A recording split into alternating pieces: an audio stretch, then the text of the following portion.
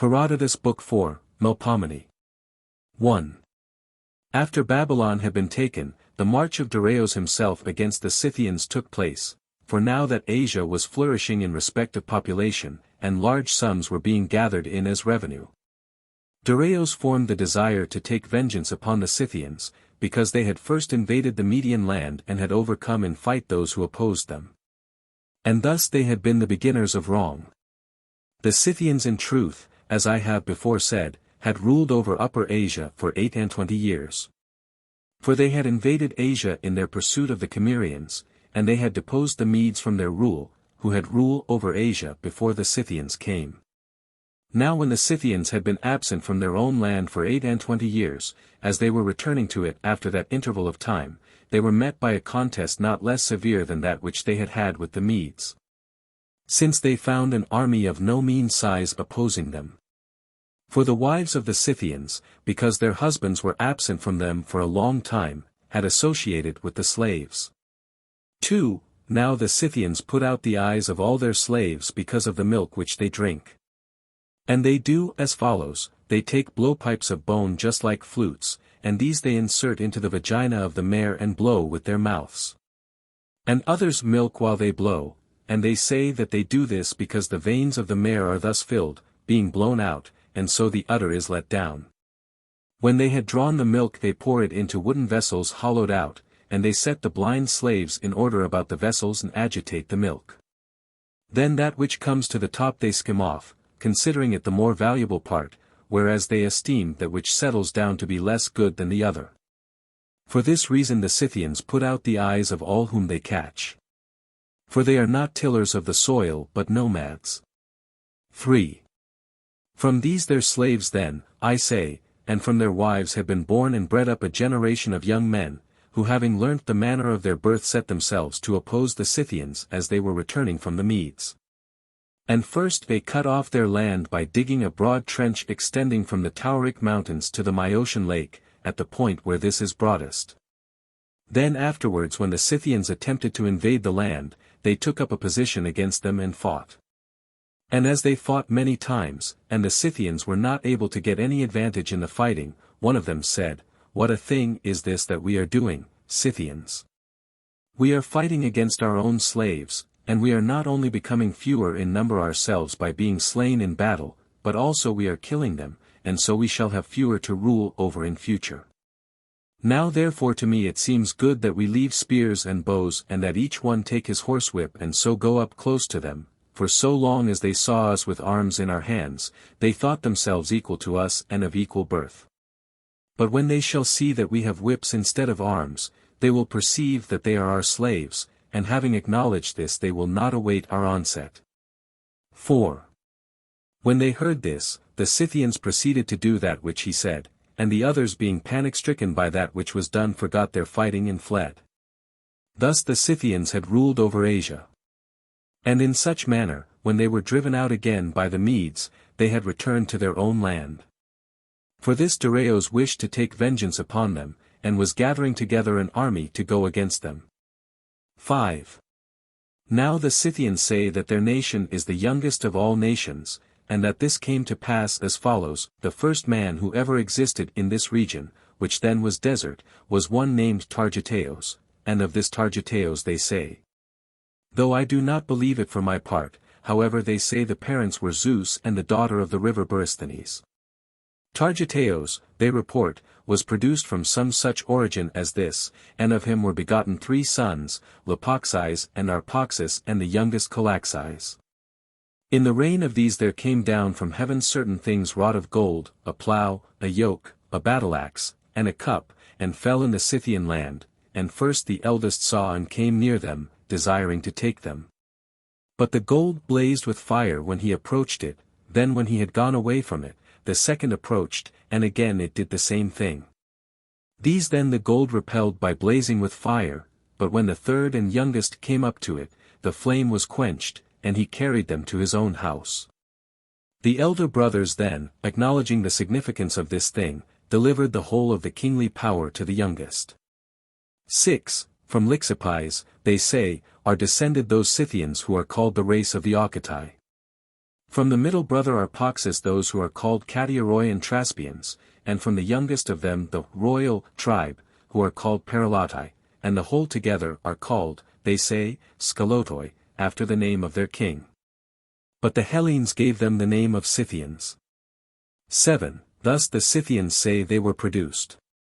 And from the time of their origin, that is to say from the first king Targeteos, to the passing over of Dareios against them, they say that there is a period of 1,000 years and no more.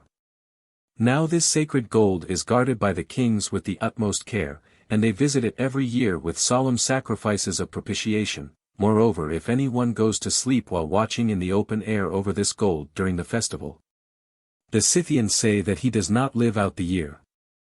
And there is given him for this so much land as he shall ride round himself on his horse in one day. Now as the land was large, Colaxes, they say, established 3 kingdoms for his sons. And of these he made one larger than the rest, and in this the gold is kept. But as to the upper parts which lie on the north side of those who dwell above this land, they say one can neither see nor pass through any further by reason of feathers which are poured down. For both the earth and the air are full of feathers, and this is that which shuts off the view. 8. Thus say the Scythians about themselves and about the region above them. But the Hellenes who dwell about the Pontus say as follows: Heracles driving the cattle of Gereans came to this land, then desert, which the Scythians now inhabit. And Gereans, says the tale, dwelt away from the region of the Pontus, living in the island called by the Hellenes Erythea, near Gadara, which is outside the pillars of Heracles by the ocean. As to the ocean, they say indeed that it flows round the whole earth beginning from the place of the sunrising, but they do not prove this by facts. From thence Heracles came to the land now called Scythia. And as a storm came upon him together with icy cold, he drew over him his lion's skin and went to sleep. Meanwhile the Mares harnessed in his chariot disappeared by a miraculous chance, as they were feeding. 9. Then when Heracles woke he sought for them, and having gone over the whole land, at last he came to the region which is called Hylaea. And there he found in a cave a kind of twofold creature formed by the union of a maiden and a serpent, whose upper parts from the buttocks upwards were those of a woman, but her lower parts were those of a snake. Having seen her and marveled at her, he asked her then whether she had seen any Mares straying anywhere, and she said that she had them herself and would not give them up until he lay with her. And Heracles lay with her on condition of receiving them. She then tried to put off the giving back of the Mares, desiring to have Heracles with her as long as possible, while he on the other hand desired to get the Mares and depart. And at last she gave them back and said, These Mares when they came hither I saved for thee, and thou didst give me reward for saving them, for I have by thee 3 sons. Tell me then, what must I do with these when they shall be grown to manhood, whether I shall settle them here, for over this land I have power alone, or send them away to thee? She thus asked of him, and he, they say, replied, When thou sayest that the boys are grown to men, do this and thou shalt not fail of doing right, whichsoever of them thou sayest able to stretch this bow as I do now. And to be girded with this girdle, him cause to be the settler of this land. But whosoever of them fails in the deeds which I enjoin, send him forth out of the land, and if thou shalt do thus, thou wilt both have delight thyself and perform that which has been enjoined to thee. 10. Upon this he drew one of his bows, for up to that time Heracles, they say, was wont to carry 2, and showed her the girdle, and then he delivered to her both the bow and the girdle, which had at the end of its clasp a golden cup. And having given them he departed. She then, when her sons had been born and had grown to be men, gave them names first, calling one of them Agathyrsos and the next Gelonos and the youngest Scythes. Then bearing in mind the charge given to her, she did that which was enjoined. And 2 of her sons, Agathyrsos and Gelonos, not having proved themselves able to attain to the task set before them, departed from the land, being cast out by her who bore them. But Scythes the youngest of them performed the task and remained in the land, and from Scythes the son of Heracles were descended, they say, the succeeding kings of the Scythians, and they say moreover that it is by reason of the cup that the Scythians still even to this day wear cups attached to their girdles, and this alone his mother contrived for Scythes. Such is the story told by the Hellenes who dwell about the Pontus. 11. There is however also another story, which is as follows, and to this I am most inclined myself. It is to the effect that the nomad Scythians dwelling in Asia, being hard-pressed in war by the Macaulay, left their abode and crossing the river Araxes came towards the Cimmerian land, for the land which now is occupied by the Scythians is said to have been in former times the land of the Cimmerians. And the Cimmerians, when the Scythians were coming against them, took counsel together, seeing that a great host was coming to fight against them. And it proved that their opinions were divided, both opinions being vehemently maintained. But the better being that of their kings, for the opinion of the people was that it was necessary to depart and that they ought not to run the risk of fighting against so many.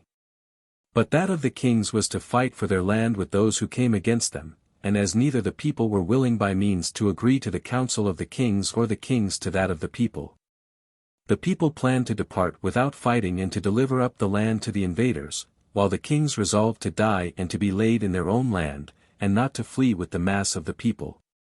Considering the many goods of fortune which they had enjoyed, and the many evils which it might be supposed would come upon them, if they fled from their native land. Having resolved upon this, they parted into two bodies, and making their numbers equal they fought with one another, and when these had all been killed by one another's hands, then the people of the Cimmerians buried them by the bank of the river Tirus, where their burial place is still to be seen, and having buried them, then they made their way out from the land. And the Scythians when they came upon it found the land deserted of its inhabitants.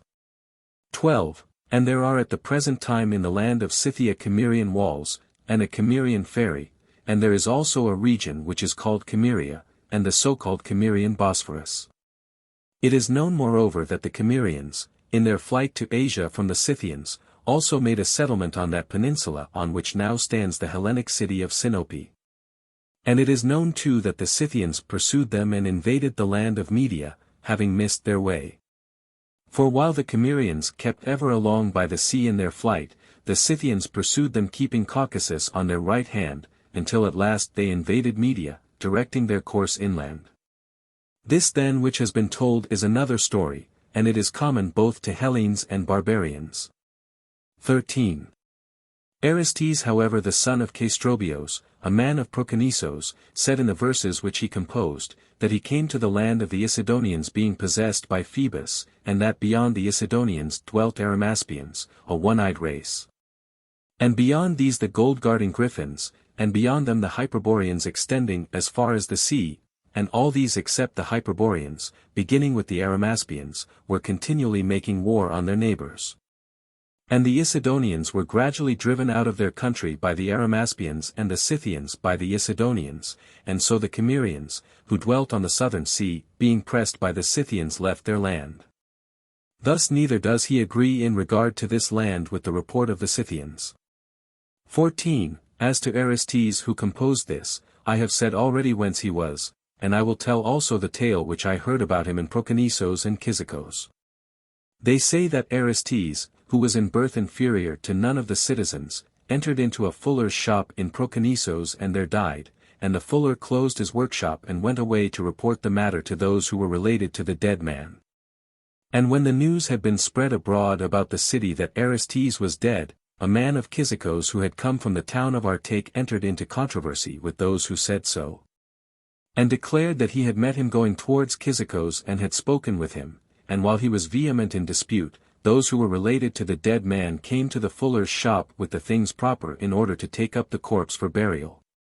And when the house was opened, Aristes was not found there either dead or alive. In the 7th year after this he appeared at Proconnesos and composed those verses which are now called by the Hellenes the Arimaspia, and having composed them he disappeared the second time. 15. So much is told by these cities. And what follows I know happened to the people of Metapontion in Italy 240 years after the second disappearance of Aristes, as I found by putting together the evidence at Proconnesos and Metapontion. The people of Metapontion say that Aristes himself appeared in their land and bade them set up an altar of Apollo and place by its side a statue bearing the name of Aristes of Proconnesos. For he told them that to their land alone of all the Italiotes Apollo had come, and he, who now was Orestes, was accompanying him, being then a raven when he accompanied the god. Having said this he disappeared. And the Metapontines say that they sent to Delphi and asked the god what the apparition of the man meant, and the Pythian prophetess bade them obey the command of the apparition, and told them that if they obeyed, it would be the better for them. They therefore accepted this answer and performed the commands, and there stands a statue now bearing the name of Orestes close by the side of the altar dedicated to Apollo, and round it stand laurel trees. And the altar is set up in the marketplace. Let this suffice which has been said about Orestes. 16. Now of the land about which this account has been begun, no one knows precisely what lies beyond it, for I am not able to hear of any one who alleges that he knows as an eyewitness. And even Orestes, the man of whom I was making mention just now, even he, I say, did not allege, although he was composing verse, that he went further than the Isidonians. But that which is beyond them he spoke of by hearsay, and reported that it was the Isidonians who said these things. So far however as we were able to arrive at certainty by hearsay, carrying inquiries as far as possible, all this shall be told. 17. Beginning with the trading station of the Borysthenites, for of the parts along the sea this is the central point of all Scythia. Beginning with this, the first regions are occupied by the Callipygi, who are Hellenic Scythians. And above these is another race, who are called Alizonians. These last and the Callipygi in all other respects have the same customs as the Scythians, but they both sow corn and use it as food, and also onions, leeks, lentils and millet. Above the Alizonians dwell Scythians who till the ground, and these sow their corn not for food but to sell. Beyond them dwell the Neuroi, and beyond the Neuroi towards the north wind is a region without inhabitants, as far as we know. These races are along the river Hypanis to the west of the Borysthenes. 18. But after crossing the Borysthenes, first from the sea coast is Hylaea, and beyond this as one goes up the river dwell agricultural Scythians, whom the Hellenes who live upon the river Hypanis call Borysthenites. Calling themselves at the same time citizens of Olbia.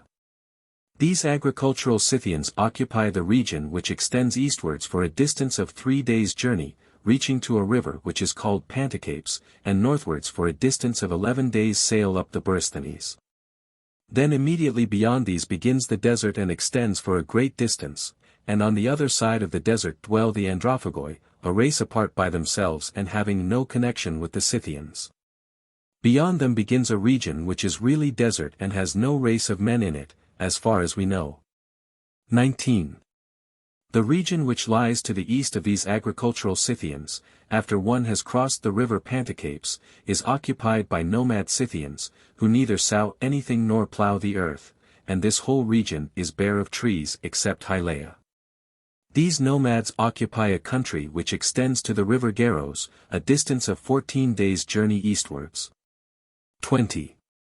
Then on the other side of the Garos we have those parts which are called the royal lands and those Scythians who are the bravest and most numerous and who esteem the other Scythians their slaves. These reach southwards to the Tauric land, and eastwards to the trench which those who were begotten of the blind slaves dug, and to the trading station which is called Kremnoi upon the Myosian lake. And some parts of their country reach to the river Tanais. Beyond the royal Scythians towards the north wind dwell the Melanchlaenoi, of a different race and not Scythian. The region beyond the Melanchlaenoi is marshy and not inhabited by any, so far as we know. 21. After one has crossed the river Tanais the country is no longer Scythia, but the first of the divisions belongs to the Sauromatai, who beginning at the corner of the Myosian lake occupy land extending towards the north wind 15 days' journey. And wholly bare of trees both cultivated and wild. Above these, holding the next division of land, dwell the Budinoi, who occupy a land wholly overgrown with forest consisting of all kinds of trees. 22. Then beyond the Budinoi towards the north, first there is desert for 7 days' journey. And after the desert turning aside somewhat more towards the east wind we come to land occupied by the Thessagitai, a numerous people and of separate race from the others.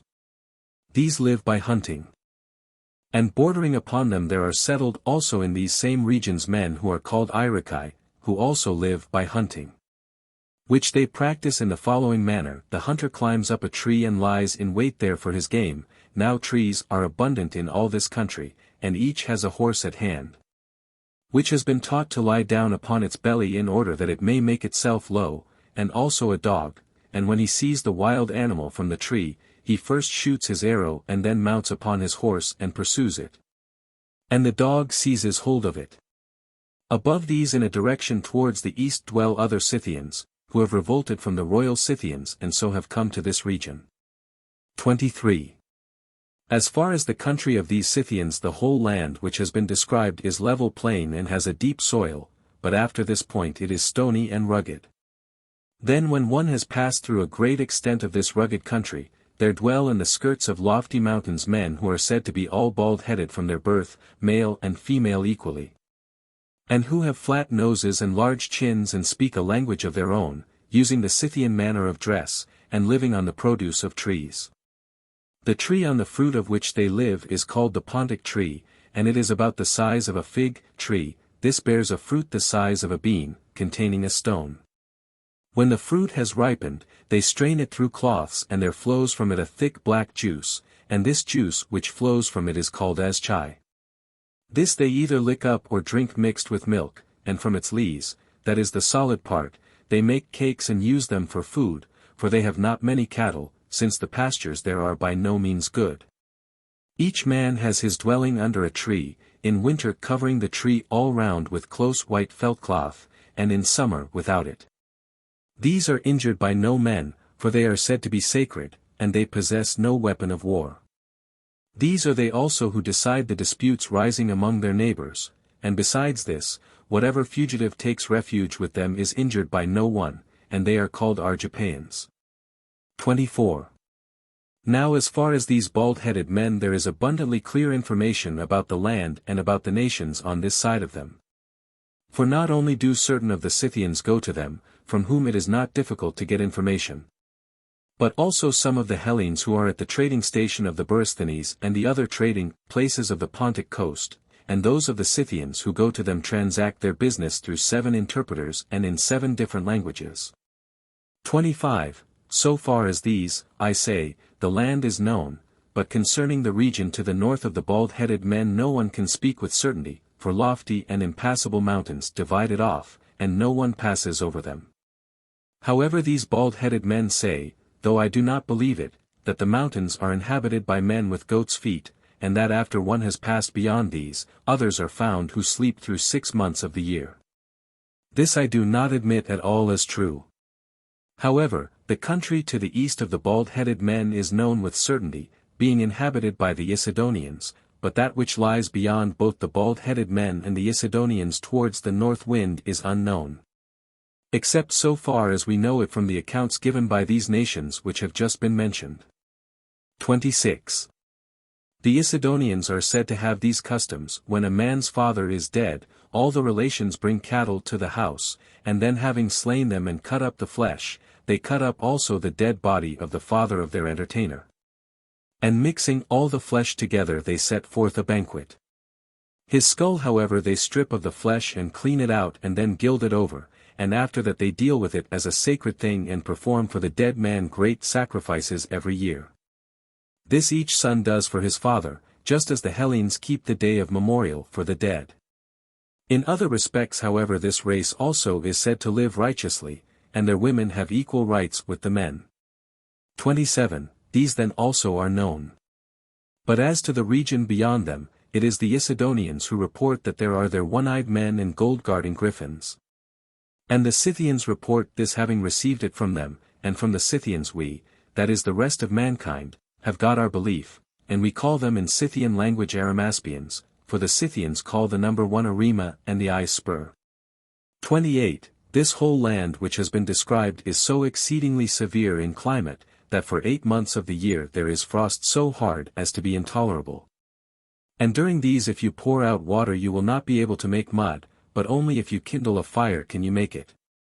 And the sea is frozen and the whole of the Cimmerian Bosphorus, so that the Scythians who are settled within the trench make expeditions and drive their wagons over into the country of the Scythians. Thus it continues to be winter for 8 months, and even for the remaining 4 it is cold in those parts. This winter is distinguished in its character from all the winters which come in other parts of the world. For in it there is no rain to speak of at the usual season for rain, whereas in summer it rains continually, and thunder does not come at the time when it comes in other countries, but is very frequent, in the summer. And if thunder comes in winter, it is marveled at as a prodigy, just so, if an earthquake happens, whether in summer or in winter, it is accounted a prodigy in Scythia. Horses are able to endure this winter, but neither mules nor asses can endure it at all, whereas in other countries horses if they stand in frost lose their limbs by mortification, while asses and mules endure it. 29. I think also that it is for this reason that the hornless breed of oxen in that country have no horns growing. And there is a verse of Homer in the Odyssey supporting my opinion, which runs this. Also the Libyan land, where the sheep very quickly grow horned. For it is rightly said that in hot regions the horns come quickly. Whereas in extreme cold the animals either have no horns growing at all, or hardly any. 30. In that land then this takes place on account of the cold. But, since my history proceeded from the first seeking occasions for digression, I feel wonder that in the whole land of Elis mules cannot be bred, though that region is not cold, nor is there any other evident cause. The Elians themselves say that in consequence of some curse mules are not begotten in their land. But when the time approaches for the Mares to conceive, they drive them out into the neighboring lands, and there in the land of their neighbors they admit to them the he-asses until the Mares are pregnant, and then they drive them back. 31. As to the feathers of which the Scythians say that the air is full, and that by reason of them they are not able either to see or to pass through the further parts of the continent.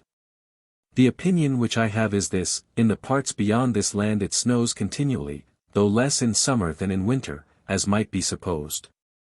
Now whomsoever has seen close at hand snow falling thickly, knows what I mean without further explanation, for the snow is like feathers, and on account of this wintry weather, being such as I have said, the northern parts of this continent are uninhabitable. I think therefore that by the feathers the Scythians and those who dwell near them mean symbolically the snow. This then which has been said goes to the furthest extent of the accounts given. 32. About a Hyperborean people the Scythians report nothing, nor do any of those who dwell in this region, unless it be the Isidonians, but in my opinion neither do these report anything. For if they did the Scythians also would report it, as they do about the one-eyed people. Hesiod however has spoken of Hyperboreans, and so also has Homer in the poem of the Epigonoi, at least if Homer was really the composer of that epic. 33. But much more about them is reported by the people of Delos than by any others. For these say that sacred offerings bound up in wheat straw are carried from the land of the Hyperboreans and come to the Scythians, and then from the Scythians the neighboring nations in succession receive them and convey them westwards. Finally as far as the Adriatic, thence they are sent forward towards the south, and the people of Dodona receive them first of all the Hellenes, and from these they come down to the Malian Gulf and are passed over to Euboea, where city sends them on to city till they come to Charistos. After this Andrus is left out, for the Charistians are those who bring them to Tinas, and the Tenians to Delos. Thus they say that these sacred offerings come to Delos. But at first, they say, the Hyperboreans sent 2 maidens bearing the sacred offerings, whose names, say the Delians, were Hyperoche and Laodike, and with them for their protection the Hyperboreans sent 5 men of their nation to attend them. Those namely who are now called Perphares and have great honors paid to them in Delos. Since however the Hyperboreans found that those who were sent away did not return back, they were troubled to think that it would always befall them to send out and not to receive back. And so they bore the offerings to the borders of their land bound up in wheat straw, and laid a charge upon their neighbors, bidding them send these forward from themselves to another nation. These things then, they say, come to Delos being thus sent forward. And I know of my own knowledge that a thing is done which has resemblance to these offerings, namely that the women of Thrace and Paeonia, when they sacrifice to Artemis, the queen, do not make their offerings without wheat straw. 34. These I know do as I have said. And for those maidens from the Hyperboreans, who died in Delos, Both the girls and the boys of the Delians cut off their hair, the former before marriage cut off a lock and having wound it round a spindle lay it upon the tomb, now the tomb is on the left hand as one goes into the temple of Artemis. And over it grows an olive tree, and all the boys of the Delians wind some of their hair about a green shoot of some tree, and they also place it upon the tomb. 35. The maidens, I say, have this honor paid them by the dwellers in Delos, and the same people say that Arge and Opis also, being maidens, came to Delos, passing from the Hyperboreans by the same nations which have been mentioned. Even before Hyperosh and Laodike. These last, they say, came bearing for Eilethia the tribute which they had laid upon themselves for the speedy birth, but Arge and Opis came with the divinities themselves. And other honors have been assigned to them by the people of Delos, for the women, they say, collect for them, naming them by their names in the hymn which Olon a man of Lycia composed in their honor. And both the natives of the other islands and the Ionians have learnt from them to sing hymns naming Opis and Arge and collecting. Now this Olon came from Lycia and composed also the other ancient hymns which are sung in Delos, and moreover they say that when the thighs of the victim are consumed upon the altar, the ashes of them are used to cast upon the grave of Opis and Arge. Now their grave is behind the temple of Artemis, turned towards the east, close to the banqueting hall of the Chians. 36. Let this suffice which has been said of the Hyperboreans. For the tale of Abaris, who is reported to have been a Hyperborean, I do not tell, namely how he carried the arrow about all over the earth, eating no food. If however there are any Hyperboreans, it follows that there are also Hypernotians. And I laugh when I see that, though many before this have drawn maps of the earth, yet no one has set the matter forth in an intelligent way. Seeing that they draw ocean flowing round the earth, which is circular exactly as if drawn with compasses, and they make Asia equal in size to Europe. In a few words I shall declare the size of each division and of what nature it is as regards outline. 37. The Persians inhabit Asia extending to the southern sea, which is called the Erythraean. And above these towards the north wind dwell the Medes, and above the Medes the Cesperians, and above the Cesperians the Colchians, extending to the northern sea, into which the river Phasis runs. These four nations inhabit from sea to sea. 38. From them westwards 2 peninsulas stretch out from Asia into the sea, and these I will describe. The first peninsula on the one of its sides, that is the northern, stretches along beginning from the Phasis and extending to the sea, going along the Pontus and the Hellespont as far as Sigeon in the land of Troy. And on the southern side the same peninsula stretches from the Myrandrian Gulf, which lies near Phoenicia, in the direction of the sea as far as the headland Triopian, and in this peninsula dwell 30 races of men. 39. This then is one of the peninsulas, and the other beginning from the land of the Persians stretches along to the Erythraean Sea, including Persia and next after it Assyria, and Arabia after Assyria, and this ends, or rather is commonly supposed to end, at the Arabian Gulf, into which Darius conducted a channel from the Nile. Now in the line stretching to Phoenicia from the land of the Persians the land is broad and the space abundant, but after Phoenicia this peninsula goes by the shore of our sea along Palestine, Syria, and Egypt, where it ends. And in it there are 3 nations only. 40. These are the parts of Asia which tend towards the west from the Persian land. But as to those which lie beyond the Persians and Medes and Cesperians and Colchians towards the east and the sunrising, on one side the Erythraean Sea runs along by them, and on the north both the Caspian Sea and the river Araxes, which flows towards the rising sun, and Asia is inhabited as far as the Indian land. But from this onwards towards the east it becomes desert, nor can any one say what manner of land it is. 41. Such and so large is Asia, and Libya is included in the second peninsula, for after Egypt Libya succeeds at once. Now about Egypt this peninsula is narrow, for from our sea to the Erythraean Sea is a distance there of 10 myriads of fathoms, which would amount to 1,000 furlongs. But after this narrow part, the portion of the peninsula which is called Libya is, as it chances, extremely broad. 42. I wonder then at those who have parted off and divided the world into Libya, Asia, and Europe, since the difference between these is not small. For in length Europe extends along by both, while in breadth it is clear to me that it is beyond comparison larger, for Libya furnishes proofs about itself that it is surrounded by sea, except so much of it as borders upon Asia. And this fact was shown by Necos king of the Egyptians first of all those about whom we have knowledge. When he had ceased digging the channel which goes through from the Nile to the Arabian Gulf, sent Phoenicians with ships, bidding them sail and come back through the pillars of Heracles to the northern sea and so to Egypt. The Phoenicians therefore set forth from the Erythraean Sea and sailed through the southern sea. And when autumn came, they would put to shore and sow the land, wherever in Libya they might happen to be as they sailed, and then they waited for the harvest, and having reaped the corn they would sail on, so that after 2 years had elapsed. In the 3rd year they turned through the pillars of Heracles and arrived again in Egypt. And they reported a thing which I cannot believe, but another man may, namely that in sailing round Libya they had the sun on their right hand. 43. Thus was this country first known to be what it is, and after this it is the Carthaginians who make report of it. For as to Ctaspes the son of Thespes the Achaemenid, he did not sail round Libya, though he was sent for this very purpose, but was struck with fear by the length of the voyage and the desolate nature of the land. And so returned back and did not accomplish the task which his mother laid upon him. For this man had outraged a daughter of Zopyros the son of Megabyzos, a virgin. And then when he was about to be impaled by order of King Xerxes for this offense, the mother of Ctaspes, who was a sister of Darius, entreated for his life, saying that she would herself lay upon him a greater penalty than Xerxes.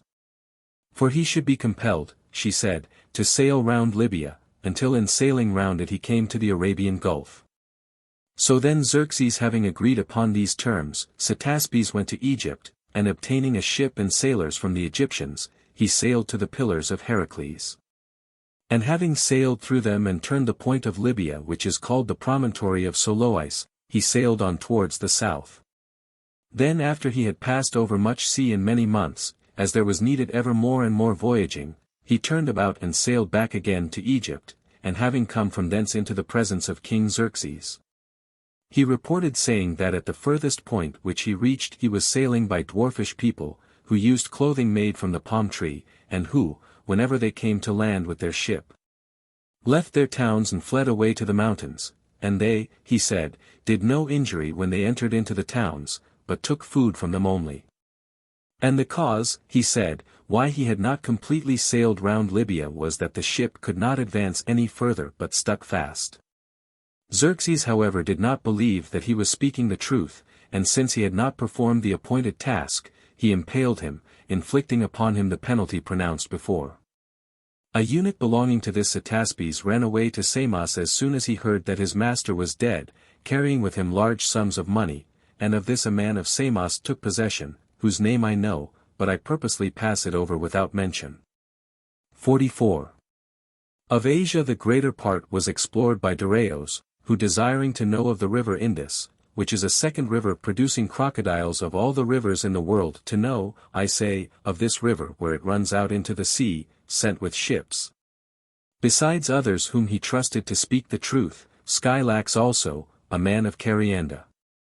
These starting from the city of Caspatyros and the land of Pactaic, sailed down the river towards the east and the sunrising to the sea. And then sailing over the sea westwards they came in the 30th month to that place from whence the king of the Egyptians had sent out the Phoenicians of whom I spoke before, to sail round Libya. After these had made their voyage round the coast, Darius both subdued the Indians and made use of this sea. Thus Asia also, excepting the parts of it which are towards the rising sun, has been found to be similar to Libya. 45. As to Europe, however, it is clearly not known by any, either as regards the parts which are towards the rising sun or those towards the north, whether it be surrounded by sea, but in length it is known to stretch along by both the other divisions. And I am not able to understand for what reason it is that to the earth, which is one, 3 different names are given derived from women. And why there were set as boundaries to divide it the river Nile of Egypt and the Phasis in Colchis, or as some say the Myosian river Tanais and the Cimmerian ferry. Nor can I learn who those persons were who made the boundaries, or for what reason they gave the names. Libya indeed is said by most of the Hellenes to have its name from Libya, a woman of that country, and Asia from the wife of Prometheus, but this last name is claimed by the Lydians, who say that Asia has been called after Asius the son of Codys the son of Manes, and not from Asia the wife of Prometheus. And from him too they say the Asian tribe in Sardis has its name.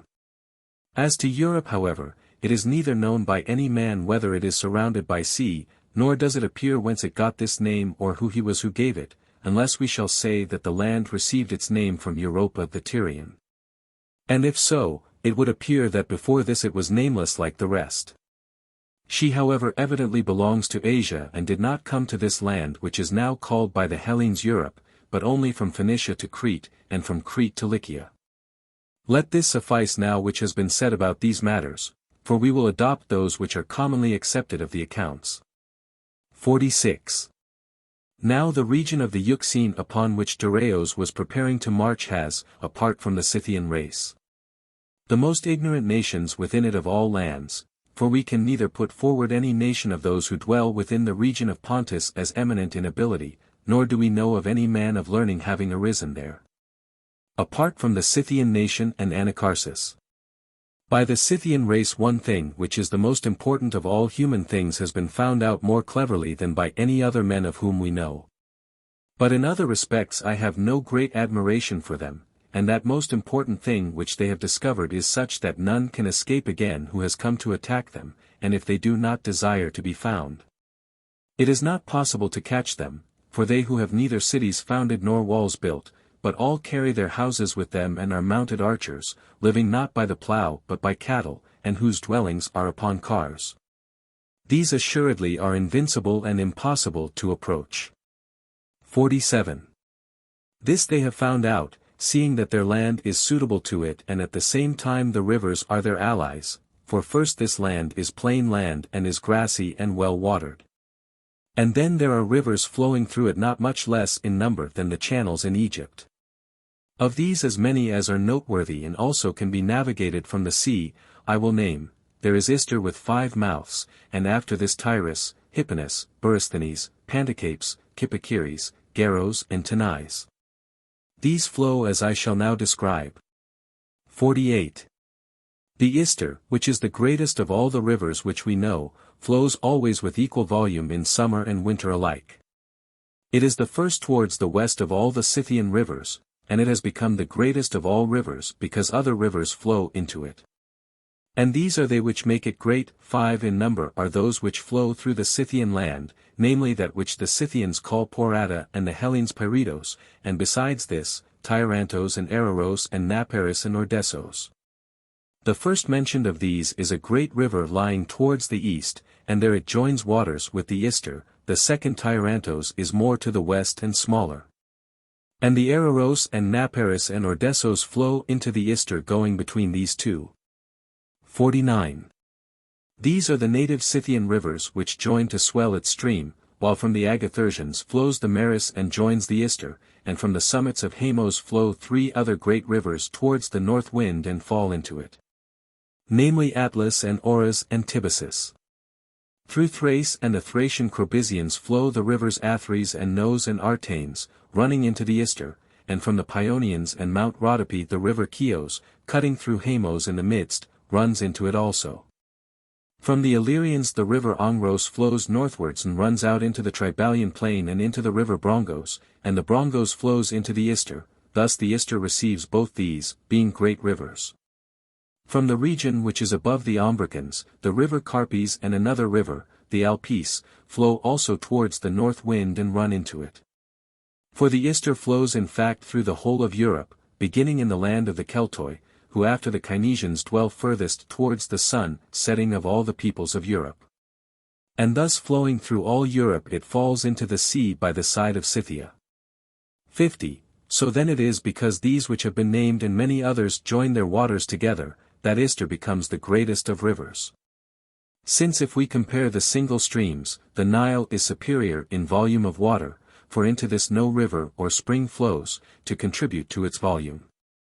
And the Ister flows at an equal level always both in summer and in winter for some such cause as this, as I suppose, in winter it is of the natural size, or becomes only a little larger than its nature.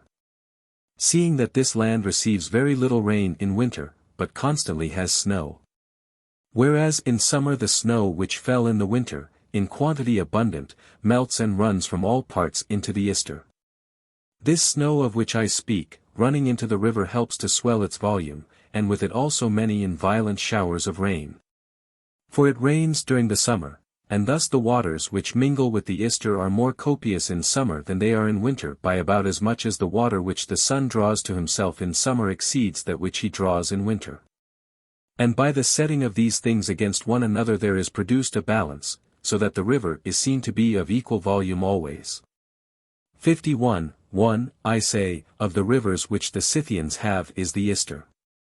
And after it the Tirus, which starts from the north and begins its course from a large lake which is the boundary between the land of the Scythians and that of the Neuroi. At its mouth are settled those Hellenes who are called Tiritai. 52. The third river is the Hypanis, which starts from Scythia and flows from a great lake round which feed white wild horses, and this lake is rightly called Mother of Hypanis. From this then the river Hypanis takes its rise and for a distance of 5 days' sail it flows shallow and with sweet water still. But from this point on towards the sea for 4 days' sail it is very bitter, for there flows into it the water of a bitter spring, which is so exceedingly bitter that, small as it is, it changes the water of the Hypanis by mingling with it. Though that is a river to which few are equal in greatness.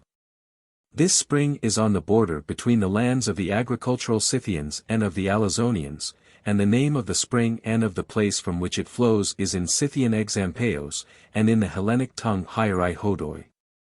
Now the Tirus and the Hypanis approach one another in their windings in the land of the Alizonians, but after this each turns off and widens the space between them as they flow. 53. Fourth is the river Borysthenes, which is both the largest of these after the Ister, and also in our opinion the most serviceable not only of the Scythian rivers but also of all the rivers of the world besides, excepting only the Nile of Egypt.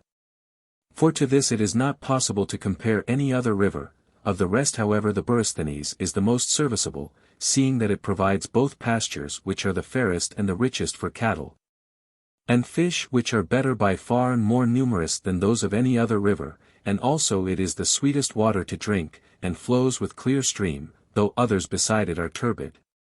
And along its banks crops are produced better than elsewhere, while in parts where it is not sown, grass grows deeper. Moreover at its mouth salt forms of itself in abundance, and it produces also huge fish without spines, which they call antokaioi, to be used for salting, and many other things also worthy of wonder. Now as far as the region of the Gerians, to which it is a voyage of 40 days, the Borysthenes is known as flowing from the north wind. But above this none can tell through what nations it flows. It is certain however that it runs through desert to the land of the agricultural Scythians, for these Scythians dwell along its banks for a distance of 10 days' sail. Of this river alone and of the Nile I cannot tell where the sources are, nor, I think, can any of the Hellenes. When the Borysthenes comes near the sea in its course, the Hypanis mingles with it, running out into the same marsh. And the space between these two rivers, which is as it were a beak of land, is called the point of Hippoles, and in it is placed a temple of the mother, and opposite the temple upon the river Hypanis are settled the Borysthenites. 54. This is that which has to do with these rivers, and after these there is a fifth river besides, called Pantocapes. This also flows both from the north and from a lake, and in the space between this river and the Borysthenes dwell the agricultural Scythians. It runs out into the region of Hylaea, and having passed by this it mingles with the Borysthenes. 55. Sixth comes the river Hippocyrus, which starts from a lake, and flowing through the midst of the nomad Scythians runs out into the sea by the city of Carchanitis. Skirting on its right bank the region of Hylaea and the so-called racecourse of Achilles. 56. Seventh is the Garos, which parts off from the Borysthenes near about that part of the country where the Borysthenes ceases to be known. It parts off, I say, in this region and has the same name which this region itself has, namely Garos. And as it flows to the sea it borders the country of the nomad and that of the royal Scythians, and runs out into the Hippocyrus. 57. The eighth is the river Tanais, which starts in its flow at first from a large lake, and runs out into a still larger lake called Myotis, which is the boundary between the royal Scythians and the Sauromatai. Into this Tanais falls another river, whose name is Hergus. 58. So many are the rivers of note with which the Scythians are provided, and for cattle the grass which comes up in the land of Scythia is the most productive of bile of any grass which we know. And that this is so you may judge when you open the bodies of the cattle. 59. Thus abundant supply have they of that which is most important, and as for the rest their customs are as follows. The gods whom they propitiate by worship are these only, Hestia most of all, then Zeus and the earth, supposing that earth is the wife of Zeus, and after these Apollo, and Aphrodite Urania, and Heracles, and Ares. Of these all the Scythians have the worship established, and the so-called royal Scythians sacrifice also to Poseidon. Now Hestia is called in Scythian Tabidi, and Zeus, being most rightly named in my opinion, is called Papeos, and Earth Api, and Apollo Oidosiros, and Aphrodite Urania is called Argympeza, and Poseidon Thagimasidas. It is not their custom however to make images, altars or temples to any except Ares, but to him it is their custom to make them. 60.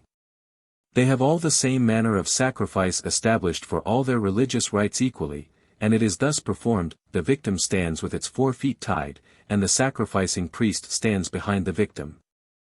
And by pulling the end of the cord he throws the beast down.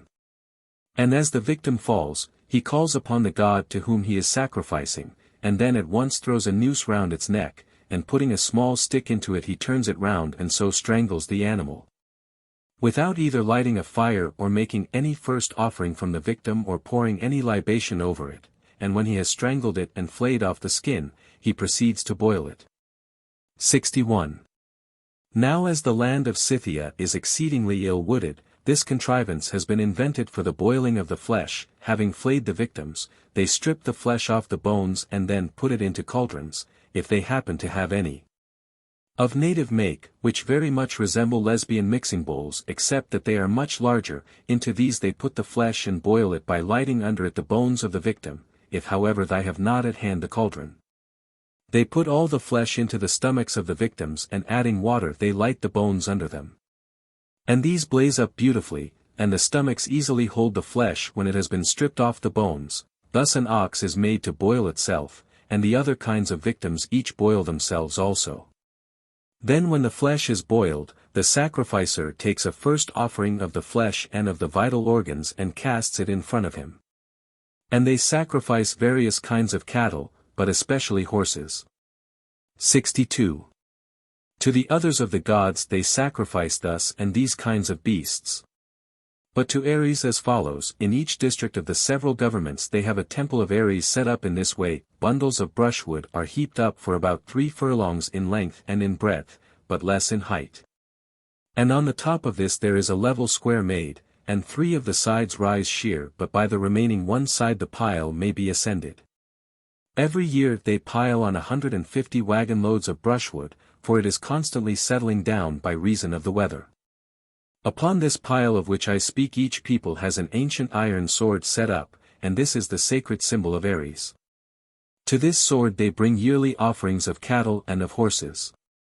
And they have the following sacrifice in addition, beyond what they make to the other gods, that is to say, of all the enemies whom they take captive in war they sacrifice 1 man in every 100, not in the same manner as they sacrifice cattle, but in a different manner, for they first pour wine over their heads, and after that they cut the throats of the men, so that the blood runs into a bowl.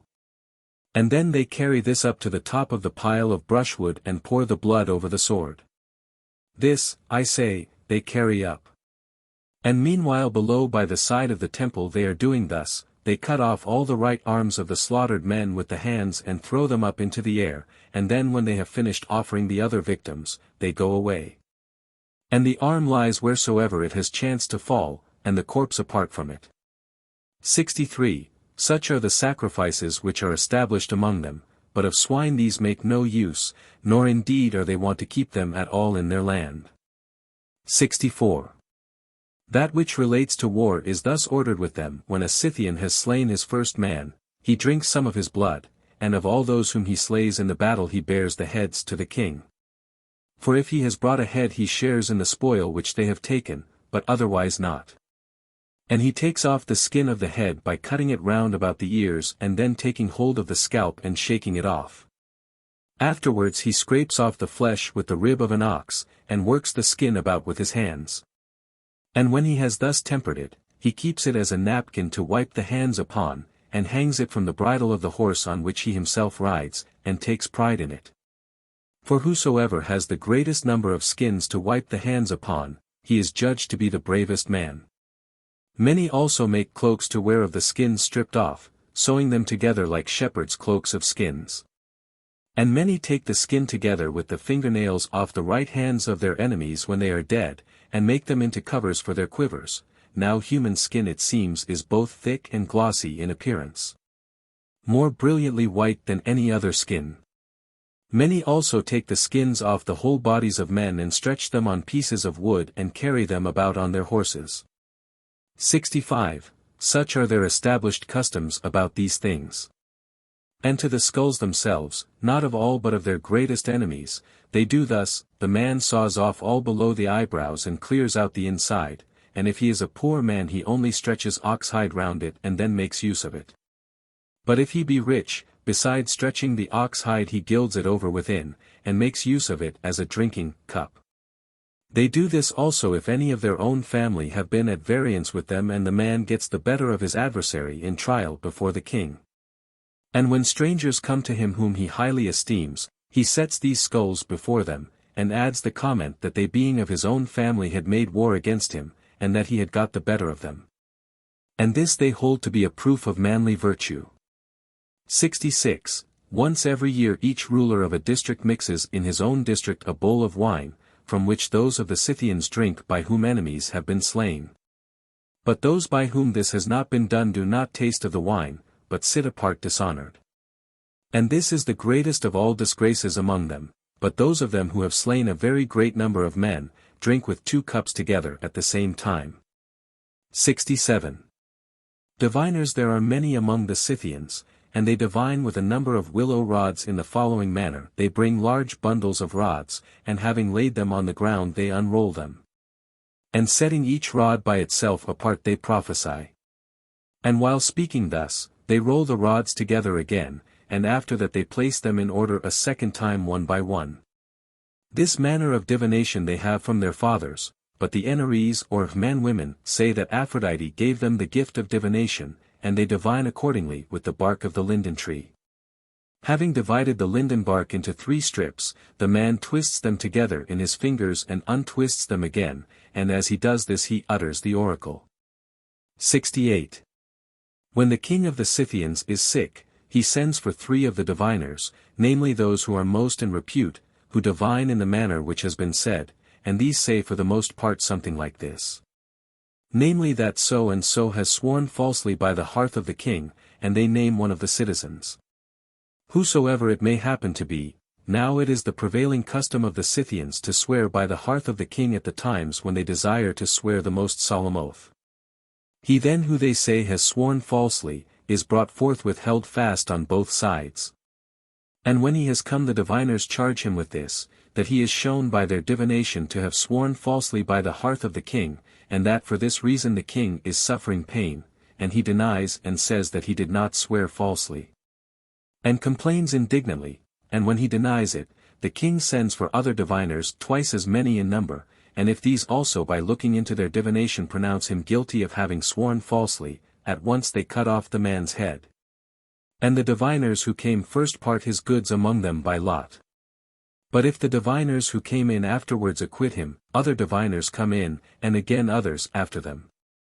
If then the greater number acquit the man, the sentence is that the first diviners shall themselves be put to death. 69. They put them to death accordingly in the following manner: first they fill a wagon with brushwood and yoke oxen to it. Then having bound the feet of the diviners and tied their hands behind them and stopped their mouths with gags, they fasten them down in the middle of the brushwood. And having set fire to it they scare the oxen and let them go, and often the oxen are burnt to death together with the diviners, and often they escape after being scorched.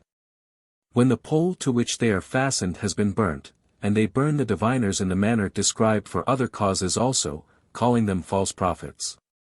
Now when the king puts any to death, he does not leave alive their sons either, but he puts to death all the males, not doing any hurt to the females.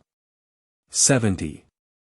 In the following manner the Scythians make oaths to whomsoever they make them, they pour wine into a great earthenware cup and mingle with it blood of those who are taking the oath to one another. Either making a prick with an awl or cutting with a dagger a little way into their body, and then they dip into the cup a sword and arrows and a battle-axe and a javelin. And having done this, they invoke many curses on the breaker of the oath, and afterwards they drink it off, both they who are making the oath and the most honorable of their company. 71. The burial place of the kings is in the land of the Gerians, the place up to which the Borysthenes is navigable. In this place, when their king has died, they make a large square excavation in the earth. And when they have made this ready, they take up the corpse, the body being covered over with wax and the belly ripped up and cleansed, and then sewn together again. After it has been filled with kipperos cut up and spices and parsley seed and anise, and they convey it in a wagon to another nation. Then those who receive the corpse thus conveyed to them do the same as the royal Scythians. That is, they cut off a part of their ear and shave their hair round about and cut themselves all over the arms and tear their forehead and nose and pass arrows through their left hand. Thence they convey in the wagon the corpse of the king to another of the nations over whom they rule. And they to whom they came before accompany them, and when they have gone round to all conveying the corpse, then they are in the land of the Gerians, who have their settlements furthest away of all the nations over whom they rule. And they have reached the spot where the burial place is. After that, having placed the corpse in the tomb upon a bed of leaves, they stick spears along on this side and that of the corpse and stretch pieces of wood over them, and then they cover the place in with matting. Then they strangle and bury in the remaining space of the tomb one of the king's mistresses, his cupbearer, his cook, his horsekeeper, his attendant, and his bearer of messages, and also horses, and a first portion of all things else. And cups of gold. For silver they do not use at all, nor yet bronze. Having thus done they all join together to pile up a great mound, vying with one another and zealously endeavoring to make it as large as possible. 72. Afterwards, when the year comes round again, they do as follows: they take the most capable of the remaining servants, and these are native Scythians, for those serve him whom the king himself commands to do so.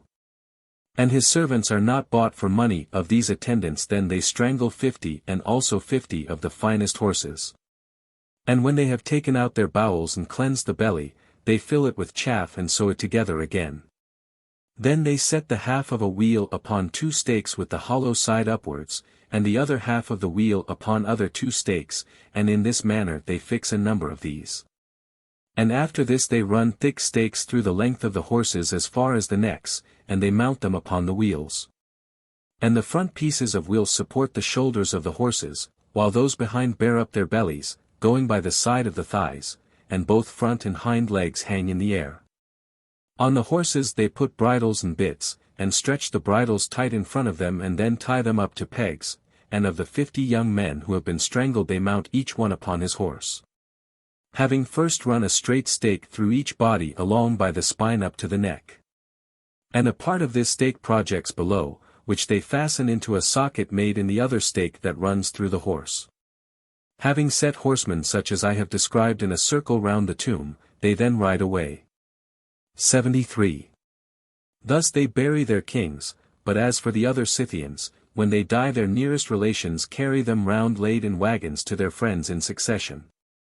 And of them each one when he receives the body entertains those who accompany it, and before the corpse they serve up of all things about the same quantity as before the others. Thus private persons are carried about for 40 days, and then they are buried, and after burying them the Scythians cleanse themselves in the following way: they soap their heads and wash them well, and then, for their body, They set up 3 stakes leaning towards one another, and about them they stretch woolen felt coverings. And when they have closed them as much as possible, they throw stones heated red-hot into a basin placed in the middle of the stakes and the felt coverings. 74. Now they have hemp growing in their land, which is very like flax except in thickness and in height, for in these respects the hemp is much superior. This grows both of itself and with cultivation. And of it the Thracians even make garments, which are very like those made of flax and thread, so that he who was not specially conversant with it would not be able to decide whether the garments were of flax or of hemp. And he who had not before seen stuff woven of hemp would suppose that the garment was made of flax. 75. The Scythians then take the seed of this hemp and creep under the felt coverings. And then they throw the seed upon the stones which have been heated red-hot, and it burns like incense and produces a vapor, so think that no vapor bath in Hellas would surpass it, and the Scythians being delighted with the vapor bath howl like wolves. This is to them instead of washing, for in fact they do not wash their bodies at all in water.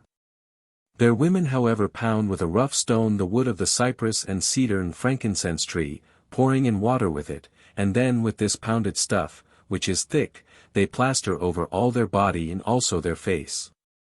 And not only does a sweet smell attach to them by reason of this, but also when they take off the plaster on the next day, their skin is clean and shining. 76. This nation also is very averse to adopting strange customs, rejecting even those of other tribes among themselves, but especially those of the Hellenes, as the history of Anacharsis and also afterwards of Scylus proved. For as to Anacharsis first, when he was returning to the abodes of the Scythians, after having visited many lands and displayed in them much wisdom, as he sailed through the Hellespont he put into Cyzicus, and since he found the people of Cyzicus celebrating a festival very magnificently in honor of the mother of the gods, Anacharsis vowed to the mother that if he should return safe and sound to his own land, he would both sacrifice to her with the same rites as he saw the men of Cyzicus do, and also hold a night festival. So when he came to Scythia he went down into the region called Hylaea. This is along by the side of the racecourse of Achilles and is quite full, as it happens, of trees of all kinds, into this, I say, Anacharsis went down, and proceeded to perform all the ceremonies of the festival in honor of the goddess, with a kettledrum and with images hung about himself. And one of the Scythians perceived him doing this and declared it to Saulios the king, and the king came himself also, and when he saw Anacharsis doing this, he shot him with an arrow and killed him. Accordingly at the present time if one asks about Anacharsis, the Scythians say that they do not know him, and for this reason, because he went out of his own country to Hellas and adopted foreign customs. And as I heard from Timnes the steward of Areopagus, he was the uncle on the father's side of Idanthyrsos king of the Scythians, and the son of Neuros, the son of Lycos, the son of Spargapes. If then Anacharsis was of this house, let him know that he died by the hand of his brother, for Idanthyrsos was the son of Saulios, and Saulios was he who killed Anacharsis. 77. However I have heard also another story, told by the Peloponnesians, that Anacharsis was sent out by the king of the Scythians, and so made himself a disciple of Hellas. And that when he returned back he said to him that had sent him forth, that the Hellenes were all busied about every kind of cleverness except the Lacedaemonians, but these alone knew how to exchange speech sensibly. This story however has been invented without any ground by the Hellenes themselves, and however that may be, the man was slain in the way that was related above. 78. This man then fared thus badly by reason of foreign customs and communication with Hellenes, and very many years afterwards Scylus the son of Areopagus suffered nearly the same fate as he. For Areopagus the king of the Scythians with other sons had Scylus born to him, and he was born of a woman who was of Istria, and certainly not a native of Scythia, and this mother taught him the language and letters of Hellas. Afterwards in course of time Areopagus was brought to his end by treachery at the hands of Spargapes the king of the Agathyrsians, and Scylus succeeded to the kingdom. And he took not only that but also the wife of his father, whose name was Opoia. This Opoia was a native Scythian and from her was born Orychos to Areopagus. Now when Scylus was king of the Scythians, he was by no means satisfied with the Scythian manner of life, but was much more inclined towards Hellenic ways because of the training with which he had been brought up. And he used to do somewhat as follows: when he came with the Scythians in arms to the city of the Borysthenites, now these Borysthenites say that they are of Miletos, when Skiles came to these, he would leave his band in the suburbs of the city and go himself within the walls and close the gates. After that he would lay aside his Scythian equipments and take Hellenic garments, and wearing them he would go about in the marketplace with no guards or any other man accompanying him, and they watched the gates meanwhile, that none of the Scythians might see him wearing this dress. And while in other respects too he adopted Hellenic manners of life, he used also to perform worship to the gods according to the customs of the Hellenes. Then having stayed a month or more than that, he would put on the Scythian dress and depart. This he did many times, and he both built for himself a house in Borysthenes and also took to it a woman of the place as his wife. 79. Since however it was fated that evil should happen to him, it happened by an occasion of this kind, he formed a desire to be initiated in the rites of Bacchus Dionysus, and as he was just about to receive the initiation, there happened a very great portent. He had in the city of the Borysthenites a house of great size and built with large expense, of which also I made mention a little before this, and round it were placed sphinxes and griffins of white stone. On this house Zeus caused a bolt to fall, and the house was altogether burnt down, but Skiles none the less for this completed his initiation. Now the Scythians make the rites of Bacchus a reproach against the Hellenes, for they say that it is not fitting to invent a god like this, who impels men to frenzy. So when Skiles had been initiated into the rites of Bacchus, one of the Borysthenites went off to the Scythians and said, "Whereas ye laugh at us, O Scythians, because we perform the rite of Bacchus and because the god seizes us. Now this divinity has seized also your king. And he is both joining in the rite of Bacchus and maddened by the influence of the god. And if ye disbelieve me, follow and I will show you." The chief men of the Scythians followed him, and the Borysthenite led them secretly into the town and set them upon a tower. So when Skiles passed by with the company of revellers, and the Scythians saw him joining in the rite of Bacchus, they were exceedingly grieved at it, and they went out and declared to the whole band that which they had seen. 80. After this, when Skiles was riding out again to his own abode, the Scythians took his brother Octomesades for their leader, who was a son of the daughter of Teres, and made insurrection against Skiles.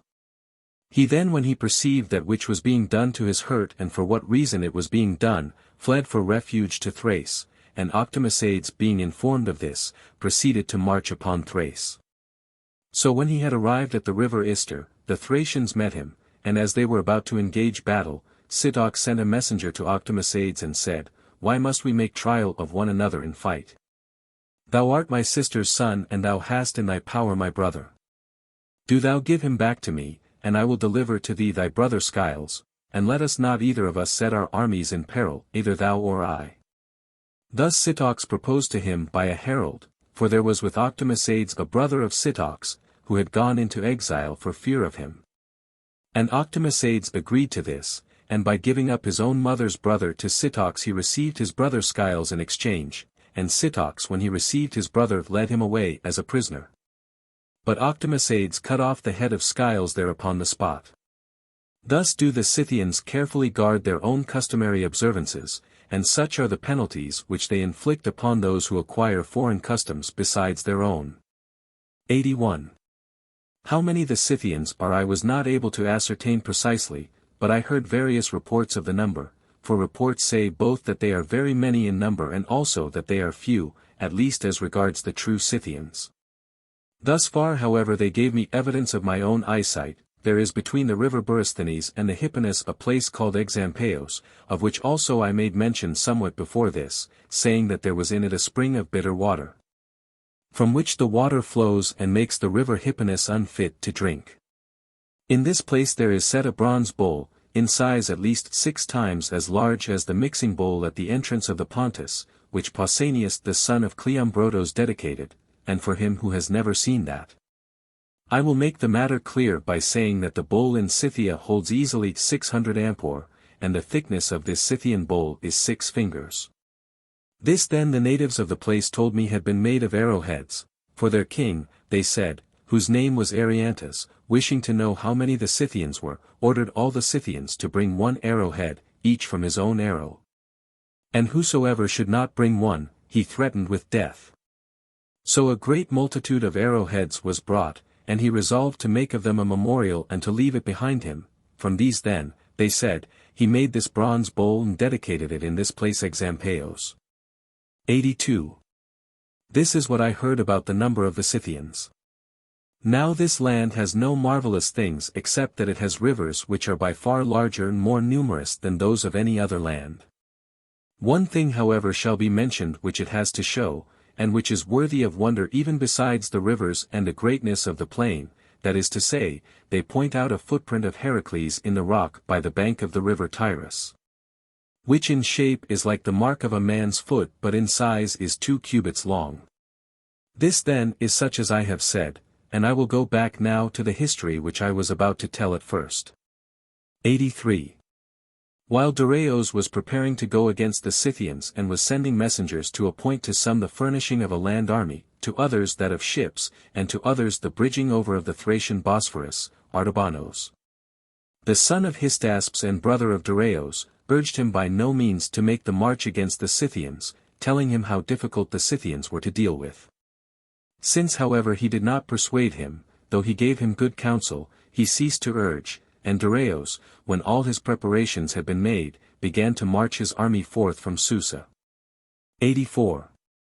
Then one of the Persians, Oiabatzos, made request to Dareios that as he had 3 sons and all were serving in the expedition, one might be left behind for him, and Dareios said that as he was a friend and made a reasonable request, he would leave behind all the sons. So Oiabatzos was greatly rejoiced, supposing that his sons had been freed from service, but Dareios commanded those who had the charge of such things to put to death all the sons of Oiabatzos. 85.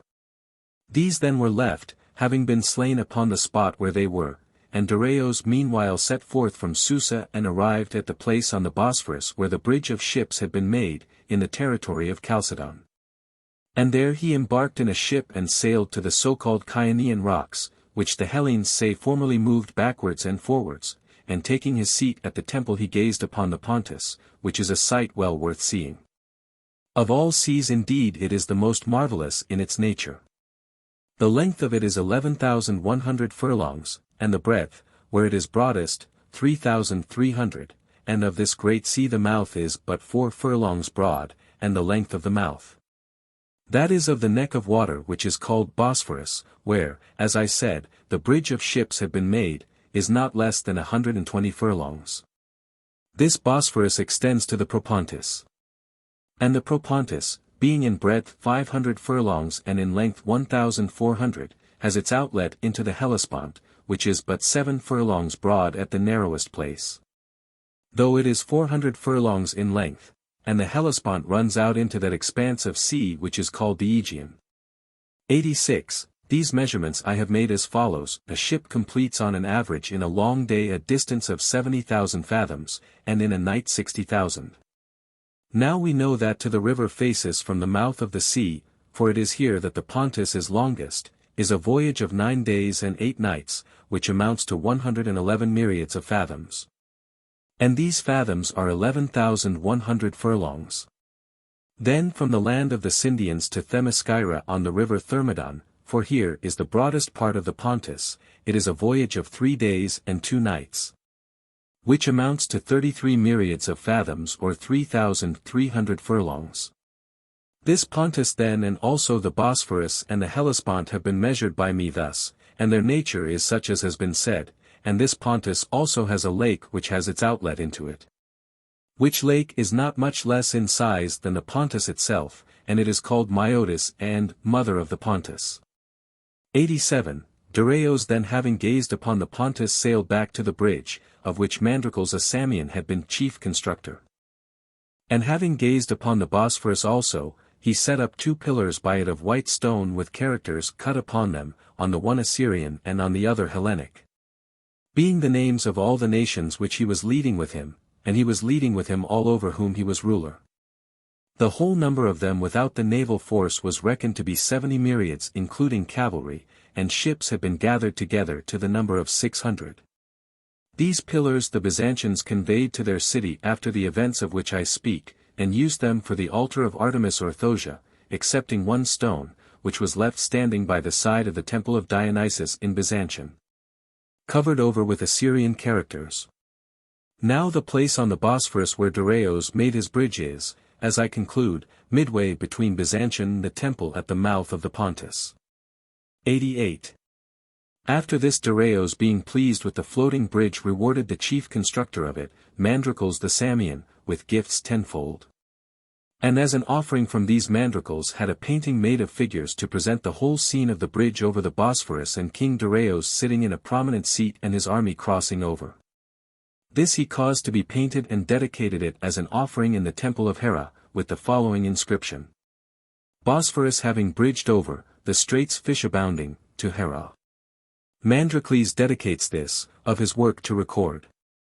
A crown on himself he set, and he brought to the Samians glory.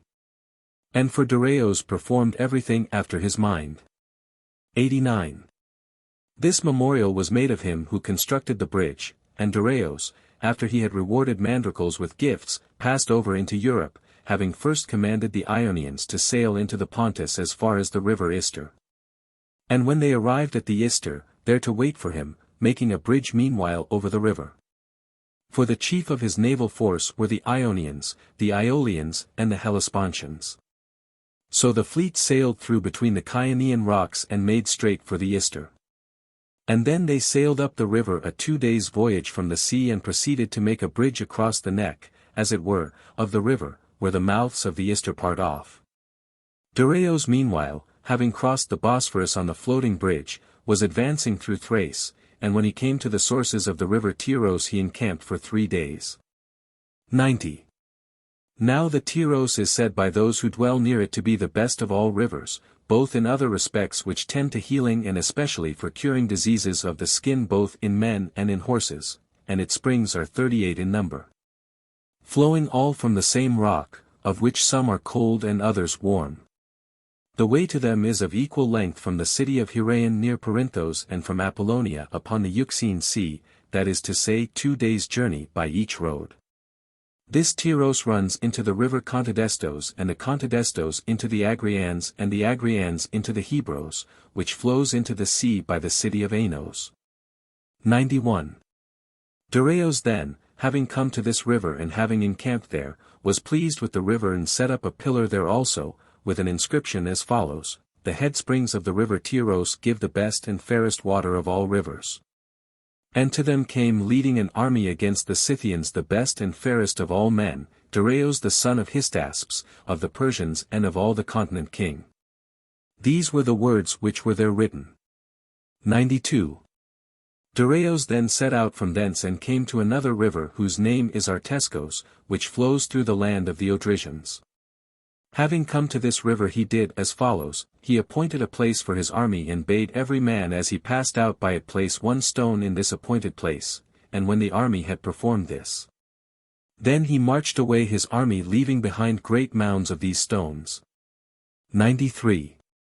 But before he came to the Ister he conquered first the Gatai, who believe in immortality, for the Thracians who occupy Salmydessos and are settled above the cities of Apollonian and Mesambria, called the Kyrmiani and the Nipsae, delivered themselves over to Darius without fighting. But the Gatai, who are the bravest and the most upright in their dealings of all the Thracians, having betaken themselves to obstinacy were forthwith subdued. 94. And their belief in immortality is of this kind, that is to say, they hold that they do not die, but that he who is killed goes to Salmoxis, a divinity, whom some of them call Gebelisis. And at intervals of 4 years they send one of themselves, whomsoever the lot may select, as a messenger to Salmoxis, charging him with such requests as they have to make on each occasion. And they send him thus, certain of them who are appointed for this have 3 javelins, and others meanwhile take hold on both sides of him who is being sent to Salmoxis, both by his hands and his feet, and first they swing him up. Then throw him into the air so as to fall upon the spear points, and if when he is pierced through he is killed, they think that the god is favorable to them. But if he is not killed, they find fault with the messenger himself, calling him a worthless man, and then having found fault with him they send another, and they give him the charge beforehand, while he is yet alive.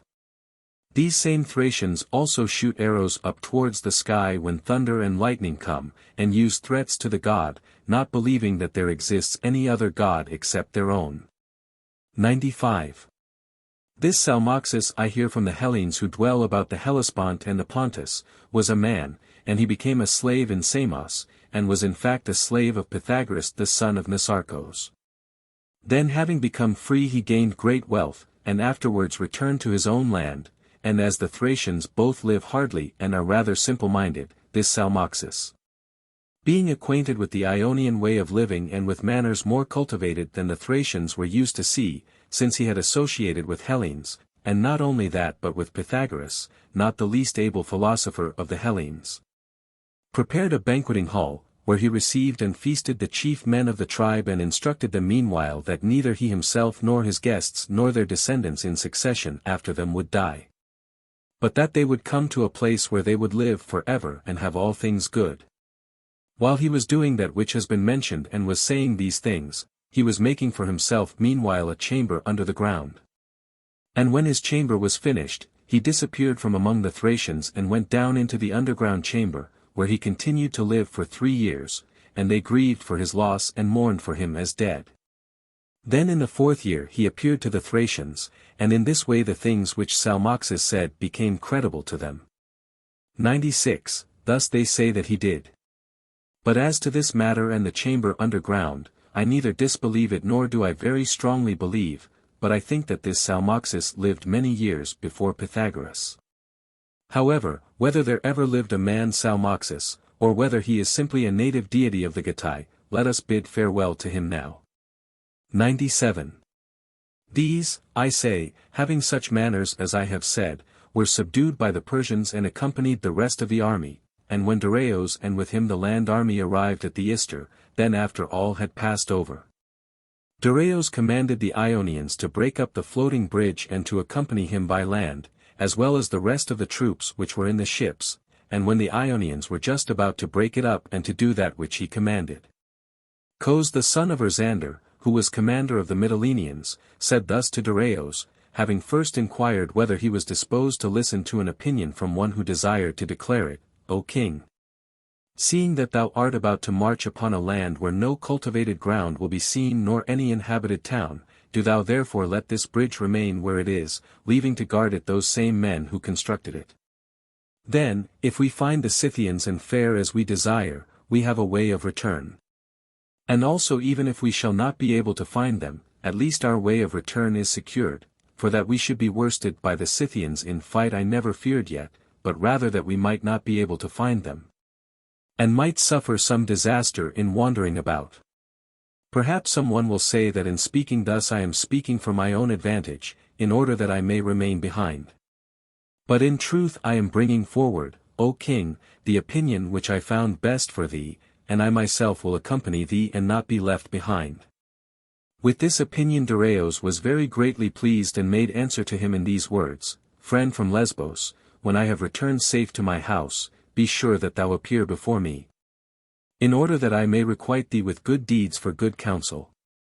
98. Having thus said and having tied 60 knots in a thong, he called the despots of the Ionians to speak with him and said as follows, Men of Ionia, know that I have given up the opinion which I formerly declared with regard to the bridge.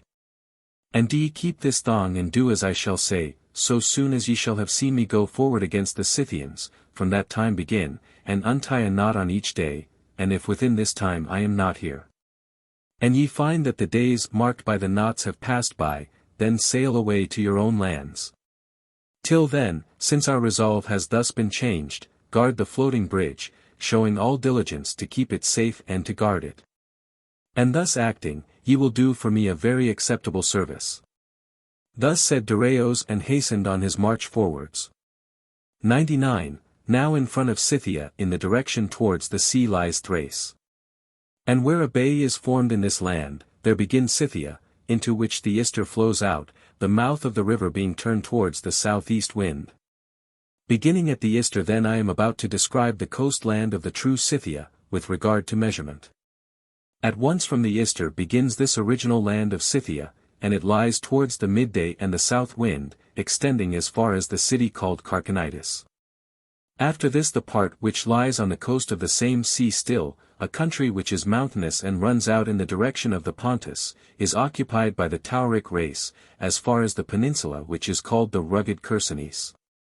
And this extends to the sea which lies towards the east wind, for two sides of the Scythian boundaries lie along by the sea, one by the sea on the south, and the other by that on the east. Just as it is with Attica, and in truth the Torwa occupy a part of Scythia which has much resemblance to Attica. It is as if in Attica another race and not the Athenians occupied the hill region of Sunion, supposing it to project more at the point into the sea, that region namely which is cut off by a line from Thoricos to Anaphlistos. Such I say, if we may be allowed to compare small things such as this with great, is the form of the Tauric land. For him however who has not sailed along this part of the coast of Attica I will make it clear by another comparison, it is as if in Iapygia another race and not the Iapygians had cut off for themselves and were holding that extremity of the land, which is bounded by a line beginning at the harbour of Bruntision and running to Terras. And in mentioning these two similar cases I am suggesting many other things also to which the Tauric land has resemblance. 100. After the Tauric land immediately come Scythians again, occupying the parts above the Torwa and the coasts of the eastern sea, that is to say the parts to the west of the Cimmerian Bosphorus and of the Myosian lake, as far as the river Tanais, which runs into the corner of this lake. In the upper parts which tend inland Scythia is bounded, as we know, by the Agathyrsians first, beginning from the Ister, and then by the Neuroi, afterwards by the Androphagoi, and lastly by the Melanchlaenoi. 101. Scythia then being looked upon as a four-sided figure with two of its sides bordered by the sea, has its border lines equal to one another in each direction. That which tends inland and that which runs along by the sea, for from Ister to the Borysthenes is 10 days' journey, and from the Borysthenes to the Myosian lake 10 days more. And the distance inland to the Melanchlaenoi, who are settled above the Scythians, is a journey of 20 days.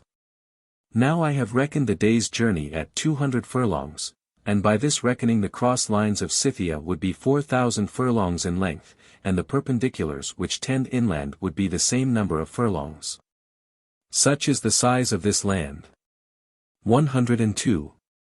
The Scythians meanwhile having considered with themselves that they were not able to repel the army of Darius alone by a pitched battle, proceeded to send messengers to those who dwelt near them, and already the kings of these nations had come together and were taking counsel with one another, since so great an army was marching towards them. Now those who had come together were the kings of the Torwa, Agathyrsians, Neuroi, Androphagoi, Melanchlaenoi, Gelonians, Budinoi and Sauromatai. 103.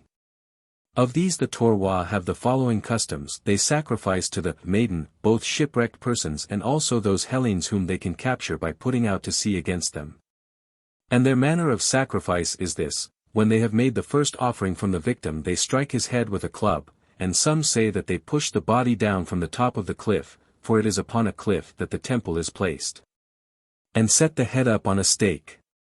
But others, while agreeing as to the heads, say nevertheless that the body is not pushed down from the top of the cliff, but buried in the earth. This divinity to whom they sacrifice, the Torwa themselves say is Iphigenia the daughter of Agamemnon.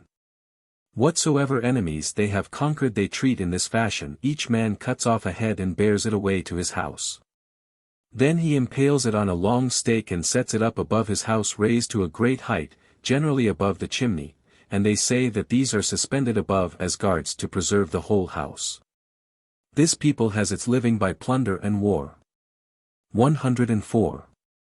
The Agathyrsians are the most luxurious of men and wear gold ornaments for the most part, also they have promiscuous intercourse with their women, in order that they may be brethren to one another and being all nearly related may not feel envy or malice one against another. In their other customs they have come to resemble the Thracians. 105. The Neuroi practiced the Scythian customs, and 1 generation before the expedition of Darius it so befell them that they were forced to quit their land altogether by reason of serpents, for their land produced serpents in vast numbers. And they fell upon them in still larger numbers from the desert country above their borders. Until at last being hard-pressed they left their own land and settled among the Budinoi. These men it would seem are wizards. For it is said of them by the Scythians and by the Hellenes who are settled in the Scythian land that once in every year each of the Neuroi becomes a wolf for a few days and then returns again to his original form. For my part one do not believe them when they say this, but they say it nevertheless, and swear it moreover. 106. The Androphagoi have the most savage manners of all human beings, and they neither acknowledge any rule of right nor observe any customary law. They are nomads and wear clothing like that of the Scythians, but have a language of their own. And alone of all these nations they are man-eaters. 107. The Melanchlaenoi wear all of them black clothing, whence also they have their name, and they practice the customs of the Scythians. 108. The Budinoi are a very great and numerous race, and are all very blue-eyed and fair of skin, and in their land is built a city of wood, the name of which is Gelonos, and each side of the wall is 30 furlongs in length and lofty at the same time. All being of wood. And the houses are of wood also and the temples, for there are in it temples of Hellenic gods furnished after Hellenic fashion with sacred images and altars and cells, all of wood. And they keep festivals every other year to Dionysus and celebrate the rites of Bacchus, for the Gelonians are originally Hellenes, and they removed from the trading stations on the coast and settled among the Budinoi. And they use partly the Scythian language and partly the Hellenic. The Budinoi however do not use the same language as the Gelonians, nor is their manner of living the same. 109. For the Budinoi are natives of the soil and a nomad people, and alone of the nations in these parts feed on fir cones. But the Gelonians are tillers of the ground and feed on corn and have gardens, and resemble them not at all either in appearance or in complexion of skin. However by the Hellenes the Budinoi also are called Gelonians, not being rightly so called. Their land is all thickly overgrown with forests of all kinds of trees, and in the thickest forest there is a large and deep lake, and round it marshy ground and reeds. In this are caught otters and beavers and certainly other wild animals with square-shaped faces. The fur of these is sewn as a fringe round their coats of skin, and the testicles are made use of by them for curing diseases of the womb. 110. About the Sauromatai the following tale is told. When the Hellenes had fought with the Amazons, now the Amazons are called by the Scythians Oiorpata, which name means in the Hellenic tongue, slayers of men, for man, they call Oyer. And Pata means, to slay. Then, as the story goes, the Hellenes, having conquered them in the battle at the Thermodon, were sailing away and conveying with them in 3 ships as many Amazons as they were able to take prisoners. These in the open sea set upon the men and cast them out of the ships. But they knew nothing about ships, nor how to use rudders or sails or oars, and after they had cast out the men they were driven about by wave and wind and came to that part of the Myosian lake where Kremnoi stands. Now Kremnoi is in the land of the free Scythians. There the Amazons disembarked from their ships and made their way into the country, and having met first with a troop of horses feeding they seized them, and mounted upon these they plundered the property of the Scythians. 111. The Scythians meanwhile were not able to understand the matter, for they did not know either their speech or their dress or the race to which they belonged, but were in wonder as to whence they had come and thought that they were men of an age corresponding to their appearance, and finally they fought a battle against them, and after the battle the Scythians got possession of the bodies of the dead, and thus they discovered that they were women. They took counsel therefore and resolved by no means to go on trying to kill them, but to send against them the youngest men from among themselves, making conjecture of the number so as to send just as many men as there were women. These were told to encamp near them, and do whatsoever they should do. If however the women should come after them, they were not to fight but to retire before them, and when the women stopped, they were to approach near and encamp. This plan was adopted by the Scythians because they desired to have children born from them. 112. The young men accordingly were sent out and did that which had been commanded them, and when the Amazons perceived that they had not come to do them any harm, they let them alone. And the two camps approached nearer to one another every day, and the young men, like the Amazons, had nothing except their arms and their horses, and got their living, as the Amazons did, by hunting and by taking booty. 113. Now the Amazons at midday used to scatter abroad either one by one or by two together, dispersing to a distance from one another to ease themselves. And the Scythians also having perceived this did the same thing, and one of the Scythians came near to one of those Amazons who were apart by themselves, and she did not repulse him but allowed him to lie with her, and she could not speak to him. For they did not understand one another's speech, but she made signs to him with her hand to come on the following day to the same place and to bring another with him, signifying to him that there should be two of them. And that she would bring another with her. The young man therefore, when he returned, reported this to the others, and on the next day he came himself to the place and also brought another, and he found the Amazon awaiting him with another in her company. Then hearing this the rest of the young men also in their turn tamed for themselves the remainder of the Amazons. 114. And after this they joined their camps and lived together, each man having for his wife her with whom he had had dealings at first, and the men were not able to learn the speech of the women, but the women came to comprehend that of the men. So when they understood one another, the men spoke to the Amazons as follows: We have parents and we have possessions, now therefore let us no longer lead a life of this kind, but let us go away to the main body of our people and dwell with them. And we will have you for wives and no others. They however spoke thus in reply: We should not be able to live with your women, for we and they have not the same customs. We shoot with bows and hurl javelins and ride horses, but the works of women we never learnt. Whereas your women do none of these things which we said, but stay in the wagons and work at the works of women, neither going out to the chase nor anywhither else. We therefore should not be able to live in agreement with them, but if ye desire to keep us for your wives and to be thought honest men, go to your parents and obtain from them your share of the goods, and then let us go and dwell by ourselves. 115. The young men agreed and did this. And when they had obtained the share of the goods which belonged to them and had returned back to the Amazons, the women spoke to them as follows: We are possessed by fear and trembling to think that we must dwell in this place. Having not only separated you from your fathers, but also done great damage to your land. Since then ye think it right to have us as your wives, do this together with us, come and let us remove from this land and pass over the river Tanais and there dwell. 116. The young men agreed to this also, and they crossed over the Tanais and made their way towards the rising sun for 3 days' journey from Tanais. And also towards the north wind for 3 days' journey from the Myosian lake, and having arrived at the place where they are now settled, they took up their abode there, and from thenceforward the women of the Sauromatai practiced their ancient way of living, going out regularly on horseback to the chase both in company with the men and apart from them, and going regularly to war. And wearing the same dress as the men. 117. And the Sauromatai make use of the Scythian tongue, speaking it barbarously however from the first, since the Amazons did not learn it thoroughly well. As regards marriages their rule is this, that no maiden is married until she has slain a man of their enemies, and some of them even grow old and die before they are married, because they are not able to fulfill the requirement of the law. 118. To the kings of these nations then, which have been mentioned in order, the messengers of the Scythians came, finding them gathered together, and spoke declaring to them how the Persian king, after having subdued all things to himself in the other continent, had laid a bridge over the neck of the Bosphorus and had crossed over to that continent, and having crossed over and subdued the Thracians, was making a bridge over the river Ister, desiring to bring under his power all these regions also.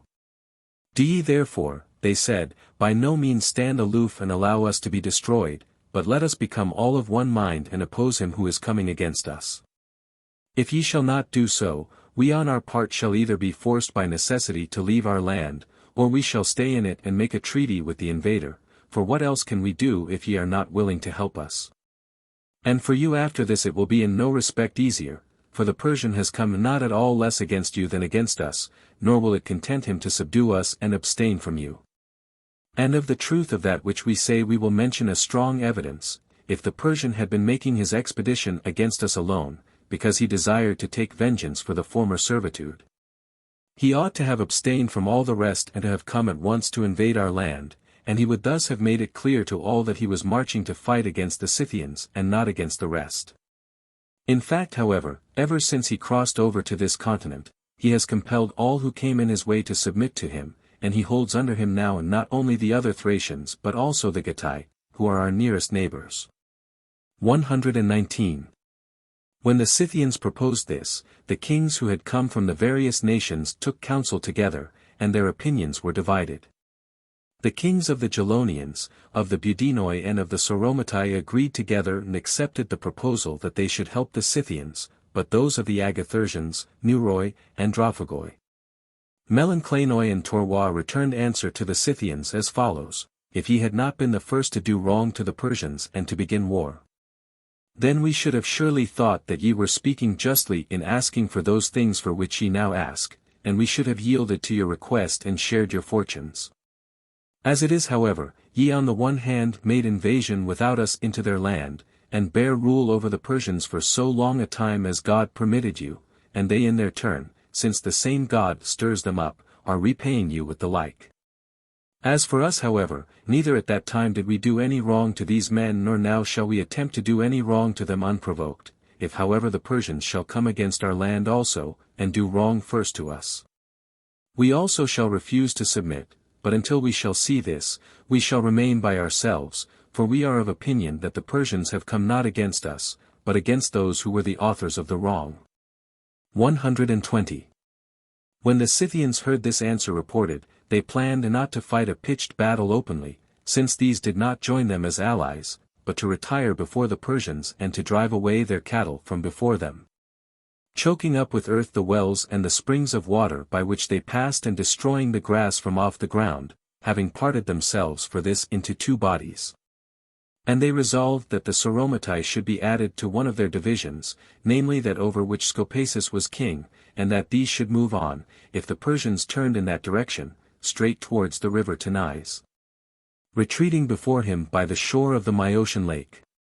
And when the Persian marched back again, they should come after and pursue him. This was one division of their kingdom, appointed to go by the way which has been said. And the other two of the kingdoms, the large one over which Idanthyrsos was king, and the third of which Taxaches was king, were to join together in one, with the Gelonians and the Budinoi added to them. And they also were to retire before the Persians 1 day's march in front of them, going on out of their way and doing that which had been planned. First they were to move on straight for the countries which had refused to give their alliance, in order that they might involve these also in the war, and though these had not voluntarily undertaken the war with the Persians, they were to involve them in it nevertheless against their will. And after that they were to return to their own land and attack the enemy, if it should seem good to them in council so to do. 121. Having formed this plan, the Scythians went to meet the army of Darius, sending off the best of their horsemen before them as scouts. But all the wagons in which their children and their women lived they sent on, and with them all their cattle, leaving only so much as was sufficient to supply them with food, and charged them that they should proceed continually towards the north wind. These, I say, were being carried on before. 122. But when the scouts who went in front of the Scythians discovered the Persians distant about 3 days' march from Ister, then the Scythians having discovered them continued to pitch their camp 1 day's march in front, destroying utterly that which grew from the ground, and when the Persians saw that the horsemen of the Scythians had made their appearance, they came after them following in their track, while the Scythians continually moved on.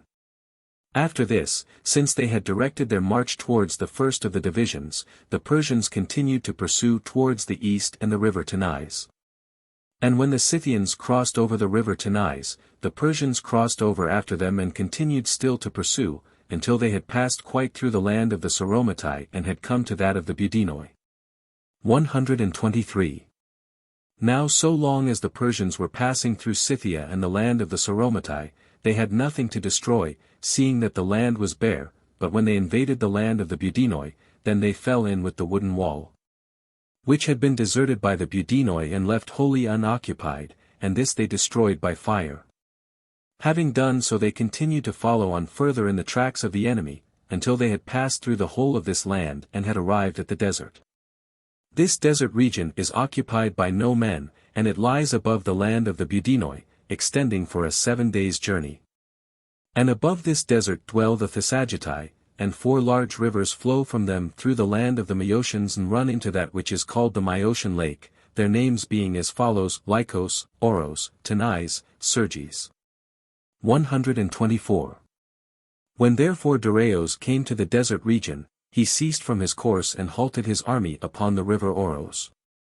Having so done, he began to build 8 large fortifications at equal distances from one another, that is to say about 60 furlongs, of which the ruins still existed down to my time. And while he was occupied in this, the Scythians whom he was pursuing came round by the upper parts and returned back to Scythia. Accordingly, since these had altogether disappeared and were no longer seen by the Persians at all, Darius left those fortifications half finished, and turning back himself began to go towards the west. Supposing that these were the whole body of the Scythians and that they were flying towards the west. 125. And marching his army as quickly as possible, when he came to Scythia he met with the 2 divisions of the Scythians together, and having fallen in with these he continued to pursue them. While they retired out of his way 1 day's journey in advance, and as Darius did not cease to come after them. The Scythians according to the plan which they had made continued to retire before him towards the land of those who had refused to give their alliance, and first towards that of the Melpomene. And when Scythians and Persians both together had invaded and disturbed these, the Scythians led the way to the country of the Androphagoi, and when these had also been disturbed, they proceeded to the land of the Neuroi. And while these 2 were being disturbed, the Scythians went on retiring before the enemy to the Agathyrsians. The Agathyrsians however, seeing that their next neighbors also were flying from the Scythians and had been disturbed, sent a herald before the Scythians invaded their land and proclaimed to the Scythians not to set foot upon their confines, warning them that if they should attempt to invade the country, they would first have to fight with them. The Agathyrsians then having given this warning came out in arms to their borders, meaning to drive off those who were coming upon them. But the Melpomene and Androphagoi and Neuroi, when the Persians and Scythians together invaded them, did not betake themselves to brave defense but forgot their former threat and fled in confusion ever further towards the north to the desert region. The Scythians however, when the Agathyrsians had warned them off, did not attempt any more to come to these, but led the Persians from the country of the Neuroi back to their own land. 126. Now as this went on for a long time and did not cease, Darius sent a horseman to Idanthyrsos king of the Scythians and said as follows: Thou most wondrous man, why dost thou fly for ever, when thou mightest do of these 2 things one?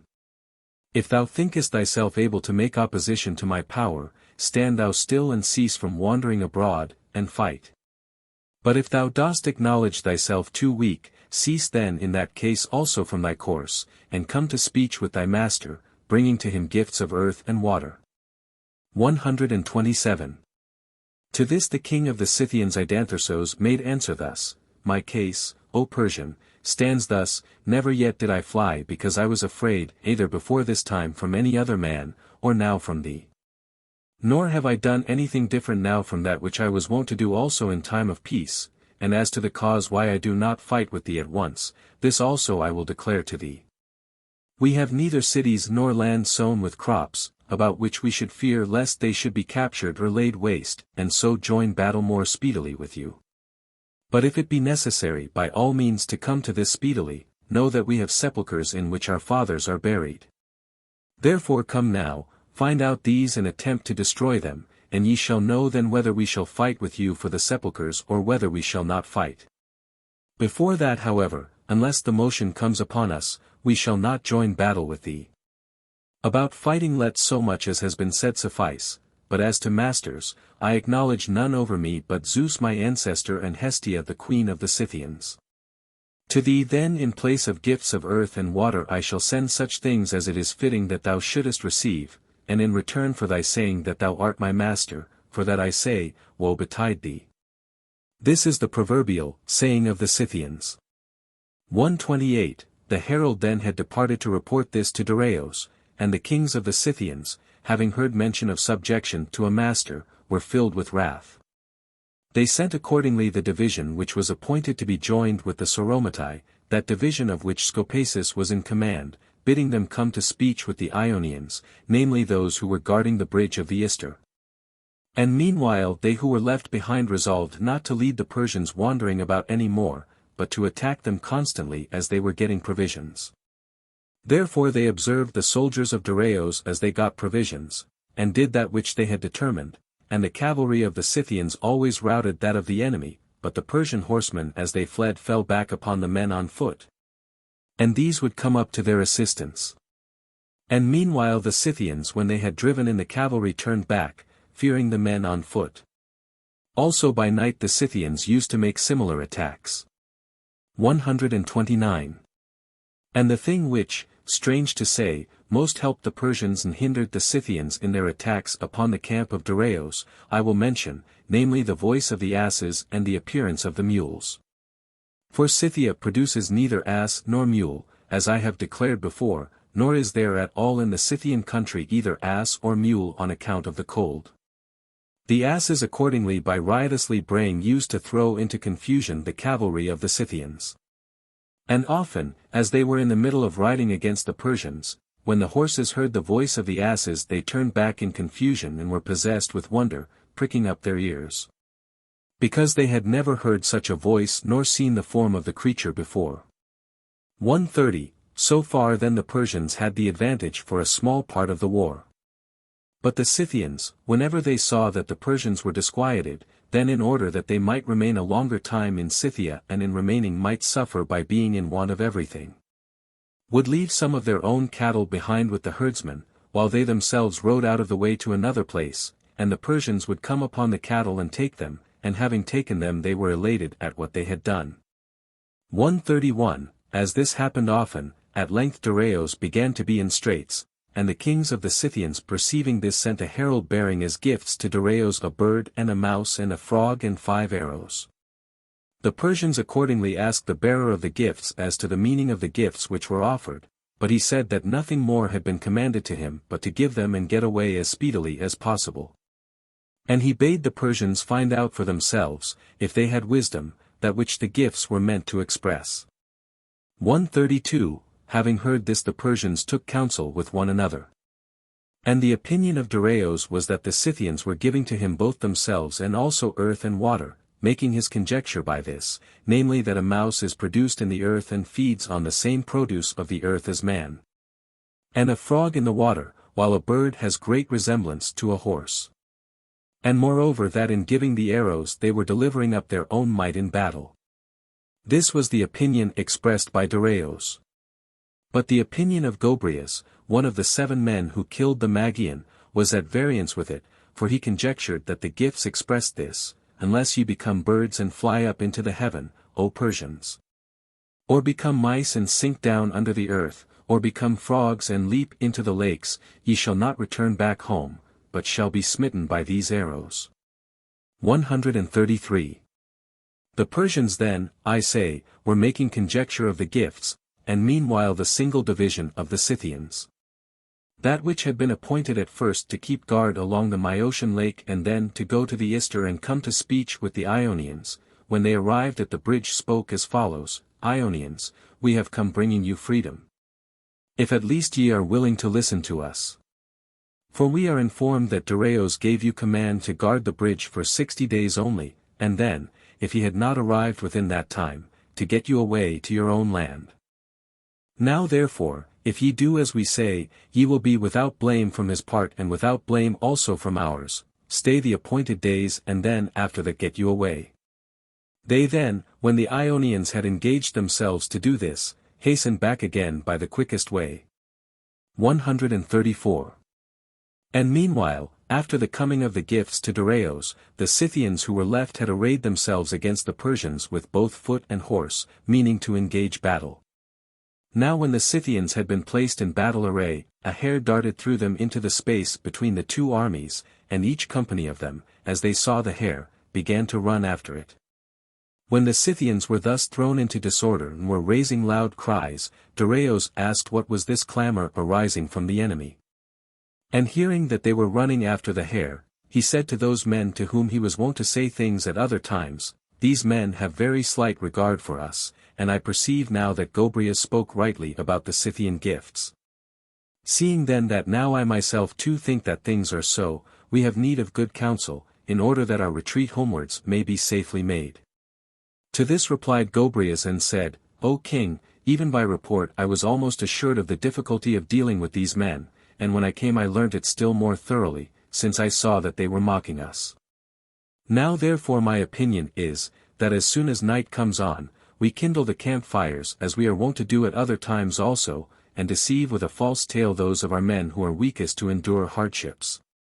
And tie up all the asses and get us away, before either the Scythians make for the Ister to destroy the bridge or something be resolved by the Ionians which may be our ruin." 135, Thus Gobryas advised, and after this, when night came on, Dareios acted on this opinion. Those of his men who were weakened by fatigue and whose loss was of least account, these he left behind in the camp, and the asses also tied up, and for the following reasons he left behind the asses and the weaker men of his army. The asses in order that they might make a noise which should be heard, and the men really because of their weakness, but on a pretense stated openly that he was about to attack the Scythians with the effective part of the army. And that they meanwhile were to be defenders of the camp. Having thus instructed those who were left behind, and having kindled campfires, Dareios hastened by the quickest way towards the Ister, and the asses, having no longer about them the usual throng. Very much more for that reason caused their voice to be heard. So the Scythians, hearing the asses, supposed surely that the Persians were remaining in their former place. 136. But when it was day, those who were left behind perceived that they had been betrayed by Dareios, and they held out their hands in submission to the Scythians, telling them what their case was. And the Scythians, when they heard this, joined together as quickly as possible, that is to say the two combined divisions of the Scythians and the single division, and also the Sauromatai, Budinoi, and Gelonians, and began to pursue the Persians. Making straight for the Ister, but as the Persian army for the most part consisted of men on foot, and was not acquainted with the roads not being marked with tracks. While the Scythian army consisted of horsemen and was acquainted with the shortest cuts along the way, they missed one another and the Scythians arrived at the bridge much before the Persians. Then having learnt that the Persians had not yet arrived, they said to the Ionians who were in the ships, "Ionians, the days of your number are past, and ye are not acting uprightly in that ye yet remain waiting, but as ye stay before from fear. So now break up the passage as quickly as ye may, and depart free and unhurt, feeling thankfulness both to the gods and to the Scythians, and him who was formerly your master we will so convince, that he shall never again march with an army upon any nation." 137, Upon this the Ionians took counsel together. And Miltiades the Athenian on the one hand, who was commander and despot of the men of the Chersonese in Hellespont, was of opinion that they should follow the advice of the Scythians and set Ionia free, but Histiaeus the Milesian was of the opposite opinion to this. For he said that at the present time it was by means of Dareios that each one of them was ruling as despot over a city. And if the power of Dareios should be destroyed, neither he himself would be able to bear rule over the Milesians, nor would any other of them be able to bear rule over any other city. For each of the cities would choose to have popular rather than despotic rule. When Histiaeus declared his opinion thus, forthwith all turned to this opinion, whereas at the first they were adopting that of Miltiades. 138. Now these were they who gave the vote between the two opinions, and were men of consequence in the eyes of the king, first the despots of the Hellespontians, Daphnis of Abydos, Hippoclaus of Lampsacos, Hierophantos of Parion, Metrodoros of Proconnesos, Aristagras of Cyzicos, and Ariston of Byzantium, these were those from the Hellespont. And from Ionia, Stratus of Chios, Iax of Samos, Laodamus of Phocaea, and Histiaeus of Miletos, whose opinion had been proposed in opposition to that of Miltiades. And of the Aeolians the only man of consequence there present was Aristagras of Chyme. 139. When these adopted the opinion of Histiaeus, they resolved to add to it deeds and words as follows, namely to break up that part of the bridge which was on the side towards the Scythians, to break it up, I say. For a distance equal to the range of an arrow, both in order that they might be thought to be doing something, though in fact they were doing nothing. And for fear that the Scythians might make an attempt using force and desiring to cross the Ister by the bridge, and in breaking up that part of the bridge which was toward Scythia they resolved to say that they would do all that which the Scythians desired. This they added to the opinion proposed, and then Histiaeus coming forth from among them made answer to the Scythians as follows: Scythians, ye are come bringing good news, and it is a timely haste that ye make to bring it. And ye on your part give us good guidance, while we on ours render to you suitable service. For, as ye see, we are breaking up the passage, and we shall show all zeal in our desire to be free, and while we are breaking up the bridge, it is fitting that ye should be seeking for those of whom ye speak, and when ye have found them, that ye should take vengeance on them on behalf of us as well as of yourselves in such manner as they deserve. 140. The Scythians then, believing for the second time that the Ionians were speaking the truth, turned back to make search for the Persians, but they missed altogether their line of march through the land. Of this the Scythians themselves were the cause, since they had destroyed the pastures for horses in that region and had choked up with earth the springs of water. For if they had not done this, it would have been possible for them easily, if they desired it, to discover the Persians, but as it was, by those things wherein they thought they had taken their measures best, they failed of success. The Scythians then on their part were passing through those regions of their own land where there was grass for the horses and springs of water, and were seeking for the enemy there, thinking that they too were taking a course in their retreat through such country as this. While the Persians in fact marched keeping carefully to the track which they had made before, and so they found the passage of the river, though with difficulty, and as they arrived by night and found the bridge broken up, they were brought to the extreme of fear, lest the Ionians should have deserted them. 141. Now there was with Darius an Egyptian who had a voice louder than that of any other man on earth, and this man Darius ordered to take his stand upon the bank of the Ister and to call Histiaeus of Miletus. He accordingly proceeded to do so. And Histiaeus, hearing the first hail, produced all the ships to carry the army over and also put together the bridge. 142. Thus the Persians escaped, and the Scythians in their search missed the Persians the second time also, and their judgment of the Ionians is that on the one hand, if they be regarded as free men, they are the most worthless and cowardly of all men. But on the other hand, if regarded as slaves, they are the most attached to their master and the least disposed to run away of all slaves. This is the reproach which is cast against the Ionians by the Scythians. 143. Darius then marching through Thrace arrived at Cestus in the Chersonese.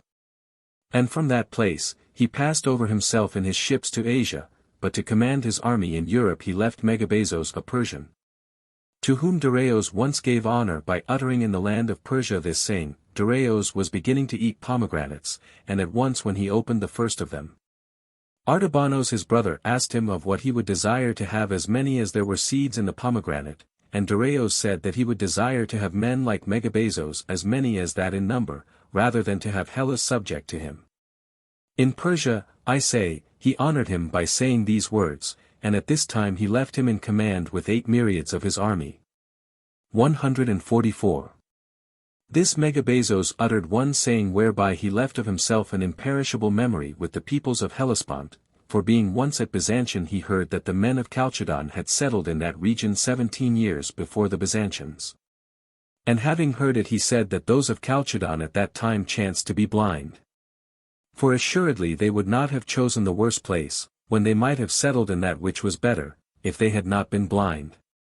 This Megabazos it was who was left in command at that time in the land of the Hellespontians, and he proceeded to subdue all who did not take the side of the Medes. 145. He then was doing thus.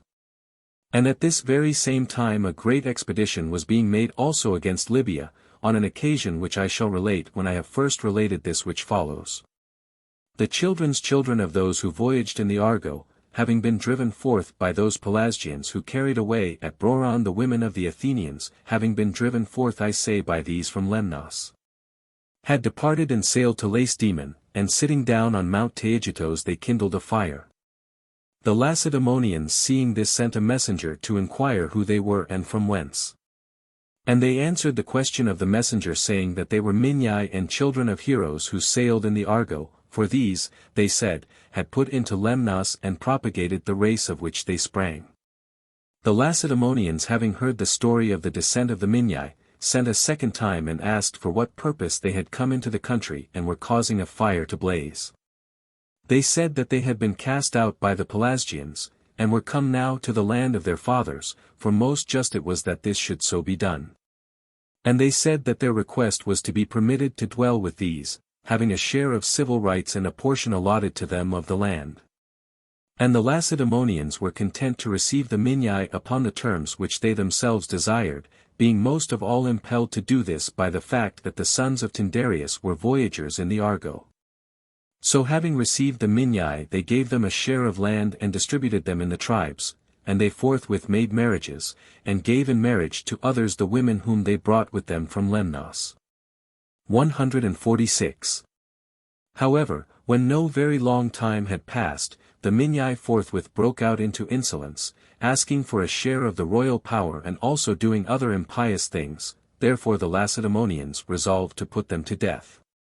And having seized them they cast them into a prison. Now the Lacedaemonians put to death by night all those whom they put to death, but no man by day.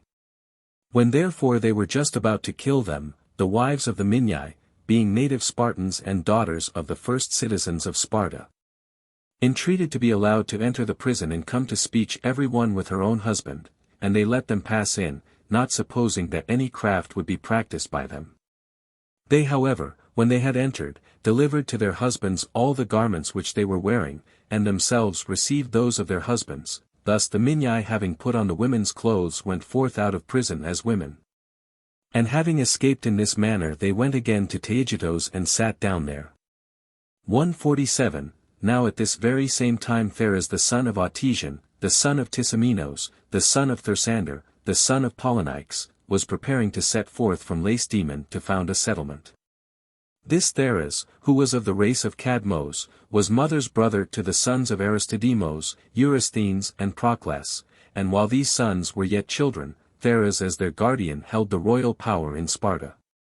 When however his nephews were grown and had taken the power into their hands, then Pheres, being grieved that he should be ruled by others after he had tasted of rule himself, said that he would not remain in Lacedaemon, but would sail away to his kinsmen.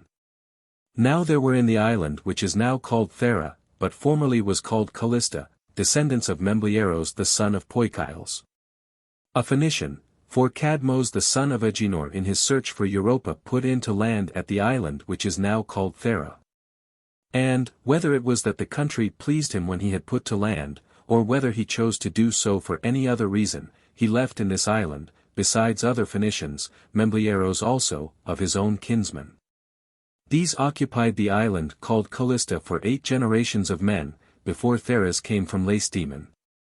148. To these then, I say, Pheres was preparing to set forth, taking with him people from the tribes, and intending to settle together with those who have been mentioned, not with any design to drive them out, but on the contrary claiming them very strongly as kinfolk. And when the Minyai after having escaped from the prison went and sat down on Taygetos, Pheres entreated of the Lacedaemonians, as they were proposing to put them to death, that no slaughter might take place. And at the same time he engaged himself to take them forth out of the land. The Lacedaemonians having agreed to this proposal, he sailed away with 3 30-oared galleys to the descendants of Membleieros, not taking with him by any means all the Minyai, but a few only. For the greater number of them turned towards the land of the Peroriotai and Caucans, and having driven these out of their country, they parted themselves into 6 divisions and founded in their territory the following towns: Leprion, Makistos, Phrixai, Pergos, Epion, Nudian. Of these the Eleans sacked the greater number within my own lifetime. The island meanwhile got its name of Thera after Pheres who led the settlement. 149. And since his son said that he would not sail with him, therefore he said that he would leave him behind as a sheep among wolves. And in accordance with that saying this young man got the name of Oiolykos, and it chanced that this name prevailed over his former name. Then from Oiolykos was begotten Aegeus, after whom are called the Aegeadae. a powerful clan in Sparta, and the men of this tribe, since their children did not live to grow up, established by the suggestion of an oracle a temple to the avenging deities of Laius and Oedipus.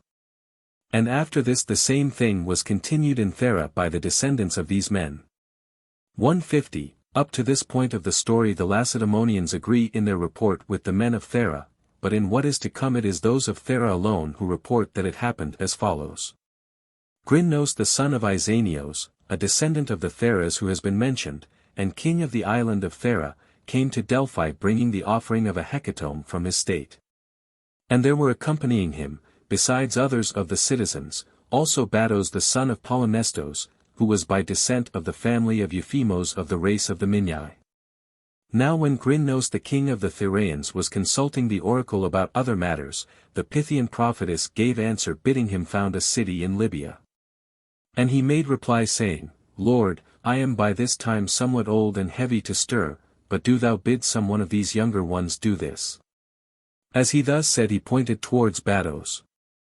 So far at that time, but afterwards when he had come away they were in difficulty about the saying of the oracle, neither having any knowledge of Libya, in what part of the earth it was, nor venturing to send a colony to the unknown.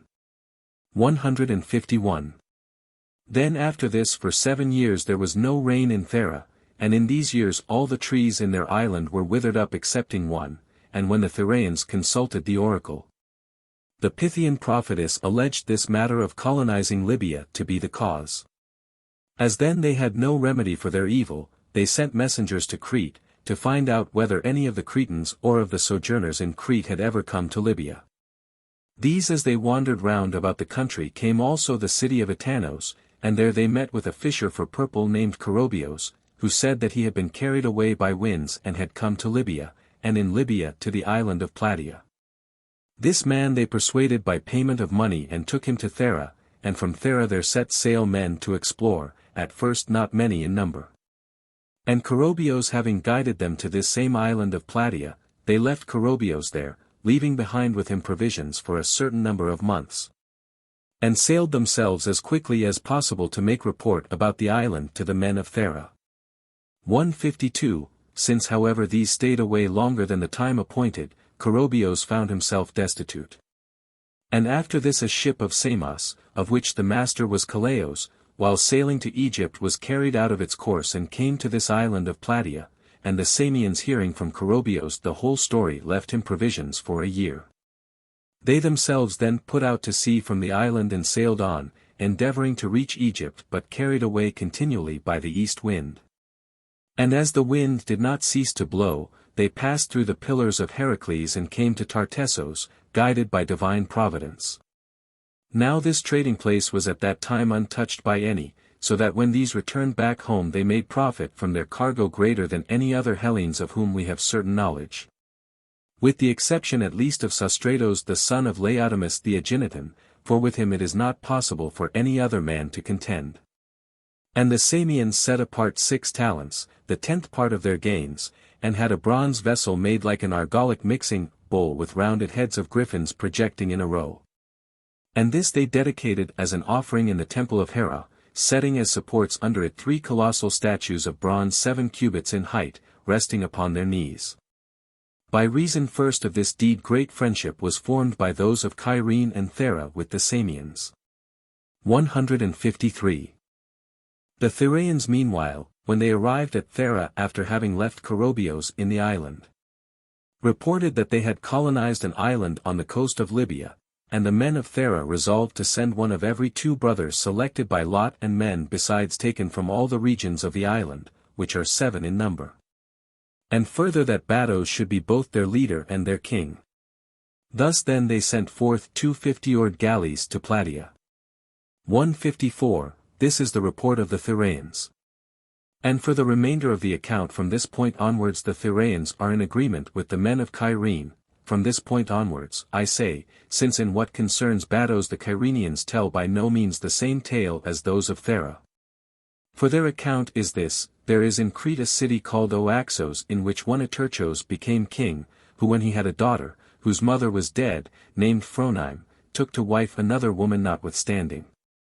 She having come in afterwards, thought fit to be a stepmother to Phronime in deed as well as in name, giving her evil treatment and devising everything possible to her hurt. And at last she brings against her a charge of lewdness and persuades her husband that the truth is so.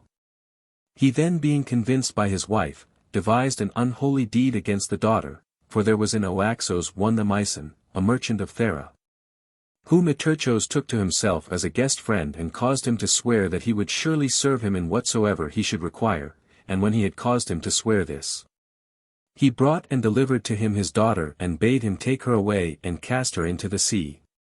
The Myson then was very greatly vexed at the deceit practiced in the matter of the oath, and he dissolved his guest friendship and did as follows, that is to say, he received the girl and sailed away, and when he got out into the open sea, to free himself from blame as regards the oath which Terpsichore had made him swear, he tied her on each side with ropes and let her down into the sea, and then drew her up and came to Thera. 155. After that, Polymnestos, a man of repute among the Theraeans, received Phronime from him and kept her as his concubine. And in course of time there was born to him from her a son with an impediment in his voice and lisping, to whom, as both Theraeans and Cyrenians say, was given the name Bados, but I think that some other name was then given. And he was named Bados instead of this after he came to Libya, taking for himself this surname from the oracle which was given to him at Delphi and from the rank which he had obtained. For the Libyans call a king Bados, and for this reason, I think, the Pythian prophetess in her prophesying called him so, using the Libyan tongue, because she knew that he would be a king in Libya. For when he had grown to be a man, he came to Delphi to inquire about his voice. And when he asked, the prophetess thus answered him. For a voice thou camest, O Bados, but the Lord Phoebus Apollo sendeth as settler forth to the Libyan land sheep abounding. Just as if she should say using the Hellenic tongue. For a voice thou camest, O king. He thus made answer, Lord, I came to thee to inquire concerning my voice, but thou answerest me other things which are not possible, bidding me go as a settler to Libya, but with what power, or with what force of men should I go? Thus saying he did not at all persuade her to give him any other reply, and as she was prophesying to him again the same things as before, Bados departed while she was yet speaking, and went away to Thera. 156. After this there came evil fortune both to himself and to the other men of Thera. And the Theraeans, not understanding that which befell them, sent to Delphi to inquire about the evils which they were suffering, and the Pythian prophetess gave them reply that if they joined with Bados in founding Cyrene in Libya, they would fare the better. After this the Theraeans sent Bados with 250 oared galleys. And these sailed to Libya, and then came away back to Thera, for they did not know what else to do, and the Theraeans pelted them with missiles when they endeavored to land, and would not allow them to put to shore, but bade them sail back again. They accordingly being compelled sailed away back, and they made a settlement in an island lying near the coast of Libya, called, as was said before, Plataea. This island is said to be of the same size as the now existing city of Cyrene. 157. In this they continued to dwell 2 years. But as they had no prosperity, they left one of their number behind and all the rest sailed away to Delphi, and having come to the oracle they consulted it, saying that they were dwelling in Libya and that, though they were dwelling there, they fared none the better, and the Pythian prophetess made answer to them thus. Better than I if thou knowest the Libyan land sheep abounding. Not having been there than I who have been, at thy wisdom I wonder. Having heard this Bados and his companions sailed away back again. For in fact the god would not let them off from the task of settlement till they had come to Libya itself, and having arrived at the island and taken up him whom they had left, they made a settlement in Libya itself at a spot opposite the island, called Osiris, which is enclosed by most fair woods on both sides and a river flows by it on one side. 158. In this spot they dwelt for 6 years, and in the 7th year the Libyans persuaded them to leave it, making request and saying that they would conduct them to a better region. So the Libyans led them from that place, making them start towards evening. And in order that the Hellenes might not see the fairest of all the regions as they passed through it, they led them past it by night, having calculated the time of daylight, and this region is called Erato. Then having conducted them to the so-called spring of Apollo, they said, Hellenes, here is a fit place for you to dwell, for here the heaven is pierced with holes. 159. Now during the lifetime of the first settler Bados, who reigned 40 years, and of his son Archeselos, who reigned 16 years, the Cyrenians continued to dwell there with the same number as when they first set forth to the colony. But in the time of the third king, called Bados the Prosperous, the Pythian prophetess gave an oracle wherein she urged the Hellenes in general to sail and join with the Cyrenians in colonizing Libya. For the Cyrenians invited them, giving promise of a division of land, and the oracle which she uttered was as follows. Who to the land much desired, to Libya, afterwards cometh. After the land be divided, I say he shall some day repent it.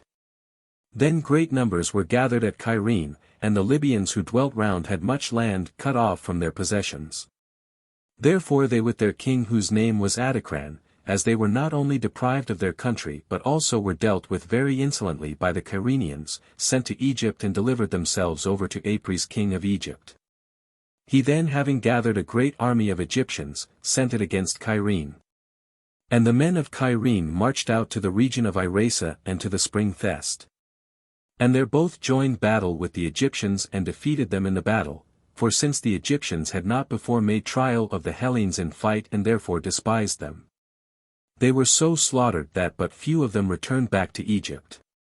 In consequence of this and because they laid the blame of it upon Apries, the Egyptians revolted from him. 160. This Bados had a son called Archeselos, who first when he became king made a quarrel with his own brothers, until they finally departed to another region of Libya. And making the venture for themselves founded that city which was then and is now called Barca. And at the same time as they founded this, they induced the Libyans to revolt from the Cyrenians. After this, Archeselos made an expedition against those Libyans who had received them and who had also revolted from Cyrene. And the Libyans fearing him departed and fled towards the eastern tribes of Libyans, and Archeselos followed after them as they fled, until he arrived in his pursuit at Leucon in Libya, and there the Libyans resolved to attack him. Accordingly they engaged battle and defeated the Cyrenians so utterly that 7,000 hoplites of the Cyrenians fell there. After this disaster Archeselos, being sick and having swallowed a potion, was strangled by his brother Haliarchos, and Haliarchos was killed treacherously by the wife of Archeselos, whose name was Eryxo. 161. Then Bados the son of Archeselos succeeded to the kingdom, who was lame and not sound in his feet, and the Cyrenians with a view to the misfortune which had befallen them sent men to Delphi to ask what form of rule they should adopt, in order to live in the best way possible. And the Pythian prophetess bade them take to themselves a reformer of their state from Mantinea of the Arcadians. The men of Cyrene accordingly made request, and those of Mantinea gave them the man of most repute among their citizens, whose name was Demonax. This man therefore having come to Cyrene and having ascertained all things exactly, in the first place caused them to have 3 tribes, distributing them thus, 1 division he made of the Thracians and their dependents, another of the Peloponnesians and Cretans, and a third of all the islanders. Then secondly for the king Bados he set apart domains of land and priesthoods, but all the other powers which the kings used to possess before, he assigned as of public right to the people. 162. During the reign of this Bados things continued to be thus. But in the reign of his son Archeselos there arose much disturbance about the offices of the state, for Archeselos son of Bados the lame and of Fairtime said that he would not suffer it to be according as the Mantinean Demonax had arranged, but asked to have back the royal rights of his forefathers. After this, stirring up strife he was worsted and went as an exile to Samos, and his mother to Salamis in Cyprus. Now at that time the ruler of Salamis was Euelthon, the same who dedicated as an offering the censer at Delphi, a work well worth seeing, which is placed in the treasury of the Corinthians. To him having come, Fairtime asked him for an army to restore herself and her son to Cyrene.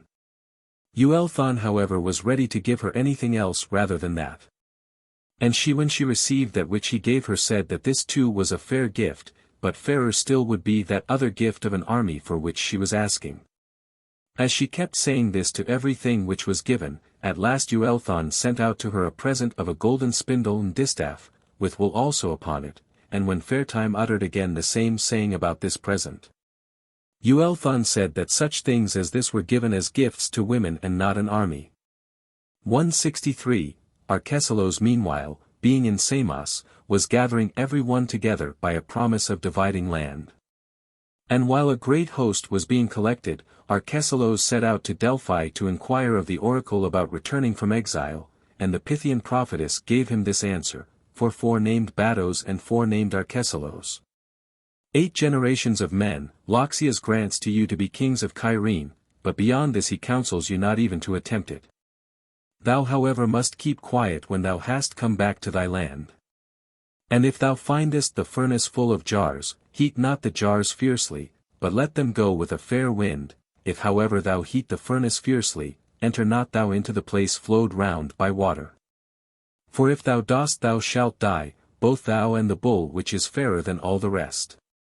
164, Thus the Pythian prophetess gave answer to Arcesilaus, and he, having taken to him those in Samos, made his return to Cyrene.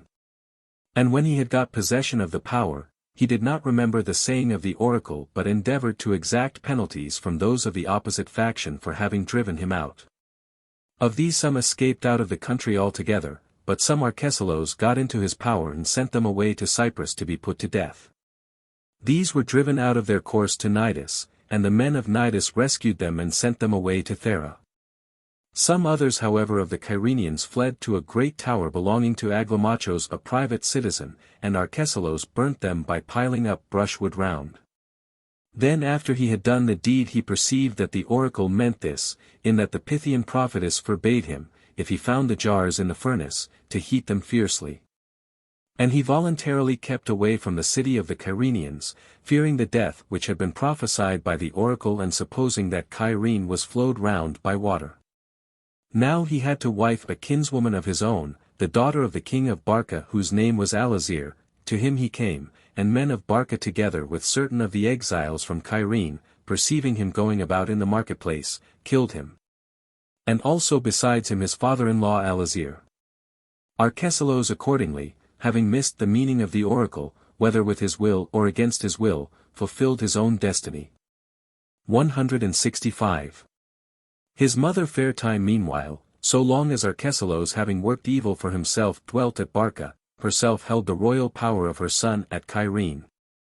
Both exercising his other rights and also sitting in council, but when she heard that her son had been slain in Barca, she departed and fled to Egypt, for she had on her side services done for Cambyses the son of Cyrus by Arcesilaus. Since this was the Arcesilaus who had given over Cyrene to Cambyses and had laid a tribute upon himself. Fairtime then having come to Egypt sat down as a suppliant of Arianda, bidding him help her, and alleging as a reason that it was on account of his inclination to the side of the Medes that her son had been slain. 166. Now this Arianda had been appointed ruler of the province of Egypt by Cambyses, and after the time of these events he lost his life because he would measure himself with Darius.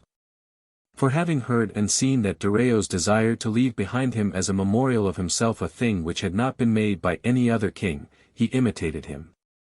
Until at last he received his reward, for whereas Darius refined gold and made it as pure as possible, and of this caused coins to be struck, Arianda, being ruler of Egypt, did the same thing with silver.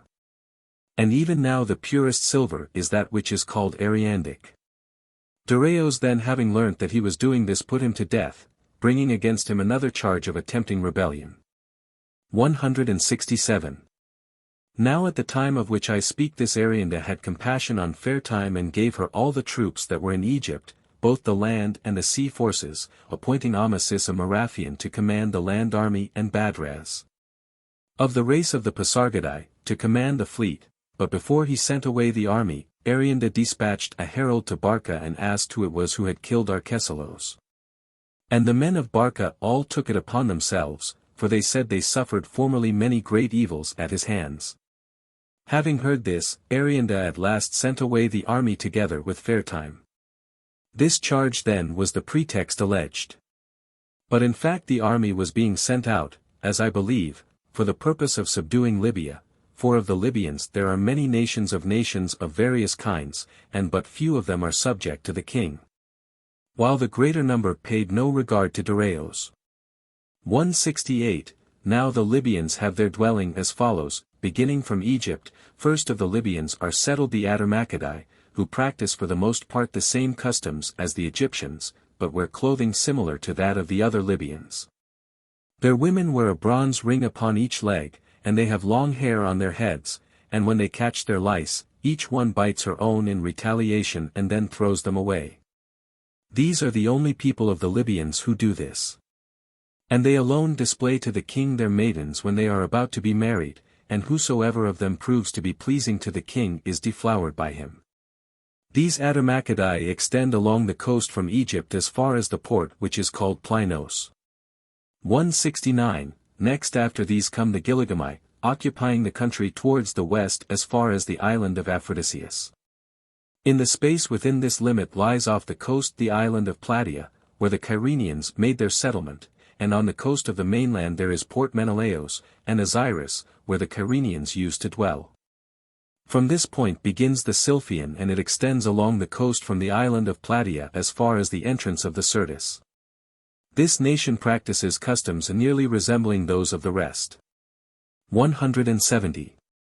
Next to the Gilligami on the west are the Aspestai, these dwell above Cyrene, and the Aspestai do not reach down the sea, for the region along the sea is occupied by Cyrenians. These most of all the Libyans are drivers of four-horse chariots, and in the greater number of their customs they endeavor to imitate the Cyrenians. 171. Next after the Aspestai on the west come the Ochusai, these dwell above Barca and reach down to the sea by Euesperides, and in the middle of the country of the Ochusai dwell the Bacales, a small tribe, who reach down to the sea by the city of Tauchira in the territory of Barca. These practice the same customs as those above Cyrene. 172. Next after these Oscusai towards the west come the Nasamonians, a numerous race, who in the summer leave their flocks behind by the sea and go up to the region of Augila to gather the fruit of the date palms, which grow in great numbers and very large and are all fruit-bearing. These hunt the wingless locusts, and they dry them in the sun and then pound them up, and after that they sprinkle them upon milk and drink them. Their custom is for each man to have many wives, and they make their intercourse with them common in nearly the same manner as the Massagetae, that is they set up a staff in front of the door and so have intercourse. When a Nasamonian man marries his first wife, the custom is for the bride on the first night to go through the whole number of the guests having intercourse with them, and each man when he has lain with her gives a gift, whatsoever he has brought with him from his house. The forms of oath and of divination which they use are as follows: they swear by the men among themselves who are reported to have been the most righteous and brave, by these, I say, laying hands upon their tombs. And they divine by visiting the sepulchral mounds of their ancestors and lying down to sleep upon them after having prayed, and whatsoever thing the man sees in his dream, this he accepts. They practice also the exchange of pledges in the following manner, that is to say, one gives the other to drink from his hand, and drinks himself from the hand of the other. And if they have no liquid, they take of the dust from the ground and lick it. 173, Adjoining the Nasamonians is the country of the Siloi. These have perished utterly in the following manner: the south wind blowing upon them dried up all their cisterns of water, and their land was waterless, lying all within the Syrtis. They then having taken a resolve by common consent, marched in arms against the south wind. I report that which is reported by the Libyans, and when they had arrived at the sandy tract, the south wind blew and buried them in the sand. These then having utterly perished, the Nasamonians from that time forward possessed their land. 174, Above these towards the south wind in the region of wild beasts dwell the Garamantians, who fly from every man and avoid the company of all. And they neither possess any weapon of war, nor know how to defend themselves against enemies. 175, These dwell above the Nasamonians. And next to the Nasamonians along the sea coast towards the west come the Matsai, who shave their hair so as to leave tufts, letting the middle of their hair grow long, but round this on all sides shaving it close to the skin. And for fighting they carry shields made of ostrich skins. Through their land the river Knips runs out into the sea, flowing from a hill called the Hill of the Charites. This hill of the Charites is overgrown thickly with wood, while the rest of Libya which has been spoken of before is bare of trees, and the distance from the sea to this hill is 200 furlongs. 176. Next to these Matsai are the Jindanes, whose women wear each of them a number of anklets made of the skins of animals, for the following reason, as it is said, for every man who has commerce with her she binds on an anklet. And the woman who has most is esteemed the best, since she has been loved by the greatest number of men. 177. In a peninsula which stands out into the sea from the land of these Jindanes dwell the Lotophagoi, who live by eating the fruit of the lotus only. Now the fruit of the lotus is in size like that of the mastic tree, and in flavor it resembles that of the date palm. Of this fruit the Lotophagoi even make for themselves wine. 178. Next after the Lotophagoi along the sea coast are the Macaulayans, who also make use of the lotus, but less than those above mentioned. These extend to a great river named the river Triton, and this runs out into a great lake called Tritonis, in which there is an island named Phla. About this island they say there was an oracle given to the Lacedaemonians that they should make a settlement in it. 179. The following moreover is also told, namely that Jason, when the Argo had been completed by him under Mount Pelion, put into it a hecatomb and with it also a tripod of bronze, and sailed round Peloponnese, desiring to come to Delphi. And when in sailing he got near Malea, a north wind seized his ship and carried it off to Libya, and before he caught sight of land he had come to be in the shoals of the lake Tritonis. Then as he was at a loss how he should bring his ship forth, the story goes that Triton appeared to him and bade Jason give him the tripod, saying that he would show them the right course and let them go away without hurt, and when Jason consented to it, then Triton showed them the passage out between the shoals and set the tripod in his own temple. After having first uttered a prophecy over the tripod and having declared to Jason and his company the whole matter, namely that whensoever one of the descendants of those who sailed with him in the Argo should carry away this tripod, then it was determined by fate that 100 cities of Hellenes should be established about the lake Tritonis. Having heard this the native Libyans concealed the tripod. 180. Next to these Macaulayans are the Ausians. These and the Macaulayans dwell round the lake Tritonis, and the river Triton is the boundary between them, and while the Macaulayans grow their hair long at the back of the head, the Ausians do so in front. At a yearly festival of Athene their maidens take their stand in two parties and fight against one another with stones and staves. And they say that in doing so they are fulfilling the rites handed down by their fathers for the divinity who was sprung from that land, whom we call Athene, and those of the maidens who die of the wounds received they call false maidens. But before they let them begin the fight they do this, all join together and equip the maiden who is judged to be the fairest on each occasion, with a Corinthian helmet and with full Hellenic armor. And then causing her to go up into a chariot they conduct her round the lake. Now I cannot tell with what they equipped the maidens in old time, before the Hellenes were settled near them. But I suppose that they used to be equipped with Egyptian armor, for it is from Egypt that both the shield and the helmet have come to the Hellenes, as I affirm. They say moreover that Athene is the daughter of Poseidon and of the lake Tritonis, and that she had some cause of complaint against her father and therefore gave herself to Zeus, and Zeus made her his own daughter. Such is the story which these tell. And they have their intercourse with women in common, not marrying but having intercourse like cattle, and when the child of any woman has grown big, he is brought before a meeting of the men held within 3 months of that time. And whomsoever of the men the child resembles, his son he is accounted to be. 181. Thus then have been mentioned those nomad Libyans who live along the sea coast, and above these inland is the region of Libya which has wild beasts. And above the wild beast region there stretches a raised belt of sand, extending from Thebes of the Egyptians to the Pillars of Heracles. In this belt at intervals of about 10 days' journey there are fragments of salt in great lumps forming hills, and at the top of each hill there shoots up from the middle of the salt a spring of water cold and sweet. And about the spring dwell men, at the furthest limit towards the desert, and above the wild beast region.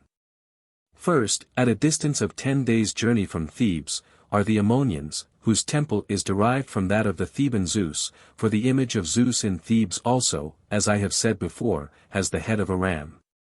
These, as it chances, have also other water of a spring, which in the early morning is warm, at the time when the market fills, cooler, when midday comes, it is quite cold, and then they water their gardens.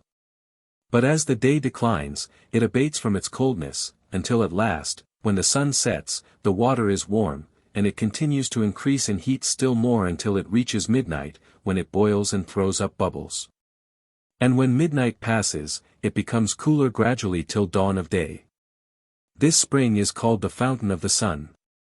182. After the Ammonians, as you go on along the belt of sand, at an interval again of 10 days' journey there is a hill of salt like that of the Ammonians, and a spring of water, with men dwelling about it, and the name of this place is Augila. To this the Nasamonians come year by year to gather the fruit of the date palms. 183. From Augila at a distance again of 10 days' journey there is another hill of salt and spring of water and a great number of fruit-bearing date palms, as there are also in the other places, and men dwell here who are called the Garmantians. A very great nation, who carry earth to lay over the salt and then sow crops.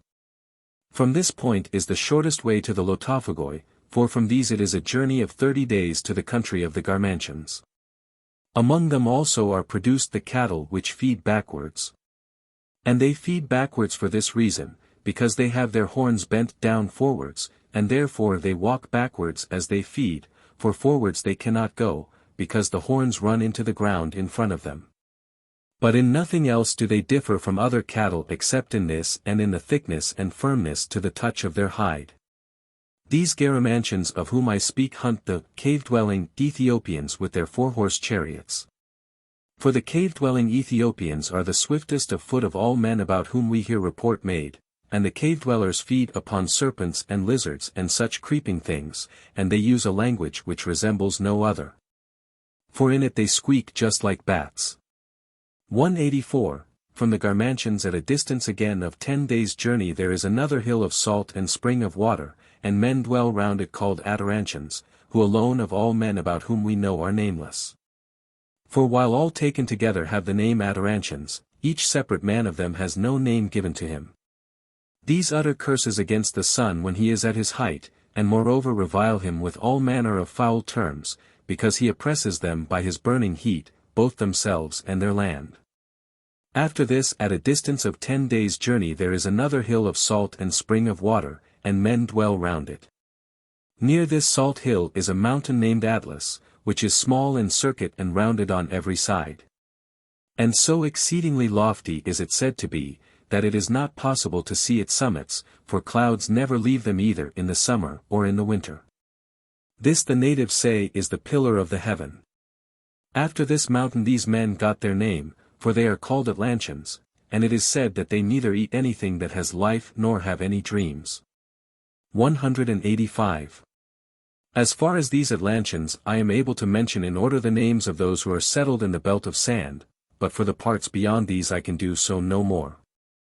However, the belt extends as far as the pillars of Heracles and also in the parts outside them, and there is a mine of salt in it at a distance of 10 days' journey from the Atlanteans, and men dwelling there. And these all have their houses built of the lumps of salt, since these parts of Libya which we have now reached are without rain. For if it rained, the walls being made of salt would not be able to last, and the salt is dug up there both white and purple in color. Above the sand belt, in the parts which are in the direction of the south wind and towards the interior of Libya, the country is uninhabited, without water and without wild beasts, rainless and treeless, and there is no trace of moisture in it. 186. I have said that from Egypt as far as the lake Tritonis Libyans dwell who are nomads, eating flesh and drinking milk. And these do not taste at all of the flesh of cows, for the same reason as the Egyptians also abstain from it, nor do they keep swine. Moreover the women of the Cyrenians too think it not right to eat cow's flesh, because of the Egyptian Isis, and they even keep fasts and celebrate festivals for her. And the women of Barca, in addition from cow's flesh, do not taste of swine either. 187. Thus it is with these matters, but in the region to the west of Lake Tritonis the Libyans cease to be nomads, and they do not practice the same customs, nor do to their children anything like that which the nomads are wont to do. For the nomad Libyans, whether all of them I cannot say for certain, but many of them, do as follows: when their children are 4 years old, they burn with a greasy piece of sheep's wool the veins in the crowns of their heads. And some of them burn the veins of the temples, so that for all their lives to come the cold humor may not run down from their heads and do them hurt, and for this reason it is, they say, that they are so healthy. For the Libyans are in truth the most healthy of all races concerning which we have knowledge, whether for this reason or not I cannot say for certain, but the most healthy they certainly are, and if, when they burn the children, a convulsion comes on, they have found out a remedy for this. For they pour upon them the water of a he-goat and so save them. I report that which is reported by the Libyans themselves. 188. The following is the manner of sacrifice which the nomads have: they cut off a part of the animal's ear as a first offering and throw it over the house, and having done this they twist its neck. They sacrifice only to the sun and the moon. That is to say, to these all the Libyans sacrifice, but those who dwell round the lake Tritonis sacrifice most of all to Athene, and next to Triton and Poseidon. 189. It would appear also that the Hellenes made the dress and the aegis of the images of Athene after the model of the Libyan women. For except that the dress of the Libyan women is of leather, and the tassels which hang from their aegis are not formed of serpents but of leather thongs, in all other respects Athene is dressed like them. Moreover the name too declares that the dress of the figures of Pallas has come from Libya, for the Libyan women wear over their other garments bare goat skins, aegias, with tasseled fringes and colored over with red matter. And from the name of these goat skins the Hellenes formed the name aegis. I think also that in these regions first arose the practice of crying aloud during the performance of sacred rites, for the Libyan women do this very well. The Hellenes learnt from the Libyans also the yoking together of 4 horses. 190. The nomads bury those who die just in the same manner as the Hellenes, except only the Nasamonians. These bury bodies in a sitting posture, taking care at the moment when the man expires to place him sitting and not to let him die lying down on his back. They have dwellings composed of the stems of asphodel entwined with rushes, and so made that they can be carried about. Such are the customs followed by these tribes. 191. On the west of the river Triton next after the Ausians come Libyans who are tillers of the soil, and whose custom it is to possess fixed habitations, and they are called Maxians. They grow their hair long on the right side of their heads and cut it short upon the left, and smear their bodies over with red ochre. These say that they are of the men who came from Troy. This country and the rest of Libya which is towards the west is both much more frequented by wild beasts and much more thickly wooded than the country of the nomads, for whereas the part of Libya which is situated towards the east, where the nomads dwell, is low-lying and sandy up to the river Triton, that which succeeds it towards the west, the country of those who till the soil, is exceedingly mountainous and thickly wooded and full of wild beasts. For in the land of these are found both the monstrous serpent and the lion and the elephant, and bears and venomous snakes and horned asses, besides the dog-headed men. And the headless men with their eyes set in their breasts, at least so say the Libyans about them, and the wild men and wild women, and a great multitude of other beasts which are not fabulous like these. 192.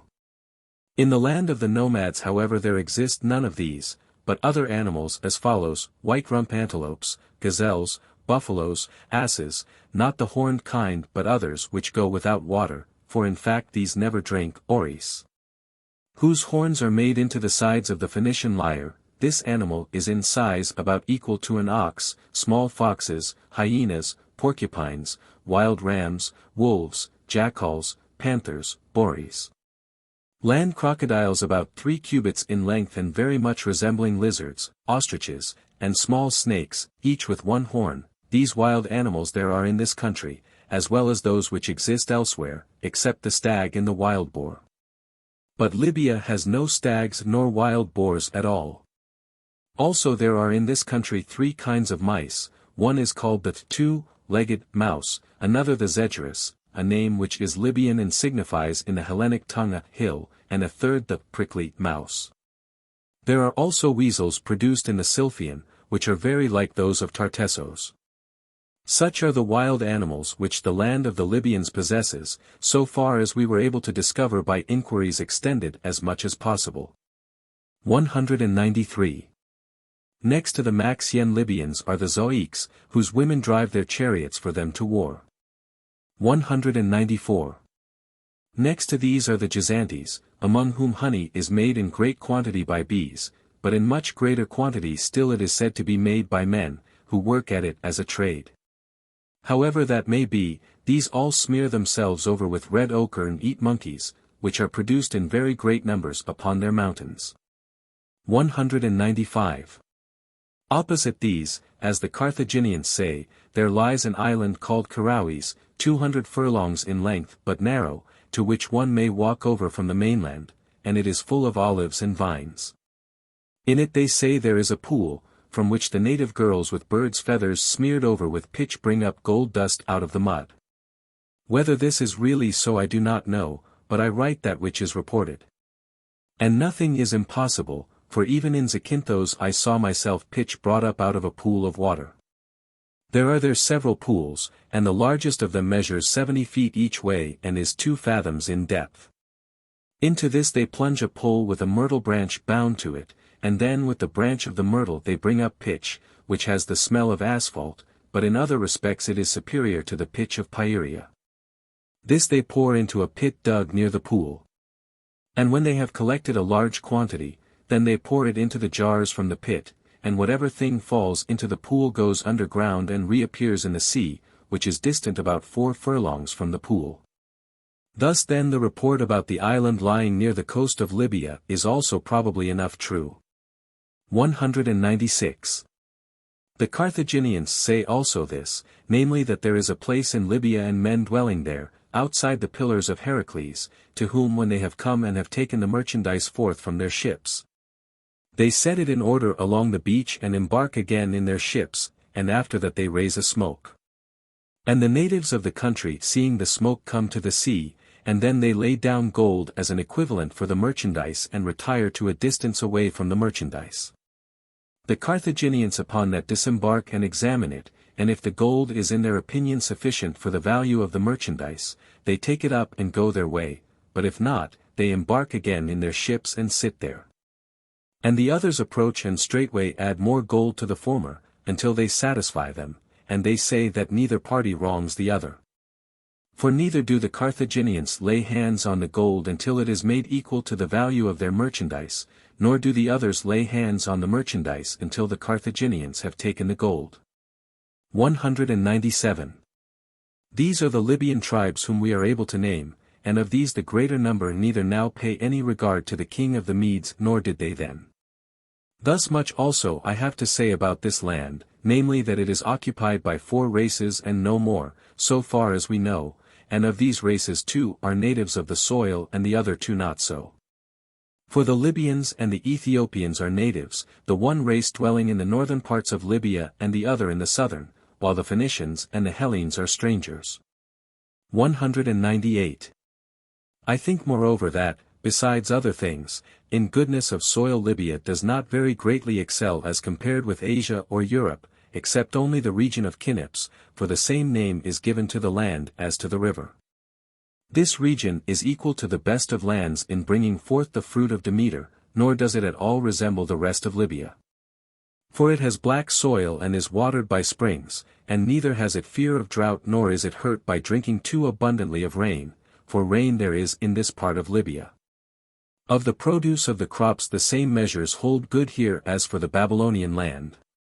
And that is good land also which the Euesporites occupy, for when it bears best it produces 100-fold, but the land in the region of Knips produces sometimes as much as 300-fold. 199. Moreover the land of Cyrene, which is the highest land of the part of Libya which is occupied by nomads, has within its confines 3 seasons of harvest. At which we may marvel, for the parts by the sea coasts first have their fruits ripe for reaping and for gathering the vintage. And when these have been gathered in, the parts which lie above the seaside places, those situated in the middle, which they call the hills, are ripe for the gathering in. And as soon as this middle crop has been gathered in, that in the highest part of the land comes to perfection and is ripe, so that by the time the first crop has been eaten and drunk up, the last is just coming in. Thus the harvest for the Cyrenians lasts 8 months. Let so much as has been said suffice for these things. 200. Now when the Persian helpers of Fairtime, having been sent from Egypt by Arianda, had arrived at Barca, they laid siege to the city, proposing to the inhabitants that they should give up those who were guilty of the murder of Arcesilaus, but as all their people had taken a share in the guilt, they did not accept the proposals. Then they besieged Barca for 9 months, both digging underground passages which led to the wall and making vigorous attacks upon it. Now the passages dug were discovered by a worker of bronze with a shield covered over with bronze, who had thought of a plan as follows: carrying it round within the wall he applied it to the ground in the city. And whereas the other places to which he applied it were noiseless, at those places where digging was going on the bronze of the shield gave a sound. And the men of Barca would make a countermine there and slay the Persians who were digging mines. This then was discovered as I have said, and the attacks were repulsed by the men of Barca. 201.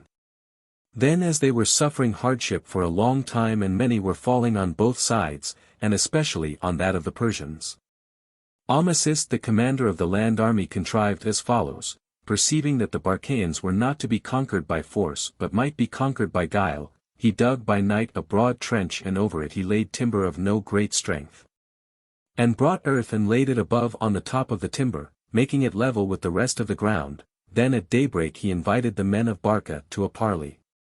And they gladly consented, and at last they agreed to make a treaty, and the treaty they made with one another was taken over the hidden trench, namely that so long as this earth should continue to be as it was, so long the oath should remain firm.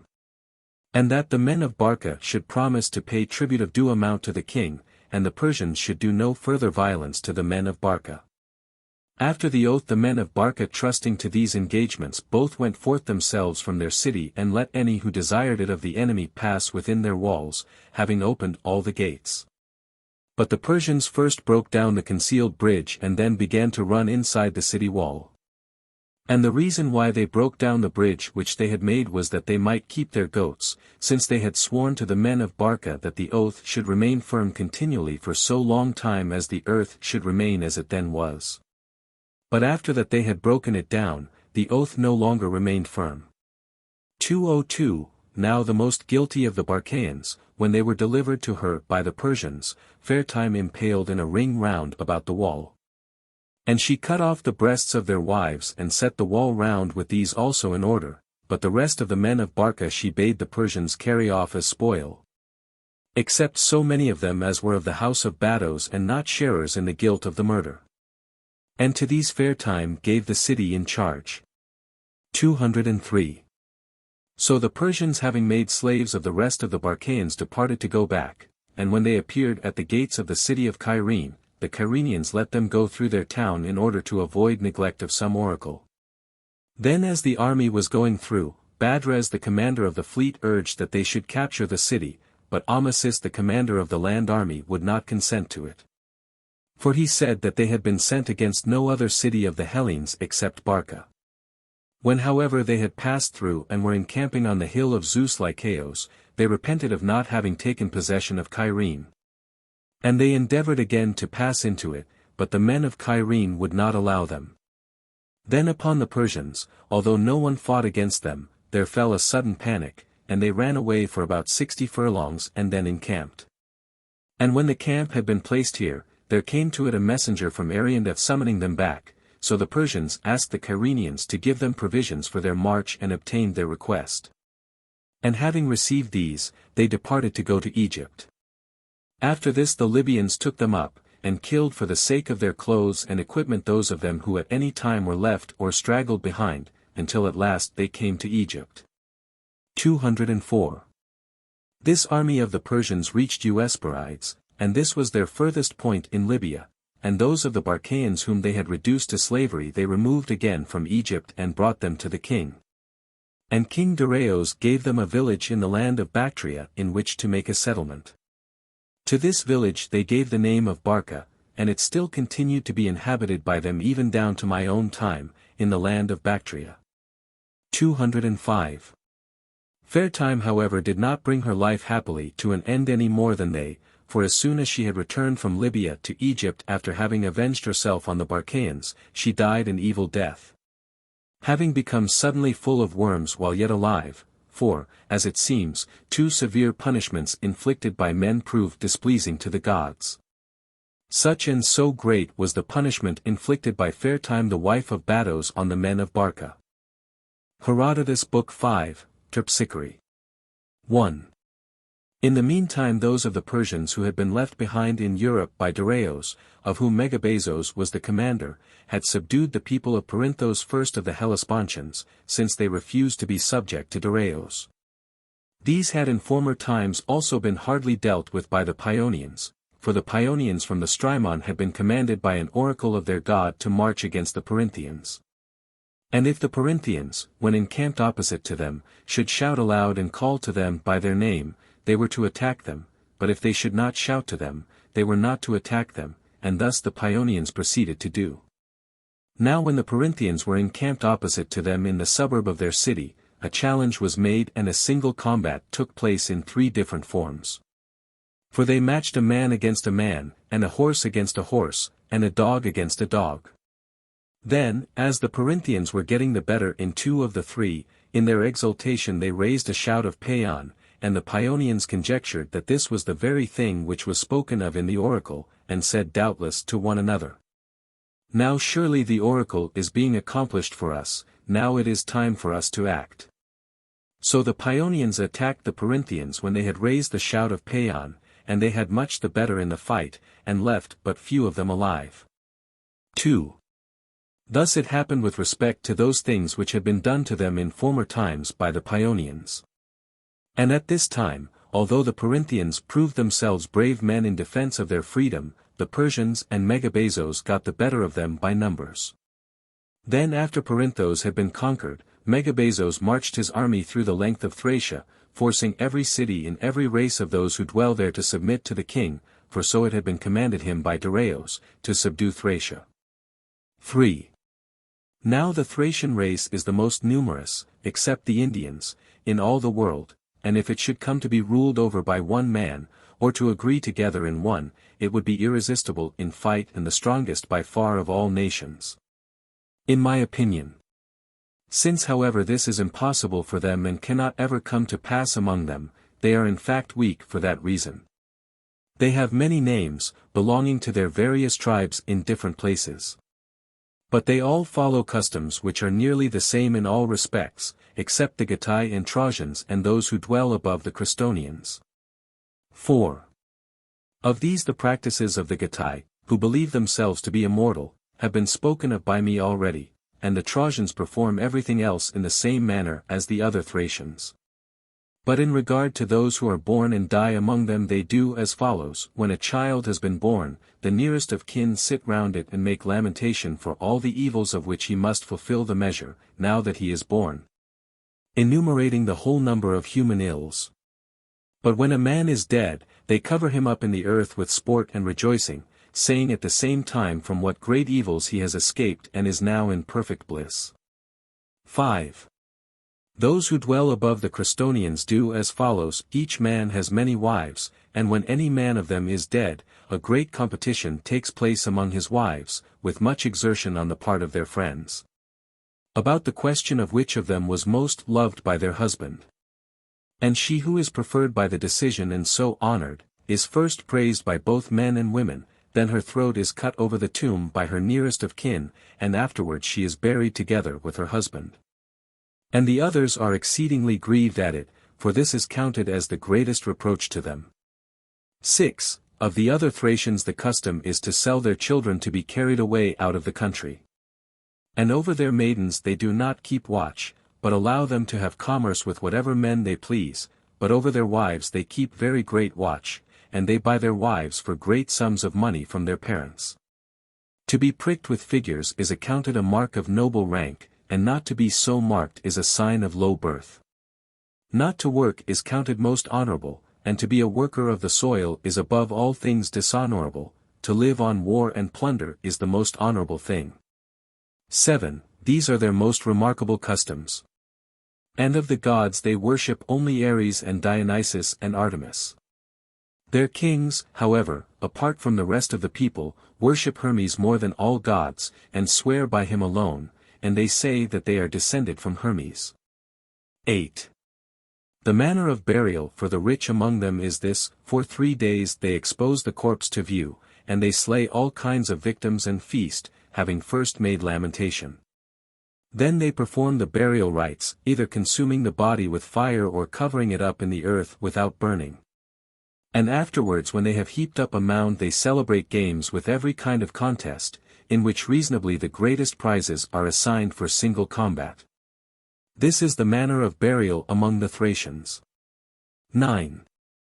Of the region lying further on towards the north of this country no one can declare accurately who the men are who dwell in it, but the parts which lie immediately beyond the Ister are known to be uninhabited and vast in extent.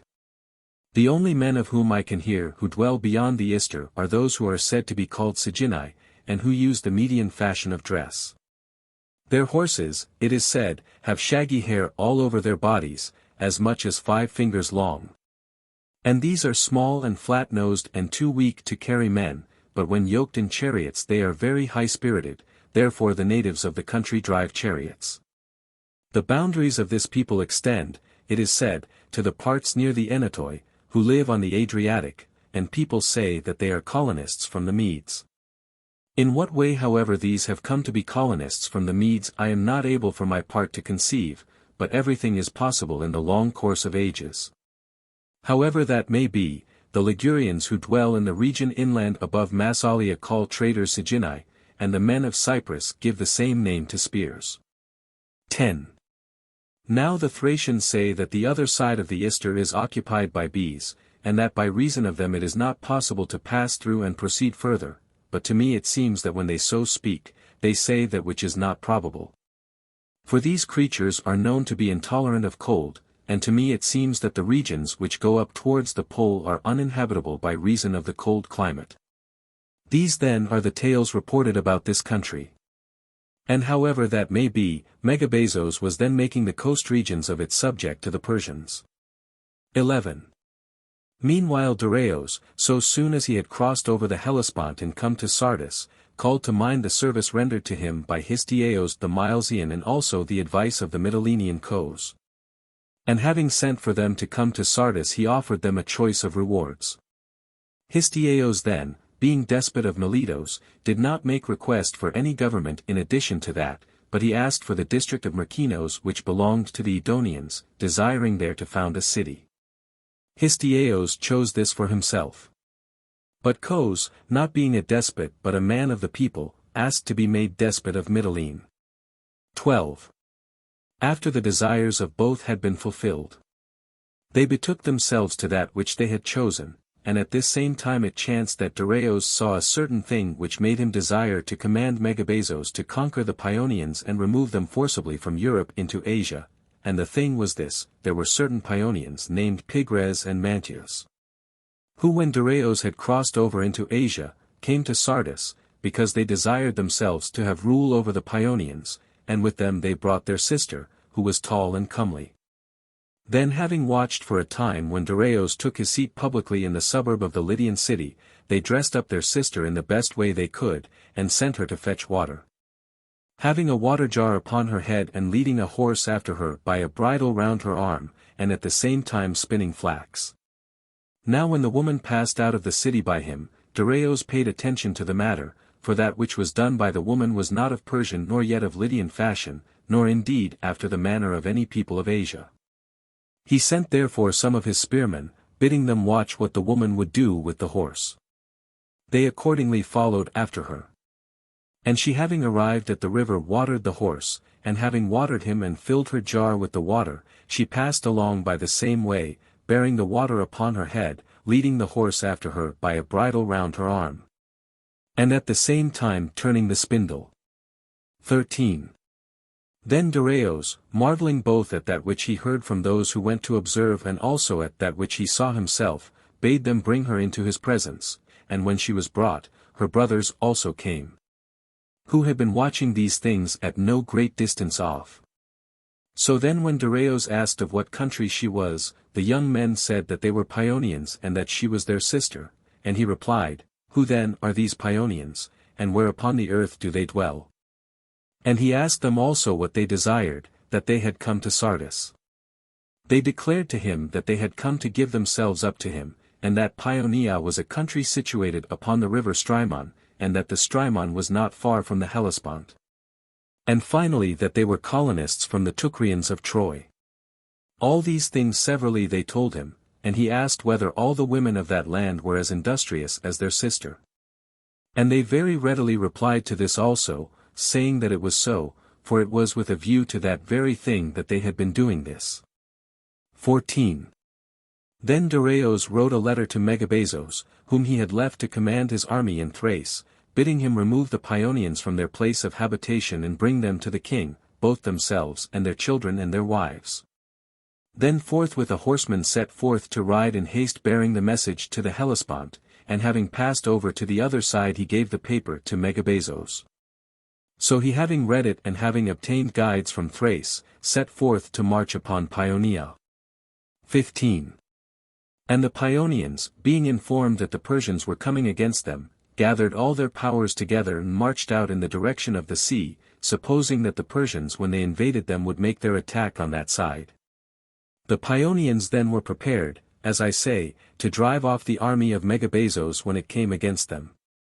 But the Persians hearing that the Paeonians had gathered their powers and were guarding the entrance which lay towards the sea, directed their course with guides along the upper road. And passing unperceived by the Paeonians they fell upon their cities, which were left without men, and finding them without defenders they easily took possession of them. The Paeonians when they heard that their cities were in the hands of the enemy, at once dispersed, each tribe to its own place of abode, and proceeded to deliver themselves up to the Persians. Thus then it happened that these tribes of the Paeonians, namely the Syropaeonians, the Paeoplians and all up to the lake Prasias, were removed from their place of habitation and brought to Asia. 16. But those who dwell about Mount Pangaean, and about the Debirians and Agrianians and Odomantians, and about the lake Prasias itself, were not conquered at all by Megabazos. He tried however to remove even those who lived in the lake and who had their dwellings in the following manner: a platform fastened together and resting upon lofty piles stood in the middle of the water of the lake, with a narrow approach to it from the mainland by a single bridge. The piles which supported the platform were no doubt originally set there by all the members of the community working together, but since that time they continue to set them by observance of this rule, that is to say, every man who marries brings from the mountain called Orbolos 3 piles for each wife and sets them as supports. And each man takes to himself many wives. And they have their dwelling thus, that as each man has possession of a hut upon the platform in which he lives and of a trapdoor leading through the platform down to the lake, and their infant children they tie with a rope by the foot, for fear that they should roll into the water. To their horses and beasts of burden they give fish for fodder. And of fish there is so great quantity that if a man open the trapdoor and let down an empty basket by a cord into the lake, after waiting quite a short time he draws it up again full of fish. Of the fish there are 2 kinds, and they call them paprax and tylan. 17. So then those of the Paeonians who had been conquered were being brought to Asia, and Megabazos meanwhile, after he had conquered the Paeonians, sent as envoys to Macedonia 7 Persians, who after himself were the men of most repute in the army. These were being sent to Amyntas to demand of him earth and water for Darius the king. Now from Lake Prasias there is a very short way into Macedonia. For first, quite close to the lake, there is the mine from which after this time there came in regularly a talent of silver every day to Alexander, and after the mine, when you have passed over the mountain called Disoron, you are in Macedonia. 18. These Persians then, who had been sent to Amyntas, having arrived came into the presence of Amyntas and proceeded to demand earth and water for King Darius. This he was willing to give, and also he invited them to be his guests. And he prepared a magnificent dinner and received the Persians with friendly hospitality. Then when dinner was over, the Persians while drinking pledges to one another said thus, Macedonian guest friend, it is the custom among us Persians, when we set forth a great dinner, then to bring in also our concubines and lawful wives to sit beside us. Do thou then, since thou didst readily receive us and dost now entertain us magnificently as thy guests, and since thou art willing to give to King Darius earth and water, consent to follow our custom. To this Amyntas replied, Persians, among us the custom is not so, but that men should be separate from women. Since however ye being our masters make this request in addition, this also shall be given you. Having so said, Amyntas proceeded to send for the women, and when they came being summoned, they sat down in order opposite to the Persians. Then the Persians, seeing women of comely form, spoke to Amyntas and said that this which had been done was by no means well devised. For it was better that the women should not come at all, than that they should come and should not seat themselves by their side, but sit opposite and be a pain to their eyes. So Amyntas being compelled bade them sit by the side of the Persians. And when the women obeyed, forthwith the Persians, being much intoxicated, began to touch their breasts, and some no doubt also tried to kiss them. 19. Amyntas seeing this kept quiet, notwithstanding that he felt anger, because he excessively feared the Persians. But Alexander the son of Amyntas, who was present and saw this, being young and without experience of calamity was not able to endure any longer. But being impatient of it he said to Amyntas, My father, do thou grant that which thy age demands, and go away to rest, nor persevere longer in the drinking, but I will remain here and give to our guests all that is convenient. On this Amyntas, understanding that Alexander was intending to do some violence, said, My son, I think that I understand thy words, as the heat of anger moves thee. Namely that thou desirest to send me away and then do some deed of violence, therefore I ask of thee not to do violence to these men, that it may not be our ruin, but endure to see that which is being done. As to my departure, however, in that I will do as thou sayest. 20. When Amyntas after having made of him this request had departed, Alexander said to the Persians, With these women ye have perfect freedom, guests, to have commerce with all, if ye so desire, or with as many of them as ye will. About this matter ye shall be they who give the word, but now, since already the hour is approaching for you to go to bed and I see that ye have well drunk, let these women go away, if so it is pleasing to you, to bathe themselves. And when they have bathed, then receive them back into your company. Having so said, since the Persians readily agreed, he dismissed the women, when they had gone out, to the women's chambers. And Alexander himself equipped men equal in number to the women and smooth-faced, in the dress of the women, and giving them daggers he led them into the banqueting room. And as he led them in, he said thus to the Persians, Persians, it seems to me that ye have been entertained with a feast to which nothing was wanting. For other things, as many as we had, and moreover such as we were able to find out and furnish, are all supplied to you, and there is this especially besides, which is the chief thing of all, that is, we give you freely in addition our mothers and our sisters, in order that ye may perceive fully that ye are honored by us with that treatment which ye deserve, and also in order that ye may report to the king who sent you that a man of Hellas, ruler under him of the Macedonians, entertained you well at board and bed. Having thus said, Alexander caused a Macedonian man in the guise of a woman to sit by each Persian, and they, when the Persians attempted to lay hands on them, slew them. 21. So these perished by this fate, both they themselves and their company of servants, for there came with them carriages and servants and all the usual pomp of equipage, and this was all made away with at the same time as they. Afterwards in no long time a great search was made by the Persians for these men, and Alexander stopped them with cunning by giving large sums of money in his own sister, whose name was Gygaia. By giving, I say, these things to Bubers a Persian, commander of those who were searching for the men who had been killed, Alexander stopped their search. 22. Thus the death of these Persians was kept concealed. And that these descendants of Perdiccas are Hellenes, as they themselves say, I happen to know myself, and not only so, but I will prove in the succeeding history that they are Hellenes. Moreover the Hellenodici, who managed the games at Olympia, decided that they were so, for when Alexander wished to contend in the games and had descended for this purpose into the arena, the Hellenes who were to run against him tried to exclude him, saying that the contest was not for barbarians to contend in but for Hellenes, since however Alexander proved that he was of Argos, he was judged to be a Hellene. And when he entered the contest of the foot race his lot came out with that of the first.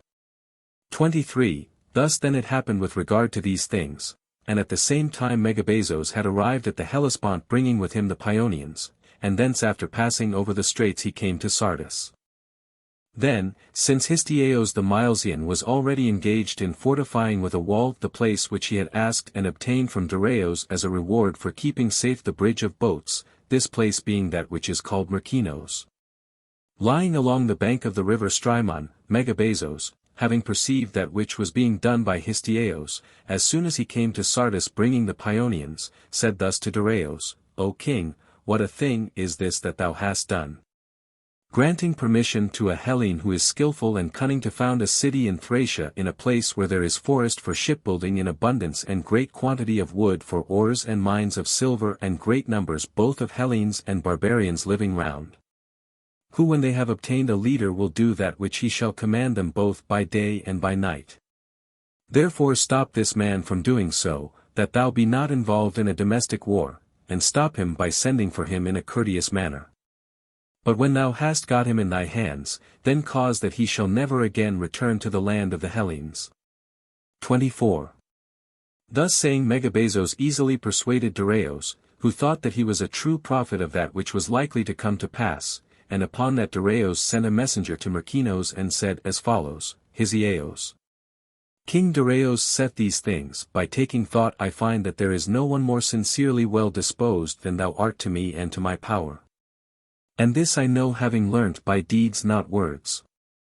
Now therefore, since I have it in my mind to accomplish great matters, come hither to me by all means, that I may communicate them to thee. Histiaeus therefore, trusting to these sayings and at the same time accounting it a great thing to become a counselor of the king, came to Sardis. And when he had come Dareios spoke to him as follows, Histiaeus, I sent for thee for this reason, namely because when I had returned from the Scythians and thou wert gone away out of the sight of my eyes, never did I desire to see anything again within so short a time as I desired then both to see thee and that thou shouldst come to speech with me. Since I perceived that the most valuable of all possessions is a friend who is a man of understanding and also sincerely well disposed, both which qualities I know exist in thee, and I am able to bear witness of them in regard to my affairs. Now therefore, for thou didst well in that thou camest hither, this is that which I propose to thee, leave Miletus alone and also thy newly founded city in Thracia, and coming with me to Susa, have whatsoever things I have. Eating at my table and being my counselor. 25. Thus said Dareios, and having appointed Artaphernes his own brother and the son of his father to be governor of Sardis, he marched away to Susa taking with him Histiaeus. After he had first named Otanes to be commander of those who dwelt along the sea coasts. This man's father Sisamnes, who had been made one of the royal judges, King Cambyses slew, because he had judged a cause unjustly for money. And flayed off all his skin. Then after he had torn away the skin he cut leathern thongs out of it and stretched them across the seat where Sisamnes had been wont to sit to give judgment. And having stretched them in the seat, Cambyses appointed the son of that Sisamnes whom he had slain and flayed, to be judge instead of his father, enjoining him to remember in what seat he was sitting to give judgment. 26. This Otanes then, who was made to sit in that seat, had now become the successor of Megabazos in the command, and he conquered the Byzantians and Chalcedonians, and he conquered Antandros in the land of Troas, and Lampunion. And having received ships from the Lesbians he conquered Lemnos and Imbros, which were both at that time still inhabited by Pelasgians. 27. Of these the Lemnians fought well, and defending themselves for a long time were at length brought to ruin. And over those of them who survived the Persians set as governor Lycoritos the brother of that Meandrios who had been king of Samos. This Lycoritos ruled in Lemnos till his death. And the cause of it was this, he continued to reduce all to slavery and subdue them, accusing some of desertion to the Scythians and others of doing damage to the army of Darius as it was coming back from Scythia. 28. Otanes then effected so much when he was made commander, and after this for a short time there was an abatement of evils, and then again evils began a second time to fall upon the Ionians, arising from Naxos and Miletos. For Naxos was superior to all the other islands in wealth, and Miletos at the same time had just then come to the very height of its prosperity and was the ornament of Ionia. But before these events for 2 generations of men it had been afflicted most violently by faction until the Parians reformed it, for these the Milesians chose of all the Hellenes to be reformers of their state. 29. Now the Parians thus reconciled their factions, the best men of them came to Miletos, and seeing that the Milesians were in a grievously ruined state, they said that they desired to go over their land, and while doing this and passing through the whole territory of Miletos, whenever they saw in the desolation of the land any field that was well cultivated, they wrote down the name of the owner of that field. Then when they had passed through the whole land and had found but few of such men, as soon as they returned to the city they called a general gathering and appointed these men to manage the state, whose fields they had found well cultivated. For they said that they thought these men would take care of the public affairs as they had taken care of their own, and the rest of the Milesians, who before had been divided by factions, they commanded to be obedient to these men. 30. The Parians then had thus reformed the Milesians. But at the time of which I speak evils began to come to Ionia from these states in the following manner. From Naxos certain men of the wealthier class were driven into exile by the people, and having gone into exile they arrived at Miletos. Now of Miletos it happened that Aristagoras son of Malpagras was ruler in charge, being both a son-in-law and also a cousin of Histiaeus the son of Lysagoras, whom Darius was keeping at Susa, for Histiaeus was despot of Miletos. And it happened that he was at Susa at this time when the Naxians came, who had been in former times guest friends of Histiaeus. So when the Naxians arrived, they made request of Aristagoras, to see if perchance he would supply them with a force, and so they might return from exile to their own land, and he, thinking that if by his means they should return to their own state, he would be ruler of Naxos, but at the same time making a pretext of the guest friendship of Histiaeus, made proposal to them thus: I am not able to engage that I can supply you with sufficient force to bring you back from exile against the will of those Naxians who have control of the state. For I hear that the Naxians have an army which is 8,000 shield strong and many ships of war, but I will use every endeavor to devise a means. And my plan is this: it chances that Artaphernes is my friend. Now Artaphernes, ye must know, is a son of Hystaspes and brother of Darius the king, and he is ruler of all the people of the sea-coasts in Asia, with a great army and many ships. This man then I think will do whatsoever we shall request of him. Hearing this the Naxians gave over the matter to Aristagoras to manage as best he could, and they bade him promise gifts and the expenses of the expedition, saying that they would pay them. For they had full expectation that when they should appear at Naxos, the Naxians would do all their bidding, and likewise also the other islanders. For of these islands, that is the Cyclades, not one was as yet subject to Darius. 31. Aristagoras accordingly having arrived at Sardis, said to Artaphernes that Naxos was an island not indeed large in size, but fair nevertheless and of fertile soil, as well as near to Ionia. And that there was in it much wealth and many slaves. Do thou therefore send an expedition against this land, and restore it to those who are now exiles from it, and if thou shalt do this, first I have ready for thee large sums of money apart from the expenses incurred for the expedition, which it is fair that we who conduct it should supply. And next thou wilt gain for the king not only Naxos itself but also the islands which are dependent upon it, Paros and Andros and the others which are called Cyclades. And setting out from these thou wilt easily attack Euboea, an island which is large in wealth, as large indeed as Cyprus, and very easy to conquer. To subdue all these 100 ships are sufficient. He made answer in these words: Thou makest thyself a reporter of good things to the house of the king. And in all these things thou advisest well, except as to the number of the ships, for instead of 100 there shall be prepared for thee 200 by the beginning of the spring. And it is right that the king himself also should join in approving this matter. 32. So Aristagoras hearing this went back to Miletus greatly rejoiced. And Artaphernes meanwhile, when he had sent to Susa and communicated that which was said by Aristagoras, and Darius himself also had joined in approving it, made ready 200 triremes and a very great multitude both of Persians and their allies, and appointed to be commander of these Megabates a Persian, one of the Achaemenidae and a cousin to himself and to Darius, to whose daughter afterwards Pausanias the son of Cleombrotus the Lacedaemonian, at least if the story be true, betrothed himself, having formed a desire to become a despot of Hellas. Having appointed Megabates, I say, to be commander, Artaphernes sent away the armament to Aristagoras. 33. So when Megabates had taken force together with the Naxians, he sailed with the pretence of going to the Hellespont. But when he came to Chios, he directed his ships to Caucasa, in order that he might from thence pass them over to Naxos with a north wind. Then, since it was not fated that the Naxians should be destroyed by this expedition, there happened an event which I shall narrate. As Megabates was going round to visit the guard set in the several ships, it chanced that in a ship of Mindos there was no one on guard. And he being very angry bade his spearmen find out the commander of the ship, whose name was Scylax, and bind him in an oar-hole of his ship in such a manner that his head should be outside and his body within. When Scylax was thus bound, some one reported to Aristagoras that Megabates had bound his guest friend of Mindos and was doing to him shameful outrage. He accordingly came and asked the Persian for his release, and as he did not obtain anything of that which he requested, he went himself and let him loose. Being informed of this, Megabates was exceedingly angry and broke out in rage against Aristagoras, and he replied, "What hast thou to do with these matters? Did not Artaphernes send thee to obey me, and to sail whithersoever I should order?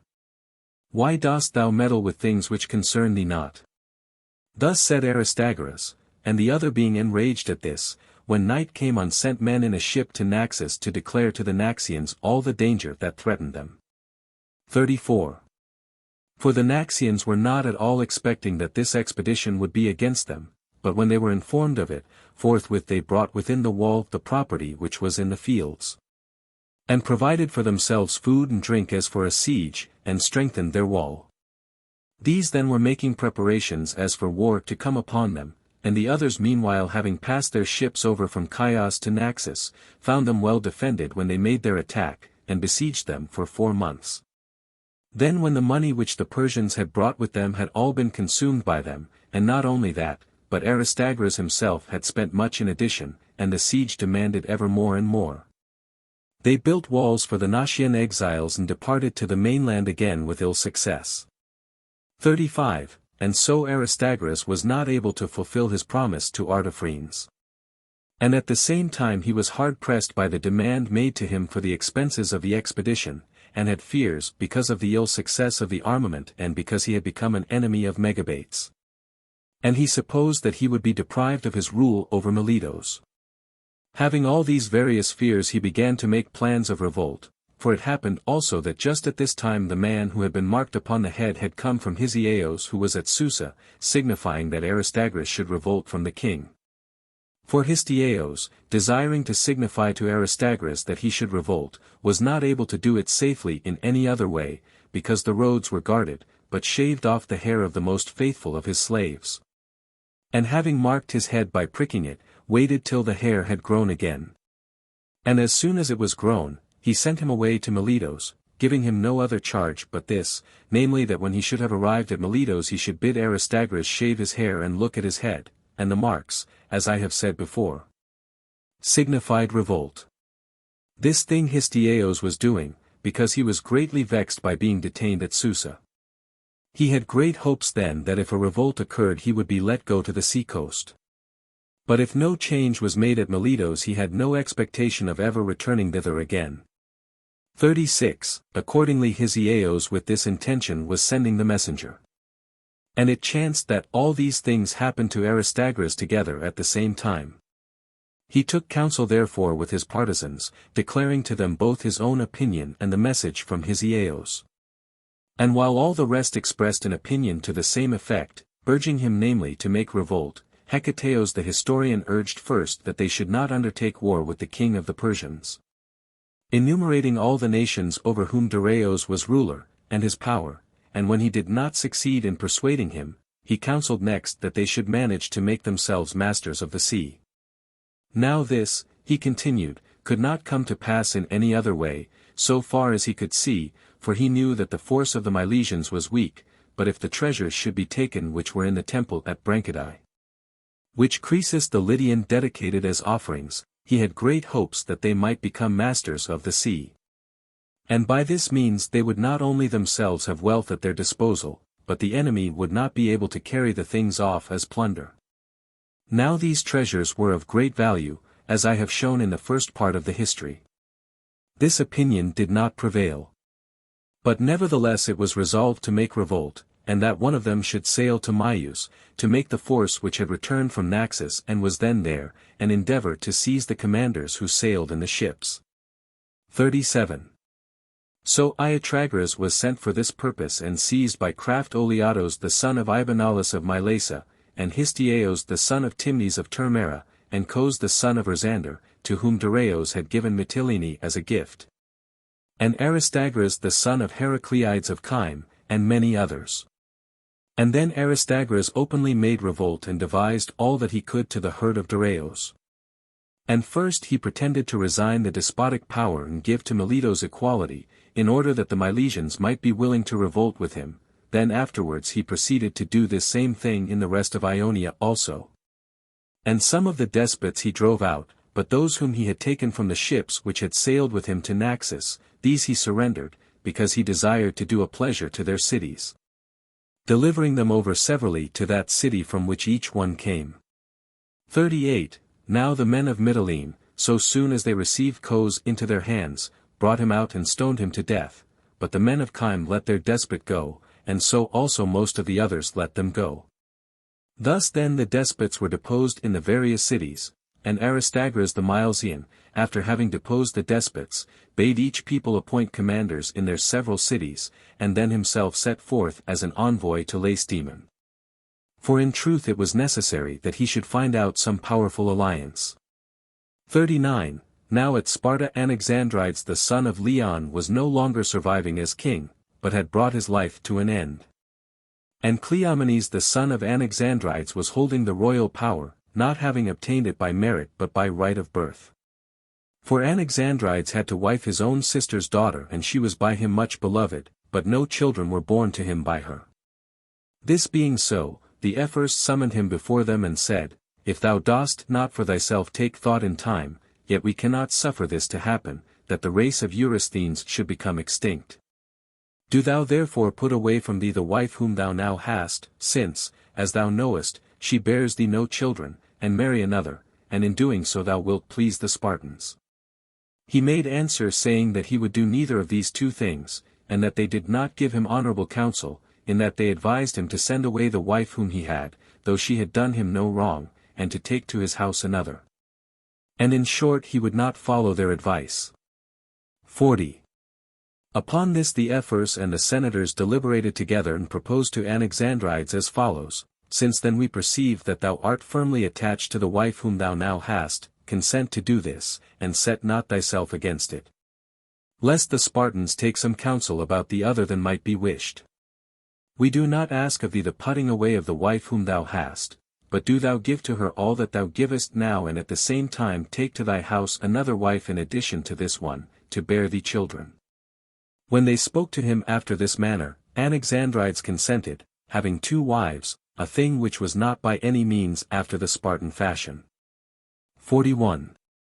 Then when no long time had elapsed, the wife who had come in afterwards bore this Cleomenes of whom we spoke. And just when she was bringing to the light an heir to the kingdom of the Spartans, the former wife, who had during the time before been childless, then by some means conceived, chancing to do so just at that time, and though she was in truth with child, the kinsfolk of the wife who had come in afterwards, when they heard of it cried out against her and said that she was making a vain boast, and that she meant to pass off another child as her own. Since then they made a great show of indignation, as the time was fast drawing near. The Ephors being incredulous sat round and watched the woman during the birth of her child, and she bore Dorieus and then straightway conceived Leonidas and after him at once Cleombrotus, nay, some even say that Cleombrotus and Leonidas were twins. The wife however who had borne Cleomenes and had come in after the first wife, being the daughter of Primtades the son of Demarmenos, did not bear a child again. 42. Now Cleomenes, it is said, was not quite in his right senses but on the verge of madness, while Dorieus was of all his equals in age the first, and felt assured that he would obtain the kingdom by merit. Seeing then that he had this opinion, when Anaxandrides died and the Lacedaemonians followed the usual custom established the eldest, namely Cleomenes, upon the throne. Dorieus being indignant and not thinking it fit that he should be a subject of Cleomenes, asked the Spartans to give him a company of followers and led them out to found a colony. Without either inquiring of the oracle at Delphi to what land he should go to make a settlement, or doing any of the things which are usually done. But being vexed he sailed away with his ships to Libya, and the Thracians were his guides thither. Then having come to Cnips he made a settlement in the fairest spot of all Libya, along the banks of the river. But afterwards in the 3rd year he was driven out from thence by the Matsai and the Libyans and the Carthaginians, and returned to Peloponnesus. 43. Then Antichares a man of Eleon gave him counsel out of the oracles of Laius to make a settlement at Heraclea in Sicily, saying that the whole land of Eryx belonged to the Heraclidae. Since Heracles himself had won it, and hearing this he went forthwith to Delphi to inquire of the oracle whether he would be able to conquer the land to which he was setting forth. And the Pythian prophetess replied to him that he would conquer it. Dorieus therefore took with him the armament which he conducted before to Libya, and voyaged along the coast of Italy. 44. Now at this time, the men of Sybaris say that they and their king Thales were about to make an expedition against Croton, and the men of Croton being exceedingly alarmed asked Dorieus to help them and obtained their request. So Dorieus joined them in an expedition against Sybaris and helped them to conquer Sybaris. This is what the men of Sybaris say of the doings of Dorieus and his followers. But those of Croton say that no stranger helped them in the war against the Sybarites except Callias alone, a diviner of Elis and one of the descendants of Iamos, and he in the following manner, he ran away, they say, from Thales the despot of the Sybarites, when the sacrifices did not prove favorable, as he was sacrificing for the expedition against Croton, and so he came to them. 45. Such, I say, are the tales which these tell, and they severally produce as evidence of them the following facts. The Sybarites point to a sacred enclosure and temple by the side of the dried-up bed of the Crathis, which they say that Dorieus, after he had joined in the capture of the city, set up to Athene surnamed, of the Crathis. And besides they consider the death of Dorieus himself to be a very strong evidence, thinking that he perished because he acted contrary to the oracle which was given to him. For if he had not done anything by the way but had continued to do that for which he was sent, he would have conquered the land of Eryx and having conquered it would have become possessor of it, and he and his army would not have perished. On the other hand the men of Croton declare that many things were granted in the territory of Croton as special gifts to Callias the Elysian, of which the descendants of Callias were still in possession down to my time. And that nothing was granted to Dorieus or the descendants of Dorieus, but if Dorieus had in fact helped them in the way with Sybaris, many times as much, they say, would have been given to him as to Callias. These then are the evidences which the two sides produce, and we may assent to whichever of them we think credible. 46. Now there sailed with Dorieus others also of the Spartans, to be joint founders with him of the colony, namely Thessalos, and Parabates and Chelias and Eurylion. And these when they had reached Sicily with all their armament, were slain, being defeated in battle by the Phoenicians and the men of Egesta, and Eurylion only of the joint founders survived this disaster. This man then having collected the survivors of the expedition, took possession of Minoa the colony of Selinus, and he helped to free the men of Selinus from their despot Pythagoras. Afterwards, when he had deposed him, he laid hands himself upon the despotism in Selinus and became sole ruler there, though but for a short time. For the men of Selinus rose in revolt against him and slew him, notwithstanding that he had fled for refuge to the altar of Zeus Agoraios. 47. There had accompanied Dorieus also and died with him Philip the son of Butychides, a man of Croton, who having betrothed himself to the daughter of Thales the Sybarite, became an exile from Croton. And then being disappointed of this marriage he sailed away to Cyrene, whence he set forth and accompanied Dorieus with a trireme of his own, himself supplying the expenses of the crew. Now this man had been a victor at the Olympic Games, and he was the most beautiful of the Hellenes who lived in his time. And on account of his beauty he obtained from the men of Egesta that which none else ever obtained from them, for they established a hero temple over his tomb, and they propitiate him still with sacrifices. 48. In this manner Dorieus ended his life, but if he had endured to be a subject of Cleomenes and had remained in Sparta, he would have been king of Lacedaemon. For Cleomenes reigned no very long time, and died leaving no son to succeed him but a daughter only, whose name was Gorgo. 49. However, Aristagoras the despot of Miletos arrived at Sparta while Cleomenes was reigning, and accordingly with him he came to speech, having, as the Lacedaemonians say, a tablet of bronze, on which was engraved a map of the whole earth, with all the sea and all the rivers.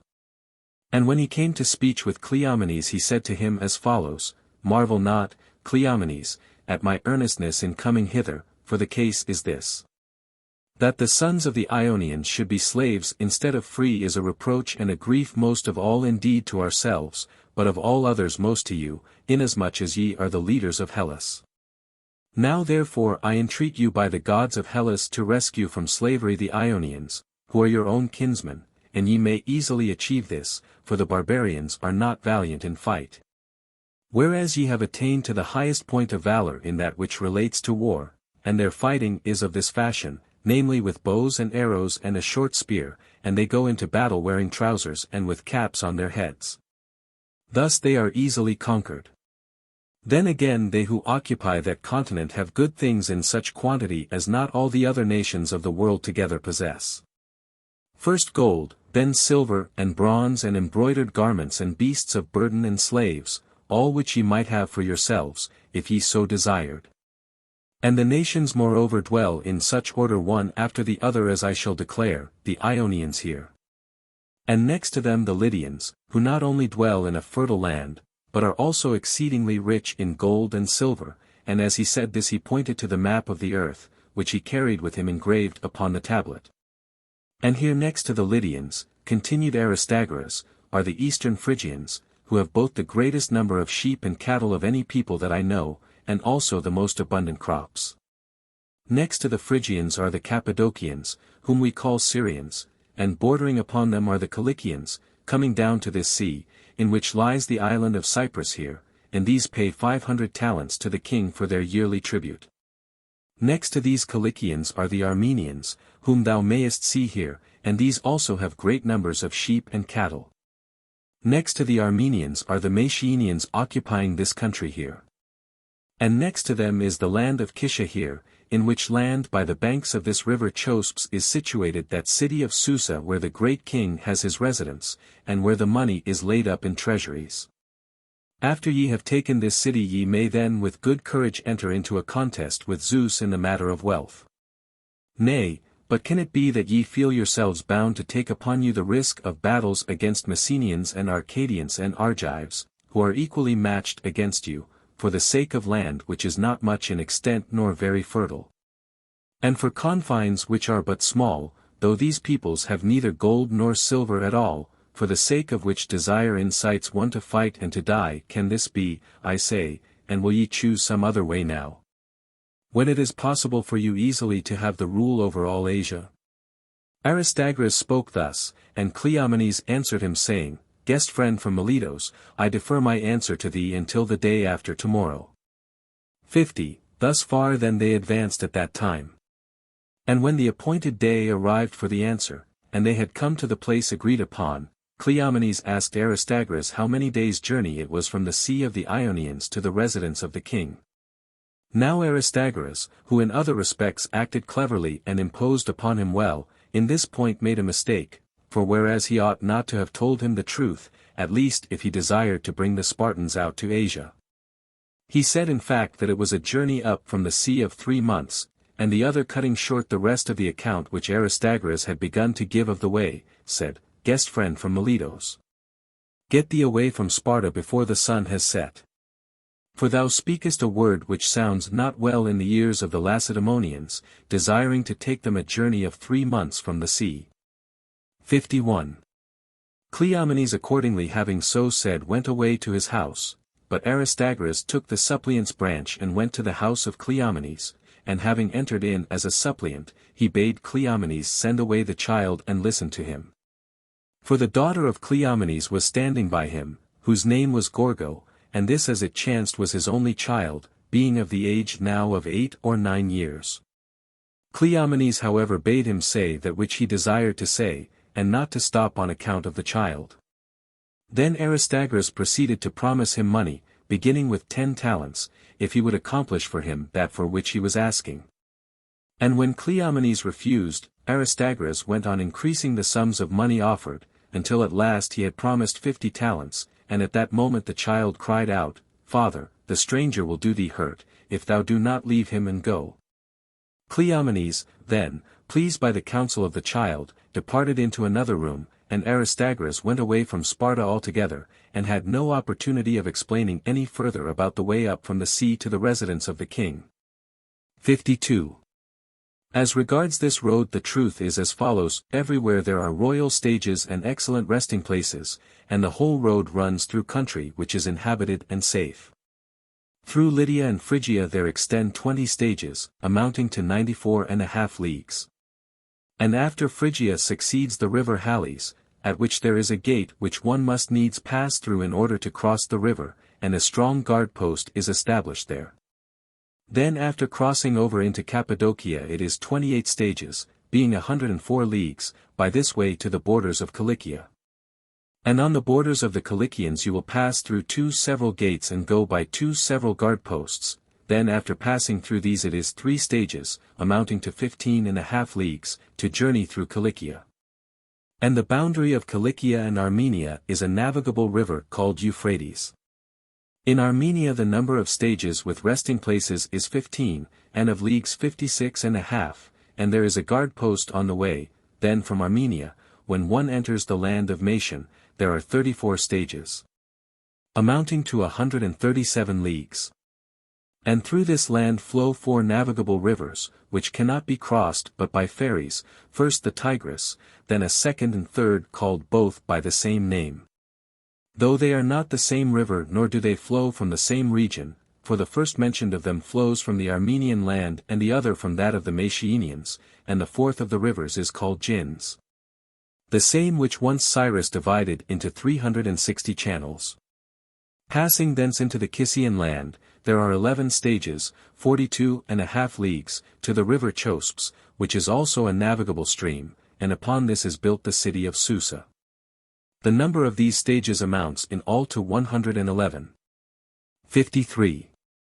This is the number of stages with resting places, as one goes up from Sardis to Susa, and if the royal road has been rightly measured as regards leagues, and if the league is equal to 30 furlongs, as undoubtedly it is. The number of furlongs from Sardis to that which is called the Palace of Memnon is 13,500, the number of leagues being 450. So if one travels 150 furlongs each day, just 90 days are spent on the journey. 54. Thus the Milesian Aristagoras, when he told Cleomenes the Lacedaemonian that the journey up from the sea to the residence of the king was one of 3 months, spoke correctly. But if any one demands a more exact statement yet than this, I will give him that also, for we ought to reckon in addition to this the length of the road from Ephesus to Sardis. And I say accordingly that the whole number of furlongs from the sea of Hellas to Susa, for by that name the city of Memnon is known, is 14,040. For the number of furlongs from Ephesus to Sardis is 540, thus the 3 months' journey is lengthened by 3 days added. 55. Aristagoras then being driven out of Sparta proceeded to Athens, which had been set free from the rule of despots in the way which I shall tell. When Hipparchus the son of Pisistratos and brother of the despot Hippias, after seeing a vision of a dream which signified it to him plainly, had been slain by Aristogiton and Harmodios, who were originally by descent Gephyreans. The Athenians continued for 4 years after this to be despotically governed no less than formerly, nay, even more. 56. Now the vision of a dream which Hipparchus had was this: in the night before the Panathenea it seemed to Hipparchus that a man came and stood by him, tall and of fair form. And riddling spoke to him these verses. With enduring soul as a lion endure unendurable evil. No one of men who doth wrong shall escape from the judgment appointed. These verses, as soon as it was day, he publicly communicated to the interpreters of dreams, but afterwards he put away thought of the vision and began to take part in that procession during which he lost his life. 57. Now the Gephyreans, of whom were those who murdered Hipparchus, according to their own account were originally descended from Eretria. But as I find by carrying inquiries back, they were Phoenicians of those who came with Cadmos to the land which is now called Boeotia, and they dwelt in the district of Tanagra, which they had allotted to them in that land. Then after the Cadmeans had first been driven out by the Argives, these Gephyreans next were driven out by the Boeotians and turned then towards Athens, and the Athenians received them on certain fixed conditions to be citizens of their state, laying down rules that they should be excluded from a number of things not worth mentioning here. 58. Now these Phoenicians who came with Cadmos, of whom were the Gephyreans, brought in among the Hellenes many arts when they settled in this land of Boeotia, and especially letters, which did not exist, as it appears to me, among the Hellenes before this time. And at first they brought in those which are used by the Phoenician race generally, but afterwards, as time went on, they changed with their speech the form of the letters also. During this time the Ionians were the race of Hellenes who dwelt near them in most of the places where they were. And these, having received letters by instruction of the Phoenicians, changed their forms slightly and so made use of them, and in doing so they declared them to be called Phoenicians, as was just, seeing that the Phoenicians had introduced them into Hellas. Also the Ionians from ancient time call paper, skins, because formerly, paper being scarce, they used skins of goat and sheep, nay, even in my own time many of the barbarians write on such skins. 59. I myself too once saw Cadmean characters in the temple of Ismenian Apollo at Thebes of the Boeotians, engraved on certain tripods, and in most respects resembling the Ionic letters. One of these tripods has the inscription, Me Amphitryon offered from land Teleboian returning. This inscription would be of an age contemporary with Laius the son of Labdacos, the son of Polydoros, the son of Cadmos. 60. Another tripod says thus in hexameter rhythm. Me did Scaeos offer to thee, far-darting Apollo, victor in contest of boxing, a gift most fair in thine honor.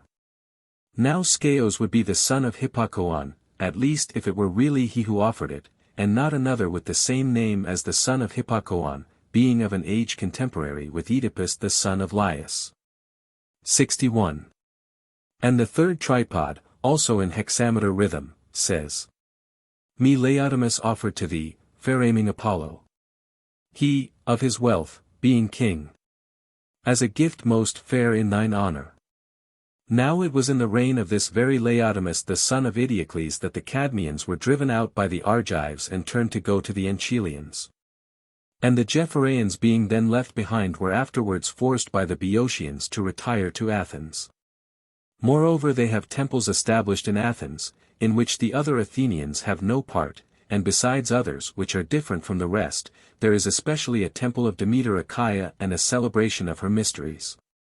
62. I have told now of the vision of a dream seen by Hipparchus, and also whence the Gephyreans were descended, of which race were the murderers of Hipparchus. And in addition to this I must resume and continue the story which I was about to tell at first, how the Athenians were freed from despots. When Hippias was despot and was dealing harshly with the Athenians because of the death of Hipparchus, the Alcmaeonidae, who were of Athenian race and were fugitives from the sons of Pisistratos, as they did not succeed in their attempt made together with the other Athenian exiles to return by force, but met with great disaster when they attempted to return and set Athens free, after they had fortified Lepsidrion which is above Paeonia. These Alcmaeonidae after that, still devising every means against the sons of Pisistratos, accepted the contract to build and complete the temple at Delphi. That namely which now exists but then did not as yet, and being wealthy and men of repute already from ancient time, they completed the temple in a manner more beautiful than the plan required, and especially in this respect. That having agreed to make the temple of common limestone, they built the front parts of it in Parian marble. 63. So then, as the Athenians say, these men being settled at Delphi persuaded the Pythian prophetess by gifts of money, that whenever men of the Spartans should come to inquire of the oracle, either privately or publicly sent, she should propose to them to set Athens free. The Lacedaemonians therefore, since the same utterance was delivered to them on all occasions, sent Anchemolios the son of Astor, who was of repute among their citizens, with an army to drive out the sons of Pisistratos from Athens. Although these were very closely connected with them by guest friendship. For they held that the concerns of the god should be preferred to those of men, and this force they sent by sea in ships. He therefore, having put into shore at Phaleron, disembarked his army. But the sons of Pisistratos being informed of this beforehand called in to their aid an auxiliary force from Thessaly, for they had made an alliance with the Thessalians. And the Thessalians at their request sent by public resolution a body of 1,000 horse and also their king Cineas, a man of Conaeon. So having obtained these as allies, the sons of Pisistratos contrived as follows: they cut down the trees in the plain of Phaleron and made this district fit for horsemen to ride over. And after that they sent the cavalry to attack the enemy's camp, who falling upon it slew, besides many others of the Lacedaemonians, Anchemolios himself also, and the survivors of them they shut up in their ships. Such was the issue of the first expedition from Lacedaemon, and the burial place of Anchemolios is at Alopikai in Attica, near the temple of Heracles which is at Kynosarges. 64. After this the Lacedaemonians equipped a larger expedition and sent it forth against Athens, and they appointed to be commander of the army their king Cleomenes the son of Anaxandrides, and sent it this time not by sea but by land. With these, when they had invaded the land of Attica, first the Thessalian horse engaged battle, and in no long time they were routed and there fell of them more than 40 men. So the survivors departed without more ado and went straight back to Thessaly. Then Cleomenes came to the city together with those of the Athenians who desired to be free, and began to besiege the despots shut up in the Pelasgian wall. 64. And the Lacedaemonians would never have captured the sons of Pisistratos at all, for they on their side had no design to make a long blockade, and the others were well provided with food and drink. So that they would have gone away back to Sparta after besieging them for a few days only, but as it was, a thing happened just at this time which was unfortunate for those, and at the same time of assistance to these. For the children of the sons of Pisistratos were captured, while being secretly removed out of the country, and when this happened, all their matters were thereby cast into confusion. And they surrendered, receiving back their children on the terms which the Athenians desired, namely that they should depart out of Attica within 5 days. After this they departed out of the country and went to Sigeon on the Scamander, after their family had ruled over the Athenians for 36 years. These also were originally Pylians and sons of Neleus, descended from the same ancestors as the family of Codros and Melanthos, who had formerly become kings of Athens being settlers from abroad. Hence too Hippocrates had given to his son the name of Pisistratos as a memorial, calling him after Pisistratos the son of Nestor.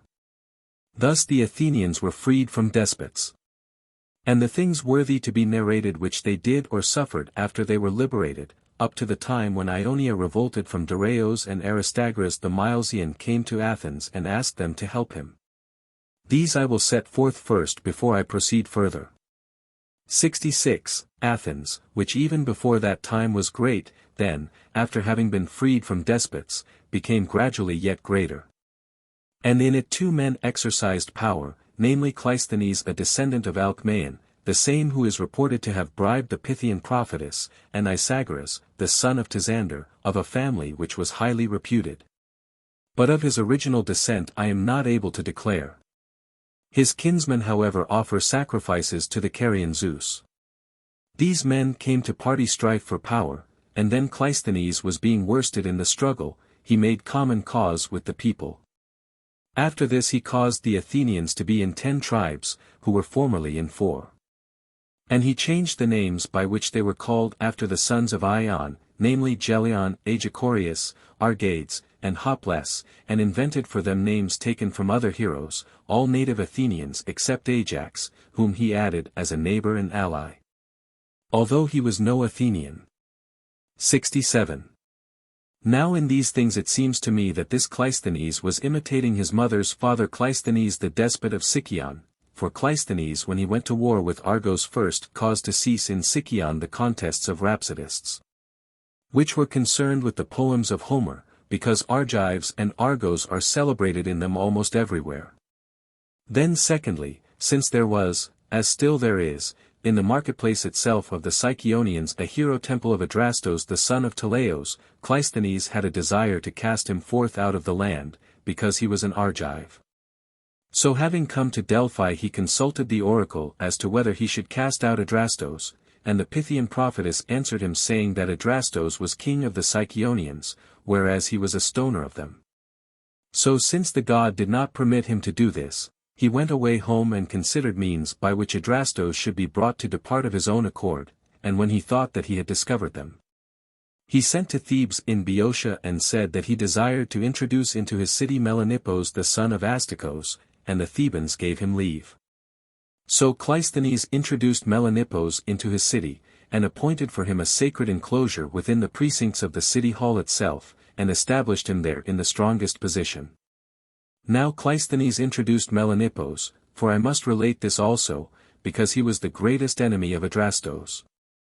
Seeing that he had killed both his brother Mecasteus and his son-in-law Tydeus, and when he had appointed the sacred enclosure for him, he took away the sacrifices and festivals of Adrastos and gave them to Melanippos. Now the Sicyonians were accustomed to honor Adrastos with very great honors. For this land was formerly the land of Polybos, and Adrastos was daughter's son to Polybos, and Polybos dying without sons gave his kingdom to Adrastos. The Sicyonians then not only gave other honors to Adrastos, but also with reference to his sufferings they specially honored him with tragic choruses, not paying the honor to Dionysus but to Adrastos. Cleisthenes however gave back the choruses to Dionysus, and the other rites besides this he gave to Melanippos. 68. Thus he had done to Adrastos. And he also changed the names of the Dorian tribes, in order that the Sicyonians might not have the same tribes as the Argives. In which matter he showed great contempt of the Sicyonians, for the names he gave were taken from the names of a pig and an ass by changing only the endings, except in the case of his own tribe, to which he gave a name from his own rule. These last then were called Archelawa, while of the rest those of one tribe were called Hyatai, of another Oniatai, and of the remaining tribe Quariatai. These names of tribes were used by the men of Sicyon not only in the reign of Cleisthenes, but also beyond that for 60 years after his death. Then however they considered the matter and changed them into Helios, Pamphiloi, and Daimonatai, adding to these a fourth, to which they gave the name Aegialius after Aegialius the son of Adrastos. 69. Thus had the Cleisthenes of Sicyon done, and the Athenian Cleisthenes, who was his daughter's son and was called after him, despising, as I suppose, the Ionians, as he the Dorians, imitated his namesake Cleisthenes in order that the Athenians might not have the same tribes as the Ionians, for when at the time of which we speak he added to his own party the whole body of the common people of the Athenians, which in former time he had despised, he changed the names of the tribes and made them more in number than they had been. He made in fact 10 rulers of tribes instead of 4, and by tens also he distributed the demes in the tribes, and having added the common people to his party he was much superior to his opponents. 70. Then Isagoras, as he was being worsted in his turn, contrived a plan in opposition to him, that is to say, he called in Cleomenes the Lacedaemonian to help him, who had been a guest friend to himself since the siege of the sons of Pisistratos. Moreover Cleomenes was accused of being intimate with the wife of Isagoras. First then Cleomenes sent a herald to Athens demanding the expulsion of Cleisthenes and with him many others of the Athenians, calling them the men who were under the curse, this message he sent by instruction of Isagoras. For the Alcmaeonidae and their party were accused of the murder to which reference was thus made, while he and his friends had no part in it. 71. Now the men of the Athenians who were under the curse got this name as follows: there was one Chilon among the Athenians, a man who had gained the victory at the Olympic Games. This man behaved with arrogance, wishing to make himself despot. And having formed for himself an association of men of his own age, he endeavored to seize the Acropolis, but not being able to get possession of it, he sat down as a suppliant before the image of the goddess. These men were taken from their place as suppliants by the presidents of the Naucraries, who then administered affairs at Athens, on the condition that they should be liable to any penalty short of death. And the Alcmaeonidae are accused of having put them to death. This had occurred before the time of Pisistratos. 72. Now when Cleomenes sent demanding the expulsion of Cleisthenes and of those under the curse, Cleisthenes himself retired secretly. But after that nevertheless Cleomenes appeared in Athens with no very large force, and having arrived he proceeded to expel as accursed 700 Athenian families, of which Isagoras had suggested to him the names. Having done this he next endeavored to dissolve the Senate, and he put the offices of the state into the hands of 300, who were the partisans of Isagoras. The Senate however making opposition, and not being willing to submit, Cleomenes with Isagoras and his partisans seized the Acropolis. Then the rest of the Athenians joined together by common consent and besieged them for 2 days. And on the 3rd day so many of them as were Lacedaemonians departed out of the country under a truce. Thus was accomplished for Cleomenes the ominous saying which was uttered to him, for when he had ascended the Acropolis with the design of taking possession of it, he was going to the sanctuary of the goddess, as to address her in prayer. But the priestess stood up from her seat before he had passed through the door, and said, Lacedaemonian stranger, go back and enter not into the temple, for it is not lawful for Dorians to pass in hither. He said, Woman, I am not a Dorian, but an Achaean. So then, paying no attention to the ominous speech, he made his attempt and then was expelled again with the Lacedaemonians. But the rest of the men the Athenians laid in bonds to be put to death, and among them Timesitheos the Delphian, with regard to whom I might mention very great deeds of strength and courage which he performed. 73. These then having been thus laid in bonds were put to death. And the Athenians after this sent for Cleisthenes to return, and also for the 700 families which had been driven out by Cleomenes, and then they sent envoys to Sardis, desiring to make an alliance with the Persians. For they were well assured that the Lacedaemonians and Cleomenes had been utterly made their foes. So when these envoys had arrived at Sardis and were saying that which they had been commanded to say, Artaphernes the son of Hystaspes, the governor of Sardis, asked what men these were who requested to be allies of the Persians, and where upon the earth they dwelt. And having heard this from the envoys, he summed up his answer to them thus, saying that if the Athenians were willing to give earth and water to Diraeus, he was willing to make alliance with them, but if not, he bade them begone, and the envoys taking the matter upon themselves said that they were willing to do so, because they desired to make the alliance. 74. These, when they returned to their own land, were highly censured, and Cleomenes meanwhile, conceiving that he had been outrageously dealt with by the Athenians both with words and with deeds, was gathering together an army from the whole of the Peloponnese, not declaring the purpose for which he was gathering it, but desiring to take vengeance on the people of the Athenians, and intending to make Isagoras despot. For he too had come out of the Acropolis together with Cleomenes. Cleomenes then with a large army entered Eleusis, while at the same time the Boeotians by agreement with him captured Oino and Hysiae, the demes which lay upon the extreme borders of Attica. And the Chalcidians on the other side invaded and began to ravage various districts of Attica. The Athenians then, though attacked on more sides than one, thought that they would remember the Boeotians and Chalcidians afterwards, and arrayed themselves against the Peloponnesians who were in Eleusis.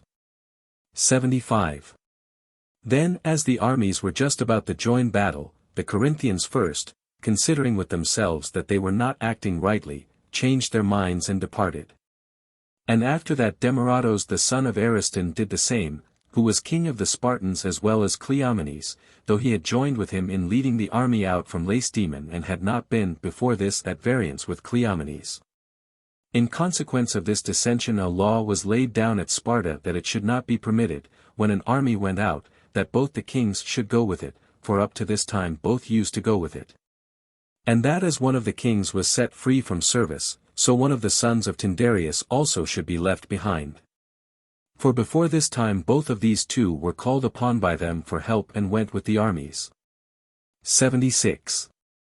At this time then in Eleusis the rest of the allies, seeing that the kings of the Lacedaemonians did not agree and also that the Corinthians had deserted their place in the ranks, themselves too departed and got them away quickly. And this was the fourth time that the Dorians had come to Attica, twice having invaded it to make war against it, and twice to help the mass of the Athenian people. First when they at the same time colonized Megara, this expedition may rightly be designated as taking place when Codrus was king of the Athenians. For the second and third times when they came making expeditions from Sparta to drive out the sons of Pisistratos, and fourthly on this occasion.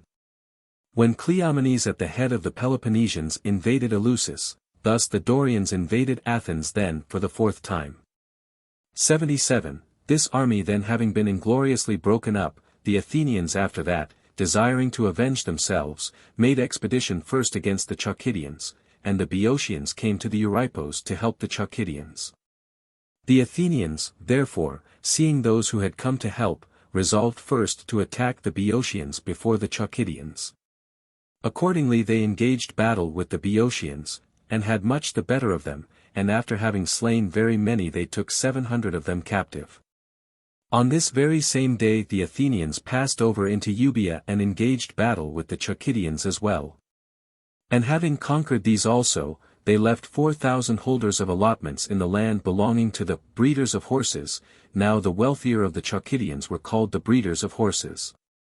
And as many of them as they took captive, they kept in confinement together with the Boeotians who had been captured, bound with fetters. And then after a time they let them go, having fixed their ransom at 2 pounds of silver apiece, but their fetters, in which they had been bound, they hung up on the Acropolis.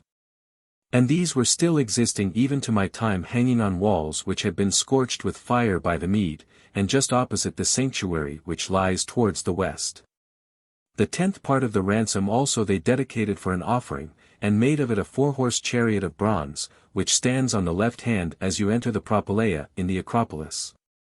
And on it is the following inscription. Matched in the deeds of war with the tribes of Boeotia and Chalcis. The sons of Athens prevailed, conquered and tamed them in fight. In chains of iron and darkness they quenched their insolent spirit. And to Athene present these, of their ransom a tithe. 78. The Athenians accordingly increased in power. And it is evident, not by one instance only but in every way, that equality is an excellent thing, since the Athenians while they were ruled by despots were not better in war than any of those who dwelt about them. Whereas after they had got rid of despots they became far the first. This proves that when they were kept down they were willfully slack, because they were working for a master, whereas when they had been set free each one was eager to achieve something for himself. 79. These then were faring thus, and the Thebans after this sent to the god, desiring to be avenged on the Athenians. The Pythian prophetess however said that vengeance was not possible for them by their own strength alone, but bade them report the matter to the many-voiced and ask help of those who were nearest to them.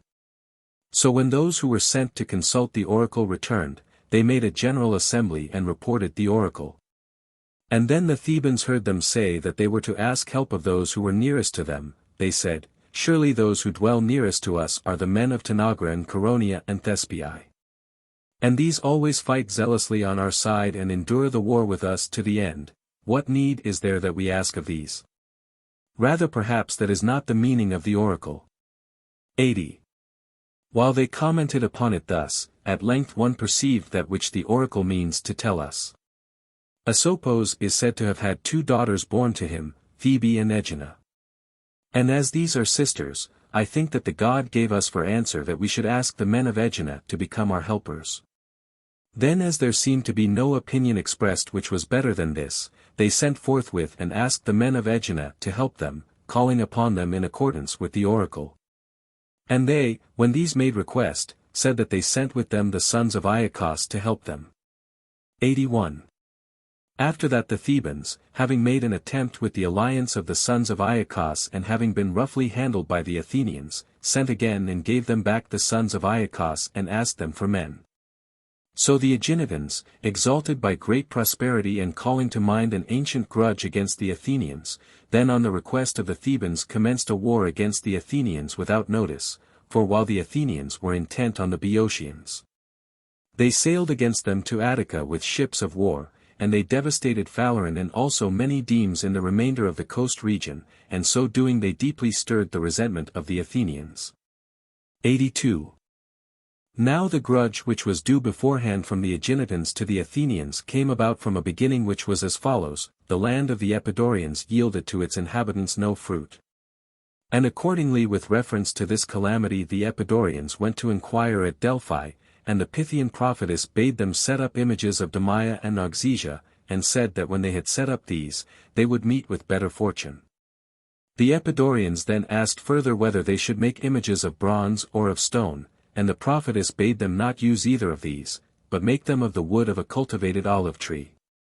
The Epidaurians therefore asked the Athenians to allow them to cut for themselves an olive tree, since they thought that their olives were the most sacred. Nay, some say that at that time there were no olives in any part of the earth except at Athens. The Athenians said that they would allow them on condition that they should every year bring due offerings to Athene Polias and to Erectheus. The Epidaurians, then, having agreed to these terms, obtained that which they asked. And they made images out of these olive trees and set them up, and their land bore fruit and they continued to fulfill towards the Athenians that which they had agreed to do. 83. Now during this time and also before this the Aeginetans were subject to the Epidaurians. And besides other things they were wont to pass over to Epidaurus to have their disputes with one another settled by law, but after this time they built for themselves ships and made revolt from the Epidaurians, moved thereto by wilfulness. So as they were at variance with them, they continued to inflict damage on them, since in fact they had command of the sea, and especially they stole away from them these images of Demia and Oxysia. And they brought them and set them up in the inland part of their country at a place called Oia, which is about 20 furlongs distant from their city. Having set them up in this spot they worshipped them with sacrifices and choruses of women accompanied with scurrilous jesting, 10 men being appointed for each of the deities to provide the choruses, and the choruses spoke evil of no man, but only of the women of the place. Now the Epidaurians also had the same rights, and they have also rights which may not be divulged. 84. These images then having been stolen, the Epidaurians no longer continued to fulfill towards the Athenians that which they had agreed. The Athenians accordingly sent and expressed displeasure to the Epidaurians, and they declared saying that they were doing no wrong. For during the time when they had the images in their country they continued to fulfill that which they had agreed upon, but since they had been deprived of them, it was not just that they should make the offerings any more. And they bade them demand these from the men of Aegina, who had the images. So the Athenians sent to Aegina and demanded the images back, but the Aeginetans said that they had nothing to do with the Athenians. 85. The Athenians then report that in one single trireme were dispatched those of their citizens who were sent by the state after this demand, who having come to Aegina, attempted to tear up from off their pedestals the images, alleging that they were made of wood which belonged to the Athenians. In order to carry them back with them, but not being able to get hold of them in this manner, say the Athenians, they threw ropes round them and were pulling them, when suddenly, as they pulled, thunder came on and an earthquake at the same time with the thunder. And the crew of the trireme who were pulling were made beside themselves by these, and being brought to this condition they killed one another as if they were enemies, until at last but one of the whole number was left. And he returned alone to Phaleron. 86. Thus the Athenians report that it came to pass, but the Aeginetans say that it was not with a single ship that the Athenians came. For a single ship, and even a few more than one, they could have easily repelled, even if they had not happened to have ships of their own, but they say that the Athenians sailed upon their country with a large fleet of ships. And they gave way before them and did not fight a sea battle. They cannot however declare with certainty whether they gave way thus because they admitted that they were not strong enough to fight the battle by sea, or because they intended to do something of the kind which they actually did. The Athenians then, they say, as no one met them in fight, landed from their ships and made for the images. But not being able to tear them up from their pedestals, at last they threw ropes round them and began to pull, until the images, as they were being pulled, did both the same thing, and here they report something which I cannot believe. But some other man may, for they say that the images fell upon their knees to them and that they continue to be in that position ever since this time. The Athenians, they say, were doing thus, and meanwhile they themselves, say the Aeginetans, being informed that the Athenians were about to make an expedition against them, got the Argives to help them. And just when the Athenians had disembarked upon the Aeginetan land, the Argives had come to their rescue, and not having been perceived when they passed over from Epidaurus to the island. They fell upon the Athenians before these had heard anything of the matter, cutting them off secretly from the way to their ships. And at this moment it was that the thunder and the earthquake came upon them. 87.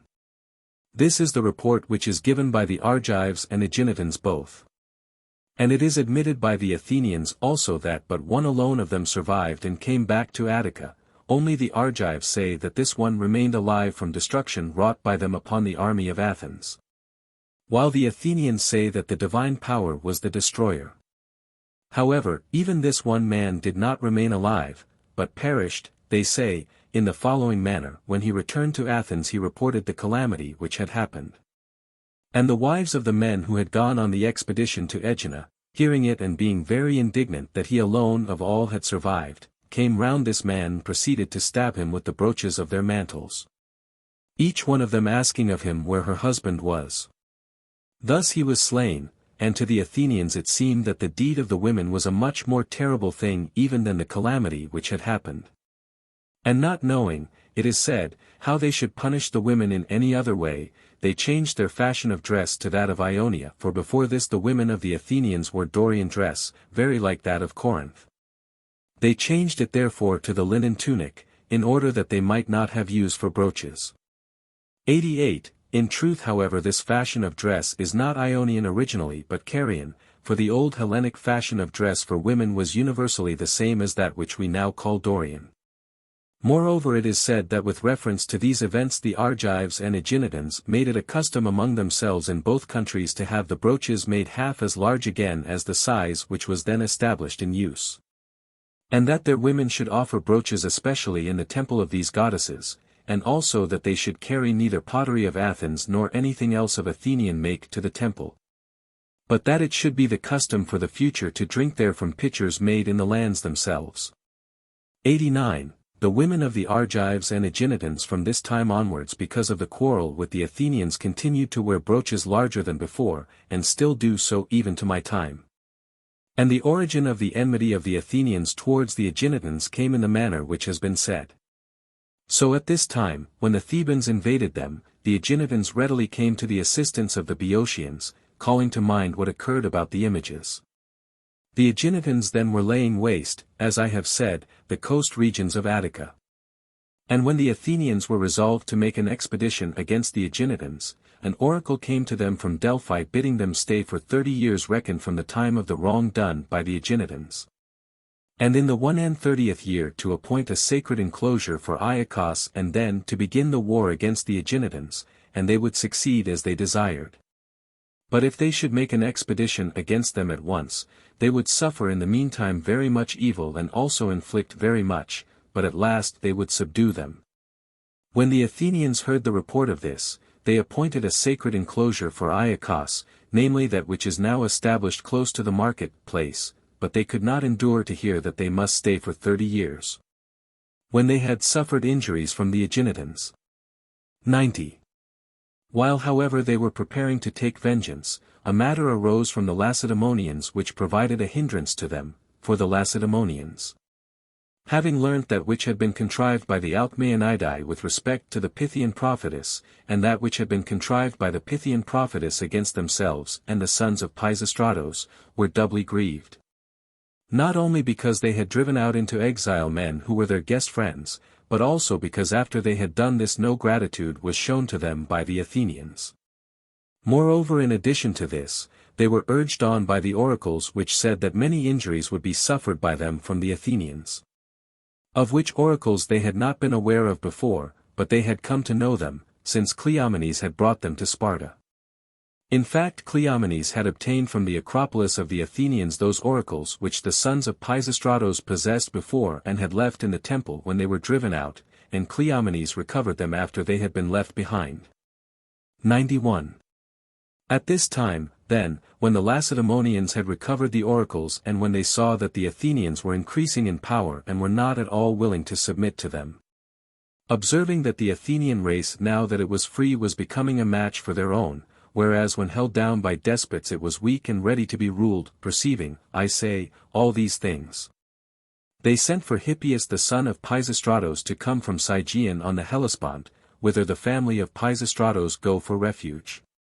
And when Hippias had come upon the summons, the Spartans sent also for envoys to come from their other allies and spoke to them as follows, Allies, we are conscious within ourselves that we have not acted rightly. For incited by counterfeit oracles we drove out into exile men who were very closely united with us as guest friends and who undertook the task of rendering Athens submissive to us. And then after having done this we delivered over the state to a thankless populace, which so soon as it had raised its head, having been freed by our means drove out us and our king with wanton outrage. And now exalted with pride it is increasing in power, so that the neighbors of these men first of all, that is the Boeotians and Chalcidians, have already learnt, and perhaps some others also will afterwards learn, that they committed an error. As however we erred in doing those things of which we have spoken, we will try now to take vengeance on them, going thither together with you. Since it was for this very purpose that we sent for Hippias, whom ye see here, and for you also, to come from your cities. In order that with common counsel and a common force we might conduct him to Athens and render back to him that which we formerly took away. 92. Thus they spoke, but the majority of the allies did not approve of their words. The rest however kept silence, but the Corinthian Socles spoke as follows. 92. Surely now the heaven shall be below the earth, and the earth raised up on high above the heaven, and men shall have their dwelling in the sea, and fishes shall have that habitation which men had before, seeing that ye, Lacedaemonians, are doing away with free governments and are preparing to bring back despotism again into our cities, than which there is no more unjust or more murderous thing among men. For if in truth this seems to you to be good, namely that the cities should be ruled by despots, do ye yourselves first set up a despot in your own state, and then endeavor to establish them also for others, but as it is, ye are acting unfairly towards your allies, seeing that ye have had no experience of despots yourselves and provide with the greatest care at Sparta that this may never come to pass. If however ye had had experience of it, as we have had, ye would be able to contribute juster opinions of it than at present. 92. For the established order of the Corinthian state was this, the government was an oligarchy, and the oligarchs, who were called Bacchiadae, had control over the state and made marriages among themselves. Now one of these men, named Amphion, had a daughter born to him who was lame, and her name was Labda. This daughter, since none of the Bacchiadae wished to marry her, was taken to wife by Aetion the son of Echecrates, who was of the demi of Petra, but by original descent a Lapith and of the race of Caeneus. Neither from this wife nor from another were children born to him, therefore he set out to Delphi to inquire about offspring. And as he entered, forthwith the prophetess addressed him in these lines. Much to be honored art thou, yet none doth render thee honor. Labda conceives, and a rolling rock will she bear, which shall ruin down on the heads of the kings, and with chastisement visit Corinthos. This answer given to Aetion was by some means reported to the Bacchiadae, to whom the oracle which had come to Corinth before this was not intelligible. An oracle which had reference to the same thing as that of Aetion and said thus. An eagle conceives in the rocks and shall bear a ravening lion. strong and fierce to devour, who the knees of many shall loosen. Ponder this well in your minds, I bid you, Corinthians, whose dwelling lies about fair Pyrene spring and in craggy Corinthos. 92. See, this oracle, I say, having come before to the Bacchiadae was obscure. But afterwards when they heard that which had come to Aetion, forthwith they understood the former also, that it was in accord with that of Aetion. And understanding this one also they kept quiet, desiring to destroy the offspring which should be born to Aetion. Then, so soon as his wife bore a child, they sent 10 of their own number to the demi in which Aetion had his dwelling, to slay the child, and when these had come to Petra and had passed into the court of Aetion's house, they asked for the child. And Labda, not knowing anything of the purpose for which they had come, and supposing them to be asking for the child on account of friendly feeling towards its father, brought it and placed it in the hands of one of them. Now they, it seems, had resolved by the way that the first of them who received the child should dash it upon the ground. However, when Labda brought and gave it, it happened by divine providence that the child smiled at the man who had received it. And when he perceived this, a feeling of compassion prevented him from killing it, and having this compassion he delivered it to the next man, and he to the third. Thus it passed through the hands of all the 10, delivered from one to another, since none of them could bring himself to destroy its life. So they gave the child back to its mother and went out. And then standing by the doors they abused and found fault with one another, laying blame especially on the one who had first received the child, because he had not done according to that which had been resolved. Until at last after some time they determined again to enter and all to take a share in the murder. 92. D. From the offspring of Aetion however it was destined that evils should spring up for Corinth, for Labda was listening to all this as she stood close by the door. And fearing lest they should change their mind and take the child a second time and kill it, she carried it and concealed it in the place which seemed to her the least likely to be discovered, that is to say a corn chest. Feeling sure that if they should return and come to a search, they were likely to examine everything, and this in fact happened. So when they had come, and searching had failed to find it, they thought it best to return and say to those who had sent them that they had done all that which they had been charged by them to do. 92. They then having departed said this. And after this the son of Aetion grew, and because he had escaped this danger, the name of Kypselos was given him as a surname derived from the corn chest. Then when Kypselos had grown to manhood and was seeking divination, a two-edged answer was given him at Delphi, placing trust in which he made an attempt upon Corinth and obtained possession of it. Now the answer was as follows. Happy is this man's lot of a truth, who enters my dwelling. Offspring of Aetion, he shall rule in famous Corinthos. Kypselos, he and his sons, but his children's children no longer. Such was the oracle, and Kypselos when he became despot was a man of this character. Many of the Corinthians he drove into exile, many he deprived of their wealth, and very many more of their lives. 92. And when he had reigned for 30 years and had brought his life to a prosperous end, his son Periander became his successor in the despotism. Now Periander at first was milder than his father. But after he had had dealings through messengers with Thrasybulus the despot of Miletus, he became far more murderous even than Kypselos. For he sent a messenger to Thrasybulus and asked what settlement of affairs was the safest for him to make, in order that he might best govern his state, and Thrasybulus led forth the messenger who had come from Periander out of the city, and entered into a field of growing corn. And as he passed through the crop of corn, while inquiring and asking questions repeatedly of the messenger about the occasion of his coming from Corinth, he kept cutting off the heads of those ears of corn which he saw higher than the rest. And as he cut off their heads he cast them away, until he had destroyed in this manner the finest and richest part of the crop. So having passed through the place and having suggested no word of counsel, he dismissed the messenger. When the messenger returned to Corinth, Periander was anxious to hear the counsel which had been given.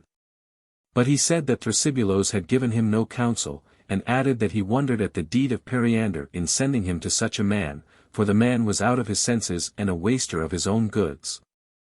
Relating at the same time that which he had seen Thrasybulus do. 92. So Periander, understanding that which had been done and perceiving that Thrasybulus counselled him to put to death those who were eminent among his subjects, began then to display all manner of evil treatment to the citizens of the state. For whatsoever Kypselos had left undone in killing and driving into exile, this Periander completed. And in one day he stripped all the wives of the Corinthians of their clothing on account of his own wife Melissa.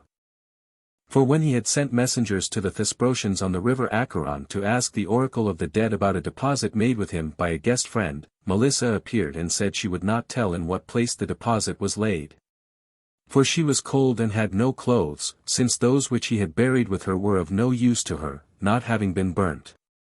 And this, she said, would be an evidence to him that she was speaking the truth, namely that when the oven was cold, Periander had put his loaves into it. When the report of this was brought back to Periander, the token made him believe, because he had had commerce with Melissa after she was dead. And straightway after receiving the message he caused proclamation to be made that all the wives of the Corinthians should come out to the temple of Hera. They accordingly went as to a festival in their fairest adornment. And he having set the spearmen of his guard in ambush, stripped them all alike, both the free women and their attendant, and having gathered together all their clothes in a place dug out, he set fire to them, praying at the same time to Melissa. Then after he had done this and had sent a second time, the apparition of Melissa told him in what spot he had laid the deposit entrusted to him by his guest friend.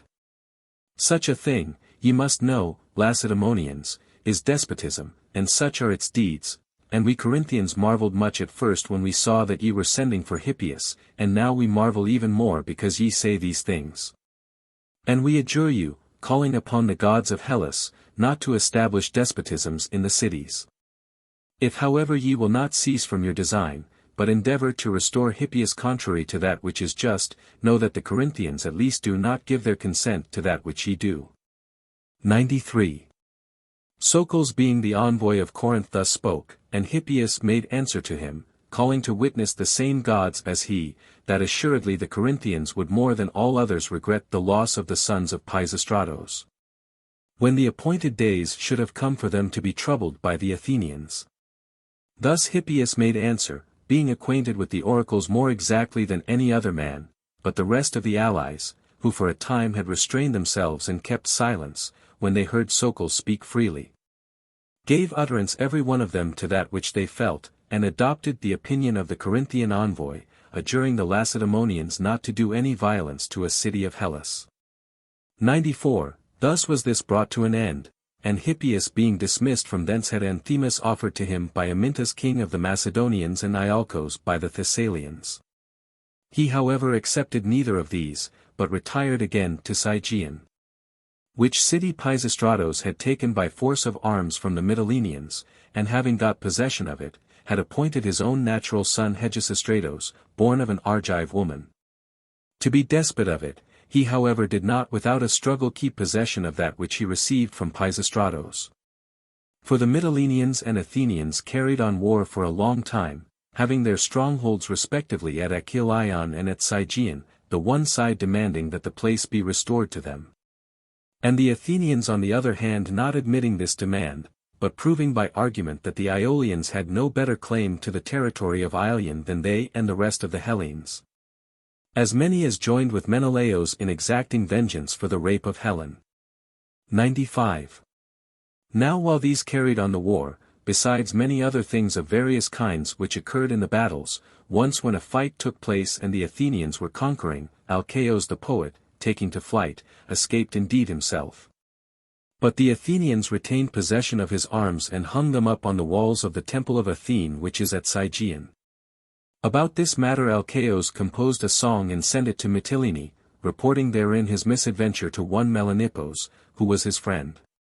Finally Periander the son of Kypselos made peace between the Athenians and the Mytileneans, for to him they referred the matter as arbitrator. And he made peace between them on the condition that each should continue to occupy that territory which they then possessed. 96. Sigeon then in this matter had come under the rule of the Athenians. And when Hippias had returned to Asia from Lacedaemon, he set everything in motion, stirring up enmity between the Athenians and Artaphernes, and using every means to secure that Athens should come under the rule of himself and of Darius. Hippias, I say, was thus engaged, and the Athenians meanwhile hearing of these things sent envoys to Sardis, and endeavored to prevent the Persians from following the suggestions of the exiled Athenians. Artaphernes however commanded them, if they desired to be preserved from ruin, to receive Hippias back again. This proposal the Athenians were not by any means disposed to accept when it was reported. And as they did not accept this, it became at once a commonly received opinion among them that they were enemies of the Persians. 97. While they had these thoughts and had been set at enmity with the Persians, at this very time Aristagoras the Milesian, ordered away from Sparta by Cleomenes the Lacedaemonian, arrived at Athens. For this was the city which had most power of all the rest beside Sparta. And Aristagoras came forward before the assembly of the people and said the same things as he had said at Sparta about the wealth which there was in Asia, and about the Persian manner of making war. How they used neither shield nor spear and were easy to overcome. Thus I say he said, and also he added this, namely that the Milesians were colonists from the Athenians, and that it was reasonable that the Athenians should rescue them, since they had such great power. And there was nothing which he did not promise, being very urgent in his request, until at last he persuaded them, for it would seem that it is easier to deceive many than one, seeing that, though he did not prove able to deceive Cleomenes the Lacedaemonian by himself, yet he did this to 30,000 Athenians. The Athenians then, I say, being persuaded, voted a resolution to dispatch 20 ships to help the Ionians, and appointed to command them Melanthios one of their citizens, who was in all things highly reputed. These ships proved to be the beginning of evils for the Hellenes and the barbarians. 98. Aristagoras however sailed on before and came to Miletos. And then having devised a plan from which no advantage was likely to come for the Ionians, nor indeed was he doing what he did with a view to that, but in order to vex King Darius. He sent a man to Phrygia to the Paeonians who had been taken captive by Megabazos from the river Strymon, and who were dwelling in a district and village of Phrygia apart by themselves.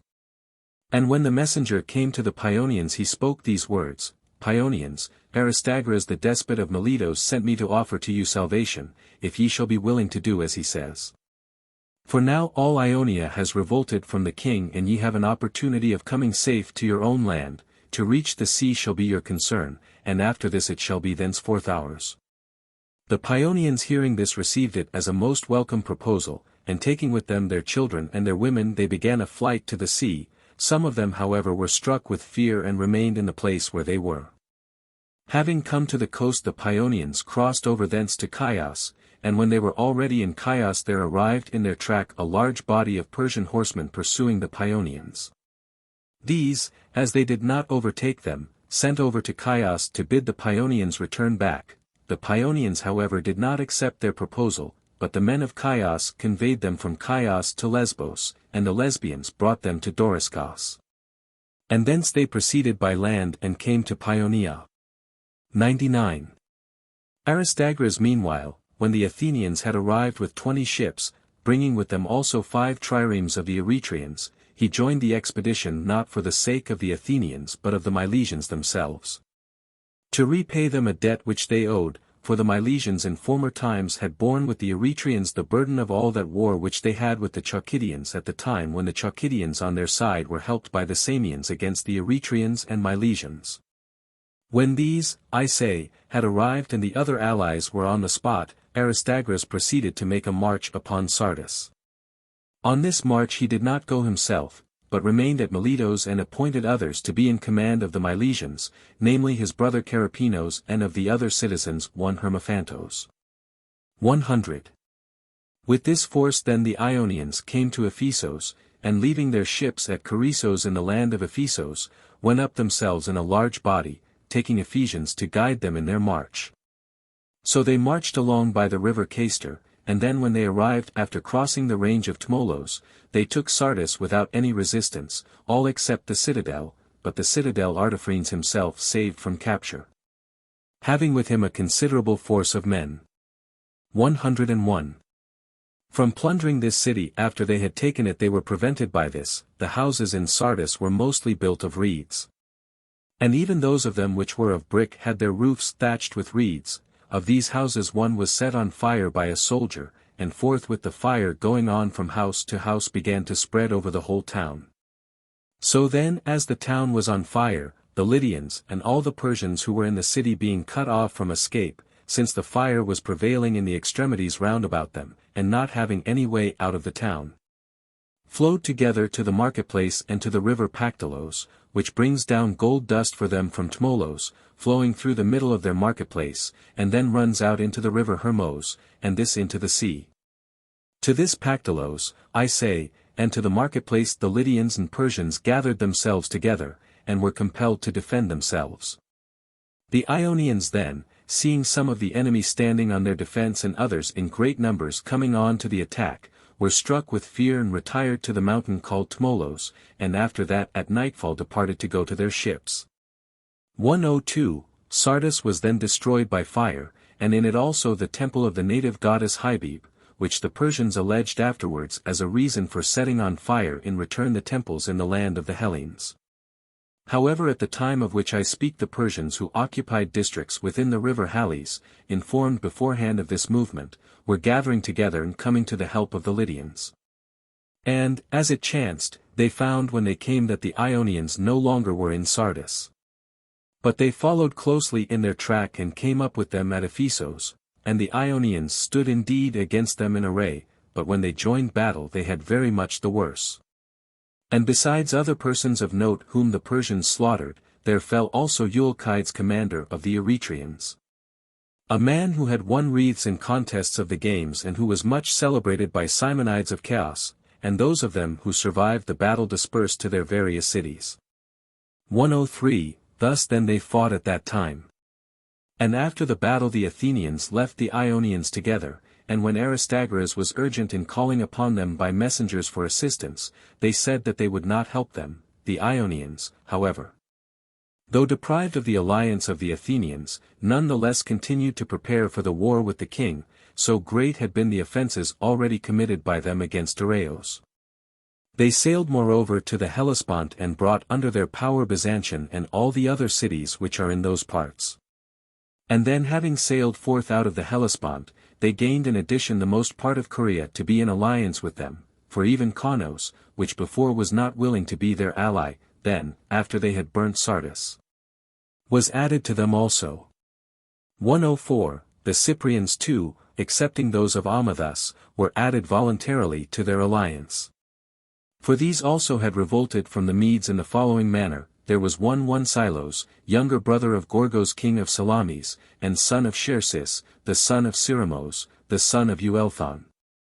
This man in former times too had been wont often to advise Gorgos to make revolt from the king, and at this time, when he heard that the Ionians had revolted, he pressed him very hard and endeavored to urge him to it.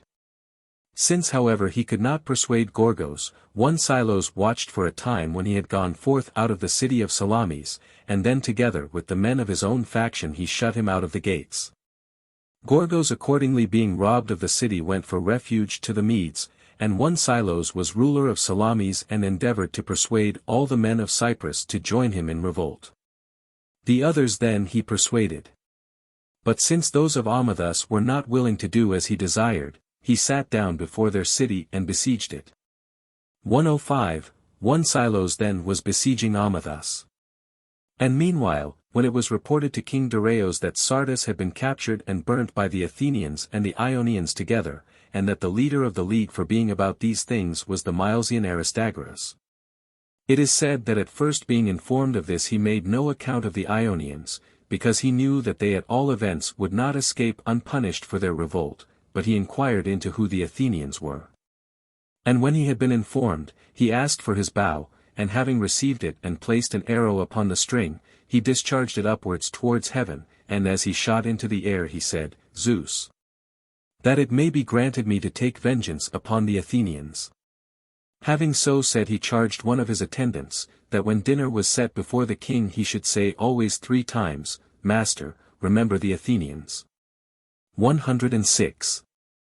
When he had given this charge, he called into his presence Histiaeus the Milesian, whom Darius had now been keeping with him for a long time, and said, I am informed, Histiaeus, that thy deputy, to whom thou didst depute the government of Miletos, has made rebellion against me. For he brought in men against me from the other continent and persuaded the Ionians also, who shall pay the penalty to me for that which they did. These, I say, he persuaded to go together with them, and thus he robbed me of Sardis. Now therefore how thinkest thou that this is well? And how without thy counsels was anything of this kind done? Take heed lest thou afterwards find reason to blame thyself for this.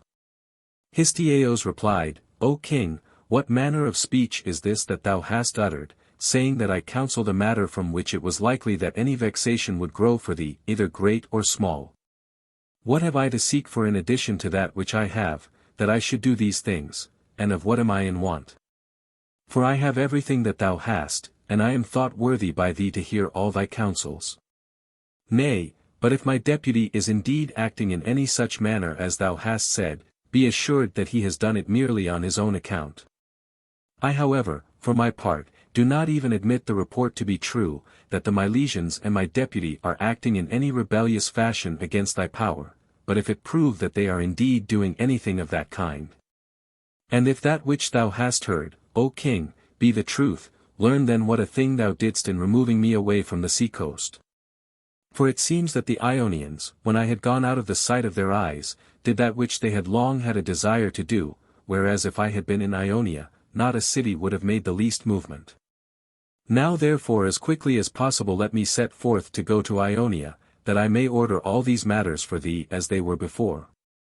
And deliver into thy hands this deputy of Miletos who contrived these things, and when I have done this after thy mind, I swear by the gods of the royal house that I will not put off from me the tunic which I wear when I go down to Ionia, until I have made Sardinia tributary to thee, which is the largest of all islands.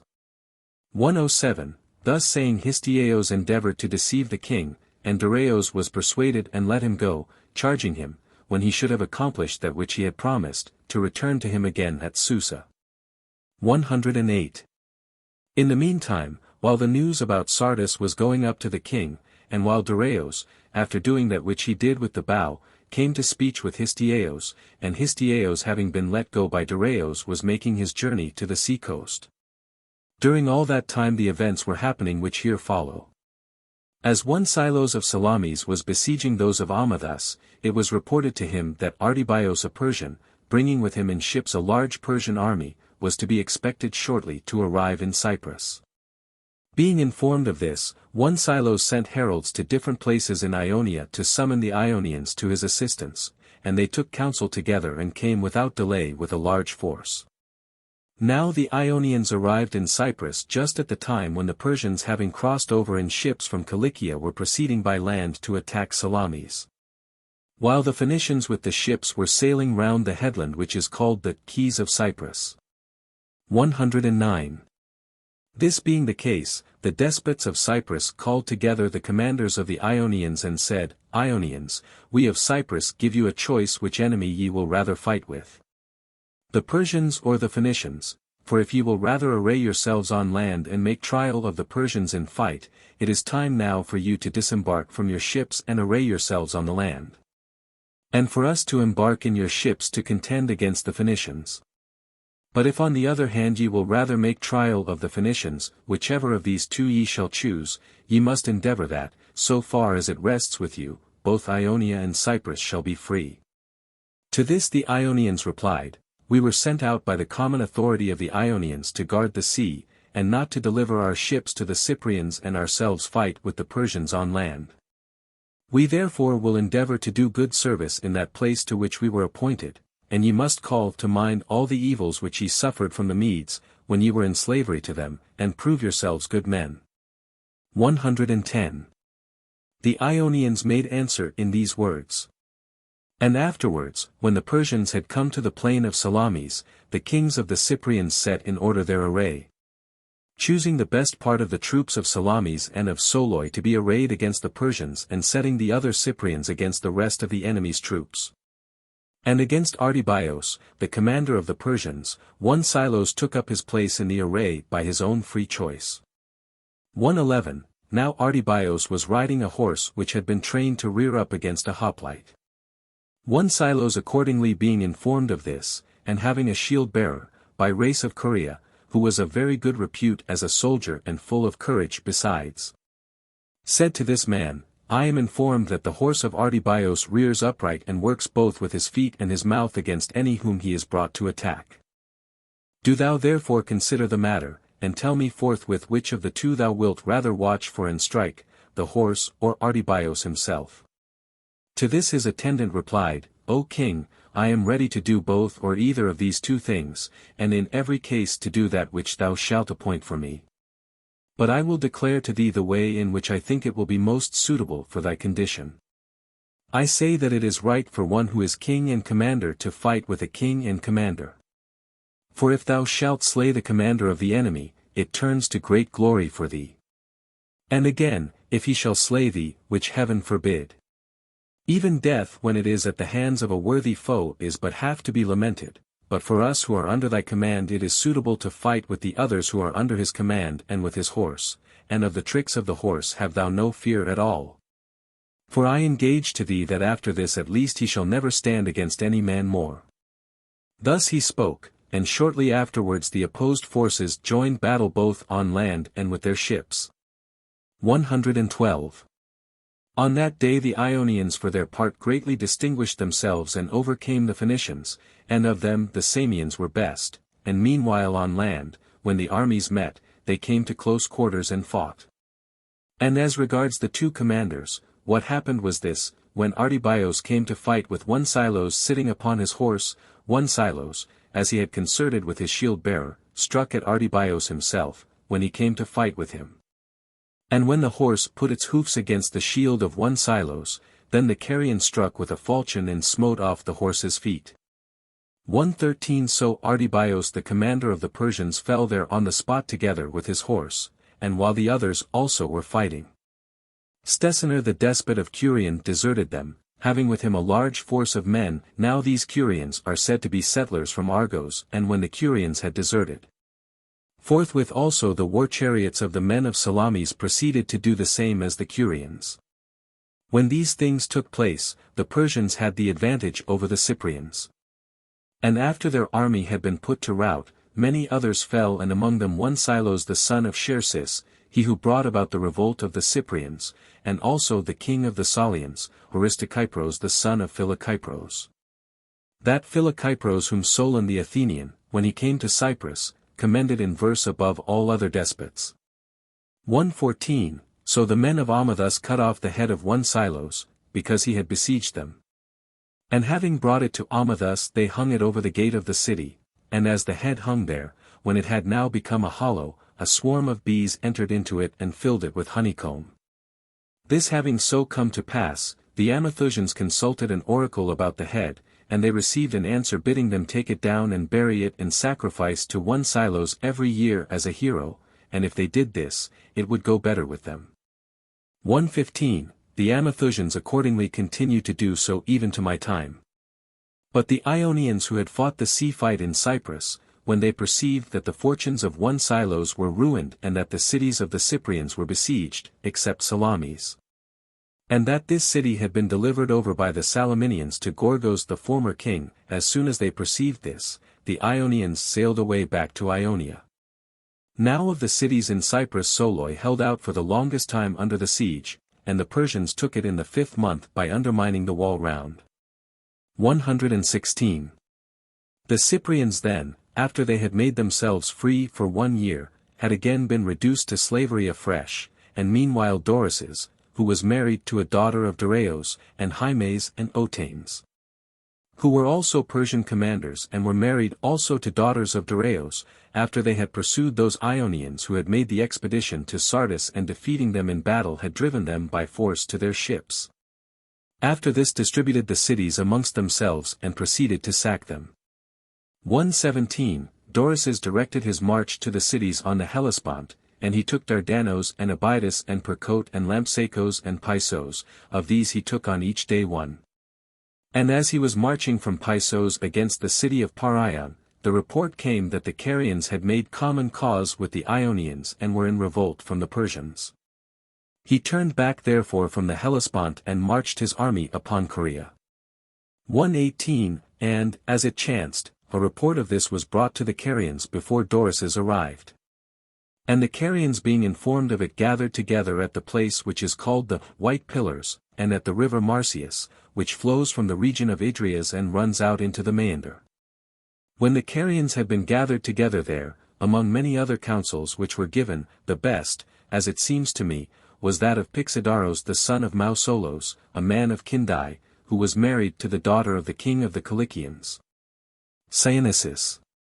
The opinion of this man was to the effect that the Carians should cross over the Maeander and engage battle with the Persians having the river at their backs, in order that the Carians, not being able to fly backwards and being compelled to remain where they were, might prove themselves even better men in fight than they naturally would.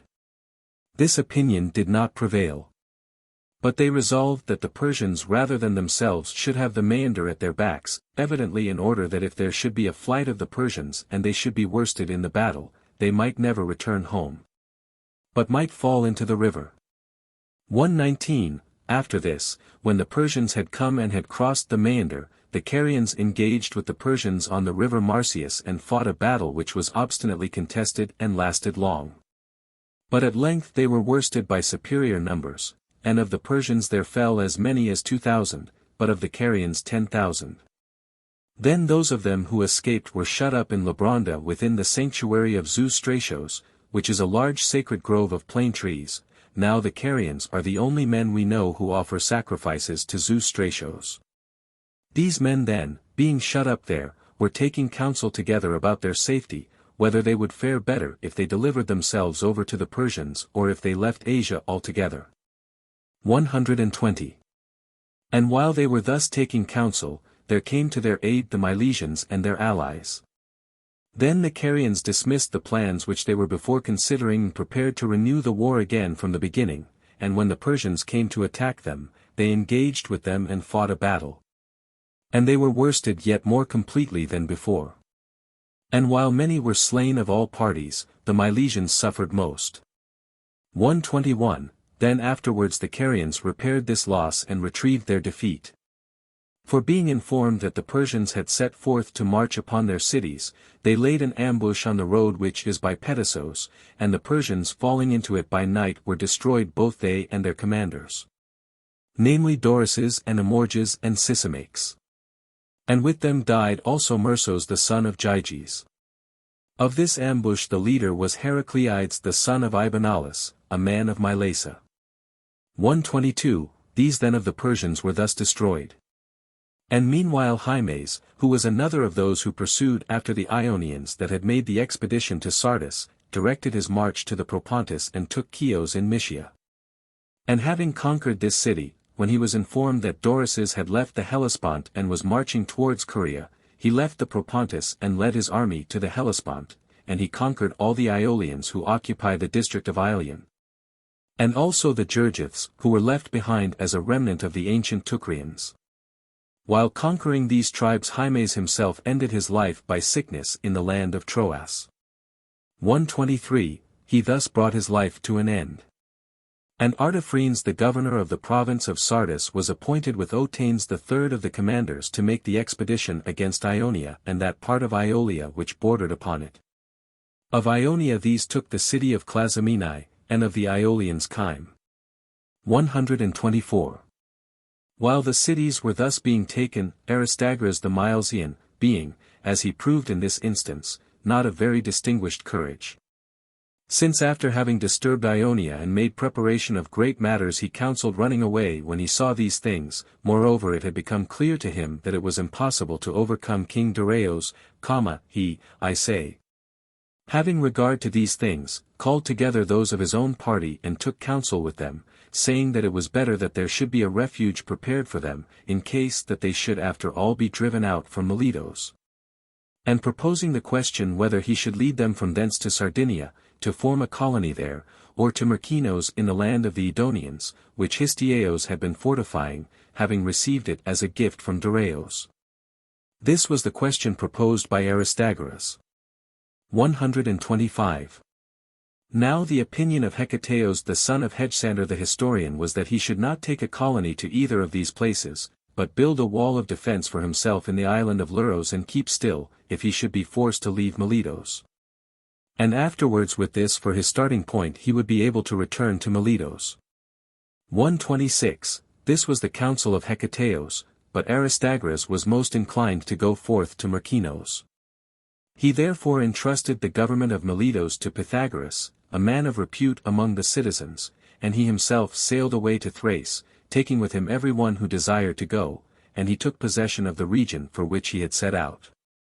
But starting from this to make war, he perished by the hands of the Thracians, that is both Aristagoras himself and his army, when he was encamped about a certain city and the Thracians desired to go out from it under a truce. Herodotus Book 6, Erato. 1. Aristagoras accordingly, after having caused Ionia to revolt, thus brought his life to an end. And meanwhile Histiaeus the despot of Miletos, having been let go by Darius had arrived at Sardis, and when he came from Susa, Artaphernes the governor of Sardis asked him for what reason he supposed the Ionians had revolted. And he said that he could not tell, and moreover he expressed wonder at that which had happened, pretending that he knew nothing of the state of affairs. Then Artaphernes seeing that he was using dissimulation said, having knowledge of the truth about the revolt, thus it is with thee, Histiaeus, about these matters, this shoe was stitched by thee, and put on by Aristagoras. 2. Thus said Artaphernes with reference to the revolt. And Histiaeus fearing Artaphernes because he understood the matter, ran away the next night at nightfall and went to the sea coast, having deceived King Darius, seeing that he had engaged to subdue Sardinia the largest of islands. And instead of that he was endeavoring to take upon himself leadership of the Ionians in the war against Darius. Then having crossed over to Chios he was put in bonds by the Chians, being accused by them of working for a change of their state by suggestion of Darius. When however the Chians learnt the whole story and heard that he was an enemy to the king, they released him. 3.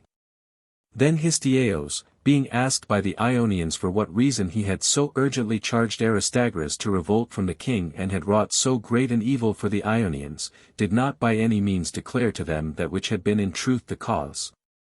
But reported to them that King Darius had resolved to remove the Phoenicians from their land and to settle them in Ionia, and the Ionians in Phoenicia.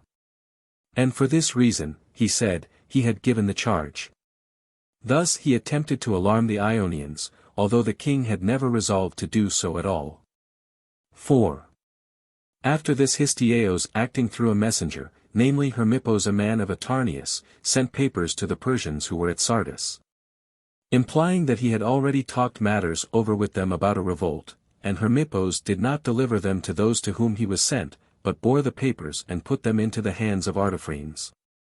He then, perceiving all that was being done, bade Hermippos bear the papers sent by Histiaeus and deliver them to those to whom he was sent to bear them, and to deliver to him the replies sent back by the Persians to Histiaeus. These things having been discovered, Artaphernes upon that put to death many of the Persians. 5. As regards Sardis therefore there was confusion of the design. And when Histiaeus had been disappointed of this hope, the Chians attempted to restore him to Miletos at the request of Histiaeus himself. The Milesians, however, who had been rejoiced before to be rid of Aristagoras, were by no means eager to receive another despot into their land, seeing that they had tasted of liberty, and in fact Histiaeus, attempting to return to Miletos by force and under cover of night, was wounded in the thigh by one of the Milesians.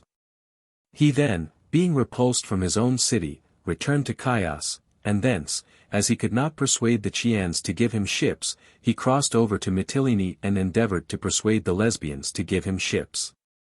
So they manned 8 triremes and sailed with Histiaeus to Byzantium, and stationing themselves there they captured the ships which sailed out of the Pontus, excepting where the crews of them said that they were ready to do the bidding of Histiaeus. 6. While Histiaeus and the men of Mytilene were acting thus, a large army both of sea and land forces was threatening to attack Miletos itself. For the commanders of the Persians had joined together to form one single army and were marching upon Miletos, considering the other towns of less account. Of their naval force the most zealous were the Phoenicians, and with them also served the Cyprians, who had just been subdued, and the Cilicians and Egyptians. 7. these, I say, were advancing upon Miletos and the rest of Ionia. And meanwhile the Ionians being informed of this were sending deputies chosen from themselves to the Pannonian. When these had arrived at that place and took counsel together, they resolved not to gather a land army to oppose the Persians, but that the Milesians should defend their walls by themselves, and that the Ionians should man their fleet, leaving out not one of their ships, and having done so should assemble as soon as possible at Lade, to fight a sea battle in defense of Miletos. Now Lade is a small island lying opposite the city of the Milesians. 8. Then the Ionians manned their ships and came thither, and with them also those Aeolians who inhabit Lesbos. And they were drawn up in order thus: the extremity of the line towards the east was held by the Milesians themselves, who furnished 80 ships, next to them were the Prienians with 12 ships and the men of Myus with 3. Next to those of Myus were the Tyans with 17 ships, and after the Tyans the Chians with 100, after these were stationed the men of Erythrae and of Phocaea, the former furnishing 8 ships and the latter 3. Next to the Phocaeans were the Lesbians with 70 ships, and last, holding the extremity of the line towards the west, were stationed the Samians with 60 ships.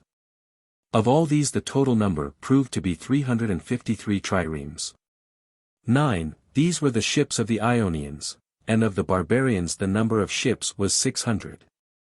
When these two were come to the Milesian coast and their whole land army was also there, then the commanders of the Persians, being informed of the number of the Ionian ships, were struck with fear lest they should be unable to overcome them, and thus on the one hand should not be able to conquer Miletos from not having command of the sea, and at the same time should run a risk of being punished by Darius.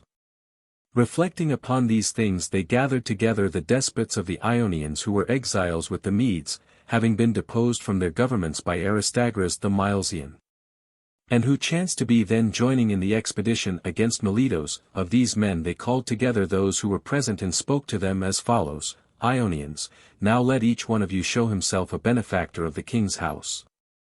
That is to say, let each one of you endeavor to detach his own countrymen from the body of the alliance, and make your proposals promising at the same time that they shall suffer nothing unpleasant on account of the revolt.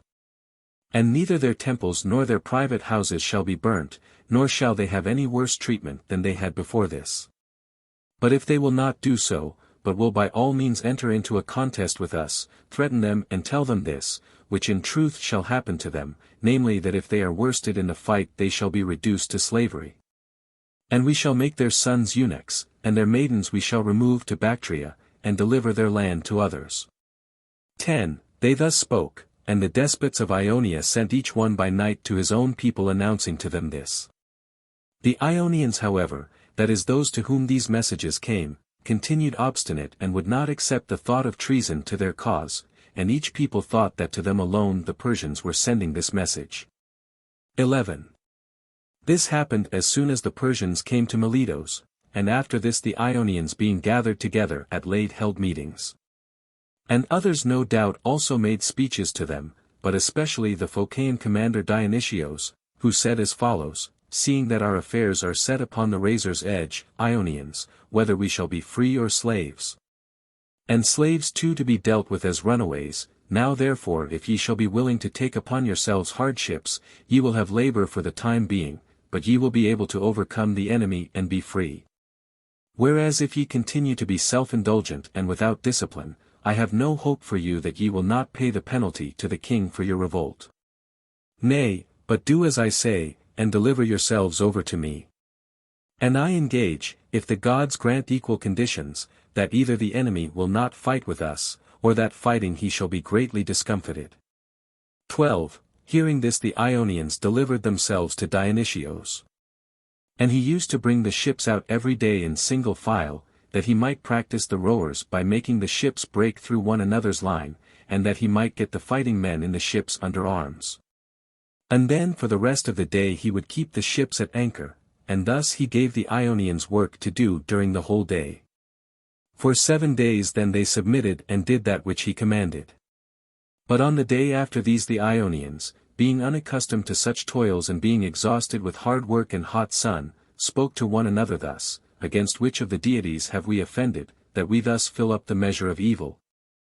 For surely we have delivered ourselves to a Phocian, an impostor, who furnishes but 3 ships, and he has taken us into his hands and maltreats us with evil dealing from which we can never recover. And many of us in fact have fallen into sicknesses, and many others, it may be expected, will suffer the same thing shortly. And for us it is better to endure anything else in the world rather than these ills, and to undergo the slavery which will come upon us, whatever that shall be, rather than to be oppressed by that which we have now. Come, let us not obey him after this any more. So they said, and forthwith after this every one refused to obey him, and they pitched their tents in the island like an army, and kept in the shade, and would not go on board their ships or practice any exercises. 13. Perceiving this which was being done by the Ionians, the commanders of the Samians then at length accepted from Ajax the son of Silason those proposals which Ajax sent before at the bidding of the Persians, asking them to leave the alliance of the Ionians. The Samians, I say, accepted these proposals, perceiving that there was great want of discipline on the part of the Ionians, while at the same time it was clear to them that it was impossible to overcome the power of the king. And they well knew also that even if they should overcome the present naval force of Darius, another would be upon them 5 times as large. Having found an occasion then, so soon as they saw that the Ionians refused to be serviceable, they counted it gain for themselves to save their temples and their private property. Now Ajax, from whom the Samians accepted the proposals, was the son of Silason, the son of Ajax, and being despot of Samos he had been deprived of his rule by Aristagoras the Milesian, like the other despots of Ionia. 14. So when the Phoenicians sailed to the attack, the Ionians also put out their ships from shore against them, sailing in single file, and when they came near and engaged battle with one another. As regards what followed I am not able exactly to record which of the Ionians showed themselves cowards or good men in this sea fight, for they throw blame upon one another. The Samians however, it is said, according to their agreement with Ajax put up their sails then and set forth from their place in the line to sail back to Samos. Excepting only 11 ships, of these the captains stayed in their places and took part in the sea fight, refusing to obey the commanders of their division. And the public authority of the Samians granted them on account of this to have their names written up on a pillar with their fathers' names also, as having proved themselves good men, and this pillar exists still in the marketplace. Then the Lesbians also, when they saw that those next them in order were taking to flight, did the same things as the Samians had done, and so also most of the Ionians did the very same thing. 15. Of those which remained in their places in the sea fight the Chians suffered very severely, since they displayed brilliant deeds of valor and refused to play the coward. These furnished, as was before said, 100 ships and in each of them 40 picked men of their citizens served as fighting men. And when they saw the greater number of their allies deserting them, they did not think fit to behave like the cowards among them, but left along with a few only of their allies they continued to fight and kept breaking through the enemy's line. Until at last, after they had conquered many ships of the enemy, they lost the greater number of their own. 16. The Chians then with the remainder of their ships fled away to their own land.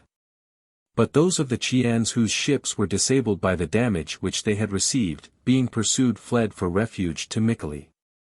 And their ships they ran ashore there and left them behind, while the men proceeded over the mainland on foot, and when the Chians had entered the Ephesian territory on their way. Then since they came into it by night and at a time when a festival of Thesmophoria was being celebrated by the women of the place, the Ephesians, not having heard beforehand how it was with the Chians and seeing that an armed body had entered their land, supposed certainly that they were robbers and had a design upon the women. So they came out to the rescue in a body and slew the Chians. 17. Such was the fortune which befell these men, but Dionysios the Phocian, when he perceived that the cause of the Ionians was ruined, after having taken 3 ships of the enemy sailed away, not to Phocaea any more. For he knew well that it would be reduced to slavery together with the rest of Ionia, and he sailed forthwith straight to Phoenicia. And having there sunk merchant ships and taken a great quantity of goods, he sailed thence to Sicily. Then with that for his starting point he became a freebooter, not plundering any Hellenes, but Carthaginians and Tersenians only. 18.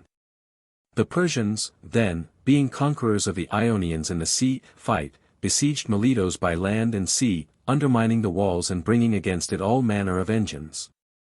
And they took it completely in the 6th year from the revolt of Aristagoras, and reduced the people to slavery, so that the disaster agreed with the oracle which had been uttered with reference to Miletos. 19. For when the Argives were inquiring at Delphi about the safety of their city, there was given to them an oracle which applied to both, that is to say, part of it had reference to the Argives themselves, while that which was added afterwards referred to the Milesians. The part of it which had reference to the Argives I will record when I reach that place in the history, but that which the oracle uttered with reference to the Milesians, who were not there present, is as follows. And at that time, O Miletos, of evil deeds the contriver, thou shalt be made for many a glorious gift and a banquet. Then shall thy wives be compelled to wash the feet of the long-haired. And in Didyma then my shrine shall be tended by others. At the time of which I speak these things came upon the Milesians, since most of the men were killed by the Persians, who are long-haired, and the women and children were dealt with as slaves. And the temple at Didyma, with the sacred building in the sanctuary of the oracle, was first plundered and then burnt. Of the things in this temple I have made mention frequently in other parts of the history. 20. After this the Milesians who had been taken prisoner were conducted to Susa, and King Darius did to them no other evil, but settled them upon the sea called Erythraean, in the city of Amp, by which the Tigris flows when it runs out into the sea. Of the Milesian land the Persians themselves kept the surroundings of the city and the plain, but the heights they gave to the Carians of Pedissa for a possession. 21. When the Milesians suffered this treatment from the Persians, the men of Sybaris, who were dwelling in Laos and Skidros, being deprived of their own city, did not repay like with like, for when Sybaris was taken by the men of Croton, the Milesians all from youth upwards shaved their heads and put on great mourning, for these cities were more than all others of which we know bound together by ties of friendship. Not like the Sybarites were the Athenians. For these made it clear that they were grieved at the capture of Miletos, both in many other ways and also by this, that when Phrynichus had composed a drama called The Capture of Miletos, and had put it on the stage, the body of spectators fell to weeping, and the Athenians moreover fined the poet 1,000 drachmas on the ground that he had reminded them of their own calamities. And they ordered also that no one in future should represent this drama. 22. Miletos then had been stripped bare of its former inhabitants, but of the Samians they who had substance were by no means satisfied with that which had been concerted by the commanders of their fleet with the Medes. And taking counsel forthwith after the sea fight it seemed good to them, before their despot Ajax arrived in the country, to sail away and make a colony. And not to stay behind and be slaves of the Medes and of Ajax, for just at this time the people of Zancle in Sicily were sending messengers to Ionia and inviting the Ionians to come to the fair strand, desiring there to found a city of Ionians. Now this which is called the fair strand is in the land of the Sicilians and on that side of Sicily which lies towards Tersinia. So when these gave the invitation, the Samians alone of all the Ionians set forth, having with them those of the Milesians who had escaped, and in the course of this matter it happened as follows. 23. The Samians as they made their way towards Sicily reached Locroi Epizephroi, and at the same time the people of Zancle, both themselves and their king, whose name was Scythes, were encamped about a city of the Sicilians, desiring to conquer it. Perceiving these things, Anaxilos the despot of region, being then at variance with those of Zancle, communicated with the Samians and persuaded them that they ought to leave the fair strand alone, to which they were sailing, and take possession of Zancle instead, since it was left now without men to defend it. The Samians accordingly did as he said and took possession of Zancle. And upon this the men of Zancle, being informed that their city was possessed by an enemy, set out to rescue it, and invited Hippocrates the despot of Gela to help them, for he was their ally.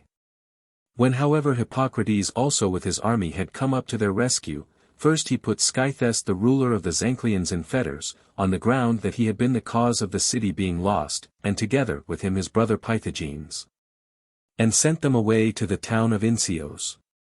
Then he betrayed the cause of the remaining Zancleans by coming to terms with the Samians and exchanging oaths with them.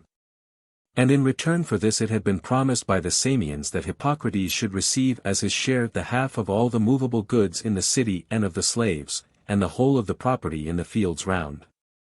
So the greater number of the Zancleans he put in bonds and kept himself as slaves, but the chief men of them, 300 in number, he gave to the Samians to put to death, which however the Samians did not do.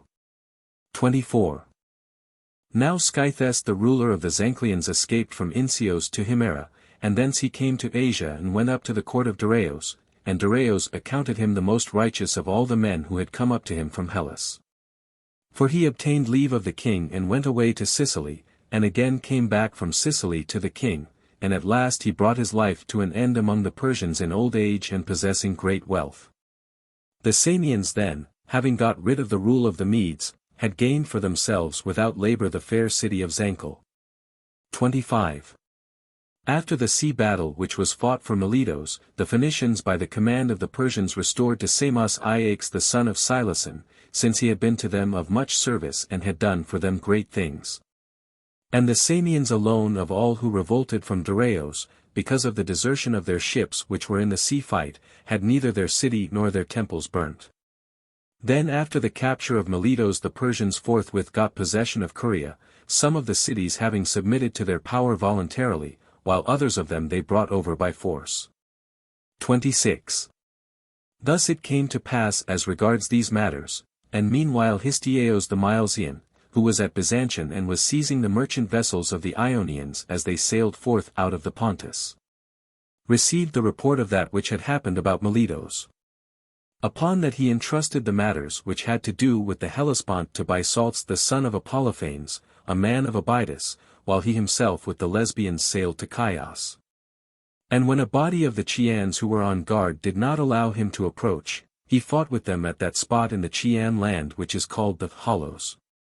Histiaeus then not only slew many of these, but also, taking Polymnia of the Chians as his base, he conquered with the help of the Lesbians the remainder of the Chians as well, since they had suffered great loss by the sea fight. 27. And heaven is wont perhaps to give signs beforehand whenever great evils are about to happen to a city or a race of men, for to the Chians also before these events remarkable signs had come. In the first place when they had sent to Delphi a chorus of 100 youths, 2 only returned home, the remaining 98 of them having been seized by a plague and carried off. And then secondly in their city about the same time, that is shortly before the sea fight, as some children were being taught in school the roof fell in upon them, so that of 120 children only 1 escaped.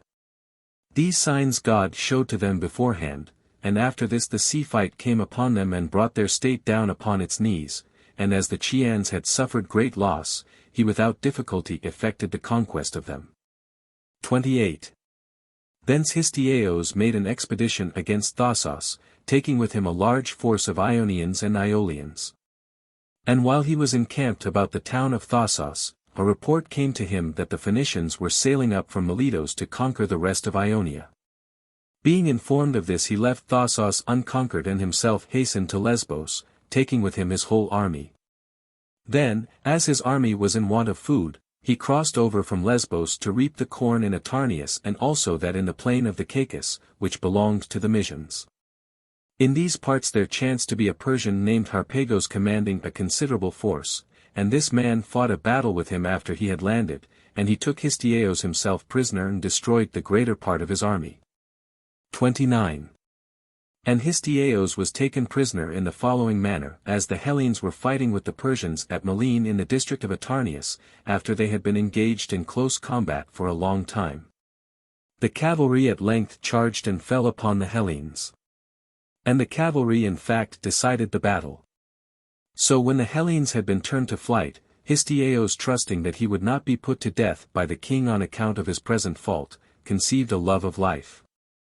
So that when he was being caught in his flight by a Persian and was about to be run through by him in the moment of his capture, he spoke in Persian and made himself known, saying that he was Histiaeus the Milesian.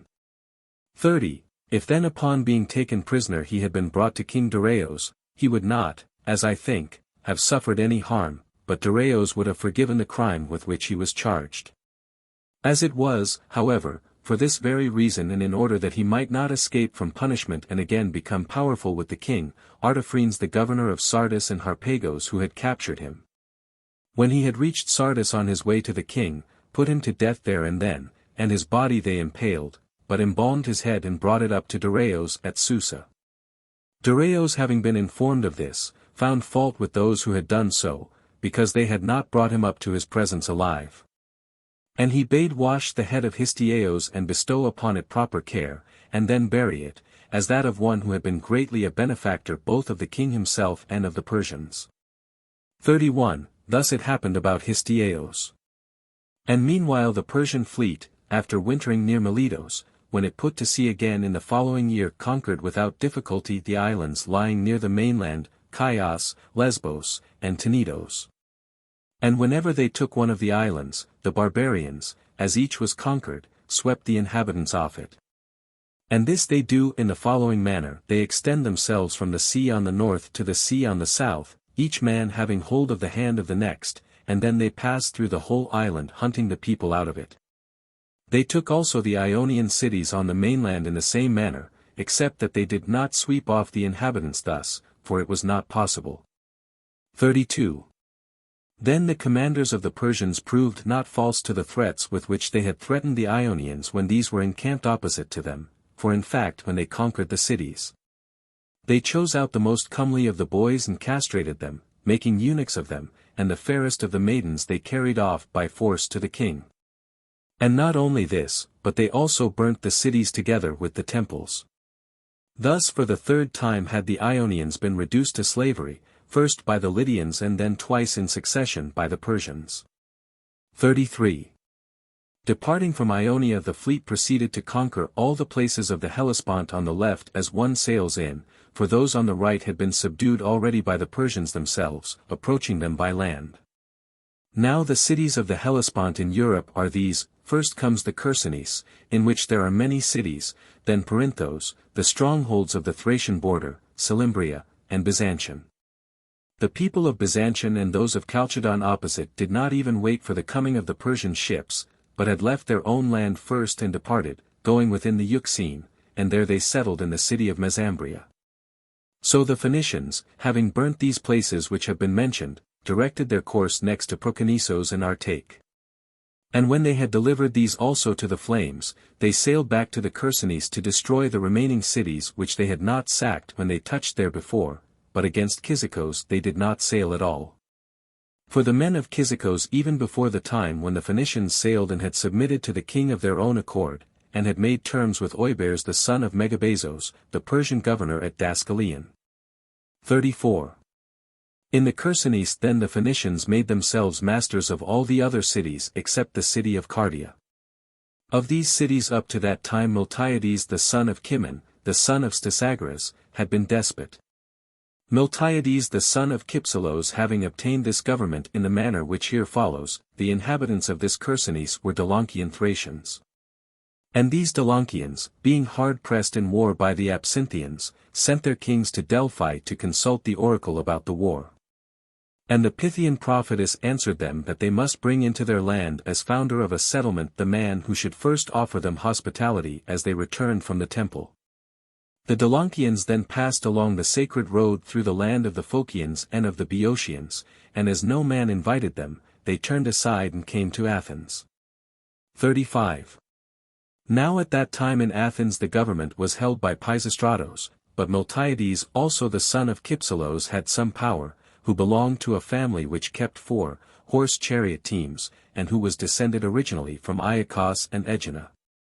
Though in more recent times his family was Athenian, Phileos the son of Ajax having been the first of his house who became an Athenian.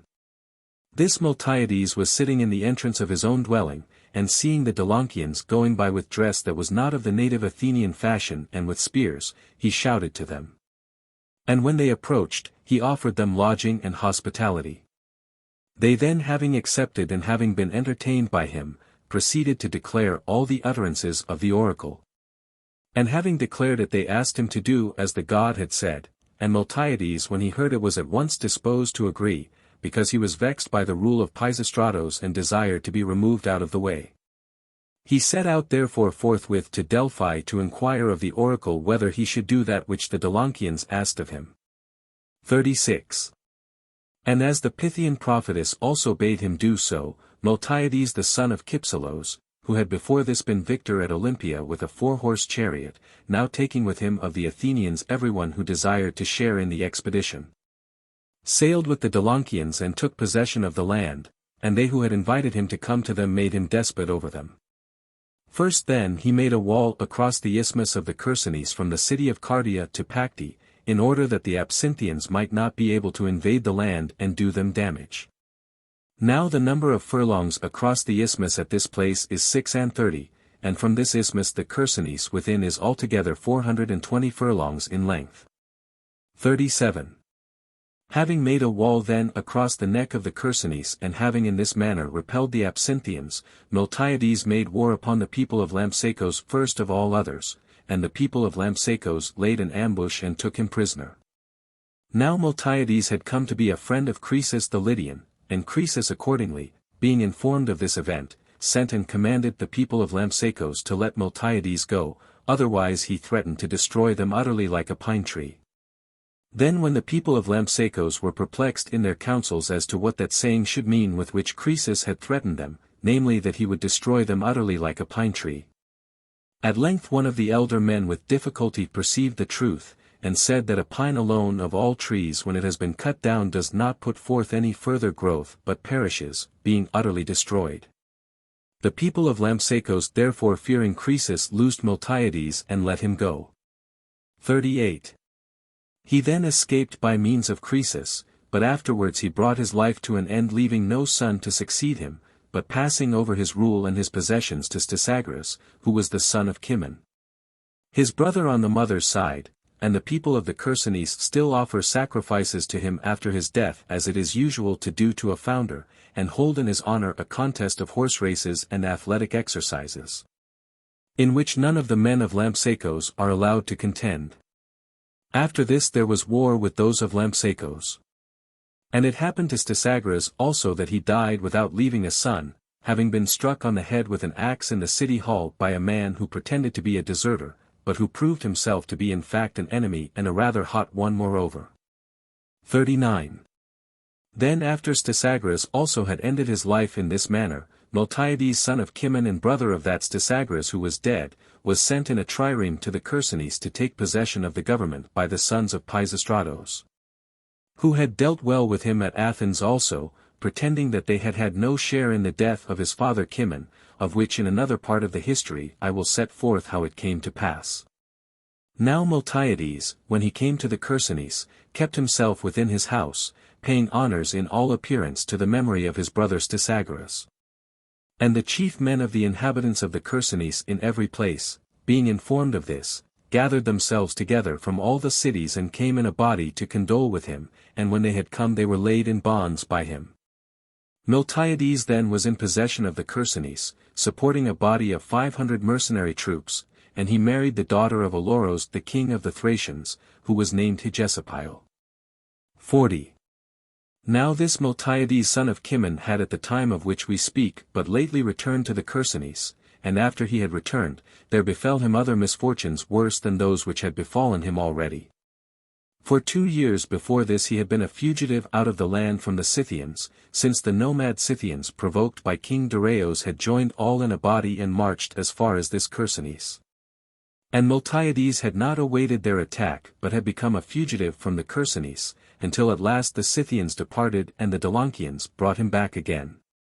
These things happened 2 years before the calamities which now oppressed him. 41. And now, being informed that the Phoenicians were at Tenedos, he filled 5 triremes with the property which he had at hand and sailed away for Athens. And having set out from the city of Cardia he was sailing through the Gulf of Melas. And as he passed along by the shore of the Chersonese, the Phoenicians fell in with his ships, and while Miltiades himself with 4 of his ships escaped to Imbros, the 5th of his ships was captured in the pursuit by the Phoenicians. Of this ship it chanced that Metiochos the eldest of the sons of Miltiades was in command, not born of the daughter of Oloros the Thracian, but of another woman. Him the Phoenicians captured together with his ship. And being informed about him, that he was the son of Miltiades, they brought him up to the king, supposing that they would lay up for themselves a great obligation. Because it was Miltiades who had declared as his opinion to the Ionians that they should do as the Scythians said, at that time when the Scythians requested them to break up the bridge of boats and sail away to their own land. Dareios however, when the Phoenicians brought up to him Metiochos the son of Miltiades, did Metiochos no harm but on the contrary very much good. For he gave him a house and possessions and a Persian wife, by whom he had children born who have been ranked as Persians. Miltiades meanwhile came from Imbris to Athens. 42.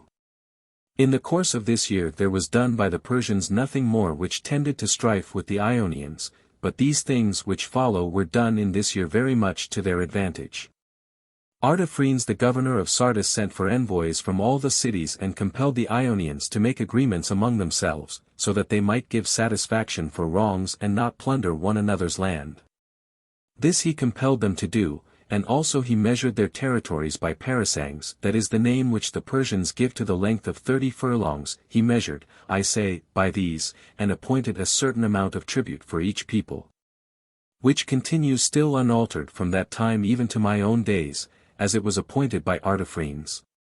And the tribute was appointed to be nearly of the same amount for each as it had been before.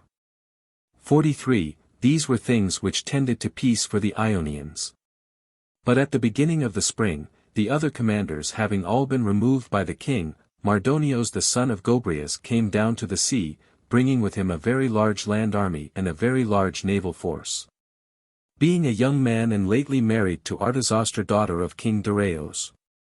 When Mardonios leading this army came to Cilicia, he embarked on board a ship himself and proceeded together with the other ships, while other leaders led the land army to the Hellespont. Mardonios however sailing along the coast of Asia came to Ionia, and here I shall relate a thing which will be a great marvel to those of the Hellenes who do not believe that to the 7 men of the Persians Otanes declared as his opinion that the Persians ought to have popular rule.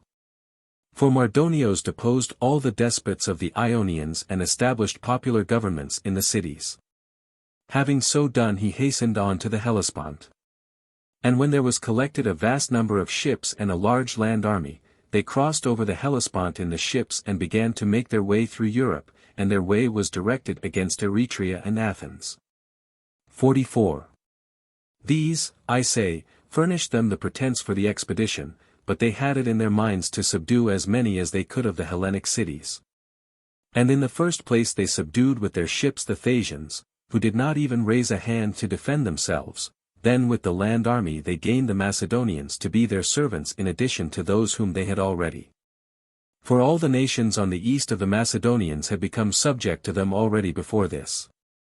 Crossing over then from Thassos to the opposite coast, they proceeded on their way near the land as far as Acanthos, and then starting from Acanthos they attempted to get round Mount Athos. But as they sailed round, there fell upon them a violent north wind, against which they could do nothing, and handled them very roughly, casting away very many of their ships on Mount Athos. It is said indeed that the number of the ships destroyed was 300, and more than 20,000 men. For as this sea which is about Athos is very full of sea monsters, some were seized by these and so perished, while others were dashed against the rocks. And some of them did not know how to swim and perished for that cause, others again by reason of cold. 45. Thus fared the fleet. And meanwhile Mardonios and the land army while encamping in Macedonia were attacked in the night by the Brygian Thracians, and many of them were slain by the Brygians and Mardonios himself was wounded. However not even these escaped being enslaved by the Persians, for Mardonios did not depart from that region until he had made them subject. But when he had subdued these, he proceeded to lead his army back, since he had suffered great loss with his land army in fighting against the Brygians and with his fleet in going round Athos.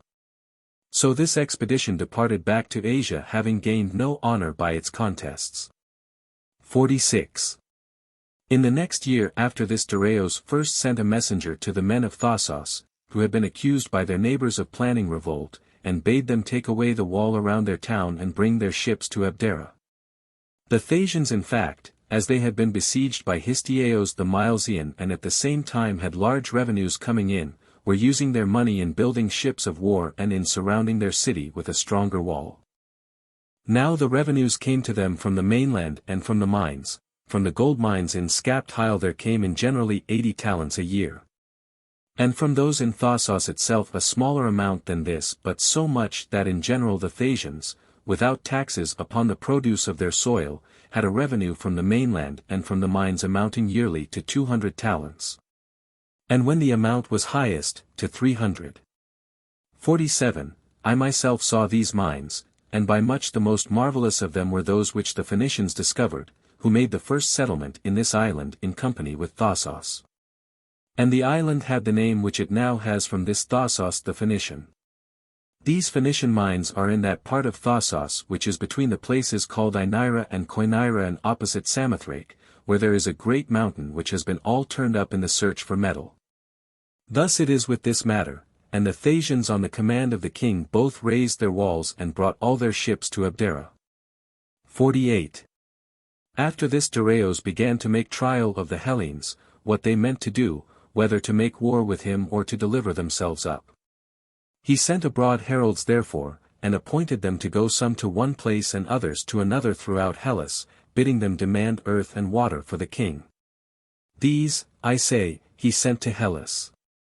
And meanwhile he was sending abroad other heralds to his own tributary cities which lay upon the sea coast, and he bade them have ships of war built and also vessels to carry horses. 49. They then were engaged in preparing these things. And meanwhile when the heralds had come to Hellas, many of those who dwelt upon the mainland gave that for which the Persian made demand, and all those who dwelt in the islands did so, to whomsoever they came to make their demand. The islanders, I say, gave earth and water to Darius, and among them also those of Aegina, and when these had done so, the Athenians went forthwith urgent against them, supposing that the Aeginetans had given with hostile purpose against themselves, in order to make an expedition against them in combination with the Persians.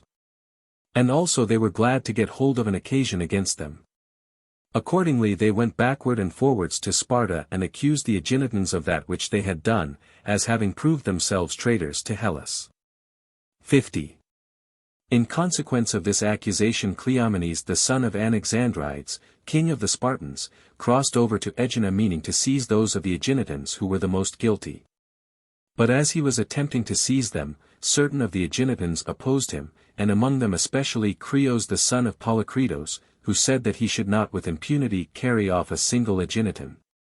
For he was doing this, said he, without authority from the Spartan state, having been persuaded to it by the Athenians with money.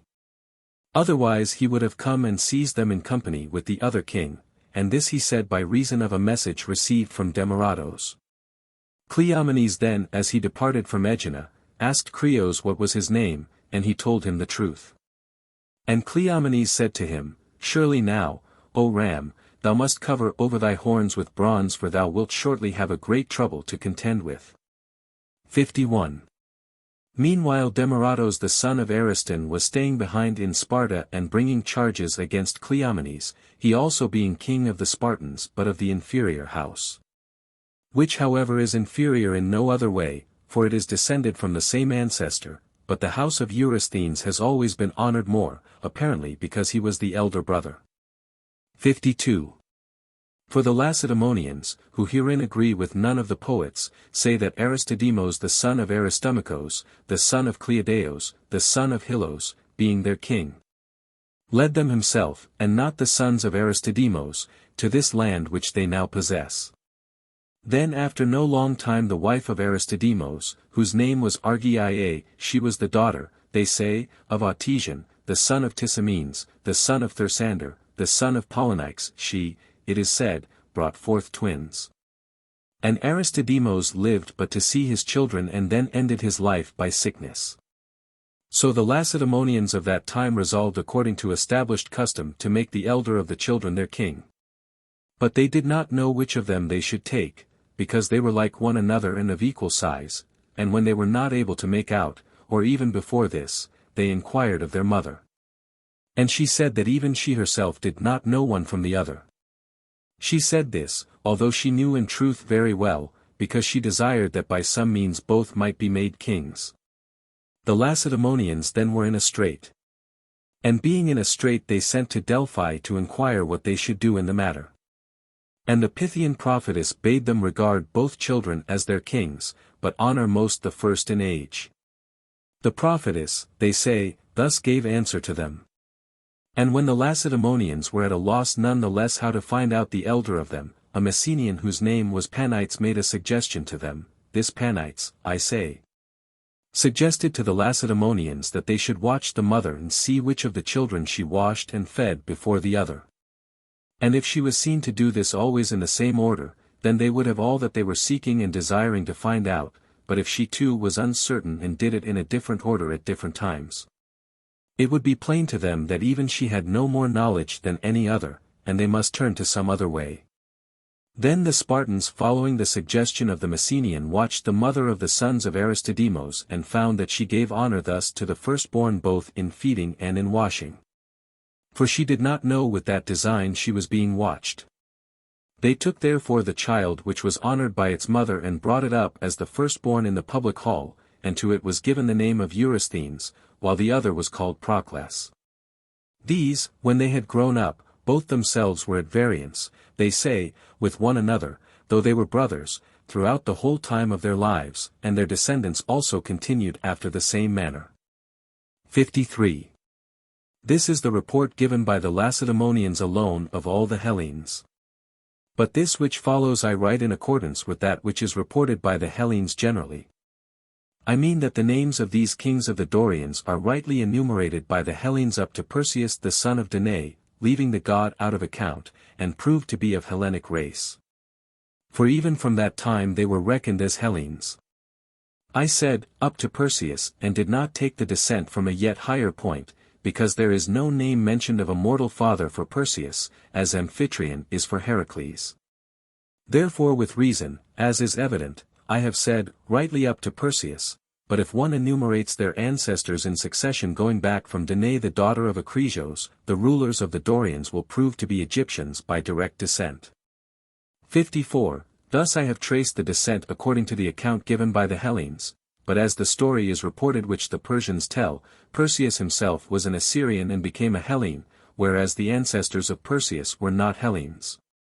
And as for the ancestors of Acresios, who, according to this account, belonged not to Perseus in any way by kinship, they say that these were, as the Hellenes report, Egyptians. 55. Let it suffice to have said so much about these matters. And as to the question how and by what exploits being Egyptians they received the scepters of royalty over the Dorians, we will omit these things, since others have told about them. But the things with which other narrators have not dealt, of these I will make mention. 56. These are the royal rights which have been given by the Spartans to their kings, namely, 2 priesthoods, of Zeus Lacedaemon and Zeus Uranios. And the right of making war against whatsoever land they please, and that no man of the Spartans shall hinder this right, or if he do, he shall be subject to the curse. And that when they go on expeditions the kings shall go out first and return last, that 100 picked men shall be their guard upon expeditions. And that they shall use in their goings forth to war as many cattle as they desire, and take both the hides and the backs of all that are sacrificed. 57. These are their privileges in war. And in peace moreover things have been assigned to them as follows: if any sacrifice is performed at the public charge, it is the privilege of the kings to sit down at the feast before all others. And that the attendants shall begin with them first, and serve to each of them a portion of everything double of that which is given to the other guests. And that they shall have the first pouring of libations and the hides of the animals slain in sacrifice. That on every new moon and 7th day of the month there shall be delivered at the public charge to each one of these a full-grown victim in the temple of Apollo, and a measure of barley groats and a Laconian quarter of wine.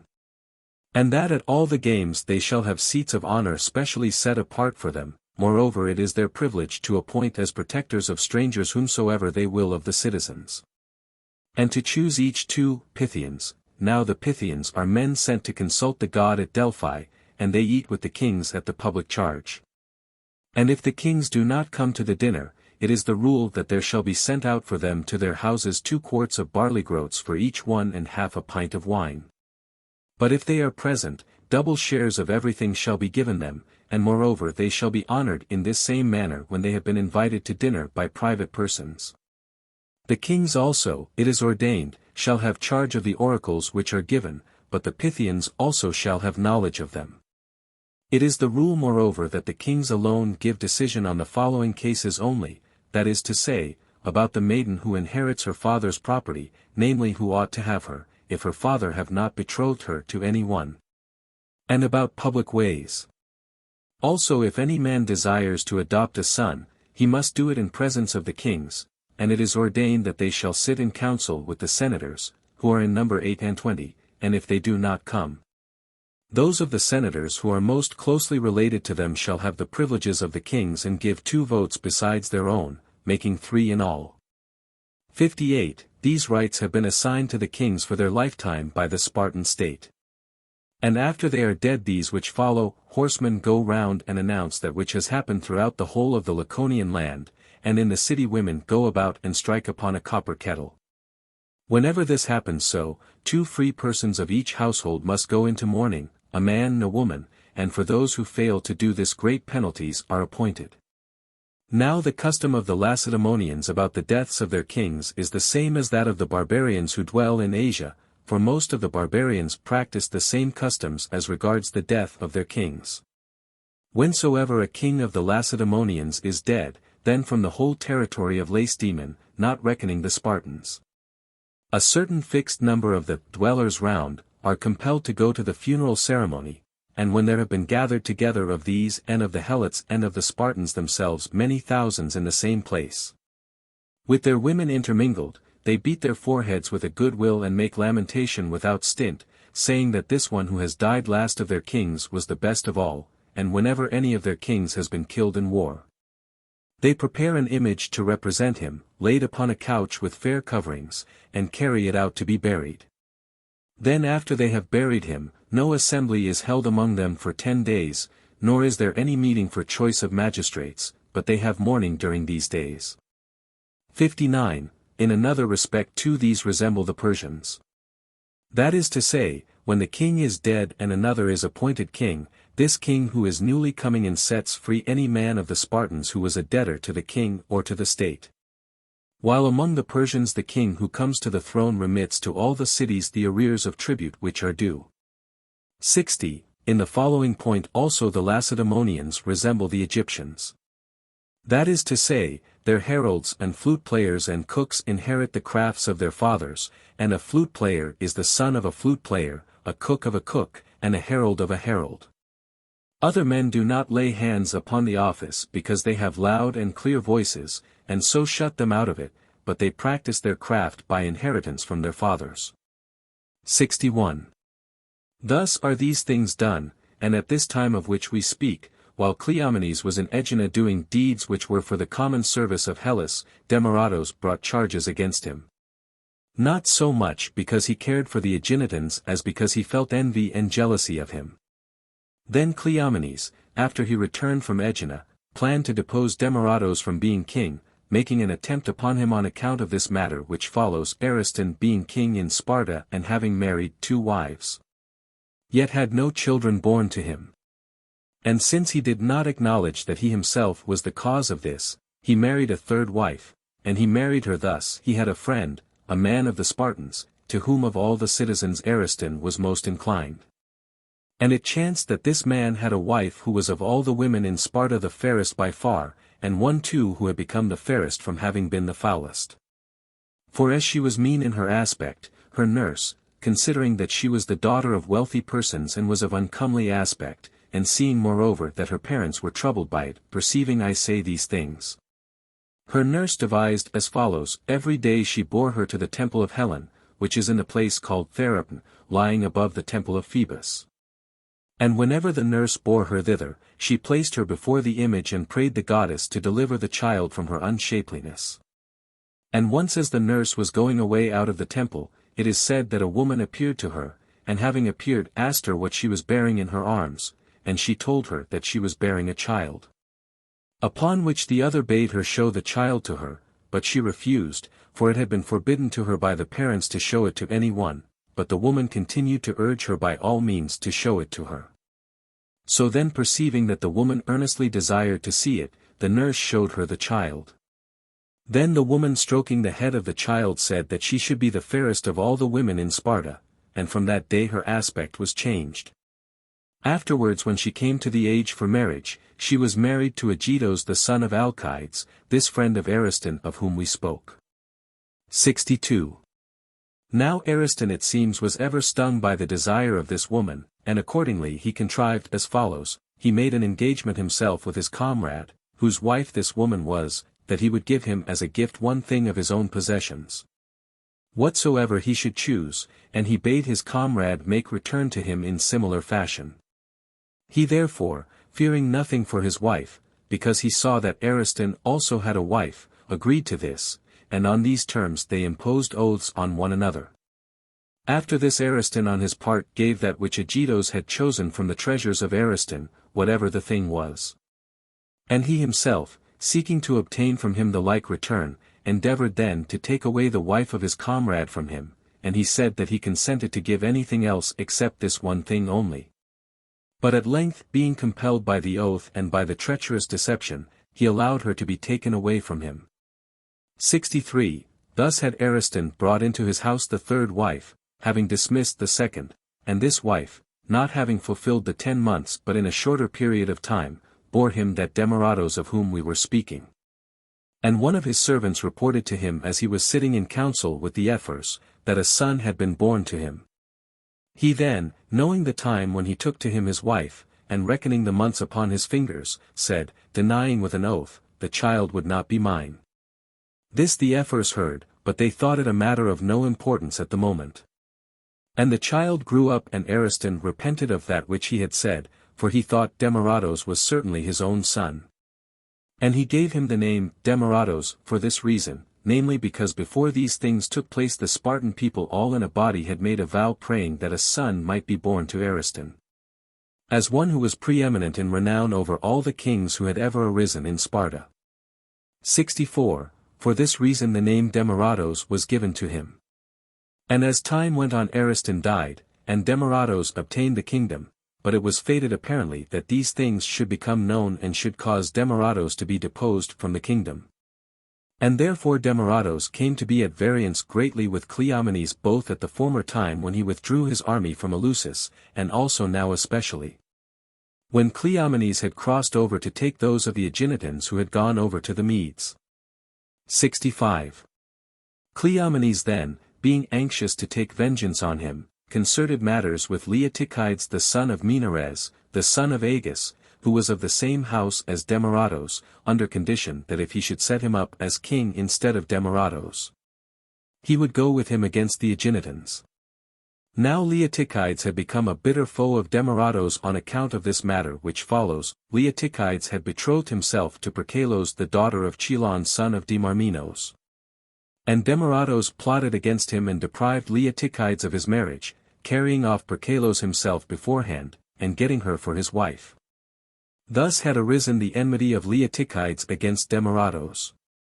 And now by the instigation of Cleomenes Leotychides deposed against Demaratos, saying that he was not rightfully reigning over the Spartans, not being a son of Ariston, and after this deposition he prosecuted a suit against him, recalling the old saying which Ariston uttered at the time when his servant reported to him that a son was born to him, and he reckoning up the months denied with an oath, saying that it was not his. Taking his stand upon this utterance, Leotychides proceeded to prove that Demaratos was not born of Ariston nor was rightfully reigning over Sparta. And he produced as witnesses those ephors who chanced then to have been sitting with Ariston in council and to have heard him say this. 66. At last, as there was contention about those matters, the Spartans resolved to ask the oracle at Delphi whether Demaratos was the son of Ariston. The question then having been referred by the arrangement of Cleomenes to the Pythian prophetess, thereupon Cleomenes gained over to his side Coban the son of Aristophantos, who had most power among the Delphians. And Coban persuaded Periala the prophetess of the oracle to say that which Cleomenes desired to have said. Thus the Pythian prophetess, when those who were sent to consult the god asked her their question, gave decision that Demaratos was not the son of Ariston. Afterwards however these things became known, and both Coban went into exile from Delphi and Periala the prophetess of the oracle was removed from her office. 67. With regard to the deposing of Demaratos from the kingdom it happened thus, but Demaratos became an exile from Sparta to the Medes on account of a reproach which here follows. After he had been deposed from the kingdom Demaratos was holding a public office to which he had been elected. Now it was the time of the Gymnopedii. And as Demaratos was a spectator of them, Leotychides, who had now become king himself instead of Demaratos, sent his attendant and asked Demaratos in mockery and insult what kind of a thing it was to be a magistrate after having been king. And he vexed at the question made answer and said that he himself had now had experience of both, but Leotychides had not. This question however, he said, would be the beginning either of countless evil or countless good fortune for the Lacedaemonians. Having thus said, he veiled his head and went forth out of the theatre to his own house. And forthwith he made preparations and sacrificed an ox to Zeus, and after having sacrificed he called his mother. 68. Then when his mother had come, he put into her hand some of the inner parts of the victim, and besought her, saying as follows, Mother, I beseech thee, appealing to the other gods and above all to this Zeus the guardian of the household, to tell me the truth, who is really and truly my father. For Leotychides spoke in his contention with me, saying that thou didst come to Ariston with child by thy former husband. And others besides, reporting that which is doubtless an idle tale, say that thou didst go into one of the servants, namely the keeper of the asses, and that I am his son. I therefore entreat thee by the gods to tell me the truth. For if thou hast done any of these things which are reported, thou hast not done them alone, but with many other women, and the report is commonly believed in Sparta that there was not in Ariston seed which should beget children. For if so, then his former wives also would have borne children. 69. Thus he spoke, and she made answer as follows, My son, since thou dost beseech me with entreaties to speak the truth, the whole truth shall be told to thee. When Ariston had brought me into his house, on the third night there came to me an apparition in the likeness of Ariston, and having lain with me it put upon me the garlands which it had on. And the apparition straightway departed, and after this Ariston came, and when he saw me with garlands, he asked who it was who had given me them, and I said that he had given them, but he did not admit it. And I began to take oath of it, saying that he did not well to deny it, for he had come, I said, a short time before and had lain with me and given me the garlands. Then Ariston, seeing that I made oath of it, perceived that the matter was of the gods. And first the garlands were found to be from the hero temple which stands by the outer door of the house, which they call the temple of Astrabacos, and secondly the diviners gave answer that it was this same hero. Thus, my son, thou hast all, as much as thou desirest to learn. For either thou art begotten of this hero and the hero Astrabacos is thy father, or Ariston is thy father, for on that night I conceived thee, but as to that wherein thy foes most take hold of thee, saying that Ariston himself, when thy birth was announced to him, in the hearing of many declared that thou wert not his son, because the time, the 10 months namely, had not yet been fulfilled, in ignorance of such matters he cast forth that saying. For women bring forth children both at the 9th month and also at the 7th, and not all after they have completed 10 months. And I bore thee, my son, at the 7th month, and Ariston himself also perceived after no long time that he had uttered this saying in folly. Do not thou then accept any other reports about thy begetting, for thou hast heard in all the full truth. But to Leotychides and to those who report these things may their wives bear children by keepers of asses. 70. Thus she spoke. And he, having learnt that which he desired to learn, took supplies for travelling and set forth to go to Elis, pretending that he was going to Delphi to consult the oracle, but the Lacedaemonians, suspecting that he was attempting to escape, pursued after him.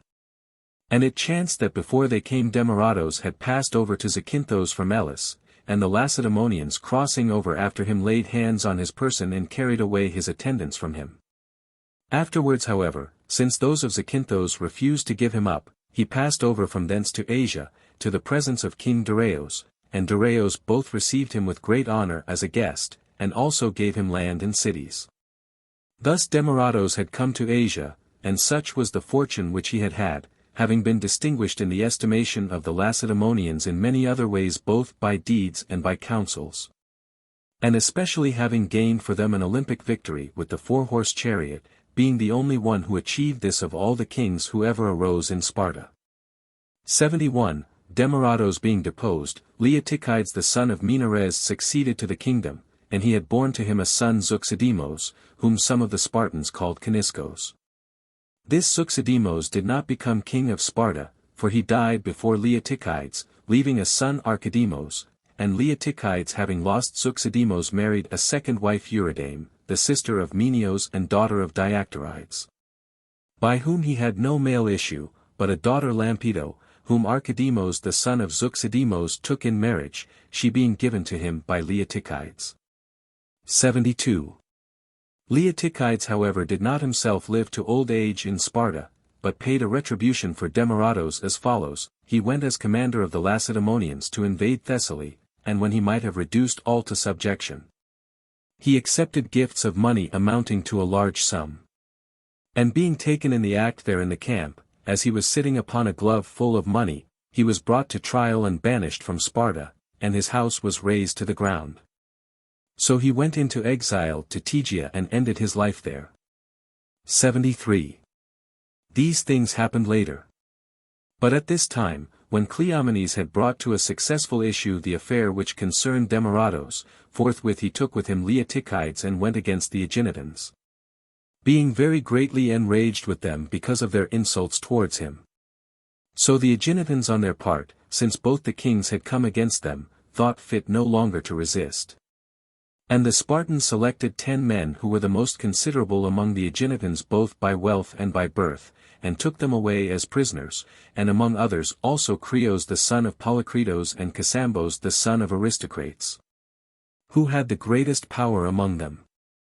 And having taken these away to the land of Attica, they deposited them as a charge with the Athenians, who were the bitterest enemies of the Aeginetans. 74. After this Cleomenes, since it had become known that he had devised evil against Demaratos, was seized by fear of the Spartans and retired to Thessaly. Thence he came to Arcadia, and began to make mischief and to combine the Arcadians against Sparta. And besides other oaths with which he caused them to swear that they would assuredly follow him whithersoever he should lead them. He was very desirous also to bring the chiefs of the Arcadians to the city of Nonacris and cause them to swear by the water of Styx. For near this city it is said by the Arcadians that there is the water of Styx, and there is in fact something of this kind: a small stream of water is seen to trickle down from a rock into a hollow ravine. And round the ravine runs a wall of rough stones. Now Nonacris, where it happens that this spring is situated, is a city of Arcadia near Phenios. 75. The Lacedaemonians, hearing that Cleomenes was acting thus, were afraid, and proceeded to bring him back to Sparta to rule on the same terms as before, but when he had come back, forthwith a disease of madness seized him, who had been even before this somewhat insane, and whenever he met any of the Spartans, he dashed his staff against the man's face. And as he continued to do this and had gone quite out of his senses, his kinsmen bound him in stocks. Then being so bound, and seeing his warder left alone by the rest, he asked him for a knife. And the warder not being at first willing to give it, he threatened him with that which he would do to him afterwards if he did not, until at last the warder fearing the threats, for he was one of the Helots, gave him a knife. Then Cleomenes, when he had received the steel, began to maltreat himself from the legs upwards, for he went on cutting his flesh lengthways from the legs to the thighs and from the thighs to the loins and flanks, until at last he came to the belly. And cutting this into strips he died in that manner. And this happened, as most of the Hellenes report, because he persuaded the Pythian prophetess to advise that which was done about Demaratos. But as the Athenians alone report, it was because when he invaded Eleusis he laid waste the sacred enclosure of the goddesses. And according to the report of the Argives, because from their sanctuary dedicated to Argos he caused to come down those of the Argives who had fled for refuge from the battle and slew them, and also set fire to the grove itself, holding it in no regard. 76. For when Cleomenes was consulting the oracle at Delphi, the answer was given him that he should conquer Argos, so he led the Spartans and came to the river Erasenos, which is said to flow from the Stymphalian lake. For this lake, they say, running out into a viewless chasm, appears again above ground in the land of Argos, and from thence onwards this water is called by the Argives Erasenos. Having come, I say, to this river, Cleomenes did sacrifice to it. And since the sacrifices were not at all favorable for him to cross over, he said that he admired the Erasenos for not betraying the men of its country, but the Argives should not even so escape. After this he retired back from thence and led his army down to Thyrea, and having done sacrifice to the sea by slaying a bull, he brought them in ships to the land of Tiryns and Nauplia. 77. Being informed of this, the Argives came to the rescue towards the sea, and when they had got near Tiryns and were at the place which is called Hesapia, they encamped opposite to the Lacedaemonians, leaving no very wide space between the armies. There the Argives were not afraid of the open fighting, but only lest they should be conquered by craft. For to this they thought referred the oracle which the Pythian prophetess gave in common to these and to the Milesians, saying as follows: But when the female at length shall conquer the male in the battle, conquer and drive him forth, and glory shall gain among Argives, then many wives of the Argives shall tear both cheeks in their mourning. So that a man shall say sometime, of the men that came after, quelled by the spirit perished, the three-coiled terrible serpent. The conjunction of all these things caused fear to the Argives. And with a view to this they resolved to make use of the enemy's herald. And having so resolved they proceeded to do as follows: whenever the Spartan herald proclaimed anything to the Lacedaemonians, the Argives also did that same thing. 78. So Cleomenes, perceiving that the Argives were doing whatever the herald of the Lacedaemonians proclaimed, passed the word to the Lacedaemonians that when the herald should proclaim that they were to get breakfast, then they should take up their arms and go to attack the Argives.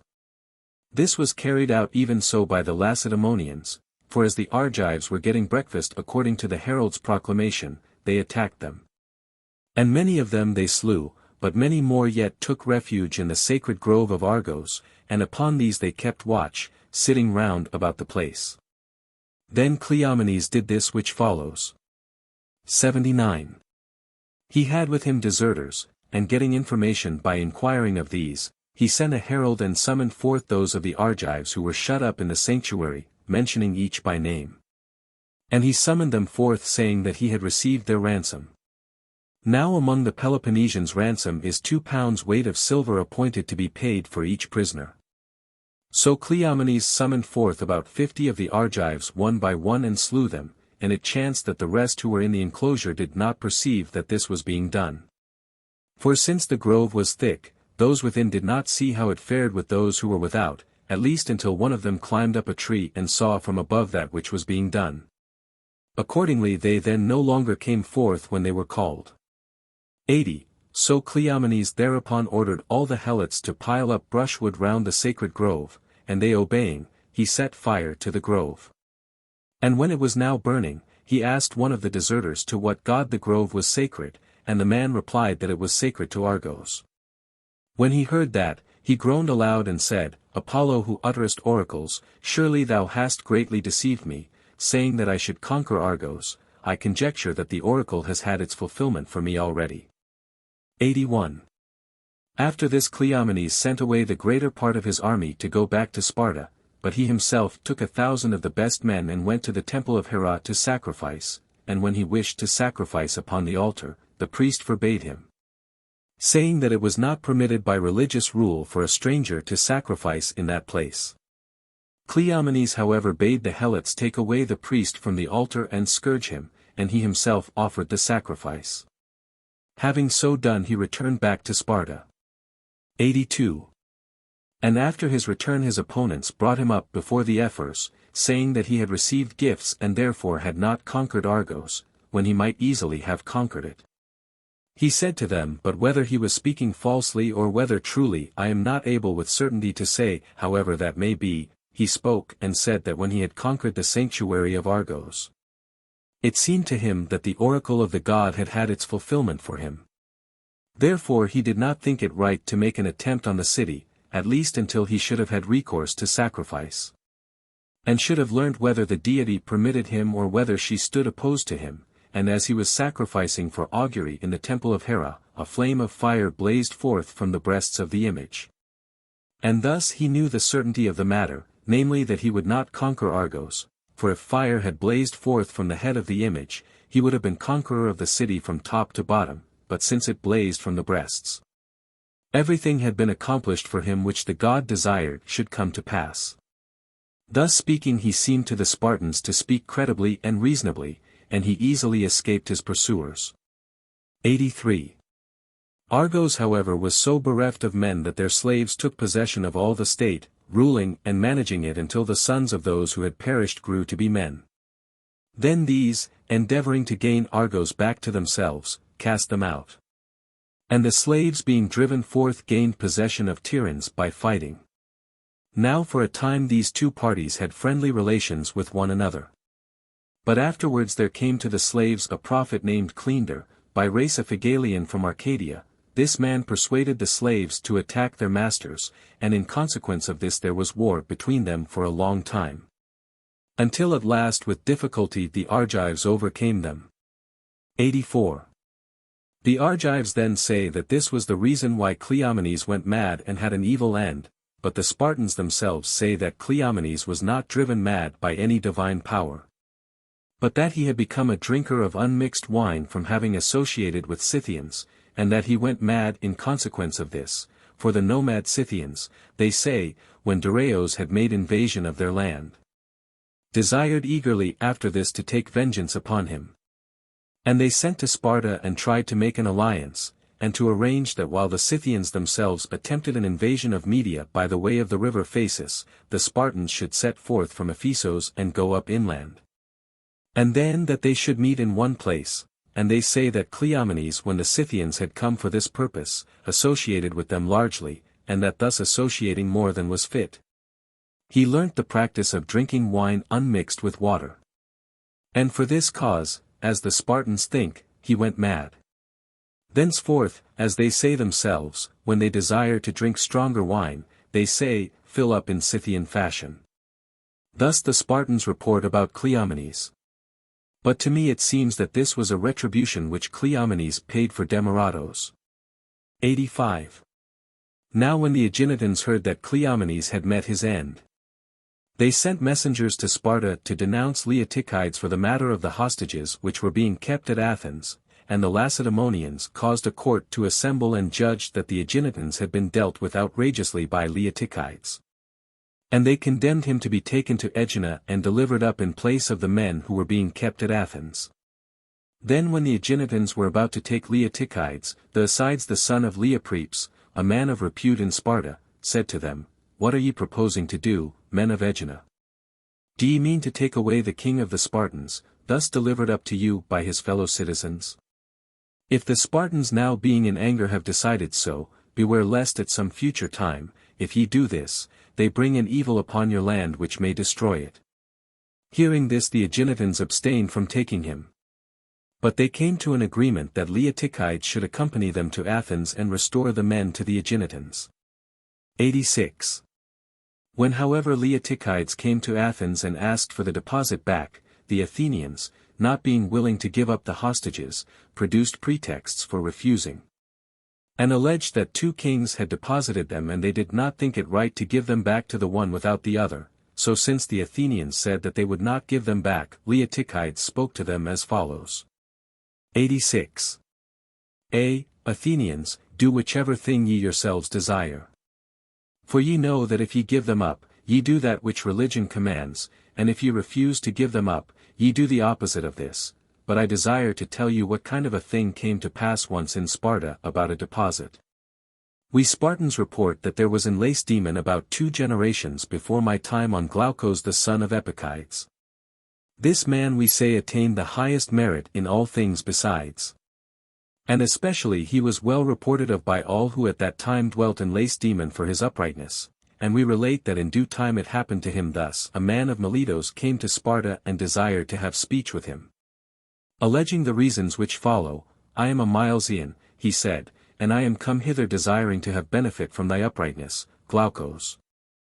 For as there was much report of thy uprightness throughout all the rest of Hellas and also in Ionia, I considered with myself that Ionia is ever in danger, whereas Peloponnesus is safely established.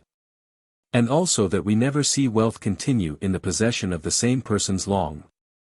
Reflecting, I say, on these things and taking counsel with myself, I resolved to turn into money the half of my possessions, and to place it with thee, being well assured that if it were placed with thee I should have it safe. Do thou therefore, I pray thee, receive the money, and take and keep these tallies, and whosoever shall ask for the money back having the tokens answering to these, to him do thou restore it. 86.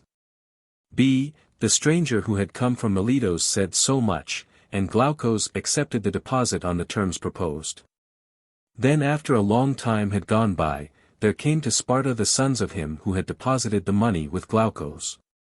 And they came to speech with Glaucus, and producing the tokens asked for the money to be given back, but he repulsed them, answering them again thus: I do not remember the matter. Nor does my mind bring back to me any knowledge of those things whereof ye speak. But I desire to recollect and do all that is just, for if I received it, I desire to restore it honestly. And if on the other hand I did not receive it at all, I will act towards you in accordance with the customs of the Hellenes, therefore I defer the settling of the matter with you for 3 months from now. 86. C. The Milesians accordingly went away grieved, for they supposed that they had been robbed of the money. But Glaucus set forth to Delphi to consult the oracle, and when he inquired of the oracle whether he should rob them of the money by an oath, the Pythian prophetess rebuked him with these lines: Glaucus, thou, Epicide's son, this for the moment. This, to conquer their word by an oath and to rob, is more gainful. Swear, since the lot of death waits also for him who swears truly. But know thou that oath has a son, one nameless and handless and footless. Yet without feet he pursues, without hands he seizes, and wholly. He shall destroy the race and the house of the man who offendeth. But for the man who swears truly his race is the better hereafter. Having heard this, Glaucus entreated that the god would pardon him for that which he had said, but the prophetess said that to make trial of the god and to do the deed were things equivalent. 86. D. Glaucus then, having sent for the Milesians, gave back to them the money, but the reason for which, O Athenians, I set forth to relate to you this story, shall now be told.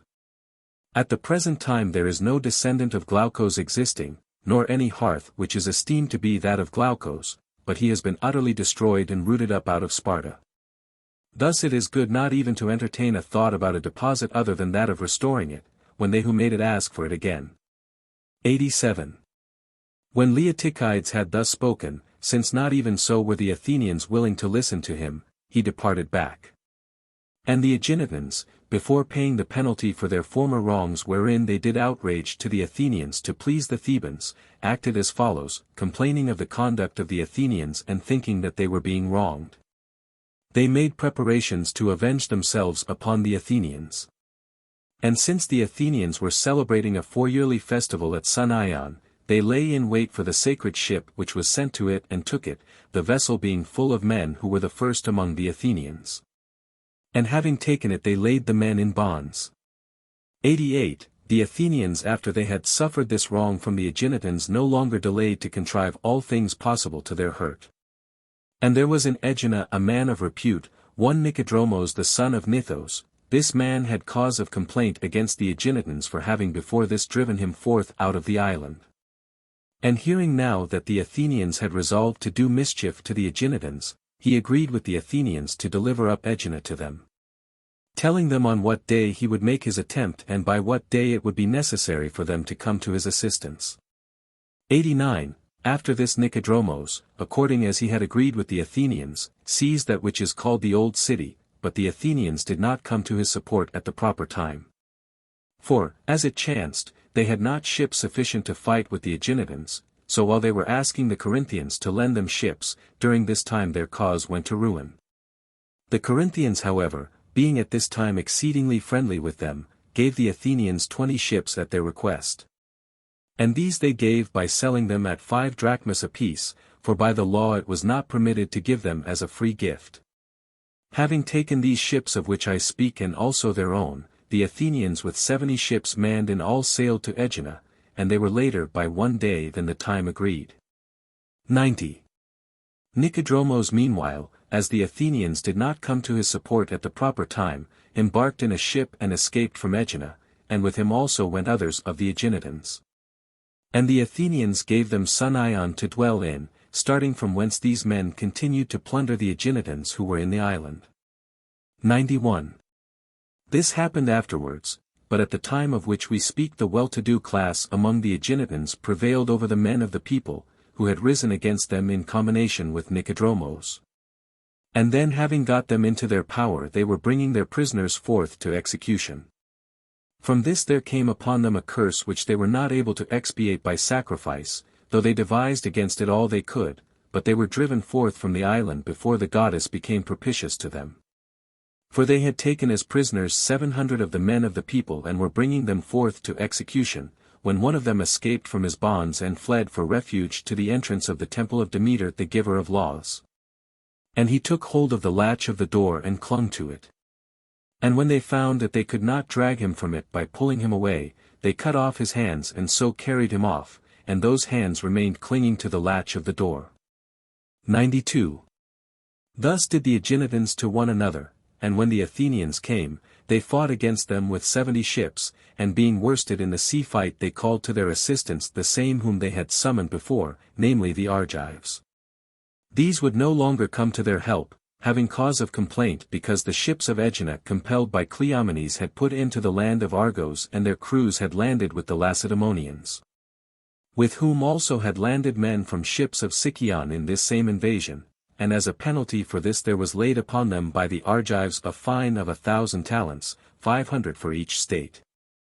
The Sicyon accordingly, acknowledging that they had committed a wrong, had made an agreement to pay 100 talents and be free from the penalty. The Aeginetans however did not acknowledge their wrong, but were more stubborn.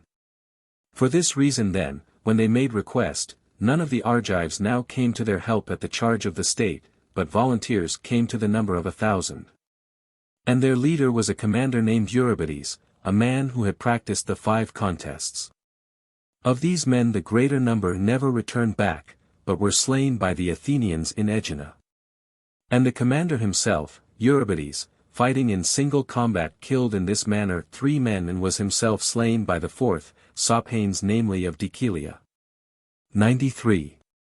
The Aeginetans however engaged in contest with the Athenians in ships, when these were in disorder, and defeated them, and they took of them 4 ships together with their crews. 94. So the Athenians were at war with the Aeginetans. And meanwhile the Persian was carrying forward his design, since he was put in mind ever by his servant to remember the Athenians, and also because of the sons of Pisistratos were near at hand and brought charges continually against the Athenians. While at the same time Darius himself wished to take hold of this pretext and subdue those nations of Hellas which had not given him earth and water. Mardonios then, since he had fared miserably in his expedition, he removed from his command. And appointing other generals to command he dispatched them against Eretria and Athens, namely Datis, who was a Mede by race, and Artaphernes the son of Artaphernes, a nephew of the king, and he sent them forth with the charge to reduce Athens and Eretria to slavery and to bring the slaves back into his presence. 95. When these who had been appointed to command came in their march from the king to the Ilian plain in Cilicia, taking with them a large and well-equipped land army, then while they were encamping there, the whole naval armament came up, which had been appointed for several nations to furnish. And there came to them also the ships for carrying horses, which in the year before Darius had ordered his tributaries to make ready. In these they placed their horses, and having embarked the land army in the ships they sailed for Ionia with 600 triremes. After this they did not keep their ships coasting along the mainland towards the Hellespont and Thrace, but they started from Samos and made their voyage by the Icarian Sea and between the islands. Because, as I think, they feared more than all else the voyage round Athos, seeing that in the former year while making the passage by this way they had come to great disaster. Moreover also Naxos compelled them, since it had not been conquered at the former time. 96. And when they had arrived at Naxos, coming against it from the Icarian Sea, for it was against Naxos first that the Persians intended to make expedition, remembering the former events, the Naxians departed forthwith fleeing to the mountains, and did not await their attack. But the Persians made slaves of those of them whom they caught and set fire to both the temples and the town. Having so done they put out to sea to attack the other islands. 97. While these were doing thus, the Delians also had left Delos and fled away to Tinos. And when the armament was sailing in thither, Datis sailed on before and did not allow the ships to anchor at the island of Delos, but at Rania on the other side of the channel. And he himself, having found out by inquiry where the men of Delos were, sent a herald and addressed them thus, Holy men, why are ye fled away and departed, having judged of me that which is not convenient? For even I of myself have wisdom at least so far, and moreover it has been thus commanded me by the king, not to harm at all that land in which the two divinities were born, neither the land itself nor the inhabitants of it. Now therefore return to your own possessions and dwell in your island. Thus he proclaimed by a herald to the Delians, and after this he piled up and burned upon the altar 300 talents weight of frankincense. 98. Datis having done these things sailed away with his army to fight against Eretria first, taking with him both Ionians and Iolians. And after he had put out to sea from thence, Delos was moved, not having been shaken, as the Delians reported to me, either before that time or since that down to my own time. And this no doubt the God manifested as a portent to men of the evils that were about to be. For in the time of Darius the son of Hystaspes and Xerxes the son of Darius and Artaxerxes the son of Xerxes, 3 generations following upon one another. There happened more evils to Hellas than during the 20 other generations which came before Darius, some of the evils coming to it from the Persians, and others from the leaders themselves of Hellas warring together for supremacy. Thus it was not unreasonable that Delos should be moved, which was before unmoved. Now in the Hellenic tongue the names which have been mentioned have this meaning. Darius means, compeller, Xerxes, warrior, Artaxerxes, great warrior. Thus then might the Hellenes rightly call these kings in their own tongue. 99. The barbarians then, when they had departed from Delos, touched at the islands as they went. And from them received additional forces and took sons of the islanders as hostages, and when in sailing round about the islands they put in also to Charistos. Seeing that the Christians would neither give them hostages nor consent to join in an expedition against cities that were their neighbors, meaning Eretria and Athens, they began to besiege them and to ravage their land. Until at last the Christians also came over to the will of the Persians. 100. The Eretrians meanwhile being informed that the armament of the Persians was sailing to attack them, requested the Athenians to help them. And the Athenians did not refuse their support, but gave as helpers those 4,000 to whom had been allotted the land of the wealthy Chalcidians.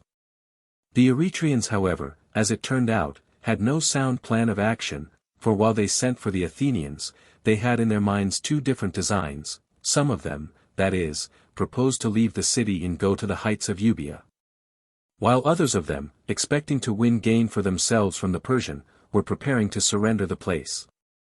Having got knowledge of how things were as regards both these plans, Aeschines the son of Nathon, one of the leaders of the Eretrians, told the whole condition of their affairs to those of the Athenians who had come, and entreated them to depart and go to their own land, that they might not also perish. So the Athenians did according to this counsel given to them by Aeschines. 101. And while these passed over to Oripo and saved themselves, the Persians sailed on and brought their ships to land about Temenos and Kyriae and Aegilea in the Eretrian territory. And having taken possession of these places, forthwith they began to disembark their horses and prepared to advance against the enemy. The Eretrians however did not intend to come forth against them and fight, But their endeavor was if possible to hold out by defending their walls, since the council prevailed not to leave the city. Then a violent assault was made upon the wall, and for 6 days there fell many on both sides. But on the 7th day Euphorbos the son of Alcimachos and Philagros the son of Kineos, men of repute among the citizens, gave up the city to the Persians.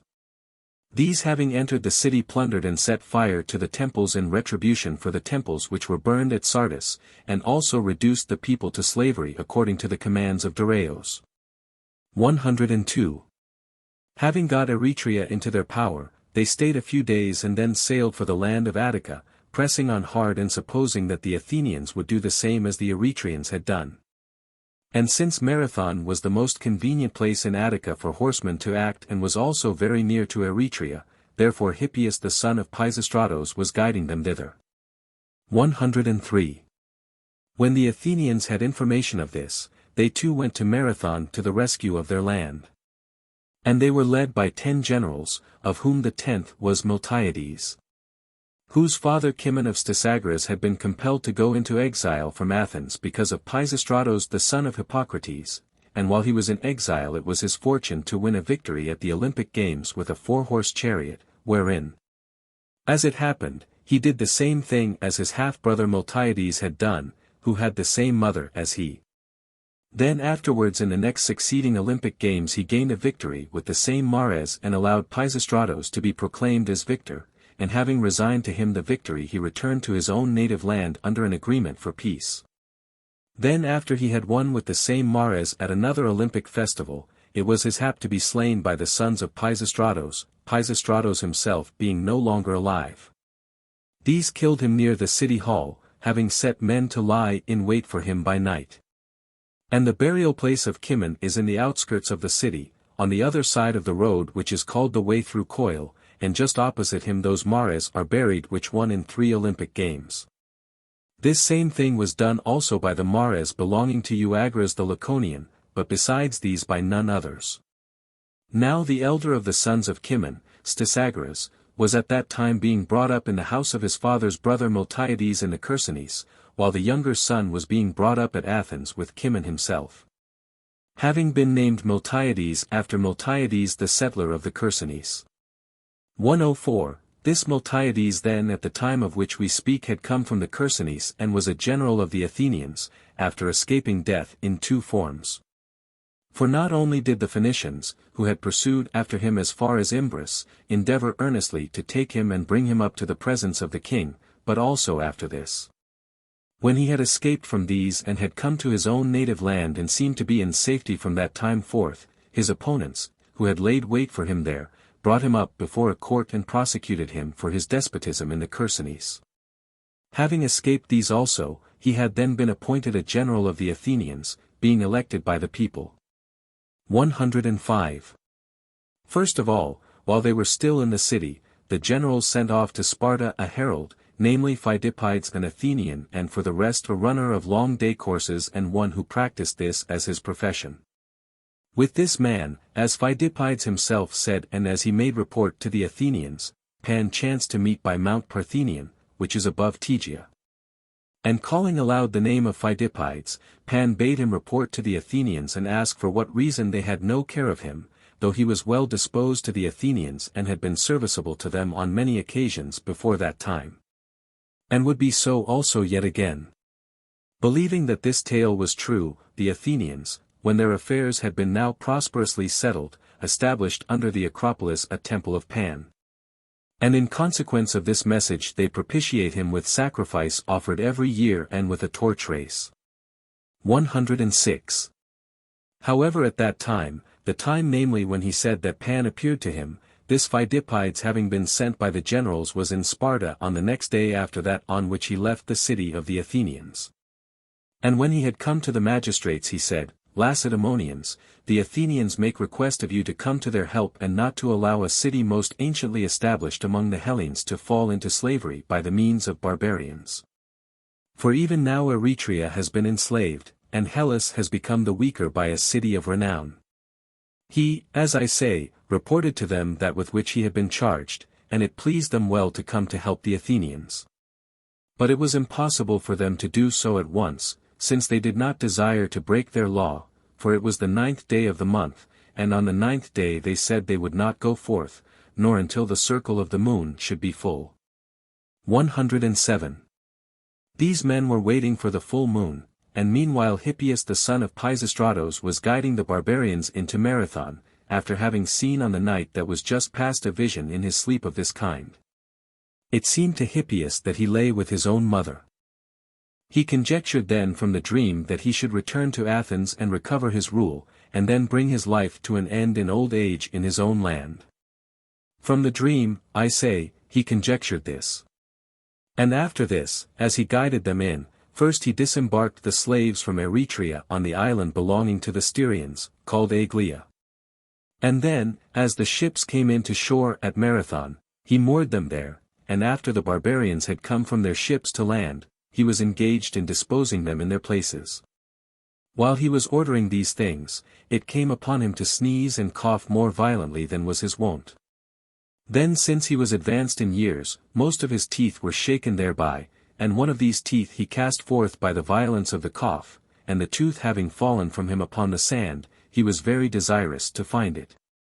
Since however the tooth was not to be found when he searched, he groaned aloud and said to those who were by him, "This land is not ours, nor shall we be able to make it subject to us, but so much part in it as belonged to me the tooth possesses." 108. Hippias then conjectured that his vision had been thus fulfilled, and meanwhile, after the Athenians had been drawn up in the sacred enclosure of Heracles. There joined them the Plataeans coming to their help in a body, for the Plataeans had given themselves to the Athenians, and the Athenians before this time undertook many toils on behalf of them. And this was the manner in which they gave themselves. Being oppressed by the Thebans, the Plataeans at first desired to give themselves to Cleomenes the son of Anaxandrides and to the Lacedaemonians, who chanced to come thither.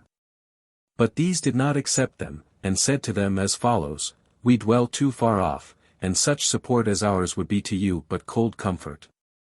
For ye might many times be reduced to slavery before any of us had information of it, but we counsel you rather to give yourselves to the Athenians, who are both neighbors and also not bad helpers." Thus the Lacedaemonians counseled, not so much on account of their goodwill to the Plataeans as because they desired that the Athenians should have trouble by being involved in a conflict with the Boeotians. The Lacedaemonians, I say, thus counseled the men of Plataea, and they did not fail to follow their counsel, but when the Athenians were doing sacrifice to the 12 gods, they sat down as suppliants at the altar and so gave themselves. Then the Thebans having been informed of these things marched against the Plataeans, and the Athenians came to their assistance, and as they were about to join battle, the Corinthians did not permit them to do so, but being by chance there, they reconciled their strife. And both parties having put the matter into their hands, they laid down boundaries for the land, with the condition that the Thebans should leave those of the Boeotians alone who did not desire to be reckoned with the other Boeotians. The Corinthians having given this decision departed, but as the Athenians were going back, the Boeotians attacked them, and having attacked them they were worsted in the fight. Upon that the Athenians passed beyond the boundaries which the Corinthians had set to be for the Plataeans, and they made the river Asopos itself to be the boundary of the Thebans towards the land of Plataea and towards the district of Hysiae. The Plataeans then had given themselves to the Athenians in the manner which has been said, and at this time they came to Marathon to bring them help. 109. Now the opinions of the generals of the Athenians were divided, and the one party urged that they should not fight a battle, seeing that they were too few to fight with the army of the Medes, while the others, and among them Miltiades, advised that they should do so, and when they were divided and the worse opinion was like to prevail, then, since he who had been chosen by lot to be Polemarch of the Athenians had a vote in addition to the 10, for in old times the Athenians gave the Polemarch an equal vote with the generals, and at that time the Polemarch was Callimachos of the Demi of Aphidnae. To him came Miltiades and said as follows, "With thee now it rests, Callimachos, either to bring Athens under slavery, or by making her free to leave behind thee for all the time that men shall live a memorial such as not even Harmodios and Aristogiton have left. For now the Athenians have come to a danger the greatest to which they have ever come since they were a people. And on the one hand, if they submit to the Medes, it is determined what they shall suffer, being delivered over to Hippias, while on the other hand, if this city shall gain the victory, it may become the first of the cities of Hellas. How this may happen and how it comes to thee of all men to have the decision of these matters, I am now about to tell. Of us the generals, who are 10 in number, the opinions are divided, the one party urging that we fight a battle and the others that we do not fight. Now if we do not, I expect that some great spirit of discord will fall upon the minds of the Athenians and so shake them that they shall go over to the Medes. But if we fight a battle before any unsoundness appear in any part of the Athenian people, then we are able to gain the victory in the fight, if the gods grant equal conditions. These things then all belong to thee and depend on thee. For if thou attach thyself to my opinions, thou hast both a fatherland which is free and a native city which shall be the first among the cities of Hellas. But if thou choose the opinion of those who are earnest against fighting, thou shalt have the opposite of those good things of which I told thee. 110. Thus speaking Miltiades gained Callimachos to his side.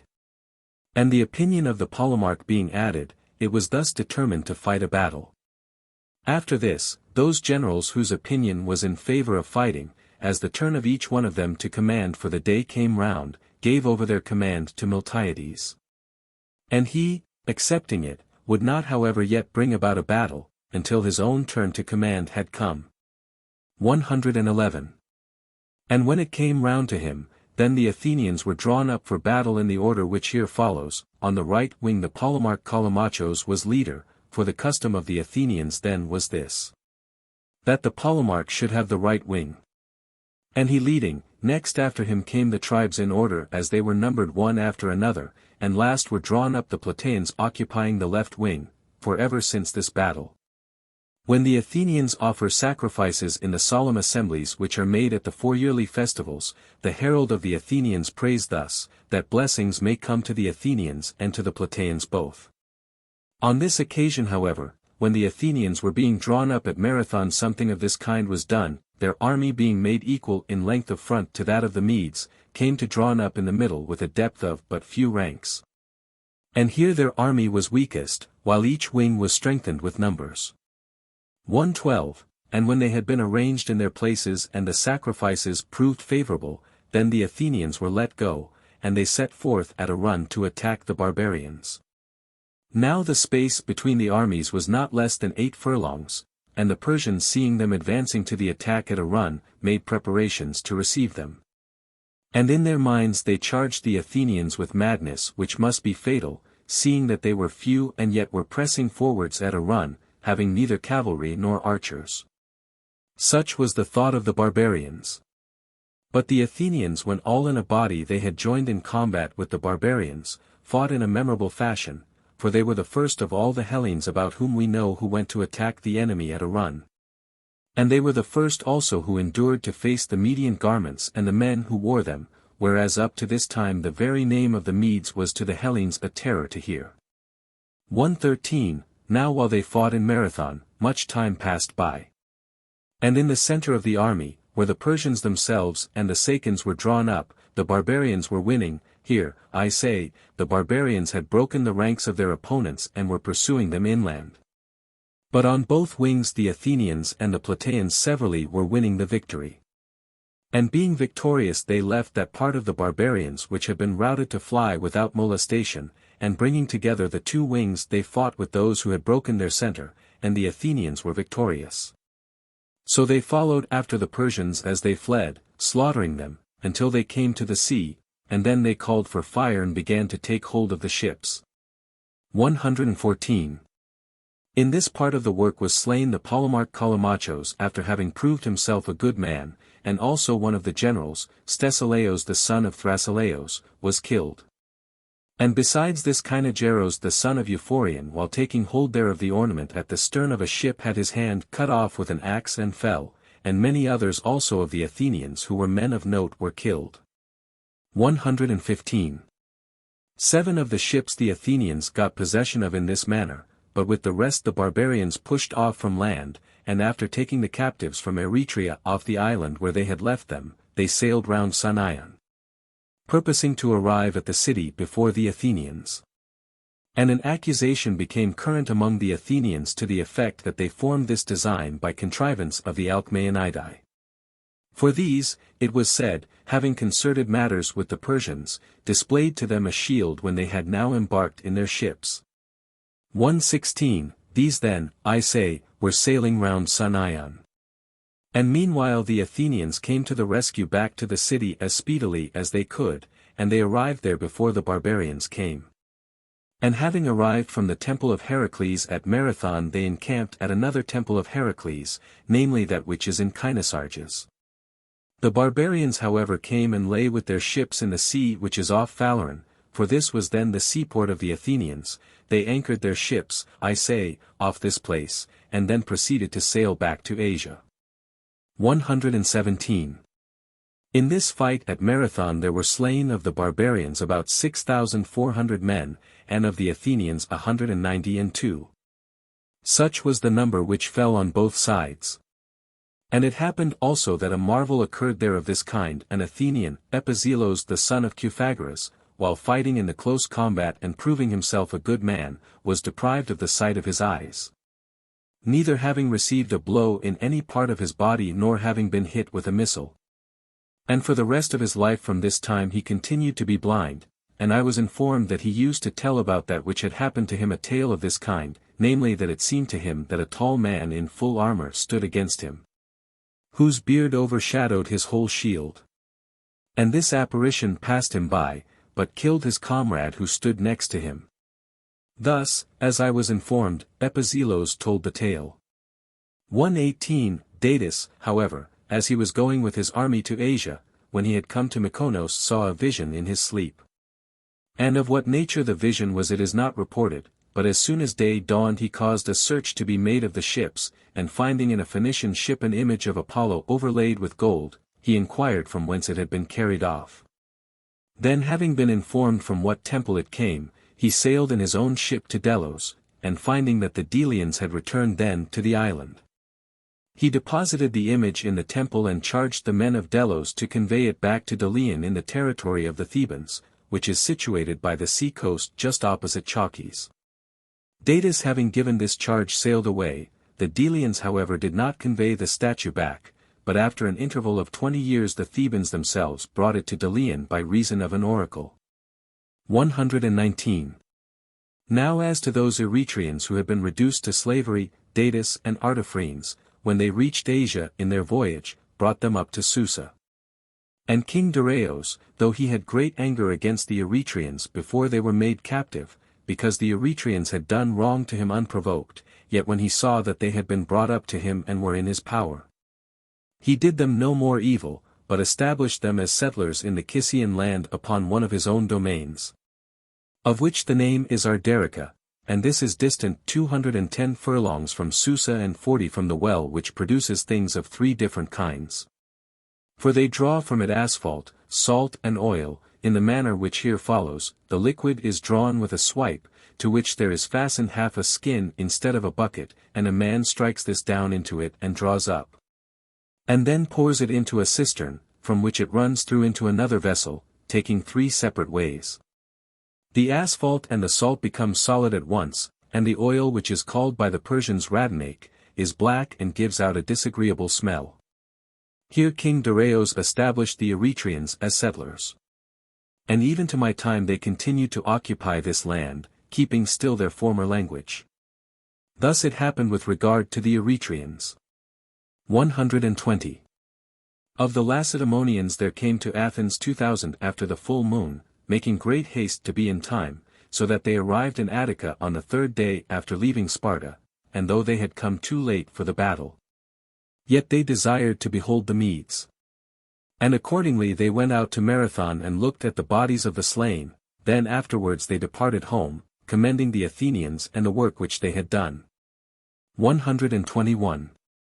Now it is a cause of wonder to me, and I do not accept the report, that the Alcmaeonidae could ever have displayed to the Persians a shield by a previous understanding, with the desire that the Athenians should be under the barbarians and under Hippias. Seeing that they are evidently proved to have been haters of despots as much or more than Callias the son of Phinippos and father of Hipponikos, while Callias for his part was the only man of all the Athenians who dared. When Pisistratos was driven out of Athens, to buy his goods offered for sale by the state, and in other ways also he contrived against him everything that was most hostile. 122. Of this Callias it is fitting that every one should have remembrance for many reasons. First because of that which has been before said, namely that he was a man of excellence in freeing his country. And then also for that which he did at the Olympic Games, wherein he gained a victory in the horse race and was second in the chariot race, and he had before this been a victor at the Pythian Games. So that he was distinguished in the sight of all Hellenes by the sums which he expended. And finally because he showed himself a man of such liberality towards his daughters, who were 3 in number, for when they came to be of ripe age for marriage, he gave them a most magnificent dowry and also indulged their inclinations. For whomsoever of all the Athenians each one of them desired to choose as a husband for herself, to that man he gave her. 123, and similarly, the Alcmaeonidae were haters of despots equally or more than he. Therefore this is a cause of wonder to me, and I do not admit the accusation that these they were who displayed the shield. Seeing that they were in exile from the despots during their whole time, and that by their contrivance the sons of Pisistratos gave up their rule. Thus it follows that they were the men who set Athens free much more than Harmodios and Aristogiton, as I judge, for these my slaying Hipparchos exasperated the rest of the family of Pisistratos. And did not at all cause the others to cease from their despotism. But the Alcmaeonidae did evidently set Athens free, at least if these were in truth the men who persuaded the Pythian prophetess to signify to the Lacedaemonians that they should set Athens free, as I have set forth before. 124. It may be said however that they had some cause of complaint against the people of the Athenians, and therefore endeavored to betray their native city. But on the contrary there were no men in greater repute than they, among the Athenians at least, nor who had been more highly honored. Thus it is not reasonable to suppose that by them a shield should have been displayed for any such purpose. A shield was displayed, however, that cannot be denied, for it was done, but as to who it was who displayed it, I am not able to say more than this. 125. Now the family of Alcmaeonidae was distinguished in Athens in the earliest times also, and from the time of Alcmaeon and of Megacles after him they became very greatly distinguished. For first Alcmaeon the son of Megacles showed himself a helper of the Lydians from Sardis who came from Croesus to the oracle at Delphi, and assisted them with zeal. And Croesus having heard from the Lydians who went to the oracle that this man did him service, sent for him to Sardis, and when he came, he offered to give him a gift of as much gold as he could carry away at once upon his own person. With a view to this gift, its nature being such, Alcmaeon made preparations and used appliances as follows. He put on a large tunic leaving a deep fold in the tunic to hang down in front. And he drew on his feet the widest boots which he could find, and so went to the treasury to which they conducted him. Then he fell upon a heap of gold dust, and first he packed in by the side of his legs so much of the gold as his boots would contain. And then he filled the whole fold of the tunic with the gold and sprinkled some of the gold dust on the hair of his head and took some into his mouth, and having so done he came forth out of the treasury. With difficulty dragging along his boots and resembling anything in the world rather than a man.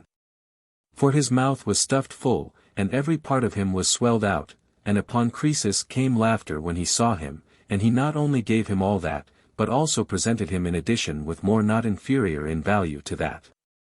Thus this house became exceedingly wealthy, and thus the Alcmaeon of whom I speak became a breeder of chariot horses and won a victory at Olympia.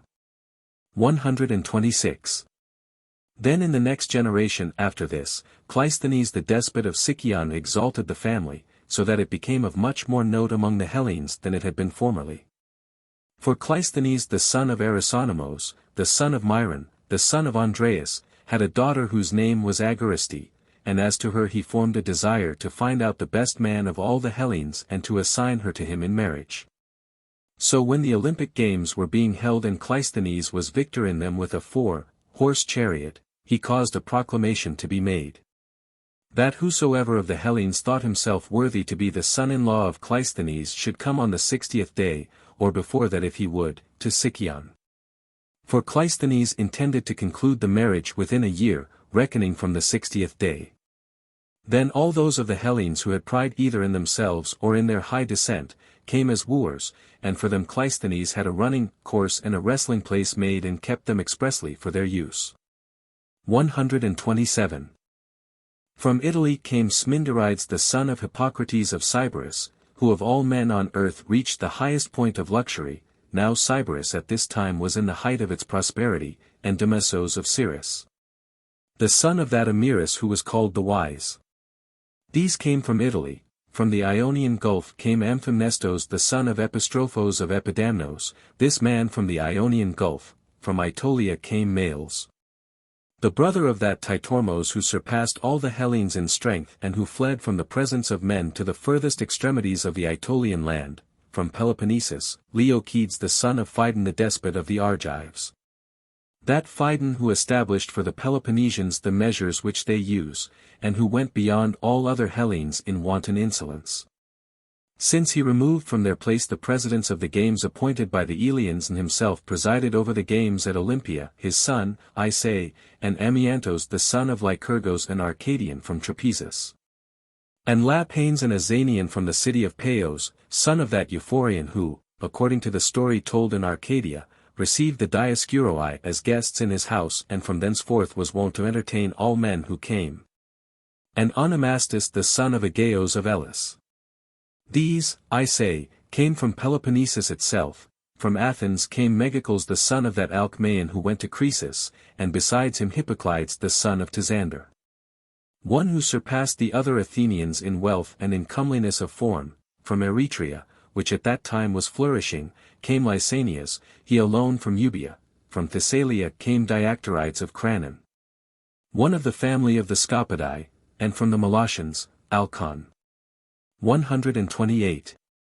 So many in number did the wooers prove to be, and when these had come by the appointed day, Cleisthenes first inquired of their native countries and of the descent of each one. And then keeping them for a year he made trial continually both of their manly virtue and of their disposition, training in temper, associating both with each one separately and with the whole number together, and he made trial of them both by bringing out to bodily exercises those of them who were younger. And also especially in the common feast, for during all the time that he kept them he did everything that could be done, and at the same time he entertained them magnificently. Now it chanced that those of the wooers pleased him most who had come from Athens, and of these Hippocleides the son of Tisander was rather preferred, both by reason of manly virtues and also because he was connected by descent with the family of Kypselos at Corinth. 129. Then when the appointed day came for the marriage banquet and for Cleisthenes himself to declare whom he selected from the whole number, Cleisthenes sacrificed 100 oxen and feasted both the wooers themselves and all the people of Sicyon. And when the dinner was over, the wooers began to vie with one another both in music and in speeches for the entertainment of the company. And as the drinking went forward and Hippocleides was very much holding the attention of the others, he bade the flute player play for him a dance measure. And when the flute player did so, he danced, and it so befell that he pleased himself in his dancing, but Cleisthenes looked on at the whole matter with suspicion. Then Hippocleides after a certain time bade one bring in a table.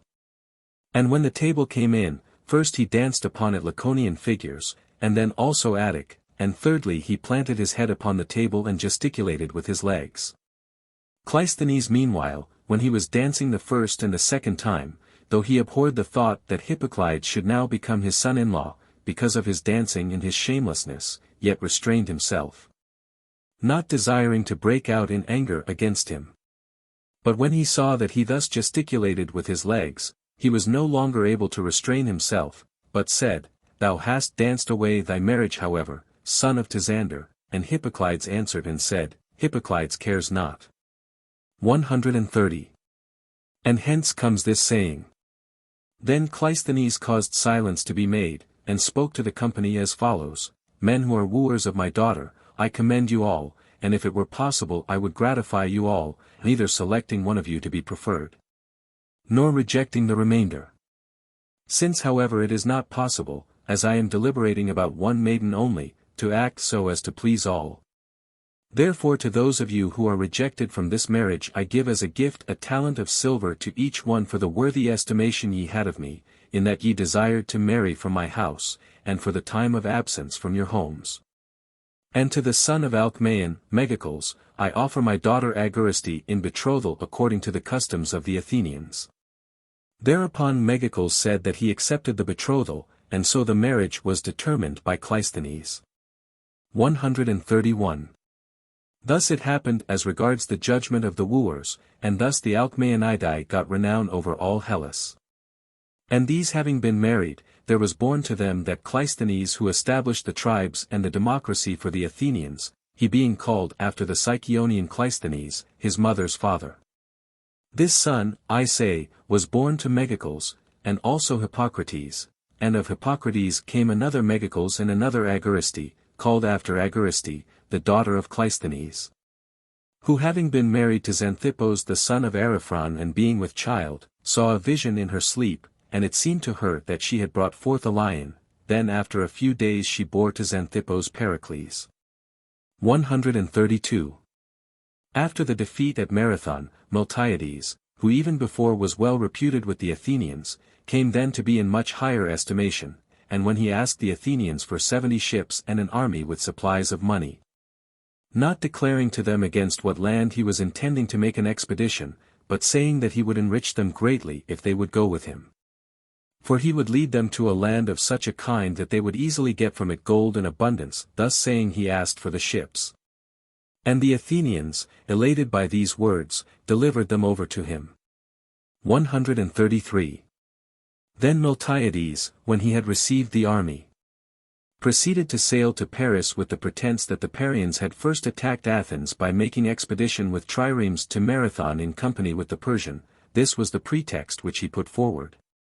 But he had also a grudge against the Parians on account of Lysageras the son of Tisias, who was by race of Paros, for having accused him to Hydarnes the Persian. So when Miltiades had arrived at the place to which he was sailing, he began to besiege the Parians with his army, first having shut them up within their wall. And sending in to them a herald he asked for 100 talents, saying that if they refused to give them, his army should not return back until it had conquered them completely. The Parians however had no design of giving any money to Miltiades, but contrived only how they might defend their city, devising various things besides and also this, wherever at any time the wall proved to be open to attack. That point was raised when night came on to double its former height. 134. So much of the story is reported by all the Hellenes, but as to what followed the Parians alone report, and they say that it happened thus. When Miltiades was at a loss, it is said, there came a woman to speech with him, who had been taken prisoner, a Parian by race whose name was Timo, an under-priestess of the earth goddesses.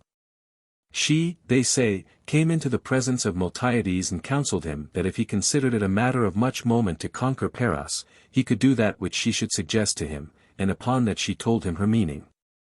He accordingly passed through to the hill which is before the city and leapt over the fence of the temple of Demeter giver of laws, not being able to open the door. And then having leapt over he went on towards the sanctuary with the design of doing something within, whether it were that he meant to lay hands on some of the things which should not be touched, or whatever else he intended to do. And when he had reached the door, forthwith a shuddering fear came over him and he set off to go back the same way as he came, and as he leapt down from the wall of rough stones his thigh was dislocated, or, as others say, he struck his knee against the wall. 135. Miltiades accordingly, being in a wretched case, set forth to sail homewards, neither bringing wealth to the Athenians nor having added to them the possession of Paros. But having besieged the city for 26 days and laid waste the island, and the Parians being informed that Timo the under-priestess of the goddesses had acted as a guide to Miltiades, desired to take vengeance upon her for this. And they sent messengers to Delphi to consult the god, so soon as they had leisure from the siege. And these messengers they sent to ask whether they should put to death the under-priestess of the goddesses, who had been a guide to their enemies for the capture of her native city and had revealed to Miltiades the mysteries which might not be uttered to a male person. The Pythian prophetess however forbade them, saying that Timo was not the true author of these things, but since it was destined that Miltiades should end his life not well, she had appeared to guide him to his evil fate. 136. Thus the Pythian prophetess replied to the Parians, and the Athenians, when Miltiades had returned back from Paros, began to talk of him, and among the rest especially Xanthippos the son of Ariphron, who brought Miltiades up before the people claiming the penalty of death and prosecuted him for his deception of the Athenians, and Miltiades did not himself make his own defense, although he was present. For he was unable to do so because his thigh was mortifying. But he lay in public view upon a bed, while his friends made a defense for him, making mention much both of the battle which had been fought at Marathon and of the conquest of Lemnos. Namely how he had conquered Lemnos and taken vengeance on the Pelasgians, and had delivered it over to the Athenians, and the people came over to his part as regards the acquittal from the penalty of death. But they imposed a fine of 50 talents for the wrong committed, and after this Miltiades died, his thigh having gangrened and mortified, and the 50 talents were paid by his son Cimon. 137.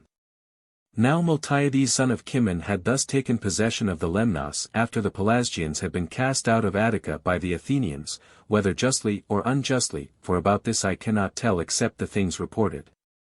Which are these: Hecataeus on the one hand, the son of Hedgesander, said in his history that it was done unjustly. For he said that when the Athenians saw the land which extends below Hymettus, which they had themselves given them to dwell in, as payment for the wall built round the Acropolis in former times, when the Athenians, I say, saw that this land was made good by cultivation, which before was bad and worthless, they were seized with jealousy and with longing to possess the land, and so drove them out. Not alleging any other pretext, but according to the report of the Athenians themselves they drove them out justly. For the Pelasgians being settled under Hymettus made this a starting point and committed wrong against them as follows: the daughters and sons of the Athenians were wont ever to go for water to the spring of Aniakronos. For at that time neither they nor the other Hellenes as yet had household servants, and when these girls came, the Pelasgians in wantonness and contempt of the Athenians would offer them violence. And it was not enough for them even to do this, but at last they were found in the act of plotting an attack upon the city, and the narrators say that they herein proved themselves better men than the Pelasgians. Inasmuch as when they might have slain the Pelasgians, who had been caught plotting against them, they did not choose to do so, but ordered them merely to depart out of the land, and thus having departed out of the land, the Pelasgians took possession of several older places and especially of Lemnos. The former story is that which was reported by Hecataeus, while the latter is that which is told by the Athenians. 138. These Pelasgians then, dwelling after that in Lemnos, desired to take vengeance on the Athenians. And having full knowledge also of the festivals of the Athenians, they got 50 oared galleys and laid wait for the women of the Athenians when they were keeping festival to Artemis in Broron. And having carried off a number of them from thence, they departed and sailed away home, and taking the women to Lemnos they kept them as concubines. Now when these women had children gradually more and more, they made it their practice to teach their sons both the Attic tongue and the manners of the Athenians. And these were not willing to associate with the sons of the Pelasgian women, and moreover if any of them were struck by any one of those, they all in a body came to the rescue and helped one another. Moreover the boys claimed to have authority over the other boys and got the better of them easily. Perceiving these things the Pelasgians considered the matter. And when they took counsel together, a fear came over them and they thought, if the boys were indeed resolved now to help one another against the sons of the legitimate wives, and were endeavoring already from the first to have authority over them, what would they do when they were grown up to be men? Then they determined to put to death the sons of the Athenian women, and this they actually did, and in addition to them they slew their mothers also. From this deed and from that which was done before this, which the women did when they killed Thoas and the rest, who were their own husbands, it has become a custom in Hellas that all deeds of great cruelty should be called Lemnian deeds. 139. After the Pelasgians had killed their own sons and wives, the earth did not bear fruit for them, nor did their women or their cattle bring forth young as they did before. And being hard-pressed by famine and by childlessness, they sent to Delphi to ask for a release from the evils which were upon them, and the Pythian prophetess bade them pay such penalty to the Athenians as the Athenians themselves should appoint. The Pelasgians came accordingly to Athens and professed that they were willing to pay the penalty for all the wrong which they had done, and the Athenians laid a couch in the fairest possible manner in the city hall. And having set by it a table covered with all good things, they bade the Pelasgians deliver up to them their land in that condition. Then the Pelasgians answered and said, When with a north wind in one single day a ship shall accomplish the voyage from your land to ours, then we will deliver it up, feeling assured that it was impossible for this to happen. Since Attica lies far away to the south of Lemnos. 140. Such were the events which happened then, and very many years later, after the Chersonese which is by the Hellespont had come to be under the Athenians, Miltiades the son of Cimon, when the Etesian winds blew steadily, accomplished the voyage in a ship from Elaeus in the Chersonese to Lemnos, and proclaimed to the Pelasgians that they should depart out of the island, reminding them of the oracle, which the Pelasgians had never expected would be accomplished for them. The men of Hephaestia accordingly obeyed, but those of Marina, not admitting that the Chersonese was Attica, suffered a siege, until at last these also submitted. Thus it was that the Athenians and Miltiades took possession of Lemnos. Herodotus Book 7, Polymnia. 1. Now when the report came to Darius the son of Hystaspes of the battle which was fought at Marathon, the king, who even before this had been greatly exasperated with the Athenians on account of the attack made upon Sardis, then far more than before displayed indignation, and was far more desirous of making a march against Hellas. Accordingly at once he sent messengers to the various cities and ordered that they should get ready a force, appointing to each people to supply much more than at the former time, and not only ships of war, but also horses and provisions and transport vessels.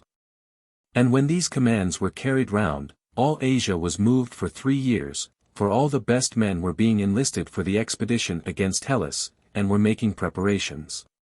In the 4th year however the Egyptians, who had been reduced to subjection by Cambyses, revolted from the Persians, and then he was even more desirous of marching against both these nations. 2. While Darius was thus preparing to set out against Egypt and against Athens, there arose a great strife among his sons about the supreme power. And they said that he must not make his expeditions until he had designated one of them to be king, according to the custom of the Persians. For to Darius already before he became king 3 sons had been born of his former wife the daughter of Gobryas, and after he became king 4 other sons of Atossa the daughter of Cyrus. Of the first the eldest was Artabazanes. And of those who had been born later, Xerxes. These being not of the same mother were at strife with one another, Artabazanes contending that he was the eldest of all the sons, and that it was a custom maintained by all men that the eldest should have the rule. And Xerxes arguing that he was the son of Atossa the daughter of Cyrus, and that Cyrus was he who had won for the Persians their freedom. 3. Now while Darius did not as yet declare his judgment, it chanced that Demaratos also, the son of Ariston, had come up to Susa at this very same time, having been deprived of the kingdom in Sparta and having laid upon himself a sentence of exile from Lacedaemon. This man, hearing of the difference between the sons of Darius, came, as it is reported of him, and counseled Xerxes to say in addition to those things which he was wont to say, that he had been born to Darius at the time when he was already reigning as king and was holding the supreme power over the Persians. While Artabazanes had been born while Darius was still in a private station, it was not fitting therefore nor just that another should have the honor before him. For even in Sparta, suggested Demaratos, this was the custom, that is to say, if some of the sons had been born first, before their father began to reign, and another came after, born later while he was reigning, the succession of the kingdom belonged to him who had been born later. Xerxes accordingly made use of the suggestion of Demaratos, and Darius perceiving that he spoke that which was just, designated him to be king. It is my opinion however that even without this suggestion Xerxes would have become king, for Atossa was all-powerful. 4. Then having designated Xerxes to the Persians as their king, Darius wished to go on his expeditions. However, in the next year after this and after the revolt of Egypt, it came to pass that Darius himself died, having been king in all 36 years. And thus he did not succeed in taking vengeance either upon the revolted Egyptians or upon the Athenians. 5. Darius being dead, the kingdom passed to his son Xerxes. Now Xerxes at the first was by no means anxious to make a march against Hellas, but against Egypt he continued to gather a force. Mardonios, however, the son of Gobryas, who was a cousin of Xerxes, being sister's son to Darius, was ever at his side, and having power with him more than any other of the Persians, he kept continually to such discourse as this which follows. Saying, Master, it is not fitting that the Athenians, after having done to the Persians very great evil, should not pay the penalty for that which they have done. What if thou shouldest at this present time do that which thou hast in thy hands to do? And when thou hast tamed the land of Egypt, which has broken out insolently against us, then do thou march an army against Athens, that a good report may be made of thee by men. And that in future every one may beware of making expeditions against thy land. Thus far his speech had to do with vengeance, and to this he would make addition as follows, saying that Europe was a very fair land and bore all kinds of trees that are cultivated for fruit, and was of excellent fertility. And such that the king alone of all mortals was worthy to possess it. 6. These things he was wont to say, since he was one who had a desire for perilous enterprise and wished to be himself the governor of Hellas under the king. So in time he prevailed upon Xerxes and persuaded him to do this. For other things also assisted him and proved helpful to him in persuading Xerxes. In the first place there had come from Thessaly messengers sent by the Aeluadi, who were inviting the king to come against Hellas and were showing great zeal in his cause. Now these Aeluadi were kings of Thessaly, and then secondly those of the sons of Pisistratos who had come up to Susa were inviting him also, holding to the same arguments as the Aeluadi. And moreover they offered him yet more inducement in addition to these, for there was one Onomachritos an Athenian, who both uttered oracles and also had collected and arranged the oracles of Museos. And with this man they had come up, after they had first reconciled the enmity between them. For Onomachritos had been driven forth from Athens by Hipparchus the son of Pisistratos. Having been caught by lassos of Hermion interpolating in the works of Museos an oracle to the effect that the islands which lie off Lemnos should disappear under the sea. For this reason Hipparchus drove him forth, having before this time been very much wont to consult him. Now however he had gone up with them. And when he had come into the presence of the king, the sons of Pisistratos spoke of him in magnificent terms, and he repeated some of the oracles. And if there was in them anything which imported disaster to the barbarians, of this he said nothing. But choosing out of them the most fortunate things he told how it was destined that the Hellespont should be yoked with a bridge by a Persian, and he set forth the manner of the march. He then thus urged Xerxes with oracles, while the sons of Pisistratos and the Aeluadi pressed him with their advice. 7. So when Xerxes had been persuaded to make an expedition against Hellas, then in the next year after the death of Darius he made a march first against those who had revolted. Having subdued these and having reduced all Egypt to slavery much greater than it had suffered in the reign of Darius, he entrusted the government of it to Achaemenes his own brother, a son of Darius. Now this Achaemenes being a governor of Egypt was slain afterwards by Inaros the son of Psamatichos, a Libyan. 8. Xerxes then after the conquest of Egypt, being about to take in hand the expedition against Athens, summoned a chosen assembly of the best men among the Persians. That he might both learn their opinions and himself in the presence of all declare that which he intended to do. And when they were assembled, Xerxes spoke to them as follows. 8. Persians, I shall not be the first to establish this custom in your nation, but having received it from others I shall follow it, for as I am informed by those who are older than myself. We never yet have kept quiet since we received this supremacy in succession to the Medes, when Cyrus overthrew Astyages. But God thus leads us, and for ourselves tends to good that we are busied about many things. Now about the nations which Cyrus and Cambyses and my father Darius subdued and added to their possessions there is no need for me to speak, since ye know well, and as for me. From the day when I received by inheritance this throne upon which I sit, I carefully considered always how in this honorable place I might not fall short of those who have been before me, nor add less power to the dominion of the Persians, and thus carefully considering I find a way by which not only glory may be won by us, together with a land not less in extent nor worse than that which we now possess, and indeed more varied in its productions, but also vengeance and retribution may be brought about. Wherefore I have assembled you together now, in order that I may communicate to you that which I have it in my mind to do. 8. b. I design to yoke the Hellespont with a bridge, and to march an army through Europe against Hellas, in order that I may take vengeance on the Athenians for all the things which they have done both to the Persians and to my father.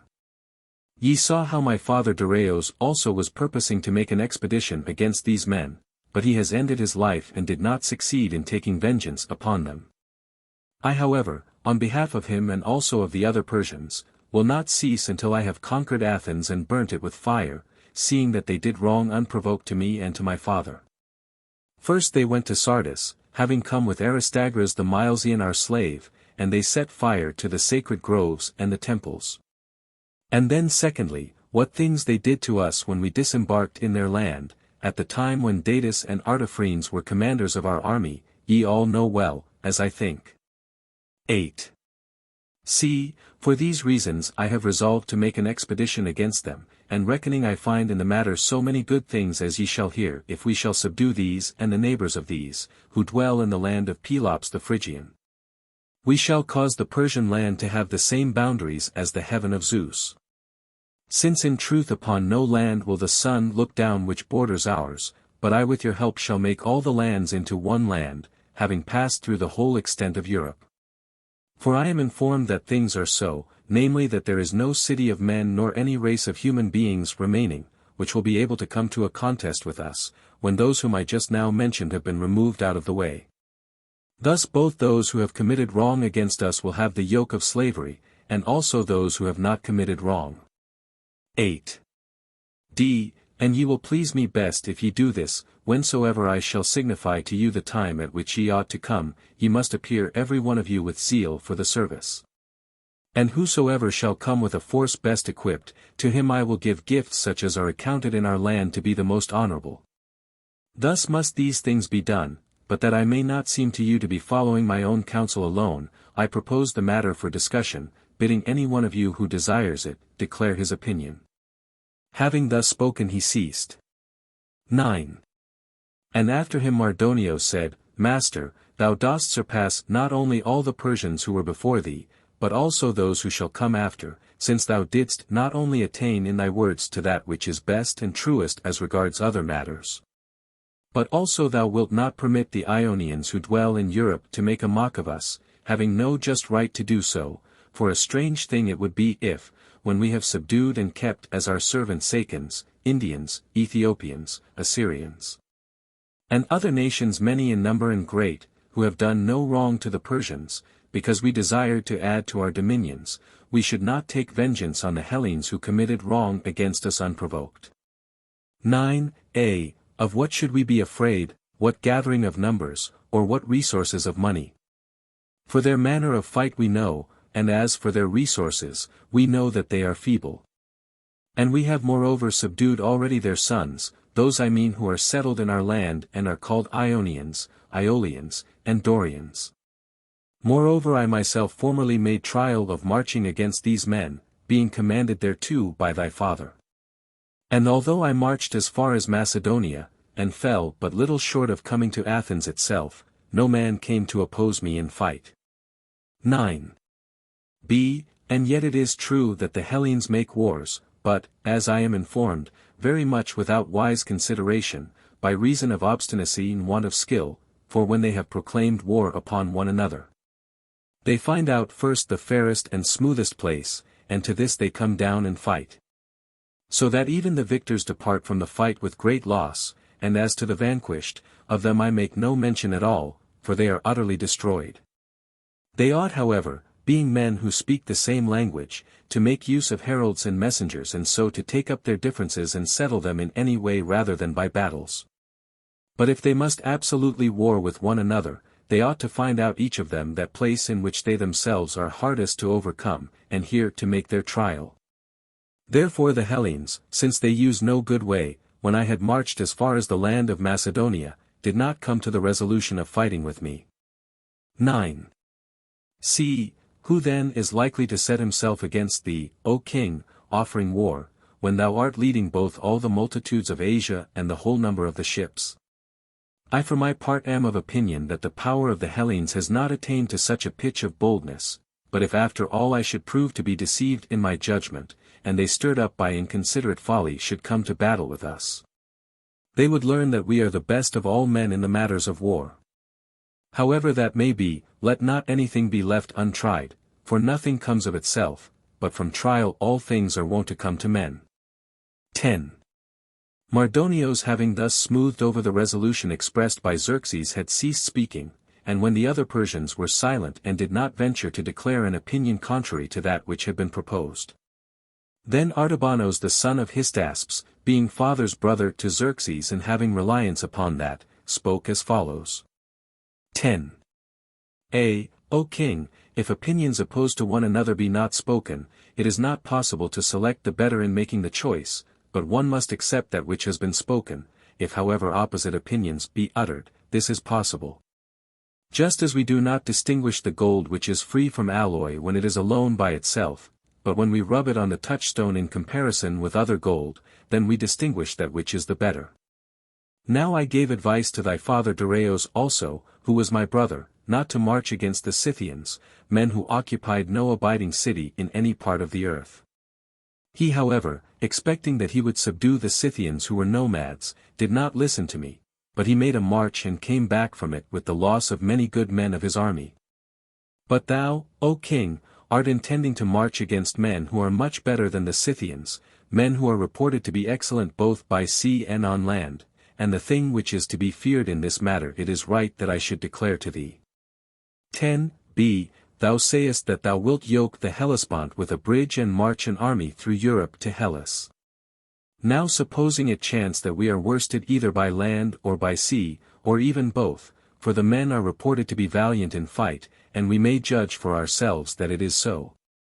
Since the Athenians by themselves destroyed that great army which came with Datis and Artaphernes to the Attic land, suppose however that they do not succeed in both, yet if they shall attack with their ships and conquer in a sea fight, and then sail to the Hellespont and break up the bridge, this of itself, O king, will prove to be a great peril. 10. See, not however by any native wisdom of my own do I conjecture that this might happen, I am conjecturing only such a misfortune as all but came upon us at the former time, when thy father, having yoked the Bosphorus of Thracia and made a bridge over the river Ister, had crossed over to go against the Scythians. At that time the Scythians used every means of entreaty to persuade the Ionians to break up the passage, to whom it had been entrusted to guard the bridges of the Ister. At that time, if Histieos the despot of Miletos had followed the opinion of the other despots and had not made opposition to them, the power of the Persians would have been brought to an end. Yet it is a fearful thing even to hear it reported that the whole power of the king had come to depend upon one human creature. 10. Do not thou therefore propose to go into any such danger when there is no need, but do as I say, at the present time dissolve this assembly. And afterwards at whatever time it shall seem good to thee, when thou hast considered prudently with thyself, proclaim that which seems to thee best, for good counsel I hold to be a very great gain. Since even if anything shall prove adverse, the counsel which has been taken is no less good, though it has been defeated by fortune. While he who took counsel badly at first, if good fortune should go with him has lighted on a prize by chance, but none the less for that his counsel was bad. 10.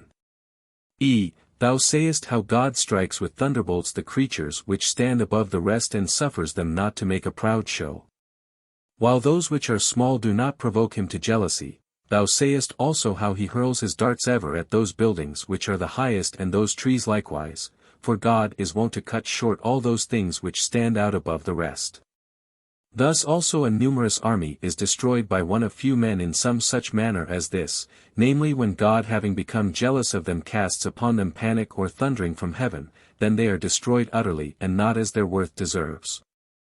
For God suffers not any other to have high thoughts save only himself. 10. Moreover the hastening of any matter breeds disasters, whence great losses are wont to be produced. But in waiting there are many good things contained, as to which, if they do not appear to be good at first, yet one will find them to be so in course of time. 10. To thee, O king, I give this counsel, but thou son of Gobryas, Mardonios, cease speaking foolish words about the Hellenes, since they in no way deserve to be spoken of with slight. For by uttering slander against the Hellenes thou art stirring the king himself to make an expedition, and it is to this very end that I think thou art straining all thy endeavor. Let not this be so. For slander is a most grievous thing, in it the wrongdoers are two, and the person who suffers wrong is one. The slanderer does a wrong in that he speaks against one who is not present, the other in that he is persuaded of the thing before he gets certain knowledge of it, and he who is not present when the words are spoken suffers wrong in the matter thus. Both because he has been slandered by the one and because he has been believed to be bad by the other. 10. However, if it be absolutely needful to make an expedition against these men, come, let the king himself remain behind in the abodes of the Persians, and let us both set to the wager our sons. And then do thou lead an army by thyself, choosing for thyself the men whom thou desirest, and taking an army as large as thou thinkest good, and if matters turn out for the king as thou sayest. Let my sons be slain and let me also be slain in addition to them. But if in the way which I predict, let thy sons suffer this, and with them thyself also, if thou shalt return back. But if thou art not willing to undergo this proof, but wilt by all means lead an army against Hellas, then I say that those who are left behind in this land will hear that Mardonios, after having done a great mischief to the Persians, is torn by dogs and birds, either in the land of the Athenians, or else perchance thou wilt be in the land of the Lacedaemonians, unless indeed this should have come to pass even before that upon the way. And that thou hast at length been made aware against what kind of men thou art persuading the king to march. 11. Artabanos thus spoke, and Xerxes enraged by it made answer as follows, Artabanos, thou art my father's brother, and this shall save thee from receiving any recompense such as thy foolish words deserve. Yet I attach to thee this dishonor, seeing that thou art a coward and spiritless, namely that thou do not march with me against Hellas, but remain here together with the women.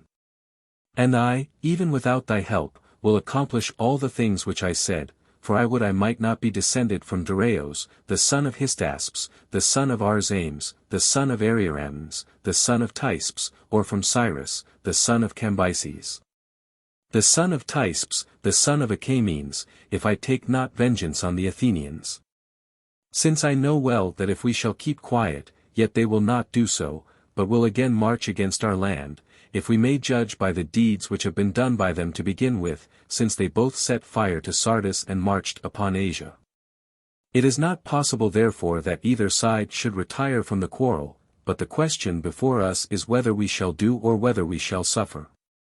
Whether all these regions shall come to be under the Hellenes or all those under the Persians, for in our hostility there is no middle course.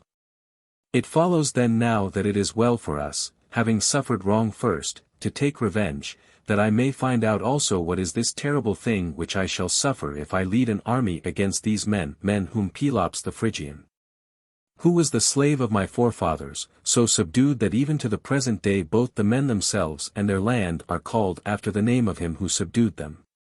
12. Thus far was it spoken then, but afterwards when darkness came on, the opinion of Artabanos tormented Xerxes continually, and making night his counselor he found that it was by no means to his advantage to make the march against Hellas.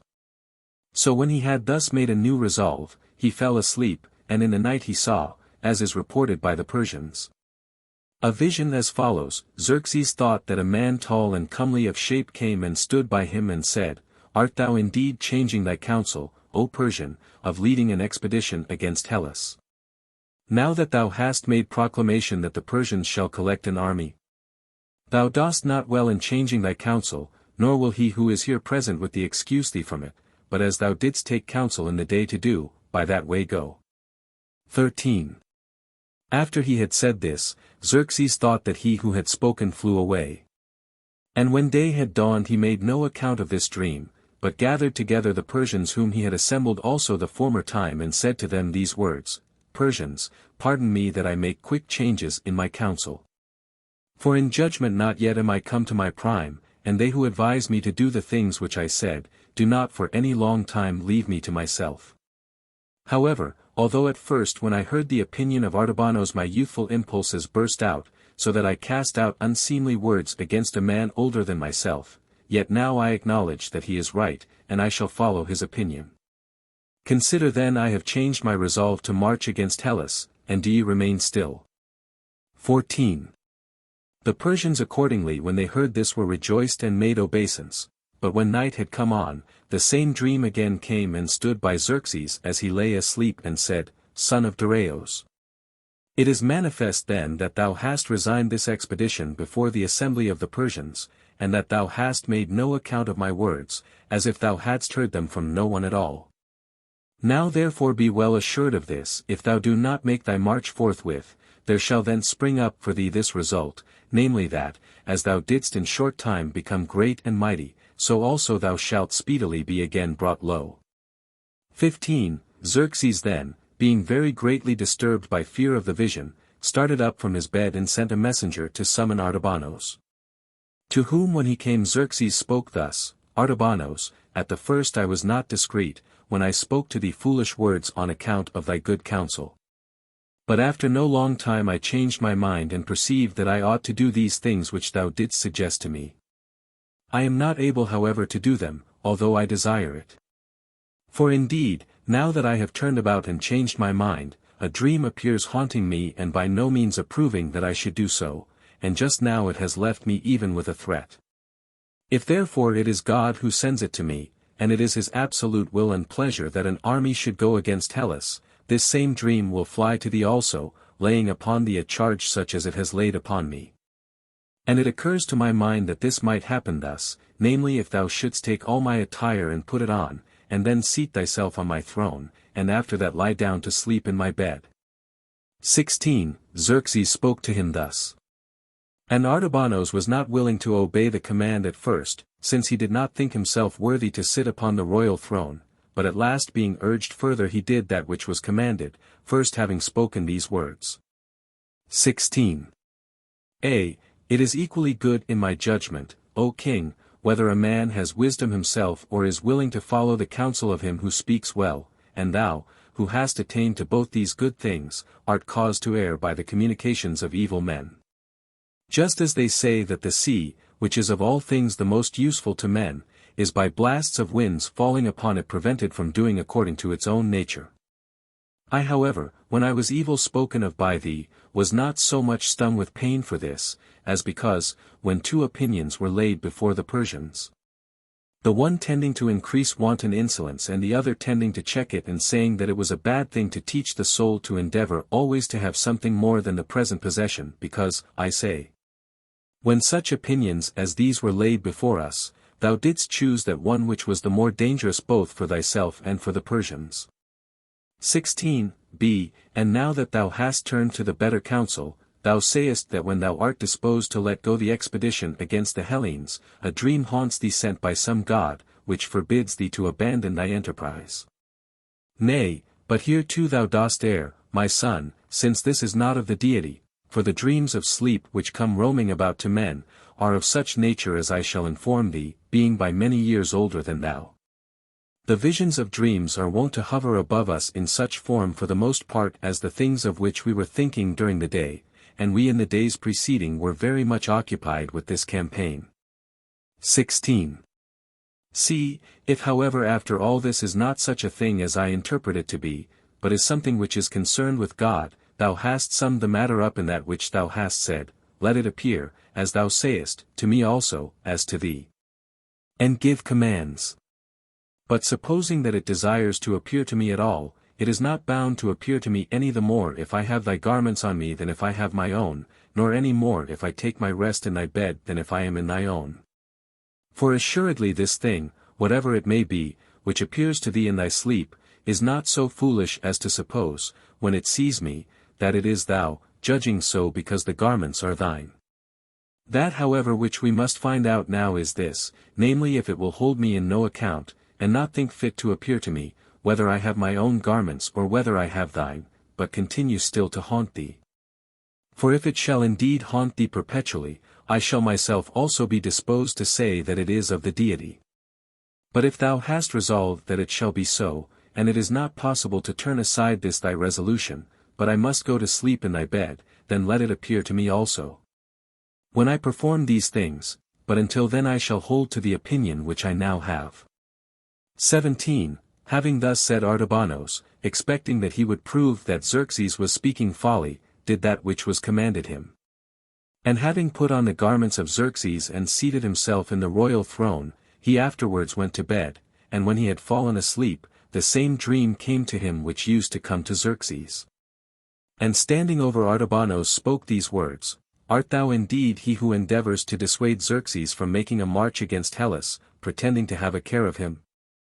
However, neither in the future nor now at the present shalt thou escape unpunished for trying to turn away that which is destined to come to pass, and as for Xerxes, that which he must suffer if he disobeys, hath been shown already to the man himself. 18. Thus it seemed to Artabanos that the dream threatened him, and at the same time was just about to burn out his eyes with hot irons.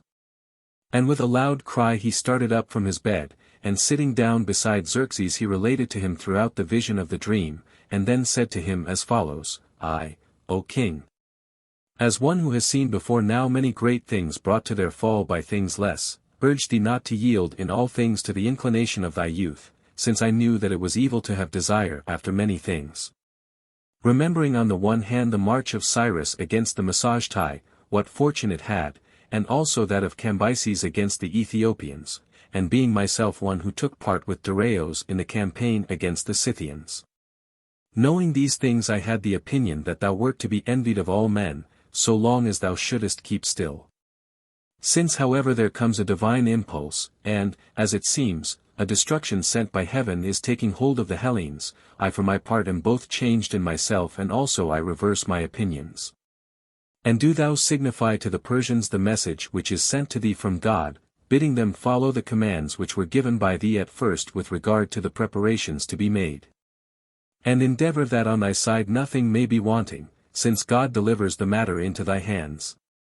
These things having been said, both were excited to confidence by the vision, and so soon as it became day, Xerxes communicated the matter to the Persians, and Artabanos, who before was the only man who came forward to dissuade him, now came forward to urge on the design. 19. Xerxes being thus desirous to make the expedition, there came to him after this a third vision in his sleep, which the Magians, when they heard it, explained to have reference to the dominion of the whole earth and to mean that all men should be subject to him.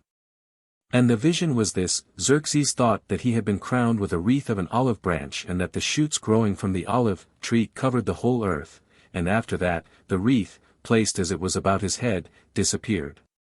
When the Magians had thus interpreted the vision, forthwith every man of the Persians who had been assembled together departed to his own province and was zealous by all means to perform the commands, desiring each one to receive for himself the gifts which had been proposed, and thus Xerxes was gathering his army together, searching every region of the continent. 20. During 4 full years from the conquest of Egypt he was preparing the army and the things that were of service for the army, and in the course of the 5th year he began his campaign with a host of great multitude. For of all the armies of which we have knowledge this proved to be by far the greatest. So that neither that led by Darius against the Scythians appears anything as compared with it, nor the Scythian host.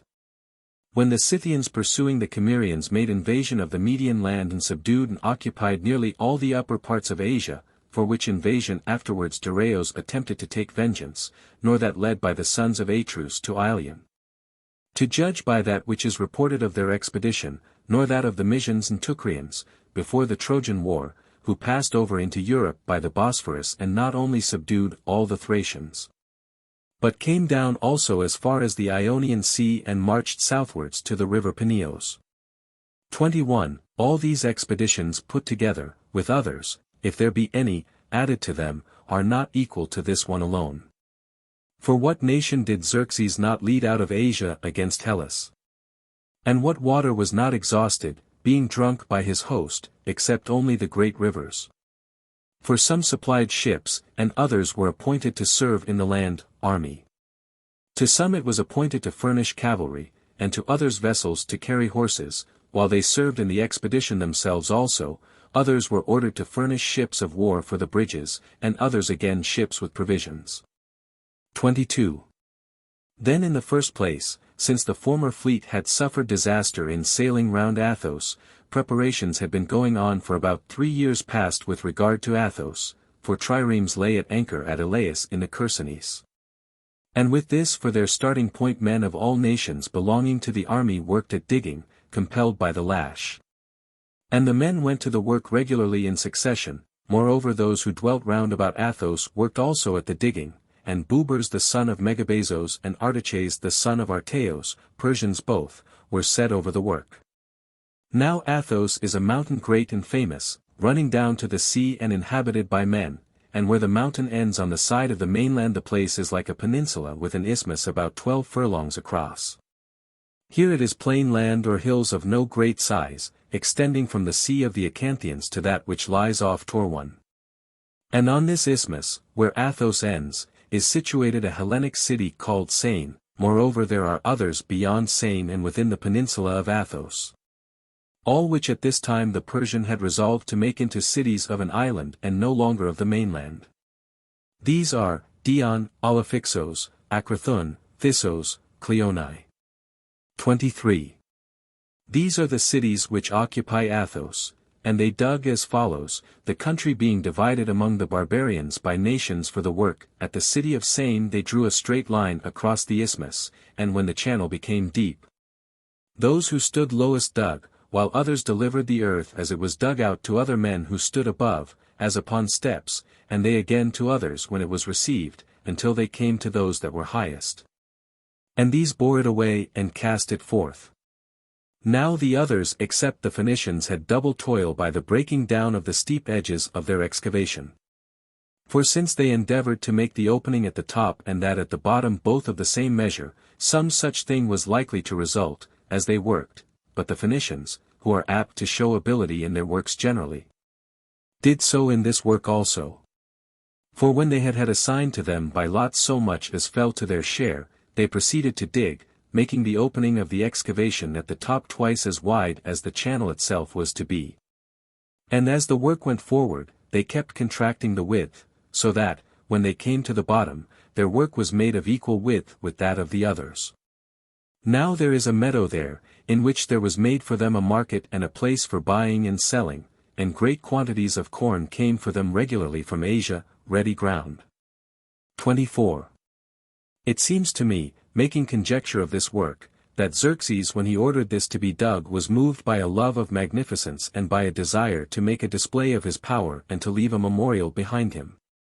For though they might have drawn the ships across the isthmus with no great labor, he bade them dig a channel for the sea of such breadth that 2 triremes might sail through, propelled side by side. To these same men to whom the digging had been appointed, it was appointed also to make a bridge over the river Strymon, yoking together the banks. 25. These things were being done by Xerxes thus. And meanwhile he caused ropes also to be prepared for the bridges, made of papyrus and of white flax, appointing this to the Phoenicians and Egyptians. And also he was making preparations to store provisions for his army on the way, that neither the army itself nor the baggage animals might suffer from scarcity, as they made their march against Hellas.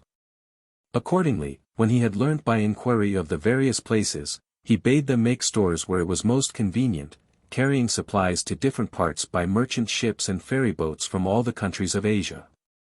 So they conveyed the greater part of the corn to the place which is called Leucact in Thrace, while others conveyed stores to Tyrodiza of the Perinthians, others to Doriscos, others to Ion on the Strymon, and others to Macedonia.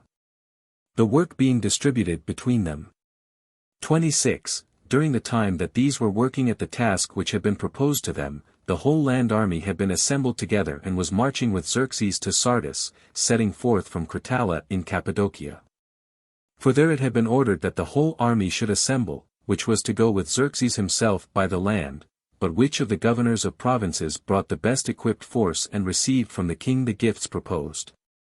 I am not able to say, for I do not know that they even came to a competition in this matter. Then after they had crossed the river Halys and had entered Phrygia, marching through this land they came to Chelinae, where the springs of the river Maeander come up, and also those of another river not less than the Maeander, whose name is Cataracts. This rises in the marketplace itself of Chelinae and runs into the Maeander, and here also is hanging up in the city the skin of Marsyas the Cylinos, which is said by the Phrygians to have been flayed off and hung up by Apollo. 27. In this city Pythios the son of Aedes, a Lydian, was waiting for the king and entertained his whole army, as well as Xerxes himself, with the most magnificent hospitality. Moreover he professed himself ready to supply money for the war. So when Pythios offered money, Xerxes asked those of the Persians who were present, who Pythios was and how much money he possessed, that he made this offer. They said, O king, this is he who presented thy father Darius with the golden plane tree and the golden vine, and even now he is in wealth the first of all men of whom we know, excepting thee only. 28. Marveling at the conclusion of these words Xerxes himself asked of Pythios then, how much money he had. And he said, O king, I will not conceal the truth from thee, nor will I allege as an excuse that I do not know my own substance, but I will enumerate it to thee exactly. Since I know the truth, for as soon as I heard that thou wert coming down to the sea of Hellas, desiring to give thee money for the war, I ascertained the truth, and calculating I found that I had of silver 2,000 talents. And of gold 400 myriads of Daric staters all but 7,000, and with this money I present thee. For myself I have sufficient livelihood from my slaves and from my estates of land. 29, thus he said. And Xerxes was pleased by the things which he had spoken, and replied, Lydian host, ever since I went forth from the Persian land I have encountered no man up to this time who was desirous to entertain my army, or who came into my presence and made offer of his own free will to contribute money to me for the war, except only thee, and thou not only didst entertain my army magnificently, but also now dost make offer of great sums of money. To thee therefore in return I give these rewards, I make thee my guest friend, and I will complete for thee the 400 myriads of staters by giving from myself the 7,000. In order that thy 400 myriads may not fall short by 7,000, but thou mayest have a full sum in thy reckoning, completed thus by me. Keep possession of that which thou hast got for thyself, and be sure to act always thus, for if thou doest so, thou wilt have no cause to repent either at the time or afterwards. 30. Having thus said and having accomplished his promise, he continued his march onwards. And passing by a city of the Phrygians called Anoa and a lake whence salt is obtained, he came to Colossae, a great city of Phrygia, where the river Lycos falls into an opening of the earth and disappears from view.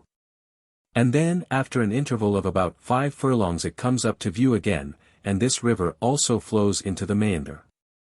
Setting forth from Colossae towards the boundaries of the Phrygians and Lydians, the army arrived at the city of Cadrara, where a pillar is fixed, set up by Croesus, which declares by an inscription that the boundaries are there. 31. From Phrygia then he entered Lydia, and here the road parts into two, and that which goes to the left leads towards Corea, while that which goes to the right leads to Sardis. And travelling by this latter road one must needs cross the river Maeander and pass by the city of Calatibos, where men live whose trade it is to make honey of the tamarisk tree and of wheat flour. By this road went Xerxes and found a plane tree, to which for its beauty he gave an adornment of gold, and appointed that some one should have charge of it always in undying succession, and on the next day he came to the city of the Lydians. 32. Having come to Sardis he proceeded first to send heralds to Hellas, to ask for earth and water, and also to give notice beforehand to prepare meals for the king. Except that he sent neither to Athens nor Lacedaemon to ask for earth, but to all the other states, and the reason why he sent the second time to ask for earth and water was this, as many as had not given at the former time to Darius when he sent.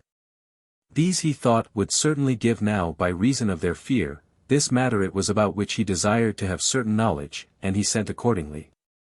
33. After this he made his preparations intending to march to Abydos, and meanwhile they were bridging over the Hellespont from Asia to Europe. Now there is in the Chersonese of the Hellespont between the city of Sestus and Mydaitos, a broad foreland running down into the sea right opposite Abydos. This is the place where no long time afterwards the Athenians under the command of Xanthippos the son of Ariphron, having taken Artaictes a Persian, who was the governor of Sestus, nailed him alive to a board with hands and feet extended. He was the man who was wont to take women with him to the temple of Protesilos at Elaeus and to do things there which are not lawful.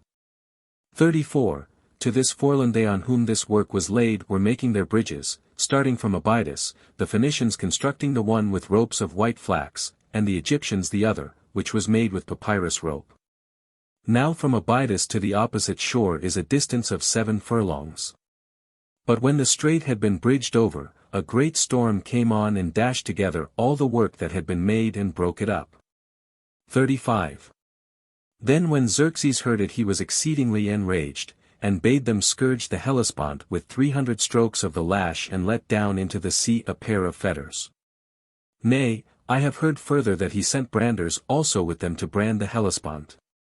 However this may be, he enjoined them, as they were beating, to say barbarian and presumptuous words as follows: Thou bitter water, thy master lays upon thee this penalty. Because thou didst wrong him not having suffered any wrong from him, and Xerxes the king will pass over thee whether thou be willing or no. But with right, as it seems, no man doeth sacrifice to thee, seeing that thou art a treacherous and briny stream. The sea he enjoined them to chastise thus, and also he bade them cut off the heads of those who were appointed to have charge over the bridging of the Hellespont. 36. Thus then the men did, to whom this ungracious office belonged. And meanwhile other chief constructors proceeded to make the bridges. And thus they made them. They put together 50 oared galleys and triremes, 360 to be under the bridge towards the Euxine Sea, and 314 to be under the other.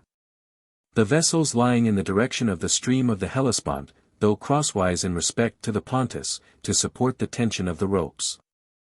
They placed them together thus, and let down very large anchors, those on the one side towards the Pontus because of the winds which blow from within outwards, and on the other side, towards the west and the Aegean, because of the southeast and south winds. They left also an opening for a passage through, so that any who wished might be able to sail into the Pontus with small vessels, and also from the Pontus outwards. Having thus done, they proceeded to stretch tight the ropes, straining them with wooden windlasses, not now appointing the 2 kinds of rope to be used apart from one another, but assigning to each bridge 2 ropes of white flax and 4 of the papyrus ropes. The thickness and beauty of make was the same for both, but the flaxen ropes were heavier in proportion, and of this rope a cubit weighed 1 talent. When the passage was bridged over, they sawed up logs of wood, and making them equal in length to the breadth of the bridge they laid them above the stretched ropes, and having set them thus in order they again fastened them above. When this was done, they carried on brushwood, and having set the brushwood also in place, they carried on to it earth. And when they had stamped down the earth firmly, they built a barrier along on each side, so that the baggage, animals and horses might not be frightened by looking out over the sea. 37. When the construction of the bridges had been finished, and the works about Athos, both the embankments about the mouths of the channel, which were made because of the breaking of the sea upon the beach, that the mouths of it might not be filled up, and the channel itself, were reported to be fully completed, then, after they had passed the winter at Sardis, the army set forth from thence fully equipped, at the beginning of spring, to march to Abydos. And when it had just set forth, the sun left his place in the heaven and was invisible, though there was no gathering of clouds and the sky was perfectly clear, and instead of day it became night. When Xerxes saw and perceived this, it became a matter of concern to him, and he asked the Magians what the appearance meant to portend. These declared that the god was foreshowing to the Hellenes a leaving of their cities, saying that the sun was the foreshower of events for the Hellenes, but the moon for the Persians. Having been thus informed, Xerxes proceeded on the march with very great joy. 38. Then as he was leading forth his army on its march, Pythios the Lydian, being alarmed by the appearance in the heavens and elated by the gifts which he had received, came to Xerxes, and said as follows: Master, I would desire to receive from thee a certain thing at my request, which, as it chances, is for thee an easy thing to grant, but a great thing for me, if I obtain it.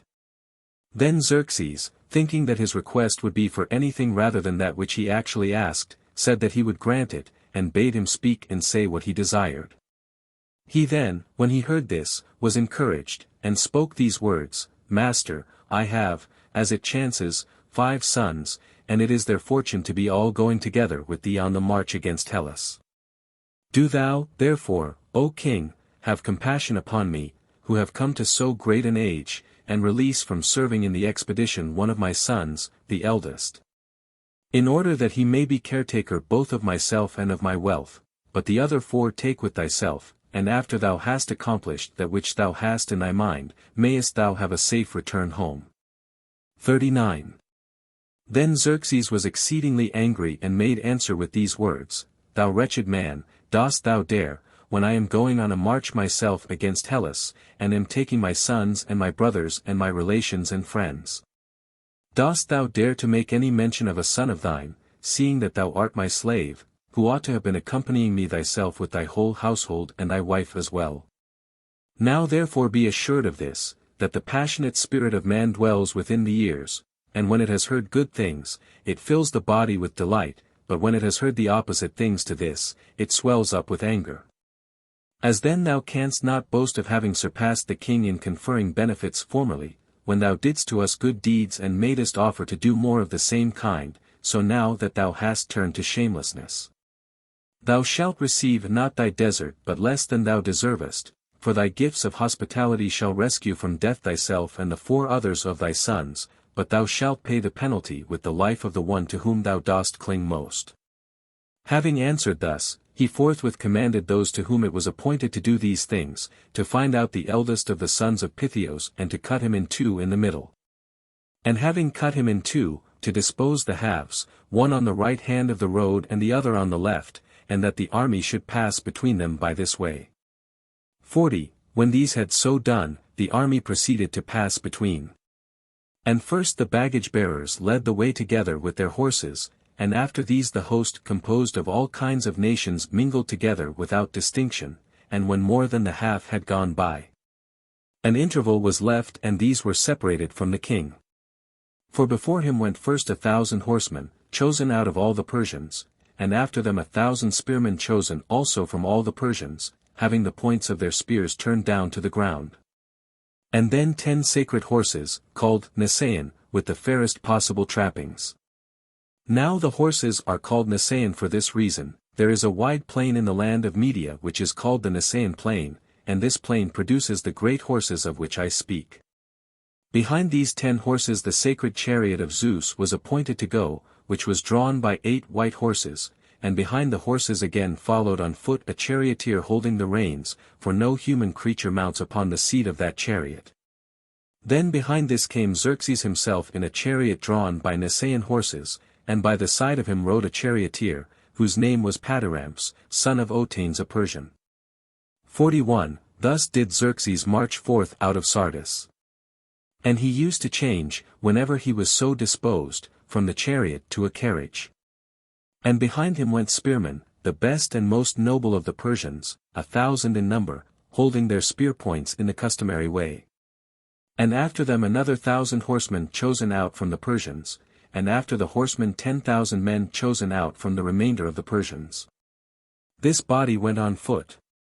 And of these 1,000 had upon their spears pomegranates of gold instead of the spikes at the butt end, and these enclosed the others round, while the remaining 9,000 were within these and had silver pomegranates. And those also had golden pomegranates who had their spear points turned towards the earth, while those who followed next after Xerxes had golden apples. Then to follow the 10,000 there was appointed a body of 10,000 Persian cavalry. And after the cavalry there was an interval of as much as 2 furlongs.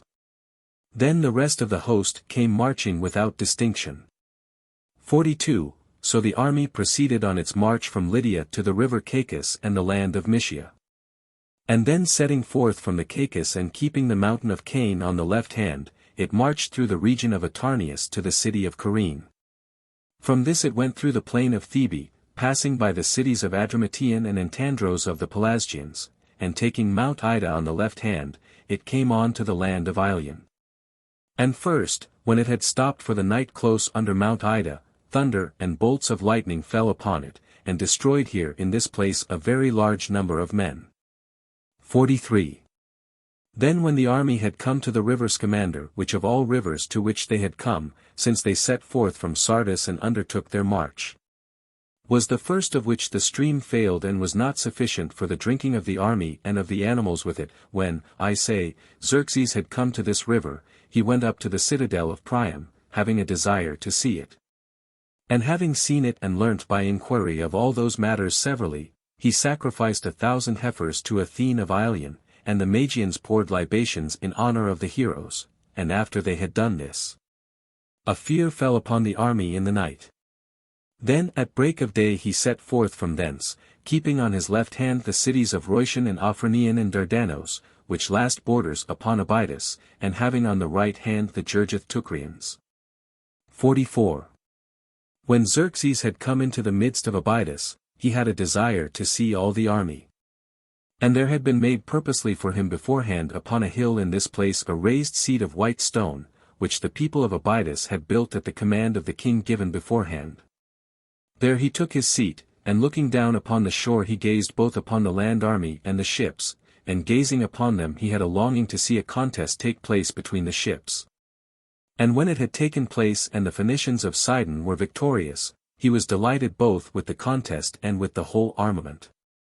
45. And seeing all the Hellespont covered over with the ships, and all the shores and the plains of Abydos full of men, then Xerxes pronounced himself a happy man, and after that he fell to weeping. 46. Artabanos his uncle therefore perceiving him, the same who at first boldly declared his opinion advising Xerxes not to march against Hellas, this man, I say, having observed that Xerxes wept, asked as follows, O king, how far different from one another are the things which thou hast done now and a short while before now? For having pronounced thyself a happy man, thou art now shedding tears. He said, Yea, for after I had reckoned up, it came into my mind to feel pity at the thought how brief was the whole life of man, seeing that of these multitudes not one will be alive when 100 years have gone by. He then made answer and said, To another evil more pitiful than this we are made subject in the course of our life. For in the period of life, short as it is, no man, either of these here or of others, is made by nature so happy, that there will not come to him many times, and not once only, the desire to be dead rather than to live. For misfortunes falling upon us and diseases disturbing our happiness make the time of life, though short indeed, seem long. Thus, since life is full of trouble, death has become the most acceptable refuge for man. And God, having given him to taste of the sweetness of life, is discovered in this matter to be full of jealousy. 47. Xerxes made answer saying, Artabanos, of human life, which is such as thou dost define it to be, let us cease to speak. And do not remember evils when we have good things in hand, but do thou declare to me this, if the vision of the dream had not appeared with so much evidence, wouldest thou still be holding thy former opinion, endeavoring to prevent me from marching against Hellas, or wouldest thou have changed from it? Come, tell me this exactly. He answered saying, O king, may the vision of the dream which appeared have such fulfillment as we both desire. But I am even to this moment full of apprehension and cannot contain myself, taking into account many things besides, and also seeing that two things, which are the greatest things of all, are utterly hostile to thee. 48. To this Xerxes made answer in these words, Thou strangest of men, of what nature are these two things which thou sayest are utterly hostile to me? Is it that the land army is to be found fault with in the matter of numbers, and that the army of the Hellenes appears to thee likely to be many times as large as ours? Or dost thou think that our fleet will fall short of theirs? Or even that both of these things together will prove true? For if thou thinkest that in these respects our power is deficient, one might make gathering at once of another force. 49. Then he made answer and said, O king, neither with this army would any one who has understanding find fault, nor with the number of the ships.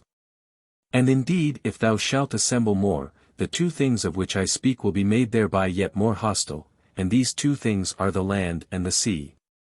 For neither in the sea is there, as I suppose, a harbor anywhere large enough to receive this fleet of thine, if a storm should arise, and to ensure the safety of the ships till it be over.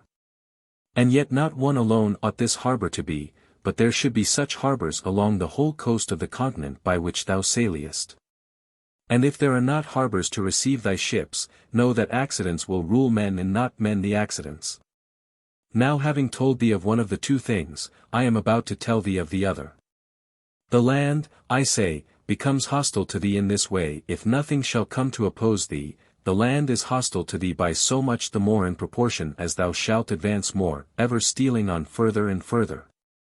For there is no satiety of good fortune felt by men, and this I say, that with no one to stand against thee the country traversed, growing more and more as time goes on, will produce for thee famine. Man, however, will be in the best condition, if when he is taking counsel he feels fear, reckoning to suffer everything that can possibly come, but in doing the deed he is bold. 50. Xerxes made answer in these words: Artabanos, reasonably dost thou set forth these matters. But do not thou fear everything nor reckon equally for everything, for if thou shouldest set thyself with regard to all matters which come on at any time, to reckon for everything equally, thou wouldest never perform any deed. It is better to have good courage about everything and to suffer half the evils which threaten, than to have fear beforehand about everything and not to suffer any evil at all, and if, while contending against everything which is said, thou omit to declare the course which is safe, thou dost incur in these matters the reproach of failure equally with him who says the opposite to this. This then, I say, is evenly balanced, but how should one who is but man know the course which is safe? I think, in no way. To those then who choose to act, for the most part gain is wont to come. But to those who reckon for everything and shrink back, it is not much wont to come. Thou sayest the power of the Persians, to what great might it has advanced, if then those who came to be kings before me had had opinions like to thine, or, though not having such opinions, had had such counselors as thou wouldest never have seen it brought forward to this point. As it is, however, by running risks they conducted it on to this, for great power is in general gained by running great risks. We therefore, following their example, are making our march now during the fairest season of the year. And after we have subdued all Europe we shall return back home, neither having met with famine anywhere nor having suffered any other thing which is unpleasant. For first we march bearing with us ourselves great store of food, and secondly we shall possess the corn crops of all the peoples to whose land and nation we come. And we are making a march now against men who plough the soil, and not against nomad tribes. 51. After this Artabanos said, O king, since thou dost urge us not to have fear of anything, do thou I pray thee accept a counsel from me. For when speaking of many things it is necessary to extend speech to a greater length. Cyrus the son of Cambyses subdued all Ionia except the Athenians, so that it was tributary to the Persians. These men therefore I counsel thee by no means to lead against their parent stock, seeing that even without these we are able to get the advantage over our enemies. For supposing that they go with us, either they must prove themselves doers of great wrong, if they join in reducing their mother city to slavery, or doers of great right. If they join in freeing her, now if they show themselves doers of great wrong, they bring us no very large gain in addition. But if they show themselves doers of great right, they are able then to cause much damage to thy army.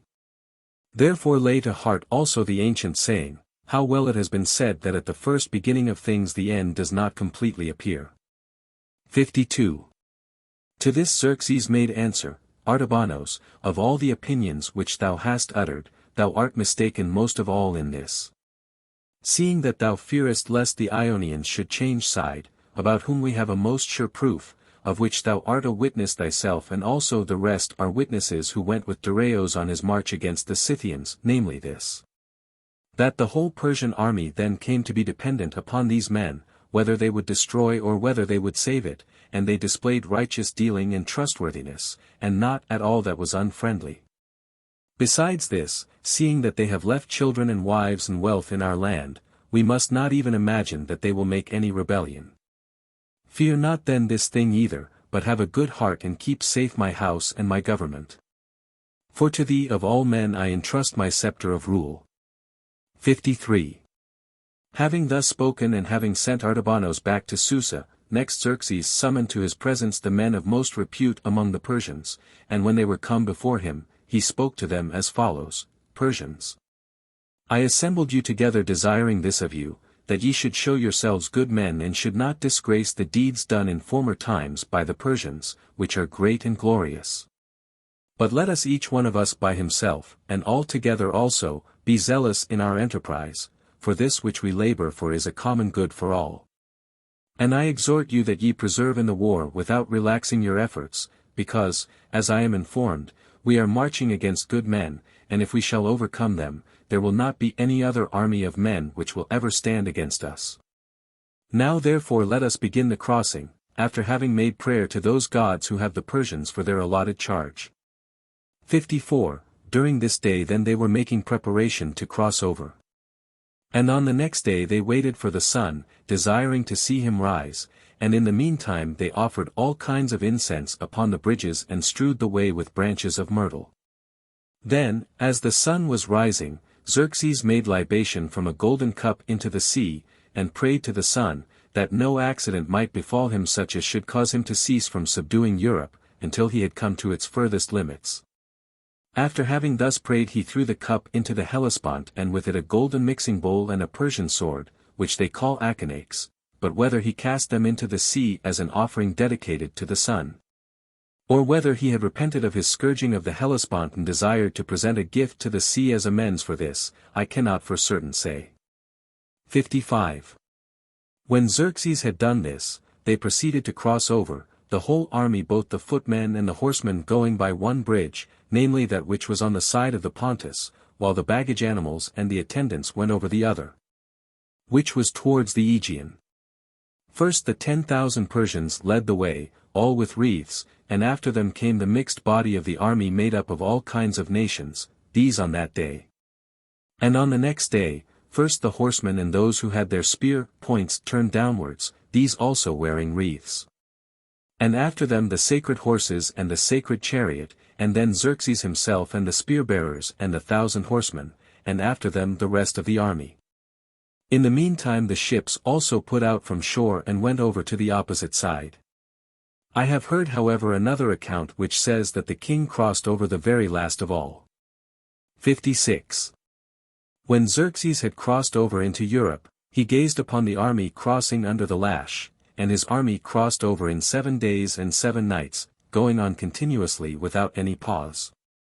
Then, it is said, after Xerxes had now crossed over the Hellespont, a man of that coast exclaimed, Why, O Zeus, in the likeness of a Persian man taking for thyself the name of Xerxes instead of Zeus, art thou proposing to lay waste Hellas, taking with thee all the nations of men? For it was possible for thee to do so even without the help of these. 57. When all had crossed over, after they had set forth on their way a great portent appeared to them, of which Xerxes made no account, although it was easy to conjecture its meaning. A mare gave birth to a hare. Now the meaning of this was easy to conjecture in this way, namely that Xerxes was about to march an army against Hellas very proudly and magnificently, but would come back again to the place whence he came, running for his life. There happened also a portent of another kind while he was still at Sardis. A mule brought forth young and gave birth to a mule which had organs of generation of 2 kinds, both those of the male and those of the female. And those of the male were above. Xerxes however made no account of either of these portents, but proceeded on his way, and with him the land army. 58. The fleet meanwhile was sailing out of the Hellespont and coasting along, going in the opposite direction to the land army.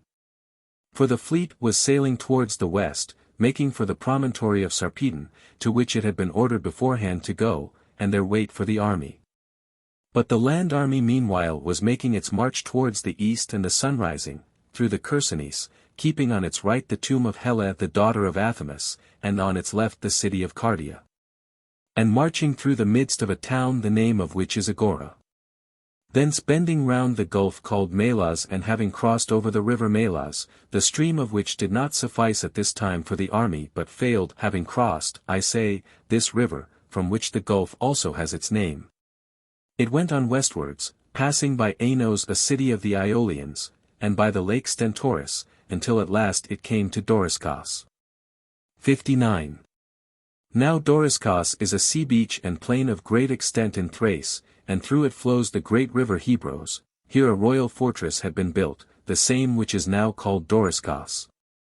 And a garrison of Persians had been established in it by Darius, ever since the time when he went on his march against the Scythians.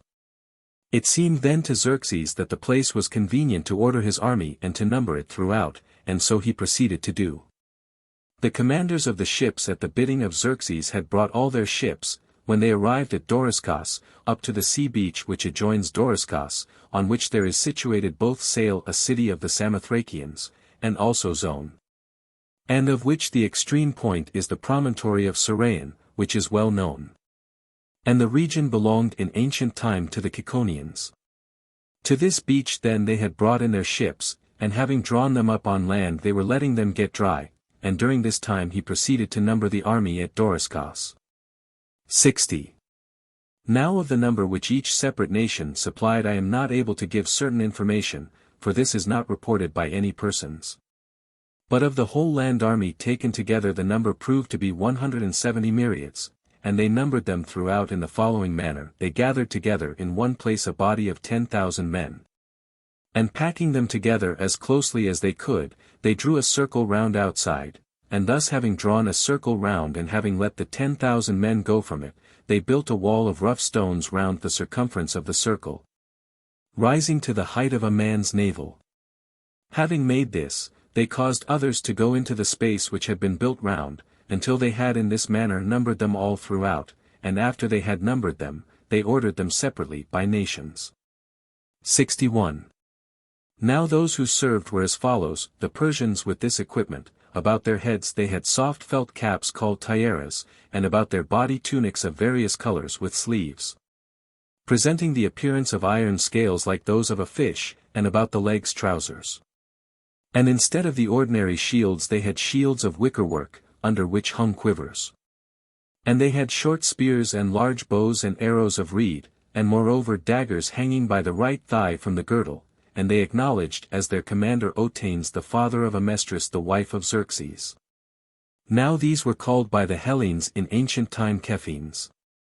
By themselves however and by their neighbors they were called Artaeans, but when Perseus, the son of Danae and Zeus, came to Cepheus the son of Belos and took to wife his daughter Andromeda, there was born to them a son to whom he gave the name Perses, and this son he left behind there, for it chanced that Cepheus had no male offspring. After him therefore this race was named. 62. The Medes served in the expedition equipped in precisely the same manner, for this equipment is in fact Median and not Persian, and the Medes acknowledged as their commander Tigranes and Achaemenid. These in ancient time used to be generally called Aryans, but when Medea the Colchian came from Athens to these Aryans, they also changed their name. Thus the Medes themselves report about themselves.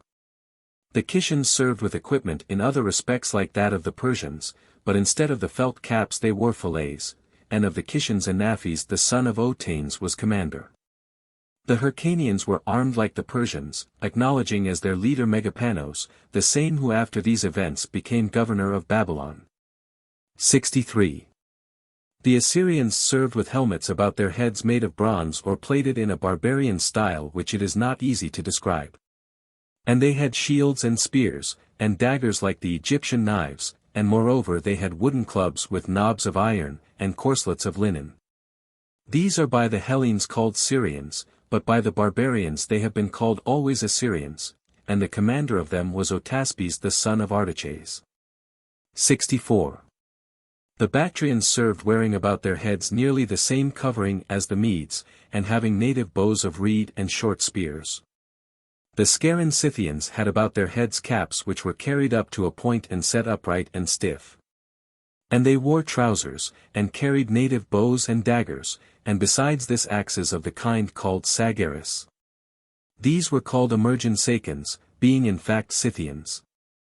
For the Persians call all the Scythians Sacans, and of the Bactrians and Sacans the commander was Hystaspes, the son of Dareios and of Atossa the daughter of Cyrus.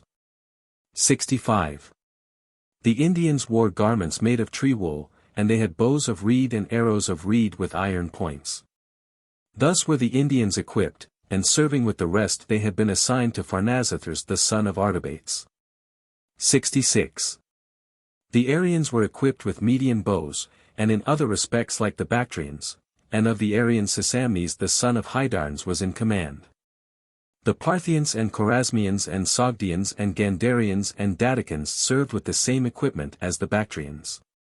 Of these the commanders were, Artabatzos the son of Pharnaces of the Parthians and Chorasmians, Azans the son of Arteos of the Sogdians, and Artiphios the son of Artabanos of the Gandarians and Daticans. 67. The Caspians served wearing coats of skin and having native bows of reed and short swords, thus were these equipped, and they acknowledged as their leader Ariomardos the brother of Artiphios. The Sarangians were conspicuous among the rest by wearing dyed garments, and they had boots reaching up to the knee, and Median bows and spears. Of these the commander was Pharandates the son of Megabazos. The Pactians were wearers of skin coats and had native bows and daggers, these acknowledged as their commander Artaintes the son of Ithomidars. 68. The Eusians and Mycans and Paracanians were equipped like the Pactians, of these the commanders were, Arsamenes the son of Dareios of the Eusians and Mycans, and of the Paracanians Cyrometers the son of Oiabatzos. 69. The Arabians wore loose mantles girt up, and they carried at their right side bows that bent backward of great length. The Ethiopians had skins of leopards and lions tied upon them, and bows made of a slip of palm wood, which were of great length, not less than 4 cubits, and for them small arrows of reed with a sharpened stone at the head instead of iron. The same stone with which they engraved seals, in addition to this they had spears, and on them was the sharpened horn of a gazelle by way of a spearhead, and they had also clubs with knobs upon them. Of their body they used to smear over half with white, when they went into battle, and the other half with red. Of the Arabians and the Ethiopians who dwelt above Egypt the commander was Arzames, the son of Dareios and of Artistone, the daughter of Cyrus, whom Dareios loved most of all his wives, and had an image made of her of beaten gold. 70. Of the Ethiopians above Egypt and of the Arabians the commander, I say, was Arzames. But the Ethiopians from the direction of the sun rising, for the Ethiopians were in 2 bodies, had been appointed to serve with the Indians, being in no way different from the other Ethiopians. But in their language and in the nature of their hair only. For the Ethiopians from the east are straight-haired, but those of Libya have hair more thick and woolly than that of any other men. These Ethiopians from Asia were armed for the most part like the Indians, but they had upon their heads the skin of a horse's forehead flayed off with the ears and the mane served instead of a crest. While they had the ears of the horse set up straight and stiff, and instead of shields they used to make defenses to hold before themselves of the skins of cranes. 71. The Libyans went with equipments of leather, and they used javelins burnt at the point. These acknowledged as their commander Massages the son of Orizos. 72. The Paphlagonians served with plated helmets upon their heads, small shields, and spears of no great size, and also javelins and daggers, and about their feet native boots reaching up to the middle of the shin. The Lygians and Machaenians and Mariandanoi and Syrians served with the same equipment as the Paphlagonians. These Syrians are called by the Persians Cappadocians. Of the Paphlagonians and Machaenians the commander was Dodos the son of Megasidros, and of the Mariandanoi and Lygians and Syrians, Gobrias, who was the son of Dareios and Artistone. 73. The Phrygians had an equipment very like that of the Paphlagonians with some slight difference. Now the Phrygians, as the Macedonians say, used to be called Brygians during the time that they were natives of Europe and dwelt with the Macedonians. But after they had changed into Asia, with their country they changed also their name and were called Phrygians. The Armenians were armed just like the Phrygians, being settlers from the Phrygians. Of these 2 together the commander was Artachmes, who was married to a daughter of Dareios. 74. the Lydians had arms very closely resembling those of the Hellenes. Now the Lydians were in old time called Medonians, and they were named again after Lydos the son of Ades, changing their former name. The Mysians had upon their heads native helmets, and they bore small shields and used javelins burnt at the point. These are settlers from the Lydians, and from Mount Olympos they are called Olympinoi. Of the Lydians and Mysians the commander was Artaphernes the son of Artaphernes, he who invaded Marathon together with Datis. 75.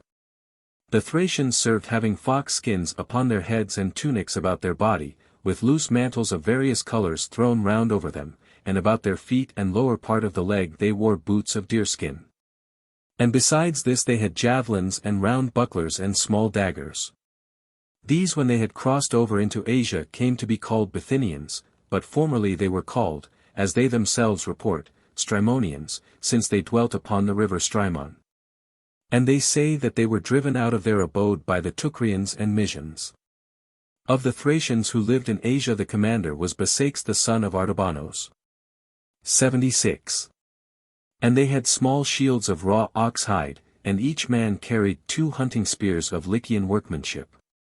On their heads they wore helmets of bronze, and to the helmets the ears and horns of an ox were attached, in bronze, and upon them also there were crests, and the lower part of their legs was wrapped round with red-colored strips of cloth. Among these men there is an oracle of Ares. 77. The Meonian Cabelians, who are called Lasonians, had the same equipment as the Cilicians, and what this was I shall explain when in the course of the catalogue I come to the array of the Cilicians. The Milians had short spears, and their garments were fastened on with buckles, some of them had Lycian bows, and about their heads they had caps made of leather. Of all these Badres the son of Hystanes was in command. 78. The Moschoi had wooden caps upon their heads, and shields and small spears, on which long points were set. The Tiberinians and Macronians and Masanoikoi served with equipment like that of the Moschoi, and these were arrayed together under the following commanders: the Moschoi and Tiberinians under Ariomardos, who was the son of Dareios and of Parmes, the daughter of Smyrdes son of Cyrus. The Macronians and Masanoikoi under Artaictes the son of Charasmus, who was governor of Cestus on the Hellespont. 79. The Mares wore on their heads native helmets of plated work, and had small shields of hide and javelins. And the Colchians wore wooden helmets about their heads, and had small shields of raw ox hide and short spears, and also knives. Of the Mares and Colchians the commander was Pharandates the son of Thespes. The Alarodians and Saspirians served armed like the Colchians, and of these the commander was Mecistios the son of Cyrometers. 80. The island tribes which came with the army from the Erythraean Sea, belonging to the islands in which the king settles those who are called the removed, had clothing and arms very like those of the Medes. Of these islanders the commander was Mardontes the son of Bagaeos, who in the year after these events was a commander of the army at Mycale and lost his life in the battle. 81. These were the nations which served in the campaign by land and had been appointed to be among the foot soldiers. Of this army those who have been mentioned were commanders. And they were the men who sitted in order by divisions and numbered it and appointed commanders of thousands and commanders of tens of thousands, but the commanders of hundreds and of tens were appointed by the commanders of 10,000s. And there were others who were leaders of divisions and nations. 82. These, I say, who have been mentioned were commanders of the army. And over these and over the whole army together that went on foot there were in command Mardonios the son of Gobryas, Tridentations the son of that Artabanos who gave the opinion that they should not make the march against Hellas. Smyrtamines the son of Otanes, both these being sons of brothers of Dareios and so cousins of Xerxes, Mazistes the son of Dareios and Atossa, Gergus the son of Ariatzos, and Megabizos the son of Zopyros. 83. These were generals of the whole together that went on foot, excepting the 10,000, and of these 10,000 chosen Persians the general was Hydarnes the son of Hydarnes. And these Persians were called immortals, because, if any one of them made the number incomplete, being overcome either by death or disease, another man was chosen to his place, and they were never either more or fewer than 10,000. Now of all the nations, the Persians showed the greatest splendor of ornament and were themselves the best men. They had equipment such as has been mentioned, and besides this they were conspicuous among the rest for great quantity of gold freely used, and they took with them carriages, and in them concubines and a multitude of attendants well furnished. And provisions for them apart from the soldiers were borne by camels and beasts of burden. 84. The nations who serve as cavalry are these. Not all however supplied cavalry, but only as many as here follow, the Persians equipped in the same manner as their foot soldiers, except that upon their heads some of them had beaten work of metal, either bronze or iron. 85. There are also certain nomads called Sagartians, Persian in race and in language and having a dress which is midway between that of the Persians and that of the Pactians. These furnished 8,000 horse, and they are not accustomed to have any arms either of bronze or of iron excepting daggers, but they use ropes twisted of thongs. And trust to these when they go into war, and the manner of fighting of these men is as follows: when they come to conflict with the enemy, they throw the ropes with nooses at the end of them, and whatsoever the man catches by the throw, whether horse or man, he draws to himself, and they being entangled in toils are thus destroyed. 86. This is the manner of fighting of these men, and they were arrayed next to the Persians. The Medes had the same equipment as their men on foot, and the Kishans likewise. The Indians were armed in the same manner as those of them who served on foot, and they both rode horses and drove chariots, in which were harnessed horses or wild asses. The Bactrians were equipped in the same way as those who served on foot, and the Caspians likewise. The Libyans too were equipped like those who served on foot, and these also all drove chariots. So too the Caspians and Paracanians were equipped like those who served on foot, and they all rode on camels, which in swiftness were not inferior to horses. 87. These nations alone served as cavalry, and the number of the cavalry proved to be 8 myriads, apart from the camels and the chariots. Now the rest of the cavalry was arrayed in squadrons, but the Arabians were placed after them and last of all, for the horses could not endure the camels, and therefore they were placed last, in order that the horses might not be frightened. 88. The commanders of the cavalry were Harmamithras and Tithæus sons of Datis, but the third, Pharnaces, who was in command of the horse with them, had been left behind at Sardis sick, for as they were setting forth from Sardis, an accident befell him of an unwished-for kind. As he was riding, a dog ran up under his horse's feet, and the horse not having seen it beforehand was frightened, and rearing up he threw Pharnaces off his back, who falling vomited blood. And his sickness turned to a consumption. To the horse however they forthwith at the first did as he commanded, that is to say, the servants led him away to the place where he had thrown his master and cut off his legs at the knees. Thus was Pharnaces removed from his command. 89. Of the triremes the number proved to be 1,207, and these were they who furnished them, the Phoenicians, together with the Syrians who dwell in Palestine furnished 300. And they were equipped thus, that is to say, they had about their heads leathern caps made very nearly in the Hellenic fashion, and they wore corslets of linen, and had shields without rims and javelins.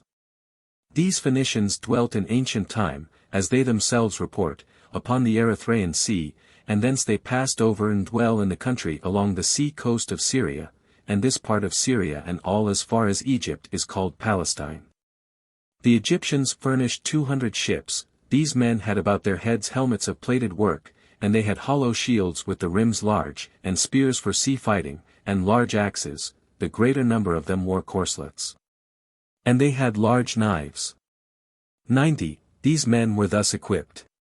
And the Cyprians furnished 150 ships, being themselves equipped as follows: their kings had their heads wound round with fillets, and the rest had tunics, but in other respects they were like the Hellenes. Among these there are various races as follows: some of them are from Salamis and Athens, others from Arcadia, others from Kithnos, others again from Phoenicia and others from Ethiopia, as the Cyprians themselves report. 91. The Cilicians furnished 100 ships. And these again had about their heads native helmets, and for shields they carried targets made of raw ox hide. They wore tunics of wool, and each man had 2 javelins and a sword. this last being made very like the Egyptian knives. These in old time were called Hypocaeans, and they got their later name from Celix the son of Agenor, a Phoenician. The Pamphylians furnished 30 ships and were equipped in Hellenic arms. These Pamphylians are of those who were dispersed from Troy together with Amphilochus and Chalcus. 92. The Lycians furnished 50 ships. And they were wearers of corslets and greaves, and had bows of cornel wood and arrows of reeds without feathers and javelins and a goatskin hanging over their shoulders, and about their heads felt caps wreathed round with feathers. Also they had daggers and falchions. The Lycians were formerly called Thermalae, being originally of Crete, and they got their later name from Lycos the son of Pandion, an Athenian. 93. The Dorians of Asia furnished 30 ships. And these had Hellenic arms and were originally from the Peloponnese. The Carians supplied 70 ships, and they were equipped in other respects like Hellenes, but they had also falchions and daggers. What was the former name of these has been told in the first part of the history. 94. The Ionians furnished 100 ships, and were equipped like Hellenes. Now the Ionians, so long time as they dwelt in the Peloponnese, in the land which is now called Achaia, and before the time when Danaos and Xuthos came to the Peloponnese, were called, as the Hellenes report, Pelasgians of the coastland. And then Ionians after Ion the son of Xuthos. 95. The islanders furnished 17 ships, and were armed like Hellenes, this also being a Pelasgian race, though afterwards it came to be called Ionian by the same rule as the Ionians of the 12 cities, who came from Athens. The Aeolians supplied 60 ships, and these were equipped like Hellenes and used to be called Pelasgians in the old time, as the Hellenes report. The Hellespontians, excepting those of Abydos, for the men of Abydos had been appointed by the king to stay in their place and be guards of the bridges, the rest, I say. Of those who served in the expedition from the Pontus furnished 100 ships, and were equipped like Hellenes, these are colonists of the Ionians and Dorians. 96. In all the ships there served as fighting men Persians, Medes, or Sacans, and of the ships, those which sailed best were furnished by the Phoenicians, and of the Phoenicians the best by the men of Sidon. Over all these men and also over those of them who were appointed to serve in the land army, there were for each tribe native chieftains, of whom, since I am not compelled by the course of the inquiry, I make no mention by the way. For in the first place the chieftains of each separate nation were not persons worthy of mention, and then moreover within each nation there were as many chieftains as there were cities. These went with the expedition too not as commanders, but like the others serving as slaves, for the generals who had the absolute power and commanded the various nations, that is to say those who were Persians, having already been mentioned by me. 97. Of the naval force the following were commanders: Ariobanes the son of Dareios, Prexaspes the son of Aspathenes, Megabazos the son of Megabates, and Achaemenes the son of Dareios.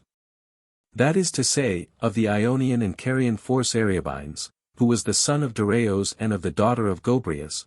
Of the Egyptians Achaemenes was commander, being brother of Xerxes by both parents.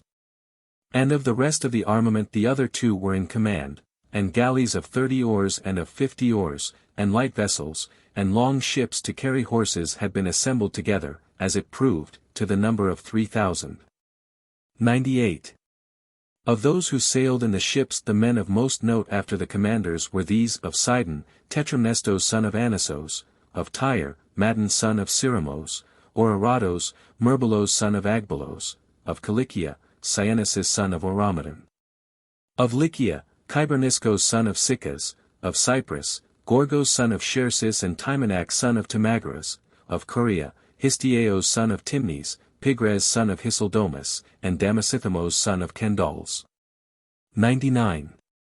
Of the rest of the officers I make no mention by the way, since I am not bound to do so, but only of Artemisia, at whom I marvel most that she joined the expedition against Hellas, being a woman.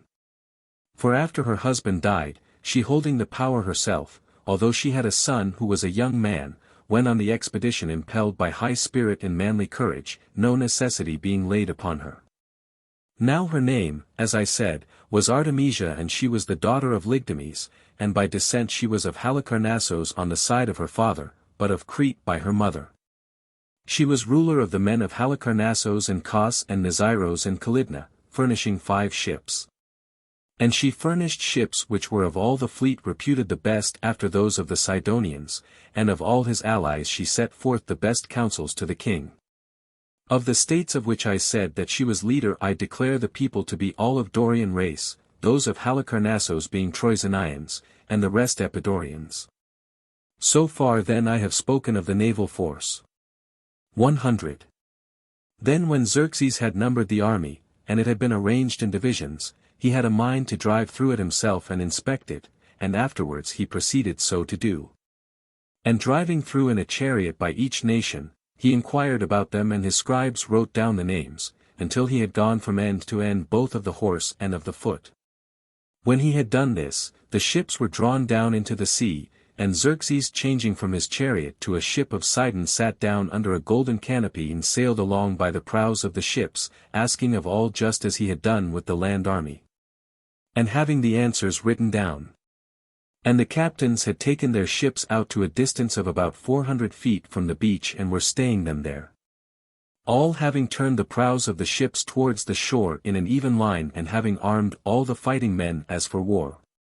And he inspected them sailing within, between the prows of the ships and the beach. 101. Now when he had sailed through these and had disembarked from his ship, he sent for Demaratos the son of Ariston, who was marching with him against Hellas. And having called him he asked as follows, Demaratos, now it is my pleasure to ask thee somewhat which I desire to know. Thou art not only a Hellene, but also, as I am informed both by thee and by the other Hellenes who come to speech with me, of a city which is neither the least nor the feeblest of Hellas. Now therefore declare to me this, namely whether the Hellenes will endure to raise hands against me, for, as I suppose, even if all the Hellenes and the remaining nations who dwell towards the west should be gathered together, they are not strong enough in fight to endure my attack, supposing them to be my enemies. I desire however to be informed also of thy opinion, what thou sayest about these matters. He inquired thus, and the other made answer and said, O king, shall I utter the truth in speaking to thee, or that which will give pleasure? And he bade him utter the truth, saying that he should suffer nothing unpleasant in consequence of this, any more than he suffered before. 102. When Demaratos heard this, he spoke as follows, O king, since thou biddest me by all means utter the truth, and so speak as one who shall not be afterwards convicted by thee of having spoken falsely.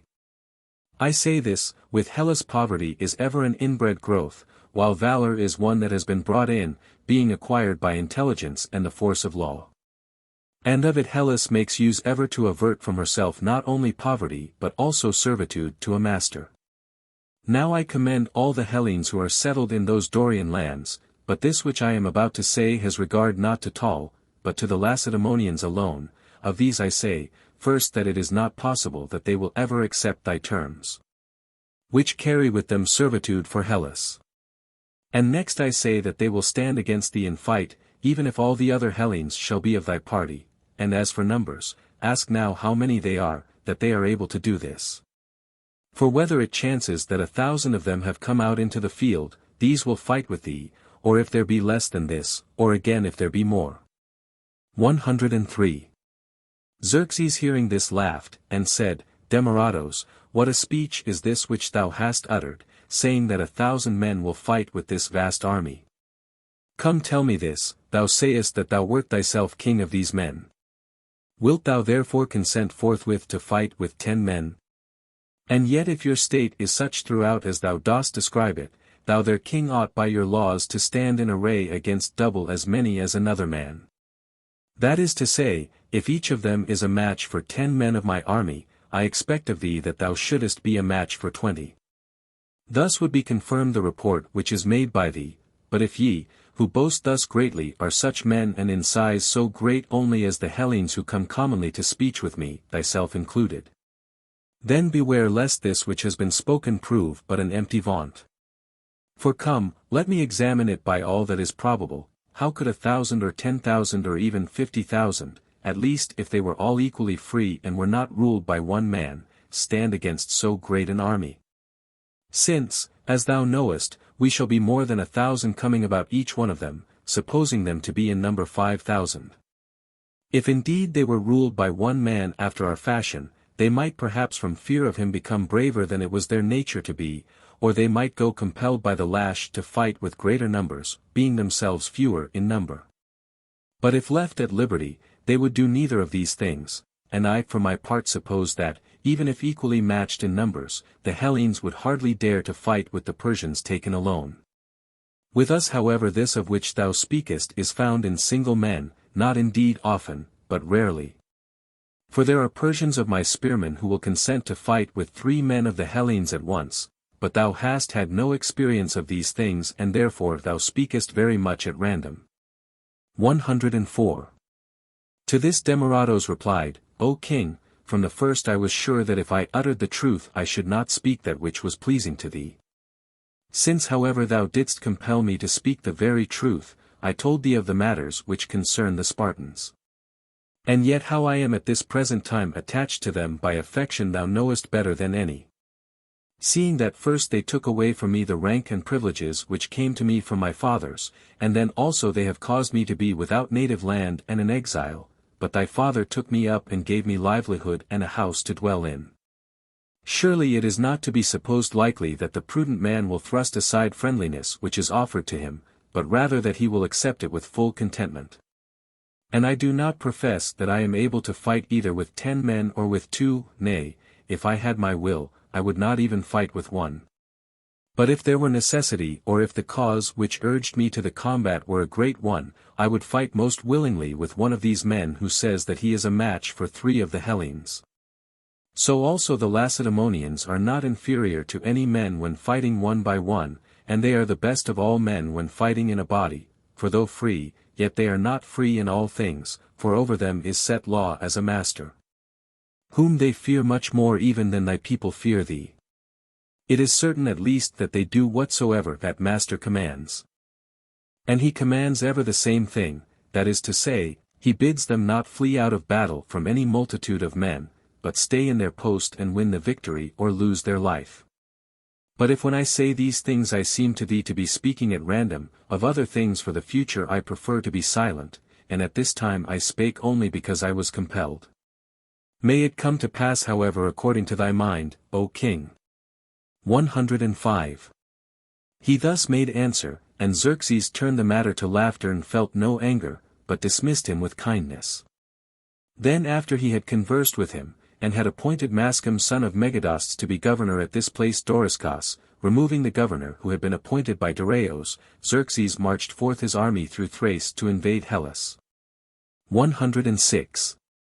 And Mascoms, whom he left behind here, proved to be a man of such qualities that to him alone Xerxes used to send gifts, considering him the best of all the men whom either he himself or Darius had appointed to be governors. He used to send him gifts, I say, every year, and so also did Artaxerxes the son of Xerxes to the descendants of Mascoms.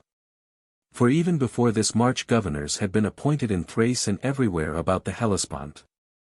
And these all, both those in Thrace and in the Hellespont, were conquered by the Hellenes after this expedition, except only the one who was at Doriscos, but Mascoms at Doriscos none were ever able to conquer, though many tried.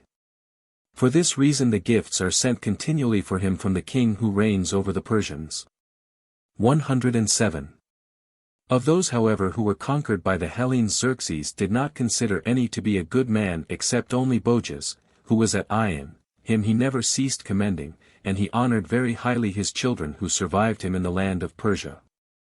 For in truth Boges proved himself worthy of great commendation, seeing that when he was besieged by the Athenians under Cimon the son of Miltiades, though he might have gone forth under a truce and so returned home to Asia, he preferred not to do this, for fear that the king should that it was by cowardice that he survived. And he continued to hold out till the last. Then when there was no longer any supply of provisions within the wall, he heaped together a great pyre, and he cut the throats of his children, his wife, his concubines and his servants, and threw them into the fire. And after this he scattered all the gold and silver in the city from the wall into the river Strymon, and having so done he threw himself into the fire. Thus he is justly commended even to this present time by the Persians. 108. Xerxes from Doriscos was proceeding onwards to invade Hellas. And as he went he compelled those who successively came in his way, to join his march, for the whole country as far as Thessaly had been reduced to subjection, as has been set forth by me before, and was tributary under the king. Having been subdued by Megabazos and afterwards by Mardonios.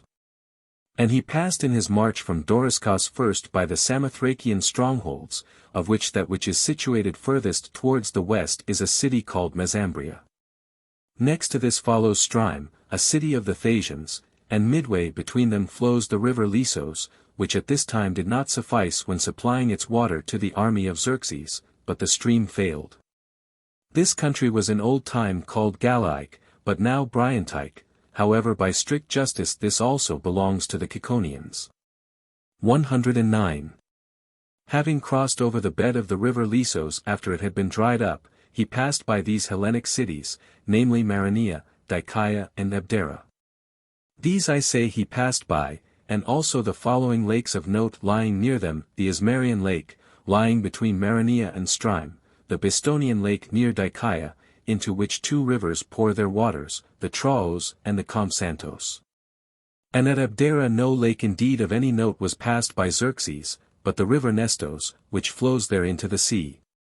Then after passing these places he went by the cities of the mainland, near one of which there is, as it chances, a lake of somewhere about 30 furlongs in circumference, abounding in fish and very brackish. This the baggage animals alone dried up, being watered at it, and the name of this city is Pistyros. 110. These cities, I say, lying by the sea coast and belonging to Hellenes, he passed by, leaving them on the left hand. And the tribes of Thracians through whose country he marched were as follows, namely the Patians, Ciconians, Bistonians, Sapians, Dersaeans, Edonians, Satrians. Of these they who were settled along the sea coast accompanied him with their ships, and those of them who dwelt inland and have been enumerated by me, were compelled to accompany him on land, except the Satrians. 111.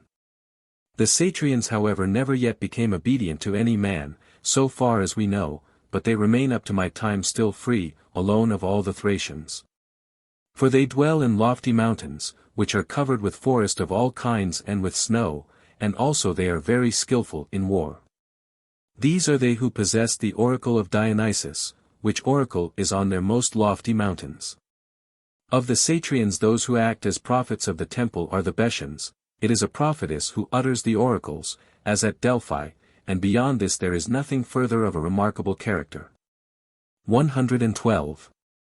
Xerxes having passed over the land which has been spoken of, next after this passed the strongholds of the Pyrians, of which the name of the one is Phagers and of the other Pergamos. By this way, I say, he made his march, going close by the walls of these, and keeping Mount Pangion on the right hand, which is both great and lofty and in which are mines both of gold and of silver possessed by the Pyrians and Odomantians. And especially by the Satrians. 113. Thus passing by the Paeonians, Tiberians and Paeoplians, who dwell beyond Pangion towards the north wind, he went on westwards, until at last he came to the river Strymon and the city of Ion, of which, so long as he lived, Bojas was commander. The same about whom I was speaking a short time back. This country about Mount Pangion is called Phyllis, and it extends westwards to the river Angites, which flows into the Strymon, and southwards it stretches to the Strymon itself. And at this river the Magians sacrificed for good omens, slaying white horses. 114. Having done this and many other things in addition to this, as charms for the river, at the 9 ways in the land of the Edonians, they proceeded by the bridges, for they had found the Strymon already yoked with bridges. And being informed that this place was called the 9 ways, they buried alive in it that number of boys and maidens, children of the natives of the place. Now burying alive is a Persian custom. For I am informed that Amestris also, the wife of Xerxes, when she had grown old, made return for her own life to the god who is said to be beneath the earth by burying twice 7 children of Persians who were men of renown. 115. As the army proceeded on its march from the Strymon, it found after this a sea beach stretching towards the setting of the sun, and passed by the Hellenic city, Argelos, which was there placed. This region and that which lies above it is called Bisaltia. Thence, keeping on the left hand the gulf which lies of Posidion, he went through the plain which is called the plain of Silius, passing by Stagaros a Hellenic city, and so came to Acanthos. Taking with him as he went each one of these tribes and also of those who dwell about Mount Pangion, just as he did those whom I enumerated before. Having the men who dwelt along the sea coast to serve in the ships and those who dwelt inland to accompany him on foot. This road by which Xerxes the king marched his army, the Thracians do not disturb nor sow crops over, but pay very great reverence to it down to my own time. 116. Then when he had come to Acanthos, Xerxes proclaimed a guest friendship with the people of Acanthos and also presented them with the Median dress and commended them. Perceiving that they were zealous to serve him in the war and hearing of that which had been dug. 117. And while Xerxes was in Acanthos, it happened that he who had been set over the making of the channel, Artaches by name, died of sickness, a man who was highly esteemed by Xerxes and belonged to the Achaemenid family. Also he was in stature the tallest of all the Persians, falling short by only 4 fingers of being 5 royal cubits in height, and he had a voice the loudest of all men. So that Xerxes was greatly grieved at the loss of him, and carried him forth and buried him with great honor, and the whole army joined in throwing up a mound for him. To this Artaches the Acanthians by the bidding of an oracle do sacrifice as a hero, calling upon his name in worship. 118. King Xerxes, I say, was greatly grieved at the loss of Artaches, and meanwhile the Hellenes who were entertaining his army and providing Xerxes with dinners had been brought to utter ruin, so that they were being driven from house and home. Seeing that when the Thasians, for example, entertained the army of Xerxes and provided him with a dinner on behalf of their towns upon the mainland, Antipater the son of Orgus, who had been appointed for this purpose, a man of repute among the citizens equal to the best, reported that 400 talents of silver had been spent upon the dinner. 119.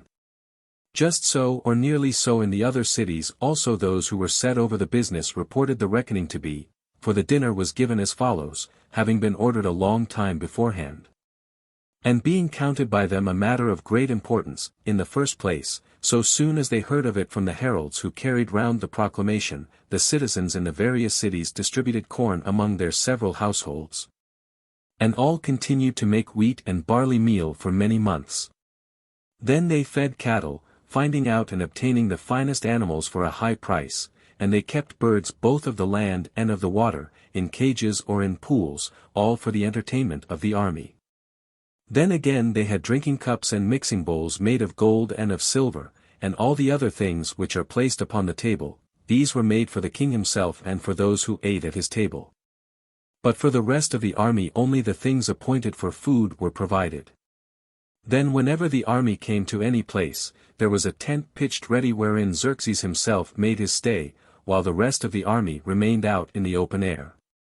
And when it came to be time for dinner, then the entertainers had labor. But the others, after they had been satiated with food and had spent the night there, on the next day tore up the tent and taking with them all the movable furniture proceeded on their march, leaving nothing, but carrying all away with them. 120. Then was uttered a word well spoken by Megacreon, a man of Abdera, who advised those of Abdera to go in a body, both themselves and their wives, to their temples, and to sit down as suppliants of the gods, entreating them that for the future also they would ward off from them the half of the evils which threatened. And he bade them feel great thankfulness to the gods for the past events, because King Xerxes had not thought good to take food twice in each day. For if it had been ordered to them beforehand to prepare breakfast also in like manner as the dinner, it would have remained for the men of Abdera either not to await the coming of Xerxes, or if they stayed, to be crushed by misfortune more than any other men upon the earth. 121. They then, I say, though hard put to it, yet were performing that which was appointed to them. And from Acanthos Xerxes, after having commanded the generals to wait for the fleet at Therma, let the ships take their course apart from himself. Now this Therma is that which is situated on the Thermaic Gulf. from which also this gulf has its name. And thus he did because he was informed that this was the shortest way, for from Doriscos as far as Acanthos the army had been making its march. Thus Xerxes had divided the whole land army into 3 divisions. And one of them he had set to go along the sea accompanying the fleet, of which division Mardonios and Mezistes were commanders. Another third of the army had been appointed to go by the inland way, and of this the generals in command were Tritentaches and Gerges. And meanwhile the third of the subdivisions, with which Xerxes himself went, marched in the middle between them, and acknowledged as its commanders Smertomenes and Megabyzos. 122.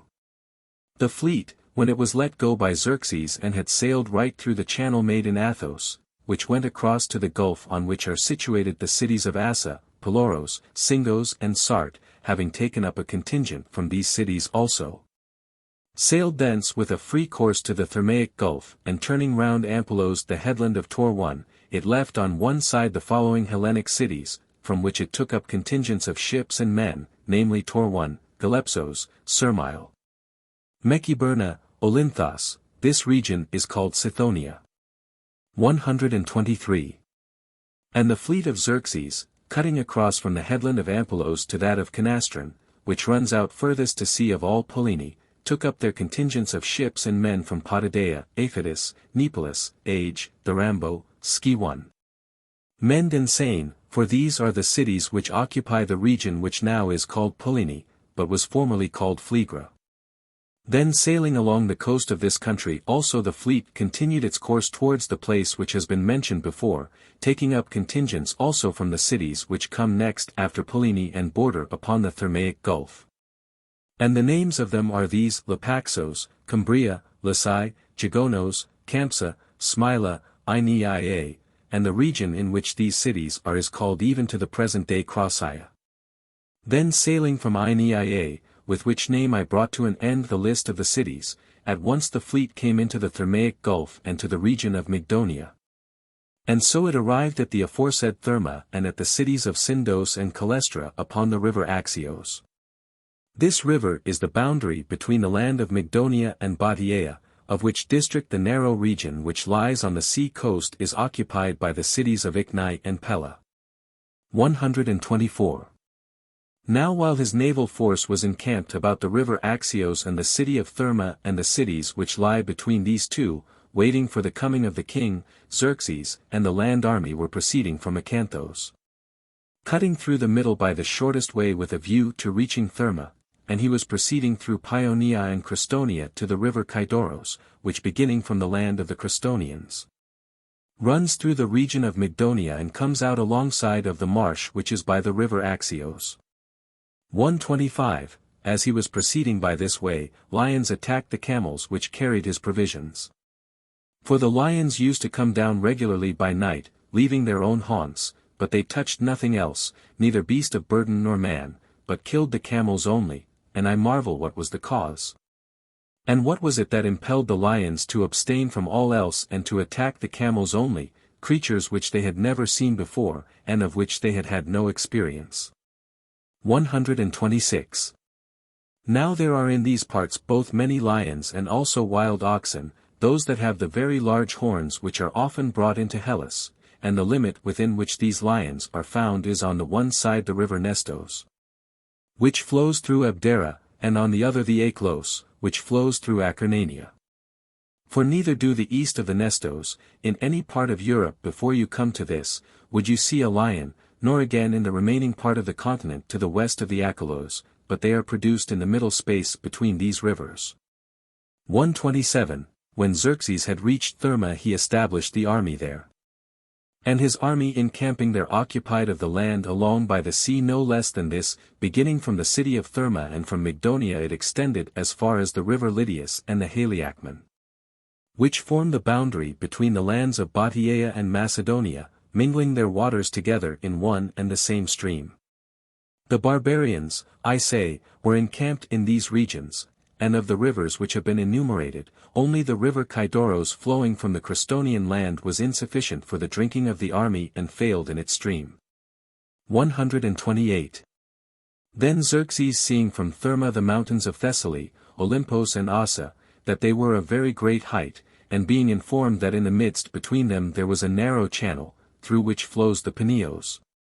And hearing also that by this way there was a good road leading to Thessaly, formed a desire to sail thither and look at the outlet of the Peneus, because he was meaning to march by the upper road through the land of the Macedonians who dwell inland, until he came to the Parabians, passing by the city of Gonos. For by this way he was informed that it was safest to go. And having formed this desire, so also he proceeded to do. That is, he embarked in a Sidonian ship, the same in which he used always to embark when he wished to do anything of this kind, and he displayed a signal for the others to put out to sea also, leaving there the land army. Then when Xerxes had looked at the outlet of the Peneus, he was possessed by great wonder, and summoning his guides he asked them whether it was possible to turn the river aside and bring it out to the sea by another way. 129.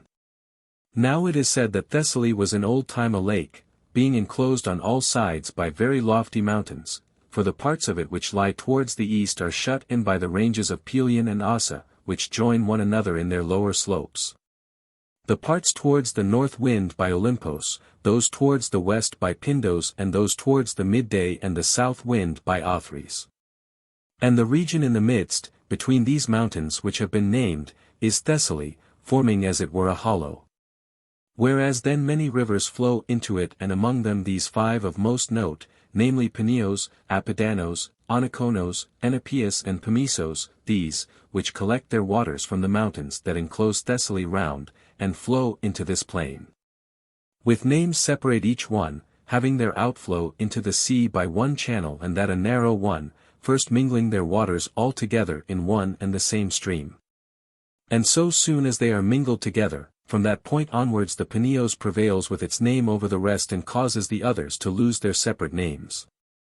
And it is said that in ancient time, there not being yet this channel and outflow between the mountains, these rivers, and besides these rivers the lake Boibés also, had no names as they have now. But by their waters they made Thessaly to be all sea. The Thessalians themselves say that Poseidon made the channel through which the Peneus flows. And reasonably they report it thus, because whosoever believes that it is Poseidon who shakes the earth and that the partings asunder produced by earthquake are the work of this god, would say, if he saw this, that it was made by Poseidon. For the parting asunder of the mountains is the work of an earthquake, as is evident to me. 130. So the guides, when Xerxes asked whether there was any other possible outlet to the sea for the Peneus, said with exact knowledge of the truth, O king, for this river there is no other outgoing which extends to the sea, but this alone. For all Thessaly is circled about with mountains as with a crown. To this Xerxes is said to have replied, the Thessalians then are prudent men.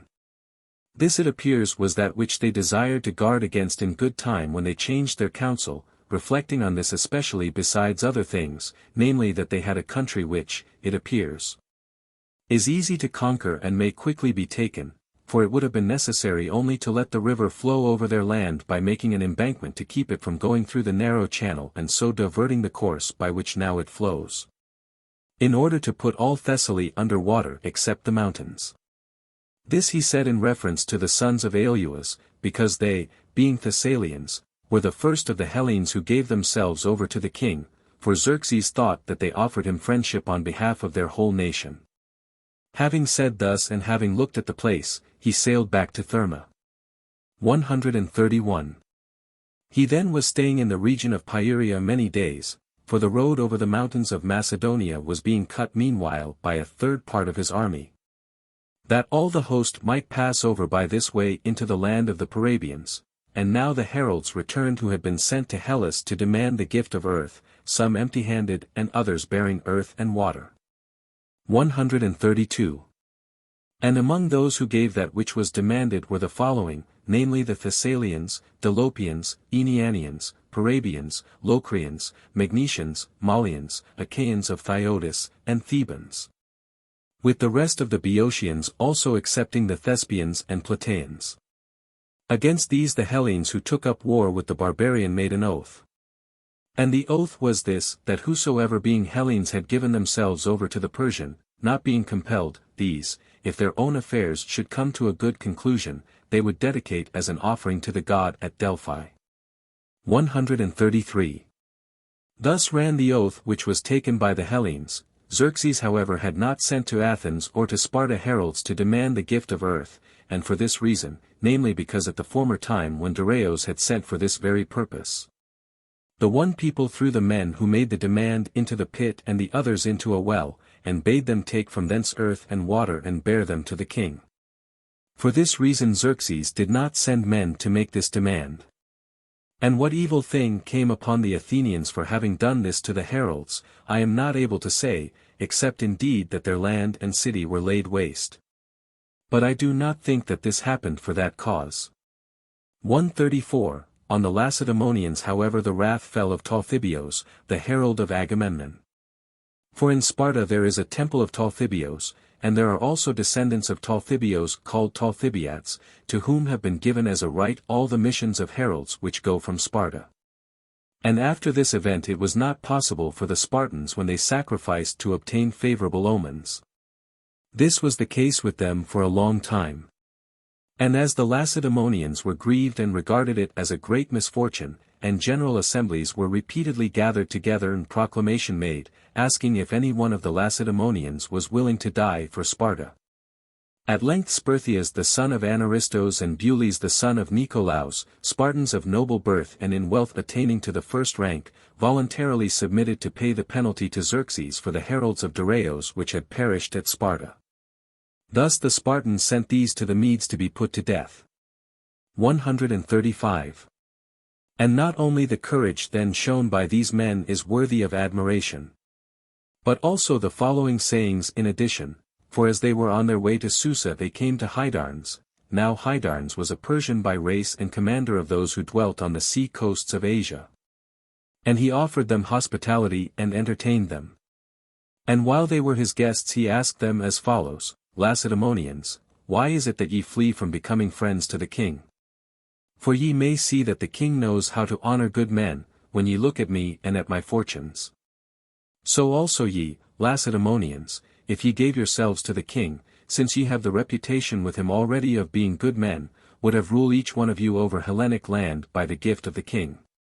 To this they made answer thus, Hydarnes, thy counsel with regard to us is not equally balanced, for thou givest counsel having made trial indeed of the one thing.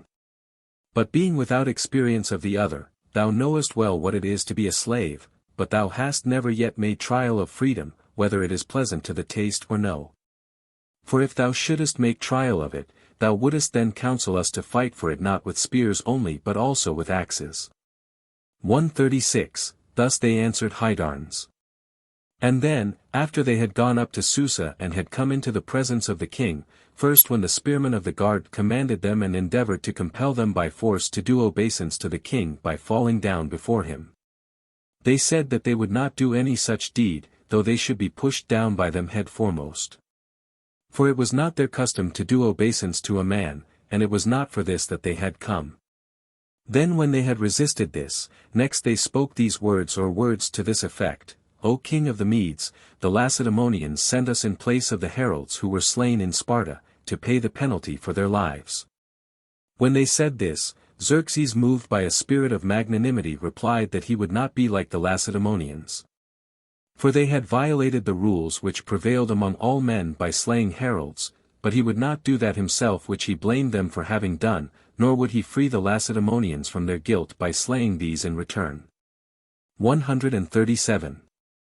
Thus the wrath of Talthybios ceased for the time being, even though the Spartans had done no more than this and although Sperthias and Bules returned back to Sparta.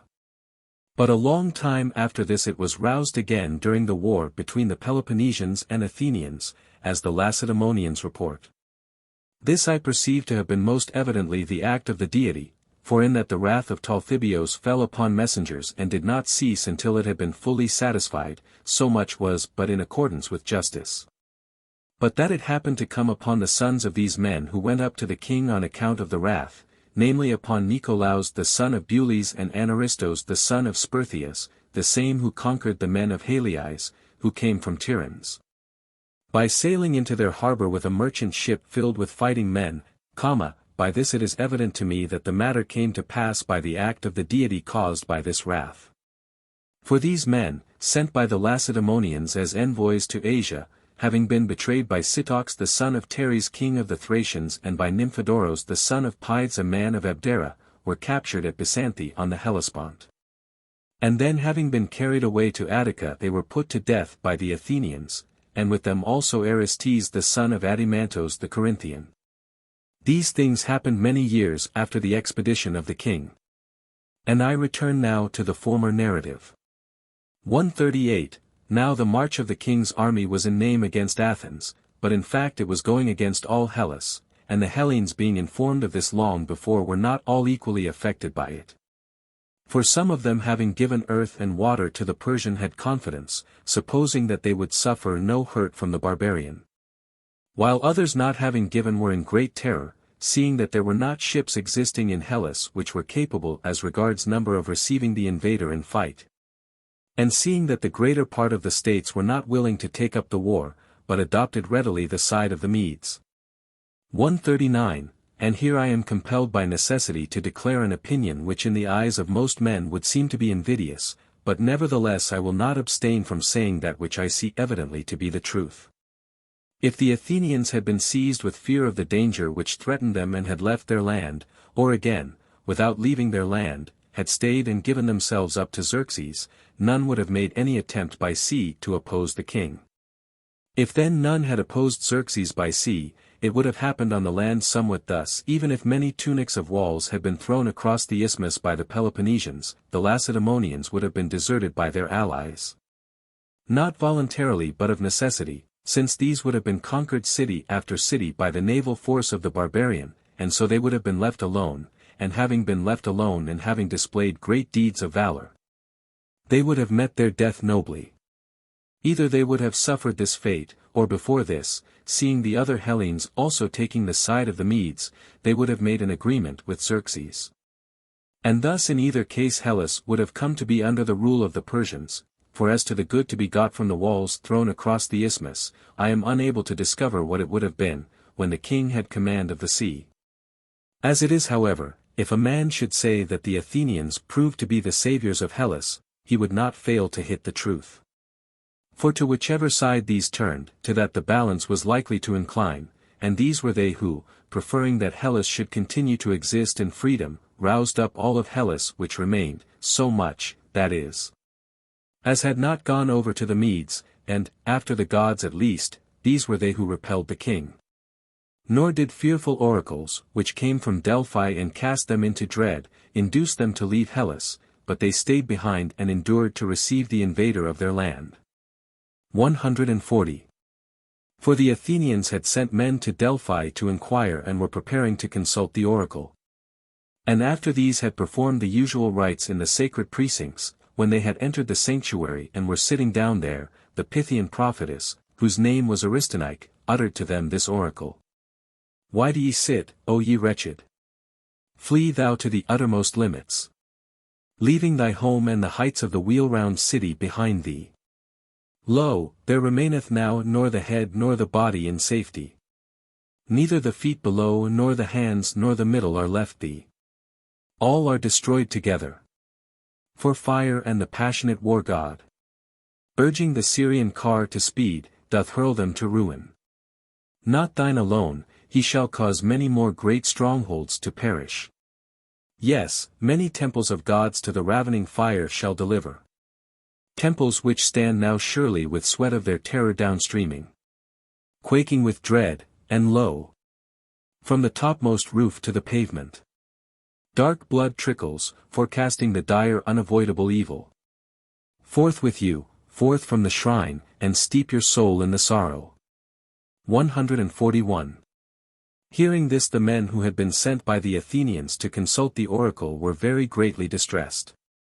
And as they were despairing by reason of the evil which had been prophesied to them, Timon the son of Androbulos, a man of the Delphians in reputation equal to the first, counseled them to take a suppliant's bow and to approach the second time and consult the oracle as suppliants.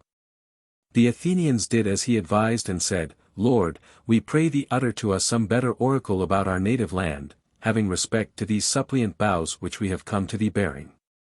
Otherwise surely we will not depart away from the sanctuary, but will remain here where we are now, even until we bring our lives to an end."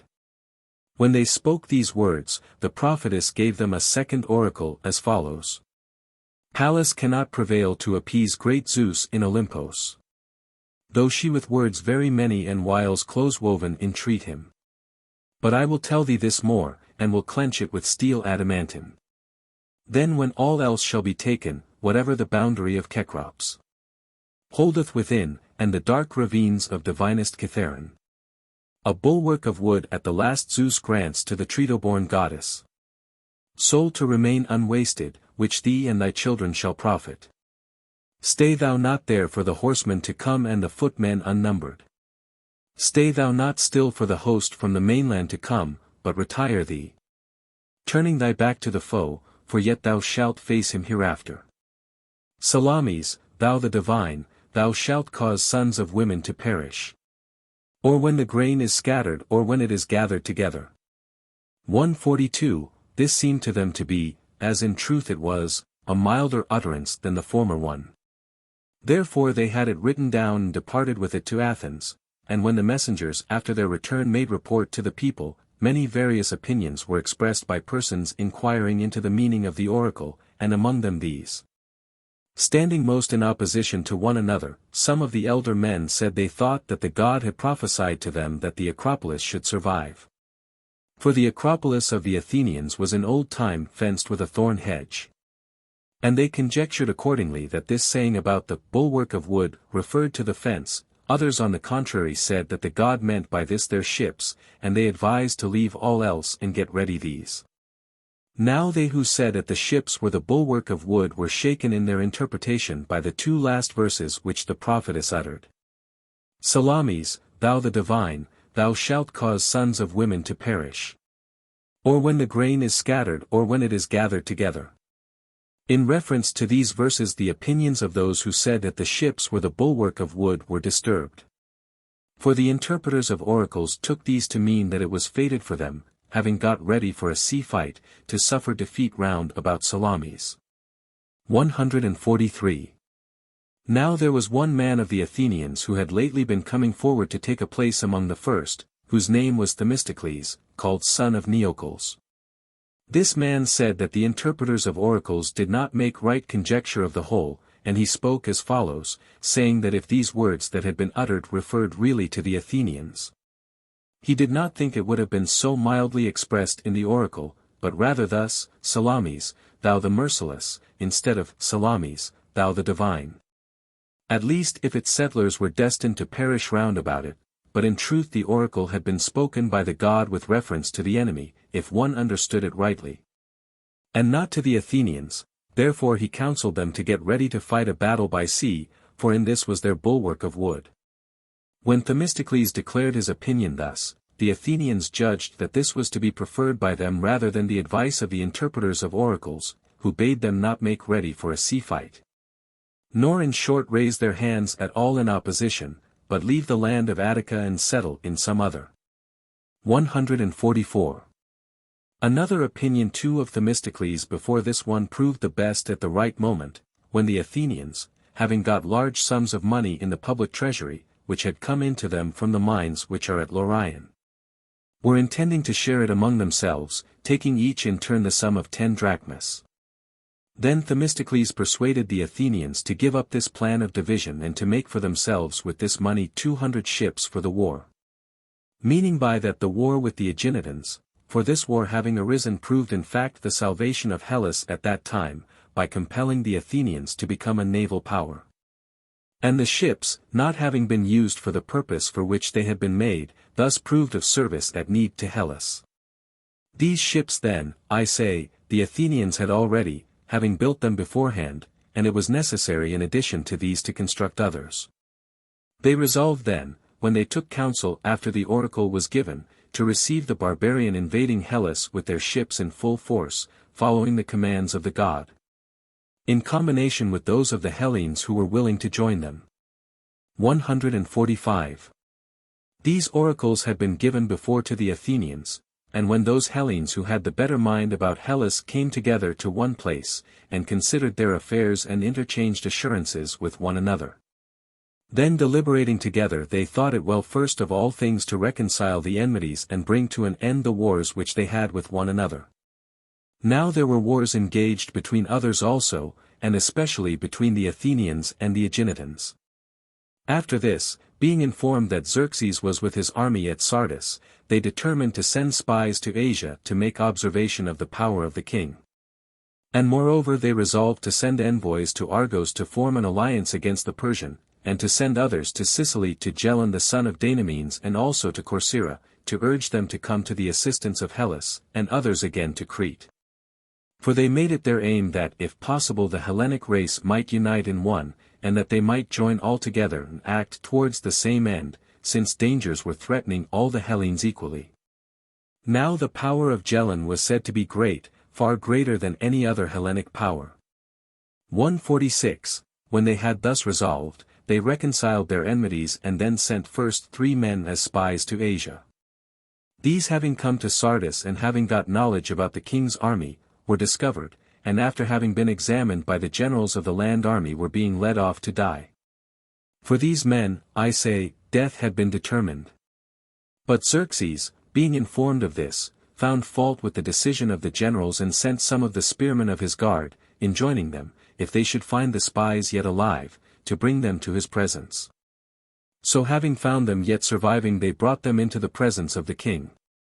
And upon that Xerxes, being informed for what purpose they had come, commanded the spearmen to lead them round and to show them the whole army both foot and horse, and when they should have had their fill of looking at these things, to let them go unhurt to whatsoever land they desired. 147. Such was the command which he gave, adding at the same time this saying, namely that if the spies had been put to death, the Hellenes would not have been informed beforehand of his power, how far beyond description it was. While on the other hand by putting to death 3 men they would not very greatly have damaged the enemy. But when these returned back to Hellas, he thought it likely that the Hellenes, hearing of his power, would deliver up their freedom to him themselves, before the expedition took place which was being set in motion. And thus there would be no need for them to have the labor of marching an army against them. This opinion of his is like his manner of thinking at other times. For when Xerxes was in Abydos, he saw vessels which carried corn from the Pontus sailing out through the Hellespont on their way to Aegina and the Peloponnese. Those then who sat by his side, being informed that the ships belonged to the enemy, were prepared to capture them, and were looking to the king to see when he would give the word. But Xerxes asked about them whither the men were sailing, and they replied, Master, to thy foes, conveying to them corn. He then made answer and said, Are we not also sailing to the same place as these men, furnished with corn as well as with other things necessary? How then do these wrong us, since they are conveying provisions for our use? 148. The spies then, having thus looked at everything and after that having been dismissed, returned back to Europe, and meanwhile those of the Hellenes who had sworn alliance against the Persian. After the sending forth of the spies proceeded to send envoys next to Argos. Now the Argives report that the matters concerning themselves took place as follows. They were informed, they say, at the very first of the movement which was being set on foot by the barbarian against Hellas. And having been informed of this and perceiving that the Hellenes would endeavor to get their alliance against the Persians, they had sent messengers to inquire of the god at Delphi, and to ask how they should act in order that it might be best for themselves, because lately there had been slain of them 6,000 men by the Lacedaemonians and by Cleomenes the son of Anaxandrides. And this in fact was the reason that they were sending to inquire, and when they inquired, the Pythian prophetess made answer to them as follows. Thou to thy neighbors a foe, by the gods immortal beloved. Keep thou thy spear within bounds, and sit well guarded behind it. Guard well the head, and the head shall preserve the limbs and the body. Thus, they say, the Pythian prophetess had replied to them before this, and afterwards when the messengers of the Hellenes came, as I said, to Argos, they entered the council chamber and spoke that which had been enjoined to them. And to that which was said the council replied that the Argives were ready to do as they were requested. on condition that they got peace made with the Lacedaemonians for 30 years and that they had half the leadership of the whole confederacy, and yet by strict right, they said, the whole leadership fell to their share. But nevertheless it was sufficient for them to have half. 149, thus they report that the council made answer, although the oracle forbade them to make the alliance with the Hellenes. And they were anxious, they say, that a truce from hostilities for 30 years should be made, although they feared the oracle, in order, as they allege, that their sons might grow to manhood in these years. Whereas if a truce did not exist, they had fear that, supposing another disaster should come upon them in fighting against the Persian in addition to that which had befallen them already, they might be for all future time subject to the Lacedaemonians. To that which was spoken by the council those of the envoys who were of Sparta replied, that as to the truce they would refer the matter to their public assembly, but as to the leadership they had themselves been commissioned to make reply. And did in fact say this, namely that they had 2 kings, while the Argives had 1. And it was not possible to remove either of the 2 who were of Sparta from the leadership, but there was nothing to prevent the Argive king from having an equal vote with each of their 2. Then, say the Argives, they could not endure the grasping selfishness of the Spartans, but chose to be ruled by the barbarians rather than to yield at all to the Lacedaemonians. And they gave notice to the envoys to depart out of the territory of the Argives before sunset, or, if not, they would be dealt with as enemies. 150. The Argives themselves report so much about these matters, but there is another story reported in Hellas to the effect that Xerxes sent a herald to Argos before he set forth to make an expedition against Hellas, and this herald, they say, when he had come, spoke as follows: Men of Argos, King Xerxes says to you these things, we hold that Perses, from whom we are descended, was the son of Perseus, the son of Danae, and was born of the daughter of Cepheus, Andromeda. And according to this it would seem that we are descended from you. It is not fitting then that we should go forth on an expedition against those from whom we trace our descent, nor that ye should set yourselves in opposition to us by rendering assistance to others. But it is fitting that ye keep still and remain by yourselves, for if things happen according to my mind, I shall not esteem any people to be of greater consequence than you. Having heard this the Argives, it is said, considered it a great matter. And therefore at first they made no offer of help nor did they ask for any share. But afterwards, when the Hellenes tried to get them on their side, then, since they knew well that the Lacedaemonians would not give them a share in the command, they asked for this merely in order that they might have a pretext for remaining still. 151. Also some of the Hellenes report that the following event, in agreement with this account, came to pass many years after these things. There happened, they say, to be in Susa the city of Memnon envoys of the Athenians come about some other matter. Namely Callias the son of Hipponikos and the others who went up with him. And the Argives at that very time had also sent envoys to Susa, and these asked Artaxerxes the son of Xerxes, whether the friendship which they had formed with Xerxes still remained unbroken, if they themselves desired to maintain it, or whether they were esteemed by him to be enemies. And King Artaxerxes said that it most certainly remained unbroken, and that there was no city which he considered to be more his friend than Argos. 152. Now whether Xerxes did indeed send a herald to Argos saying that which has been reported, and whether envoys of the Argives who had gone up to Susa inquired of Artaxerxes concerning friendship, I am not able to say for certain. Nor do I declare any opinion about the matters in question other than that which the Argives themselves report, but I know this much, that if all the nations of men should bring together into one place the evils which they have suffered themselves, desiring to make exchange with their neighbors, each people of them, when they had examined closely the evils suffered by their fellows, would gladly carry away back with them those which they had brought. Thus it is not the Argives who have acted most basely of all. I however am bound to report that which is reported, though I am not bound altogether to believe it. And let this saying be considered to hold good as regards every narrative in the history, for I must add that this also is reported, namely that the Argives were actually those who invited the Persian to invade Hellas. Because their war with the Lacedaemonians had had an evil issue, being willing to suffer anything whatever rather than the trouble which was then upon them. 153. that which concerns the Argives has now been said, and meanwhile envoys had come to Sicily from the allies, to confer with Gelon, among whom was also Siagros from the Lacedaemonians. Now the ancestor of this Gelon, he who was at Gela as a settler, was a native of the island of Telos, which lies off Triopian, and when Gela was founded by the Lindians of Rhodes and by Antiphemus, he was not left behind. Then in course of time his descendants became and continue to be priests of the mysteries of the earth goddesses, an office which was acquired by Telines one of their ancestors in the following manner. Certain of the men of Gela, being worsted in a party struggle, had fled to Mactorian, the city which stands above Gela. These men Telines brought back to Gela from exile with no force of men but only with the sacred rites of these goddesses. But from whom he received them, or whether he obtained them for himself, this I am not able to say. Trusting in these however, he brought the men back from exile, on the condition that his descendants should be priests of the mysteries of the goddesses.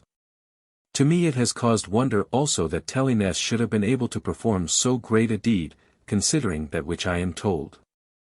For such deeds, I think, are not apt to proceed from every man, but from one who has a brave spirit and manly vigor.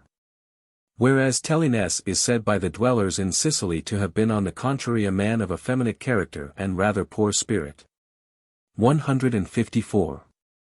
He then had thus obtained the privilege of which I speak, and when Cleander the son of Pantares brought his life to an end, having been despot of Gela for 7 years and being killed at last by Sibylos a man of Gela. Then Hippocrates succeeded to the monarchy, who was brother of Cleander. And while Hippocrates was despot, Gelon, who was a descendant of Telines the priest of the mysteries, was spearman of the guard to Hippocrates with many others and among them Ainzidemos the son of Pataikos. Then after no long time he was appointed by reason of valor to be commander of the whole cavalry. For when Hippocrates besieged successively the cities of Callipolis, Naxos, Zancle, Leontini, and also Syracuse and many towns of the barbarians, in these wars Gelon showed himself a most brilliant warrior. And of the cities which I just now mentioned, not one except Syracuse escaped being reduced to subjection by Hippocrates. The Syracusans however, after they had been defeated in battle at the river Iloros, were rescued by the Corinthians and Corcyraeans. These rescued them and brought the quarrel to a settlement on this condition, namely that the Syracusans should deliver up Camarina to Hippocrates. Now Camarina used in ancient time to belong to the men of Syracuse. 155. Then when it was the fate of Hippocrates also, after having been despot for the same number of years as his brother Cleander, to be killed at the city of Hybla, whither he had gone on an expedition against the Sicilians. Then Gelon made a pretense of helping the sons of Hippocrates, Eucleides and Cleander, when the citizens were no longer willing to submit. But actually, when he had been victorious in a battle over the men of Gela, he robbed the sons of Hippocrates of the power and was ruler himself. After this stroke of fortune Gelon restored those of the Syracusans who were called landholders, after they had been driven into exile by the common people and by their own slaves, who were called Calirians. These, I say, he restored from the city of Casmene to Syracuse, and so got possession of this last city also, for the common people of Syracuse, when Gelon came against them, delivered up to him their city and themselves. 156. So after he had received Syracuse into his power, he made less account of Gela, of which he was ruler also in addition, and he gave it in charge to Hieron his brother, while he proceeded to strengthen Syracuse. So forthwith that city rose and shot up to prosperity, for in the first place he brought all those of Camarina to Syracuse and made them citizens, and razed to the ground the city of Camarina. Then secondly he did the same to more than half of the men of Gela, as he had done to those of Camarina, and as regards the Megarians of Sicily, when they were besieged and had surrendered by capitulation, the well-to-do men of them, though they had stirred up war with him and expected to be put to death for this reason, he brought to Syracuse and made them citizens, but the common people of the Megarians, who had no share in the guilt of this war and did not expect that they would suffer any evil. These also he brought to Syracuse and sold them as slaves to be carried away from Sicily, and the same thing he did moreover to the men of Euboea in Sicily, making a distinction between them, and he dealt thus with these two cities because he thought that a body of commons was a most unpleasant element in the state. 157. In the manner then which has been described, Gelon had become a powerful despot. And at this time, when the envoys of the Hellenes had arrived at Syracuse, they came to speech with him and said as follows: The Lacedaemonians and their allies sent us to get thee to be on our side against the barbarian. For we suppose that thou art certainly informed of him who is about to invade Hellas, namely that a Persian is designing to bridge over the Hellespont, and to make an expedition against Hellas, leading against us out of Asia all the armies of the east, under color of marching upon Athens, but in fact meaning to bring all Hellas to subjection under him. Do thou therefore, seeing that thou hast attained to a great power and hast no small portion of Hellas for thy share, being the ruler of Sicily, come to the assistance of those who are endeavoring to free Hellas, and join in making her free. For if all Hellas be gathered together in one, it forms a great body, and we are made a match in fight for those who are coming against us. But if some of us go over to the enemy and others are not willing to help, and the sound portion of Hellas is consequently small, there is at once in this a danger that all Hellas may fall to ruin. For do not thou hope that if the Persian shall overcome us in battle he will not come to thee, but guard thyself against this beforehand, for in coming to our assistance thou art helping thyself. And the matter which is wisely planned has for the most part a good issue afterwards. 158. The envoys spoke thus. And Gelon was very vehement with them, speaking to them as follows: Hellenes, a selfish speech is this, with which ye have ventured to come and invite me to be your ally against the barbarian. Whereas ye yourselves, when I in former time requested of you to join with me in fighting against an army of barbarians, contention having arisen between me and the Carthaginians. And when I charged you to exact vengeance of the men of Egesta for the death of Dorieus the son of Anaxandrides, while at the same time I offered to help in setting free the trading places, from which great advantages and gains have been reaped by you, ye, I say, then neither for my own sake came to my assistance, nor in order to exact vengeance for the death of Dorieus. And, so far as ye are concerned, all these parts are even now under the rule of barbarians.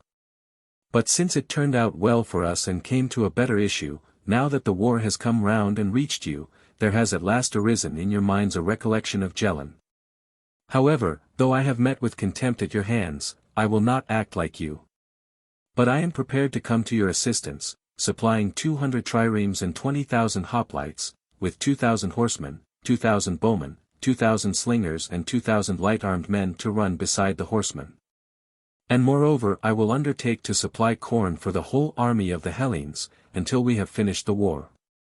These things I engage to supply on this condition, namely that I shall be commander and leader of the Hellenes against the barbarian. But on any other condition I will neither come myself nor will I send others. 159. Hearing this, Siagros could not contain himself but spoke these words: Deeply, I trow, would Agamemnon son of Pelops lament, if he heard that the Spartans had had the leadership taken away from them by Gelon and by the Syracusans. Nay, but make thou no further mention of this condition, namely that we should deliver the leadership to thee, but if thou art desirous to come to the assistance of Hellas, know that thou wilt be under the command of the Lacedaemonians. And if thou dost indeed claim not to be under command, come not thou to our help at all. 160. To this Gelon, seeing that the speech of Siagros was adverse, set forth to them his last proposal thus: Stranger from Sparta, reproaches sinking into the heart of a man are wont to rouse his spirit in anger against them. Thou however, though thou hast uttered insults against me in thy speech, wilt not bring me to show myself unseemly in my reply. But whereas ye so strongly lay claim to the leadership, it were fitting that I should lay claim to it more than ye, seeing that I am the leader of an army many times as large and of ships many more. Since however this condition is so distasteful to you, we will recede somewhat from our former proposal. Suppose that ye should be leaders of the land army and I of the fleet. Or if it pleases you to lead the sea forces, I am willing to be leader of those on land, and either ye must be contented with these terms or go away without the alliance which I have to give. 161. Gelon, I say, made these offers, and the envoy of the Athenians, answering before that of the Lacedaemonians, replied to him as follows: O king of the Syracusans, it was not of a leader that Hellas was in want when it sent us to thee, but of an army. Thou however dost not set before us the hope that thou wilt send an army, except thou have the leadership of Hellas, and thou art striving how thou mayest become commander of the armies of Hellas. So long then as it was thy demand to be leader of the whole army of the Hellenes, it was sufficient for us Athenians to keep silence, knowing that the Lacedaemonian would be able to make defense even for us both. But now, since being repulsed from the demand for the whole thou art requesting to be commander of the naval force, we tell that thus it is, not even if the Lacedaemonian shall permit thee to be commander of it, will we permit thee. For this at least is our own, if the Lacedaemonians do not themselves desire to have it. With these, if they desire to be the leaders, we do not contend. But none others beside ourselves shall we permit to be in command of the ships, for then to no purpose should we be possessors of a sea force larger than any other which belongs to the Hellenes, if, being Athenians, we should yield the leadership to Syracusans, we who boast of a race which is the most ancient of all and who are of all the Hellenes the only people who have not changed from one land to another. To whom also belonged a man whom Homer the epic poet said was the best of all, who came to Ilion in drawing up an army and setting it in array. Thus we are not justly to be reproached if we say these things. 162. To this Gelon made answer thus: Stranger of Athens, it would seem that ye have the commanders, but that ye will not have the men to be commanded. Since then ye will not at all give way, but desire to have the whole, it were well that ye should depart home as quickly as possible and report to the Hellenes that the spring has been taken out of their year. Now this is the meaning of the saying, evidently the spring is the noblest part of the year. And so he meant to say that his army was the noblest part of the army of the Hellenes, for Hellas therefore, deprived of his alliance, it was, he said, as if the spring had been taken out of the year. 163. The envoys of the Hellenes, having thus had conference with Gelon, sailed away. And Gelon upon this, fearing on the one hand about the Hellenes, lest they should not be able to overcome the barbarian, and on the other hand considering it monstrous and not to be endured that he should come to Peloponnesus and be under the command of the Lacedaemonians, seeing that he was despot of Sicily, gave up the thought of this way and followed another, for so soon as he was informed that the Persian had crossed over the Hellespont, he sent Cadmos the son of Scythes, a man of Cos, with 350-oared galleys to Delphi, bearing large sums of money and friendly proposals, to wait there and see how the battle would fall out, and if the barbarian should be victorious, he was to give him the money and also to offer him earth and water from those over whom Gelon had rule. But if the Hellenes should be victorious, he was bidden to bring it back. 164. Now this Cadmos before these events, having received from his father in a prosperous state the government of the people of Cos, had voluntarily and with no danger threatening, but moved merely by uprightness of nature, placed the government in the hands of the people of Cos and had departed to Sicily, where he took from the Samians and newly colonized the city of Zancle, which had changed its name to Messene. This same Cadmos, having come thither in such manner as I have said, Gelon was now sending, having selected him on account of the integrity which in other matters he had himself found to be in him. And this man, in addition to the other upright acts which had been done by him, left also this to be remembered, which was not the least of them, for having got into his hands that great sum of money which Gelon entrusted to his charge. Though he might have taken possession of it himself, he did not choose to do so. But when the Hellenes had got the better in the sea fight and Xerxes had marched away and departed, he also returned to Sicily, bringing back with him the whole sum of money. 165. The story which here follows is also reported by those who dwell in Sicily, namely that, even though he was to be under the command of the Lacedaemonians, Gelon would have come to the assistance of the Hellenes, but that Torillos, the son of Crinippos and despot of Himera, having been driven out of Himera by Theron the son of Anzidemos the ruler of the Agrigentines, was just at this very time bringing in an army of Phoenicians, Libyans, Iberians, Ligurians, Elasicans, Sardinians and Corsicans, to the number of 30 myriads, with Amilcas the son of Anon king of the Carthaginians as their commander, whom Torillos had persuaded partly by reason of his own guest friendship, and especially by the zealous assistance of Anaxilos the son of Cretans, who was despot of region, and who to help his father-in-law endeavored to bring in Amilcas to Sicily, and had given him his sons as hostages. For Anaxilos was married to the daughter of Torillos, whose name was Cydip. Thus it was, they say, that Gelon was not able to come to the assistance of the Hellenes, and sent therefore the money to Delphi.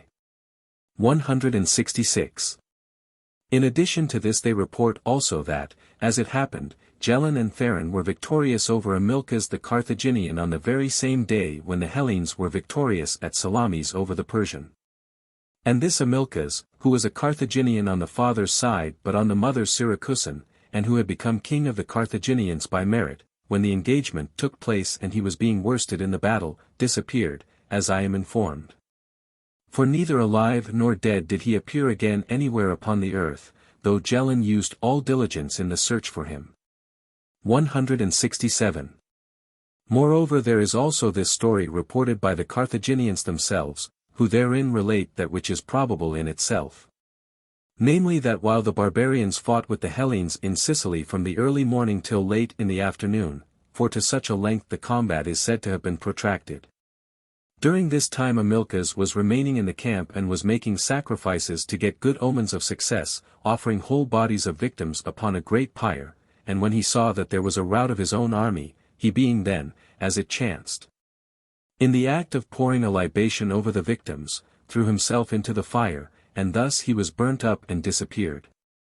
Amilcas then having disappeared, whether it was in such a manner as this, as it is reported by the Phoenicians, or in some other way, the Carthaginians both offer sacrifices to him now.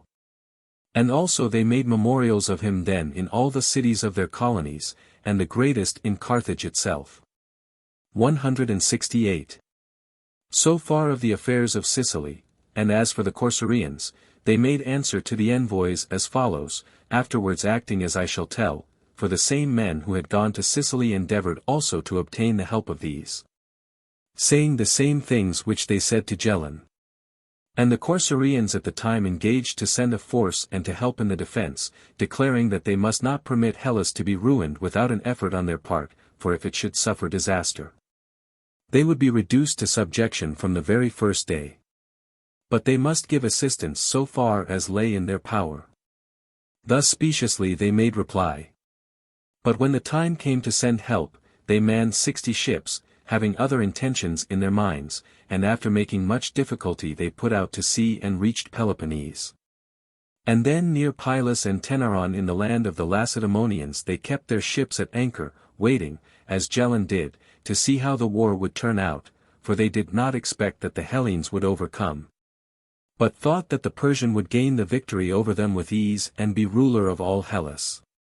Accordingly they were acting of set purpose, in order that they might be able to say to the Persian some such words as these, O king, when the Hellenes endeavored to obtain our help for this war, we, who have a power which is not the smallest of all, and could have supplied a contingent of ships in number not the smallest, but after the Athenians the largest, did not choose to oppose thee or to do anything which was not to thy mind. By speaking thus they hoped that they would obtain some advantage over the rest, and so it would have happened, as I am of opinion, while they had for the Hellenes an excuse ready made. That namely of which they actually made use, for when the Hellenes reproached them because they did not come to help, they said that they had manned 60 triremes, but had not been able to get past Malea owing to the Etesian winds. Therefore it was that they had not come to Salamis, nor was it by any want of courage on their part that they had been left of the sea fight. 169. These then evaded the request of the Hellenes thus, but the Cretans, when those of the Hellenes who had been appointed to deal with these endeavored to obtain their help, did thus, that is to say, they joined together and sent men to inquire of the god at Delphi whether it would be better for them if they gave assistance to Hellas, and the Pythian prophetess answered, Ye fools, do ye think those woes too few, which Minos sent upon you in his wrath, because of the assistance that ye gave to Menelaus? Seeing that, Whereas they did not join with you in taking vengeance for his death in Kamikos, ye nevertheless joined with them in taking vengeance for the woman who by a barbarian was carried off from Sparta. When the Cretans heard this answer reported, they abstained from the giving of assistance. 170, for the story goes that Minos, having come to Sicania, which is now called Sicily, in search of Daedalus, died there by a violent death. And after a time the Cretans, urged thereto by a god, all except the men of Polymnia and Praesos, came with a great armament to Sicania and besieged for 7 years the city of Kamikos, which in my time was occupied by the Agrigentines. And at last not being able either to capture it or to remain before it, because they were hard pressed by famine, they departed and went away. And when, as they sailed, they came to be off the coast of Iapygia, a great storm seized them and cast them away upon the coast. And their vessels being dashed to pieces, they, since they saw no longer any way of coming to Crete, founded there the city of Hyria. And there they stayed and were changed so that they became instead of Cretans, Messapians of Iapygia, and instead of islanders, dwellers on the mainland. Then from the city of Hyria they founded those other settlements which the Tarentines long afterwards endeavored to destroy and suffer great disaster in that enterprise. So that this in fact proved to be the greatest slaughter of Hellenes that is known to us. And not only of the Tarentines themselves but of those citizens of region who were compelled by Machithos the son of Choiros to go to the assistance of the Tarentines. And of whom there were slain in this manner 3,000 men, of the Tarentines themselves however, who were slain there was no numbering made. This Machithos, who was a servant of Anaxilos, had been left by him in charge of region, and he it was who after being driven out of region took up his abode at Tegea of the Arcadians and dedicated those many statues at Olympia. 171. This of the men of region and of the Tarentines has been an episode in my narrative. In Crete however, as the men of Praesos report, after it had been thus stripped of inhabitants, settlements were made by various nations. But especially by Hellenes. And in the next generation but one after the death of Minos came the Trojan War, in which the Cretans proved not the most contemptible of those who came to assist Menelaus. Then after this, when they had returned home from Troy, famine and pestilence came upon both the men and their cattle, until at last Crete was stripped of its inhabitants for the second time. And a third population of Cretans now occupy it together with those which were left of the former inhabitants. The Pythian prophetess, I say, by calling these things to their minds stopped them from giving assistance to the Hellenes, though they desired to do so. 172. As for the Thessalians, they at first had taken the side of the Persians against their will, and they gave proof that they were not pleased by that which the Aeloadae were designing. For so soon as they heard that the Persian was about to cross over into Europe, they sent envoys to the Isthmus. Now at the Isthmus were assembled representatives of Hellas chosen by the cities which had the better mind about Hellas. Having come then to these, the envoys of the Thessalians said, Hellenes, ye must guard the pass by Olympos, in order that both Thessaly and the whole of Hellas may be sheltered from the war. We are prepared to join with you in guarding it, but ye must send a large force as well as we, for if ye shall not send, be assured that we shall make agreement with the Persian. Since it is not right that we, standing as outposts so far in advance of the rest of Hellas, should perish alone in your defense, and not being willing to come to our help, ye cannot apply to us any force to compel inability. But we shall endeavor to devise some means of safety for ourselves. 173, Thus spoke the Thessalians. And the Hellenes upon this resolved to send to Thessaly by sea an army of men on foot to guard the pass, and when the army was assembled it set sail through Euripos, and having come to Alos in the Achaean land, it disembarked there and marched into Thessaly leaving the ships behind at Alos, and arrived at Tempe, the pass which leads from Lower Macedonia into Thessaly by the river Peneus, going between the mountains of Olympos and Ossa. There the Hellenes encamped, being assembled to the number of about 10,000 hoplites, and to them was added the cavalry of the Thessalians. And the commander of the Lacedaemonians was Euanitos the son of Cernos, who had been chosen from the Polemarchs, not being of the royal house, and of the Athenians Themistocles the son of Neocles. They remained however but few days here, for envoys came from Alexander the son of Amyntas the Macedonian, who advised them to depart thence and not to remain in the pass and be trodden under foot by the invading host. Signifying to them at the same time both the great numbers of the army and the ships which they had. When these gave them this counsel, they followed the advice, for they thought that the counsel was good, and the Macedonian was evidently well disposed towards them. Also, as I think, it was fear that persuaded them to it, when they were informed that there was another pass besides this to the Thessalian land by Upper Macedonia through the Parabians and by the city of Gonos. The way by which the army of Xerxes did in fact make its entrance. So the Hellenes went down to their ships again and made their way back to the isthmus. 174, such was the expedition to Thessaly, which took place when the king was about to cross over from Asia to Europe and was already at Abydos. So the Thessalians, being stripped of allies, upon this took the side of the Medes with a good will and no longer half-heartedly, so that in the course of events they proved very serviceable to the king. 175.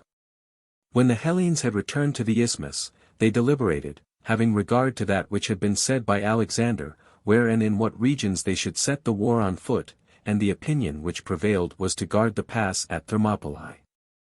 For it was seen to be narrower than that leading into Thessaly, and at the same time it was single, and nearer also to their own land. And as for the path by means of which were taken those of the Hellenes who were taken by the enemy at Thermopylae, they did not even know of its existence until they were informed by the people of Trachis after they had come to Thermopylae. This pass then they resolved to guard, and not permit the barbarian to go by into Hellas. And they resolved that the fleet should sail to Artemis Ion in the territory of Histiaea, for these points are near to one another, so that each division of their forces could have information of what was happening to the other. And the places are so situated as I shall describe. 176, as to Artemis Ion first, coming out of the Thracian sea the space is contracted from great width to that narrow channel which lies between the island of Skiathos and the mainland of Magnesia. And after the strait there follows at once in Euboea the sea beach called Artemis Ion, upon which there is a temple of Artemis.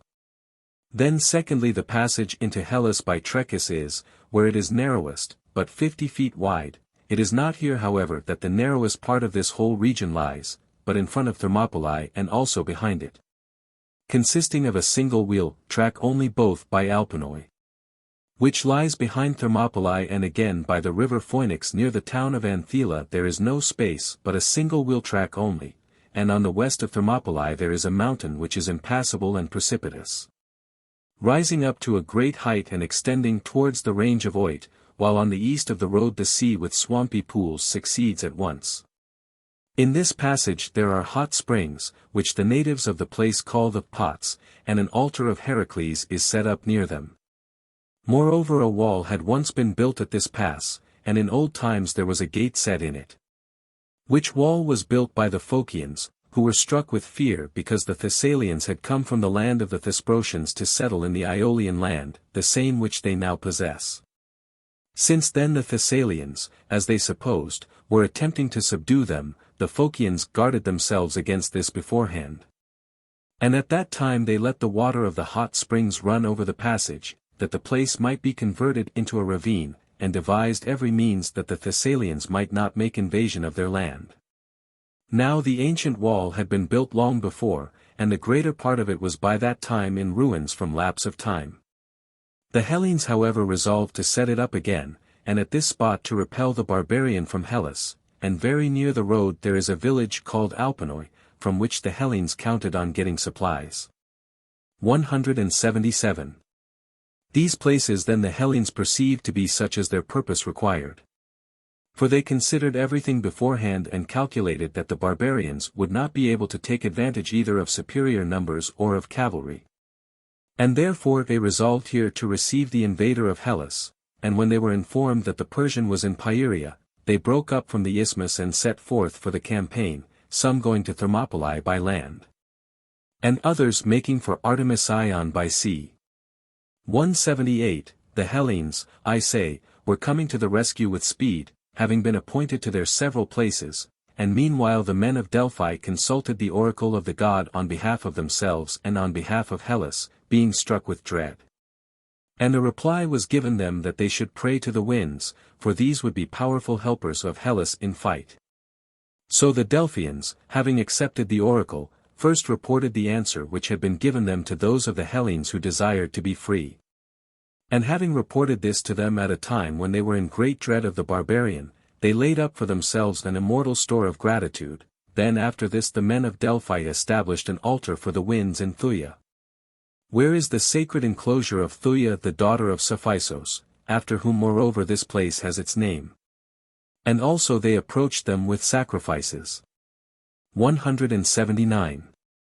The Delphians then according to the oracle even to this day make propitiatory offerings to the winds, and meanwhile the fleet of Xerxes setting forth from the city of Therma had passed over with 10 of its ships, which were those that sailed best. Straight towards Skiathos, where 3 Hellenic ships, a Troezenian, an Aeginetan and an Athenian, were keeping watch in advance. When the crews of these caught sight of the ships of the barbarians, they set off to make their escape. 180, and the ship of Troezen, of which Praxinos was in command, was pursued and captured at once by the barbarians. Who upon that took the man who was most distinguished by beauty among the fighting men on board of her, and cut his throat at the prow of the ship. Making a good omen for themselves of the first of the Hellenes whom they had captured who was preeminent for beauty.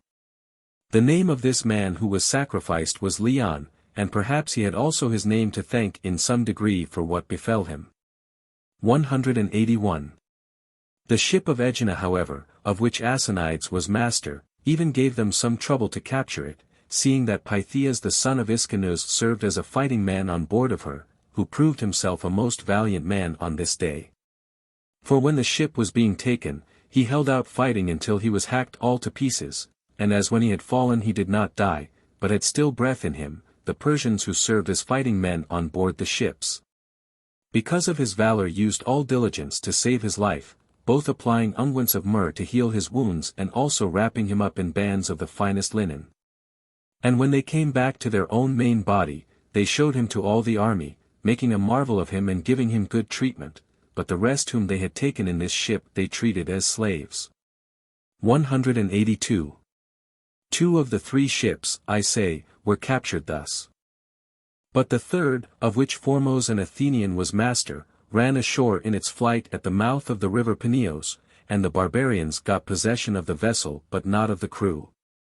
For so soon as the Athenians had run the ship ashore, they leapt out of her, and passing through Thessaly made their way to Athens.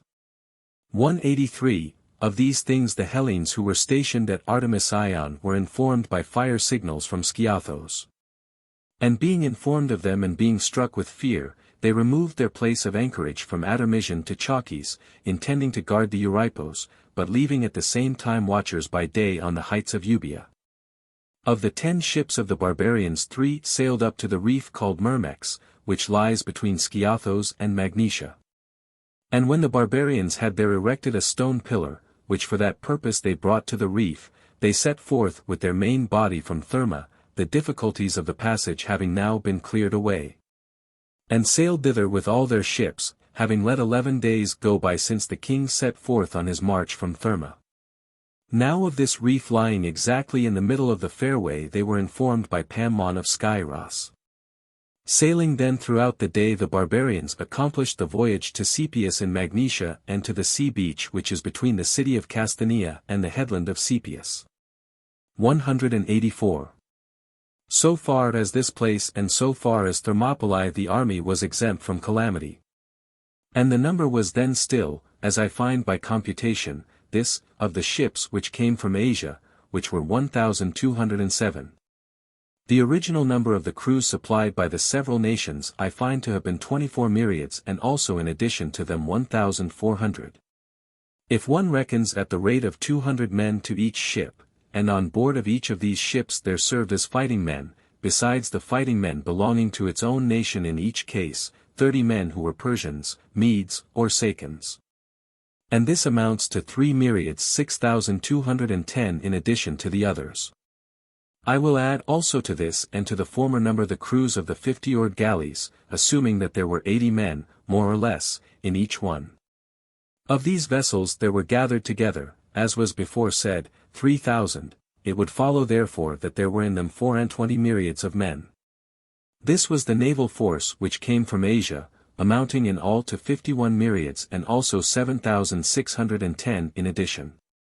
Then of the footmen there had been found to be 170 myriads, and of the horsemen 8 myriads, and I will add also to these the Arabian camel drivers and the Libyan drivers of chariots, assuming them to amount to 20,000 men. The result is then that the number of the ship's crews combined with that of the land army amounts to 231 myriads and also in addition 7,610.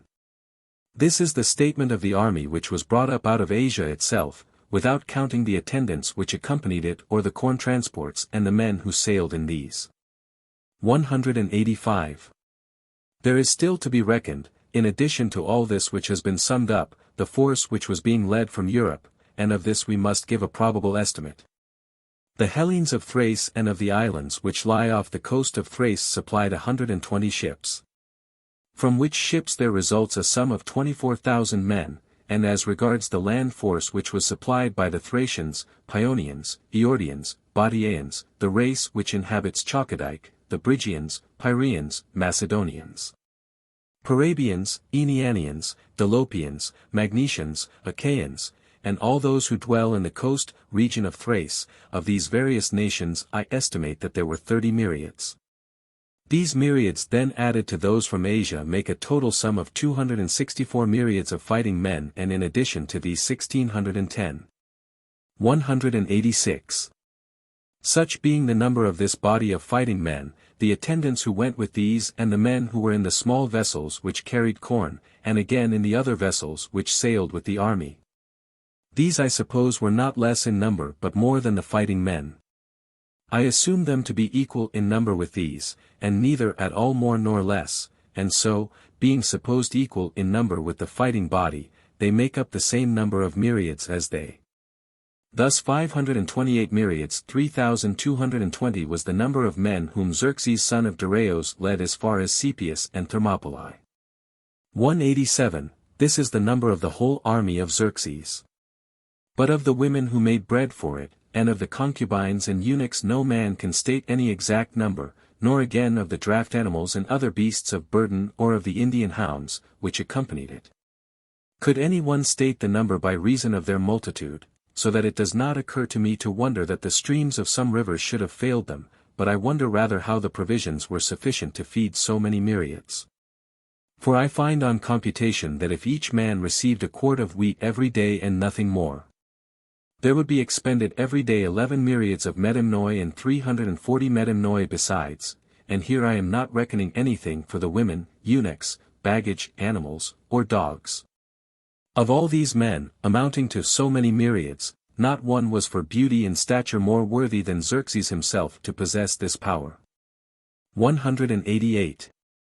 The fleet, I say, set forth and sailed, and when it had put into land in the region of Magnesia at the beach which is between the city of Casthanea and the headland of Sepias. The first of the ships which came lay moored by the land and the others rode at anchor behind them. For, as the beach was not large in extent, they lay at anchor with prows projecting towards the sea in an order which was 8 ships deep. For that night they lay thus. But at early dawn, after clear sky and windless calm, the sea began to be violently agitated and a great storm fell upon them with a strong east wind, that wind which they who dwell about those parts call Hellespontias. Now as many of them as perceived that the wind was rising and who were so moored that it was possible for them to do so, drew up their ships on land before the storm came, and both they and their ships escaped. But as for those of the ships which it caught out at sea, some it cast away at the place called Ipnoi in Pelion and others on the beach, while some were wrecked on the headland of Sepias itself, others at the city of Melibea. And others were thrown up on shore at Casthanea, and the violence of the storm could not be resisted. 189, there is a story reported that the Athenians had called upon Boreas to aid them, by suggestion of an oracle, because there had come to them another utterance of the god bidding them call upon their brother by marriage to be their helper.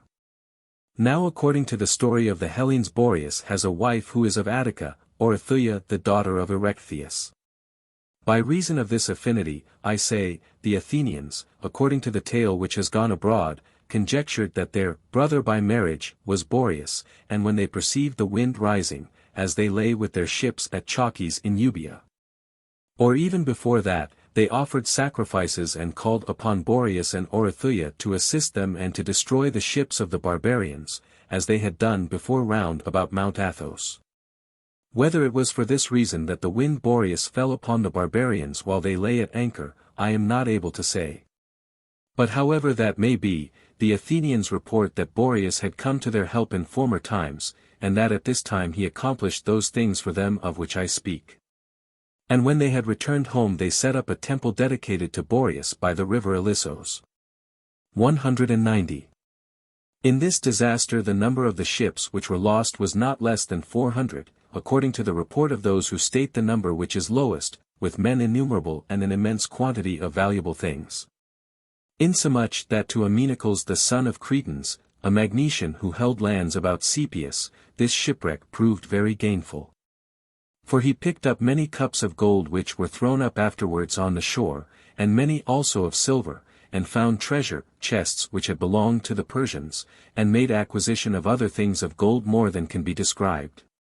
This man however, though he became very wealthy by the things which he found, yet in other respects was not fortunate, for he too suffered misfortune, being troubled by the slaying of a child.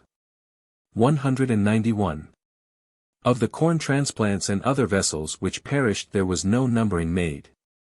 And so great was the loss that the commanders of the fleet, being struck with fear lest the Thessalians should attack them now that they had been brought into an evil plight, threw round their camp a lofty palisade built of the fragments of wreck.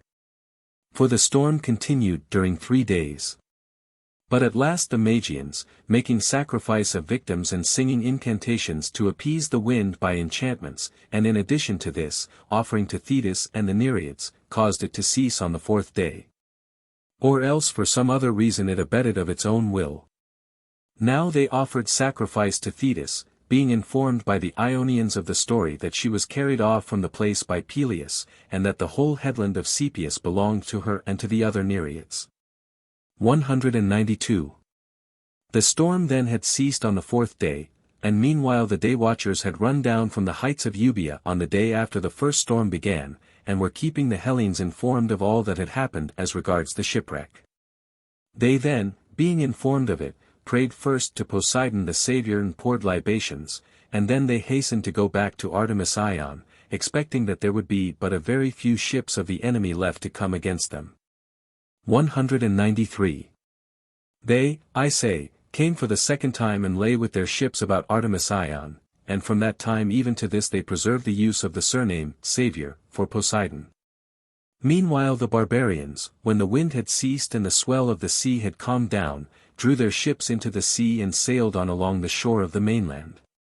And having rounded the extremity of Magnesia they sailed straight into the gulf which leads towards Pagasai.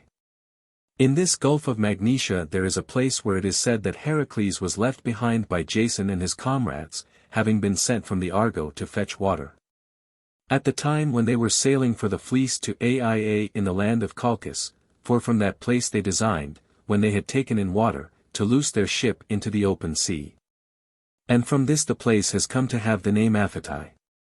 Here then the fleet of Xerxes took up its moorings. 194. Now it chanced that 15 of these ships put out to sea a good deal later than the rest, and they happened to catch sight of the ships of the Hellenes at Artemis Ion. These ships the barbarians supposed to be their own, and they sailed thither accordingly and fell among the enemy. Of these the commander was Sandox the son of Themasios, the governor of Kyme in Iolia, whom before this time King Darius had taken and crucified, he being one of the royal judges, for this reason. Namely that Sandox had pronounced judgment unjustly for money.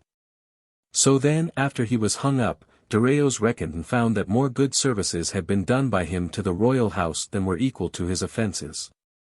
And having found this, and perceived that he had himself acted with more haste than wisdom, he let him go.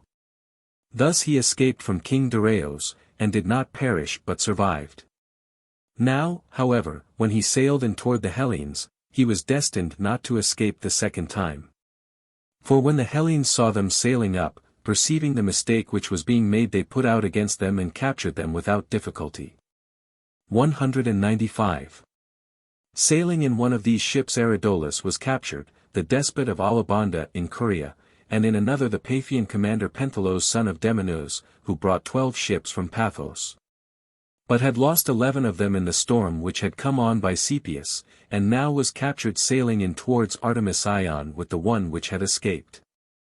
These men the Hellenes sent away in bonds to the isthmus of the Corinthians, after having inquired of them that which they desired to learn of the army of Xerxes. 196. The fleet of the barbarians then, except the 15 ships of which I said that Sandox was in command, had arrived at Aphetai. And Xerxes meanwhile with the land army, having marched through Thessalia and Achaia, had already entered the land of the Malians 2 days before, after having held in Thessaly a contest for his own horses. Making trial also of the Thessalian cavalry, because he was informed that it was the best of all among the Hellenes. And in this trial the horses of Hellas were far surpassed by the others. Now of the rivers in Thessalia the Onychonos alone failed to suffice by its stream for the drinking of the army. But of the rivers which flow in Achaia even that which is the largest of them, namely Epidanos, even this, I say, held out but barely. 197.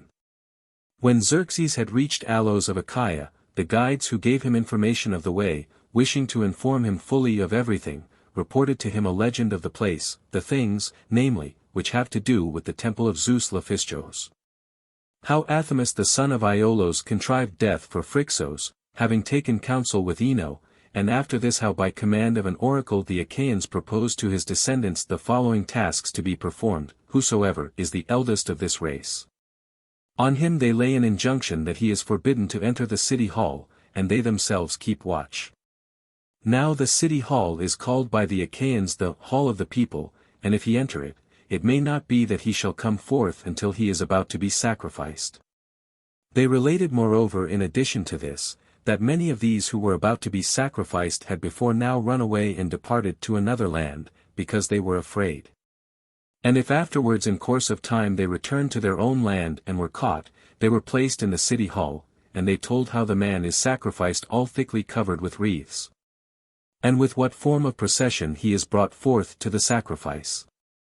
This is done to the descendants of Kitisoros the son of Phrixos, because, when the Achaeans were making of Athamas the son of Iolos a victim to purge the sins of the land according to the command of an oracle, and were just about to sacrifice him. This Kitisoros coming from Aia of the Colchians rescued him. And having done so he brought the wrath of the gods upon his own descendants. Having heard these things, Xerxes, when he came to the sacred grove, both abstained from entering it himself, and gave the command to his whole army to so likewise. And he paid reverence both to the house and to the sacred enclosure of the descendants of Athamas. 198. These then are the things which happened in Thessalia and in Achaia. And from these regions he proceeded to the Malian land, going along by a gulf of the sea, in which there is an ebb and flow of the tide every day. Round about this gulf there is a level space, which in parts is broad but in other parts very narrow. And mountains lofty and inaccessible surrounding this place enclose the whole land of Malis and are called the rocks of Trachis. The first city upon this gulf as one goes from Achaia is Antikyra, by which the river Sperchios flowing from the land of the Aenianians runs out into the sea.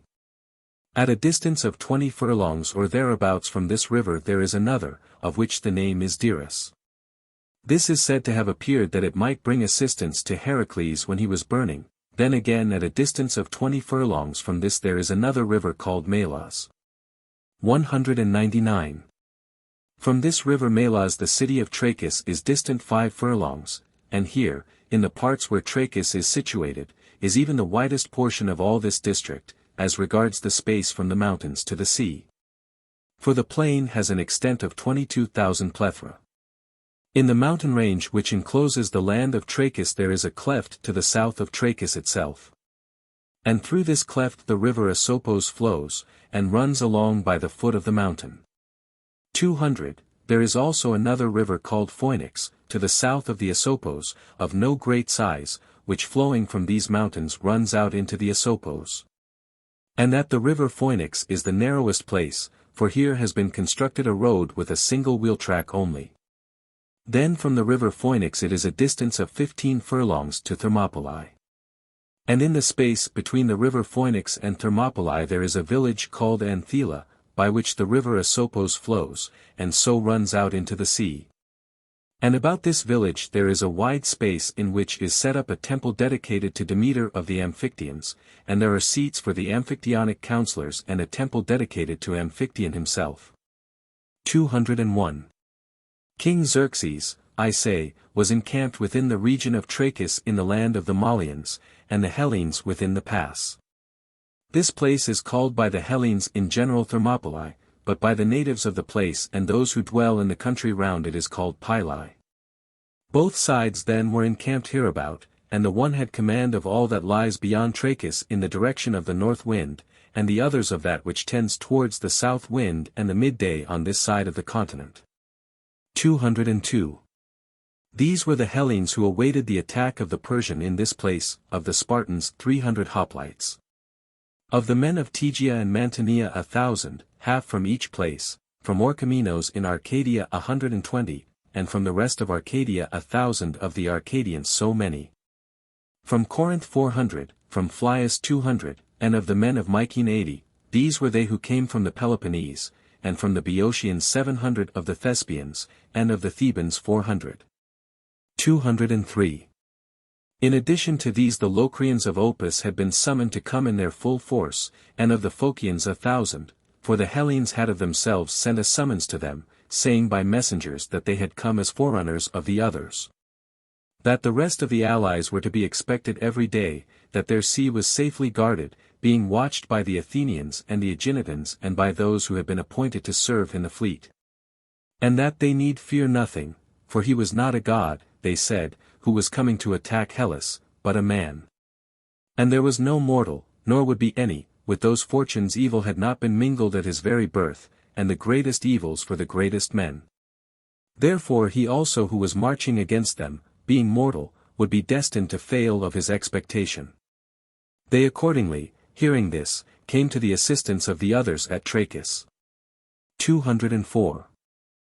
Of these troops, although there were other commanders also according to the state to which each belonged, yet he who was most held in regard and who was leader of the whole army was the Lacedaemonian Leonidas son of Anaxandrides, son of Leon, son of Eurycratides, son of Anaxander, son of Eurycrates, son of Polydoros, son of Alcamenes, son of Teleclos, son of Archelaos, son of Hygesilos, son of Dorissos, son of Leobotes, son of Echestratos, son of Agus, son of Eurysthenes, son of Aristodemos, son of Aristomachos, son of Cleodeos, son of Hylos, son of Heracles, who had obtained the kingdom of Sparta contrary to expectation. 205, for as he had two brothers each older than himself, namely Cleomenes and Dorieus, he had been far removed from the thought of becoming king. Since however Cleomenes had died without male child, and Dorieus was then no longer alive, but he also had brought his life to an end in Sicily, thus the kingdom came to Leonidas. Both because was of elder birth than Cleombrotus, for Cleombrotus was the youngest of the sons of Anaxandrides, and also because he had in marriage the daughter of Cleomenes. He then at this time went to Thermopylae, having chosen the 300 who were appointed by law and men who chanced to have sons. And he took with him besides, before he arrived, those Thebans whom I mentioned when I reckoned them in the number of the troops. Of whom the commander was Leontiades the son of Eurymachos, and for this reason Leonidas was anxious to take up these with him of all the Hellenes.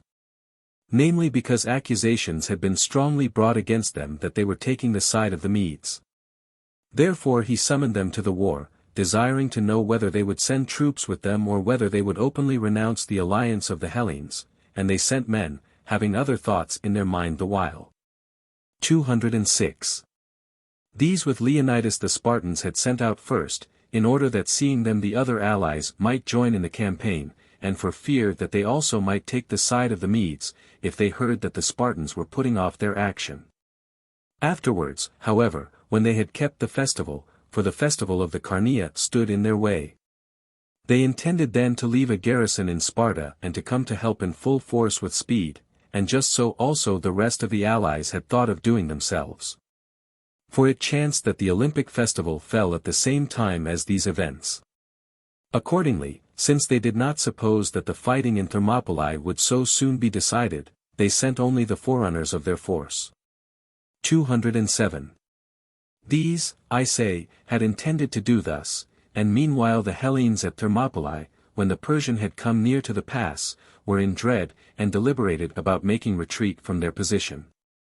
To the rest of the Peloponnesians then it seemed best that they should go to the Peloponnese and hold the isthmus in guard. But Leonidas, when the Phocians and Locrians were indignant at this opinion, gave his vote for remaining there, and for sending at the same time messengers to the several states bidding them to come up to help them, since they were but few to repel the army of the Medes.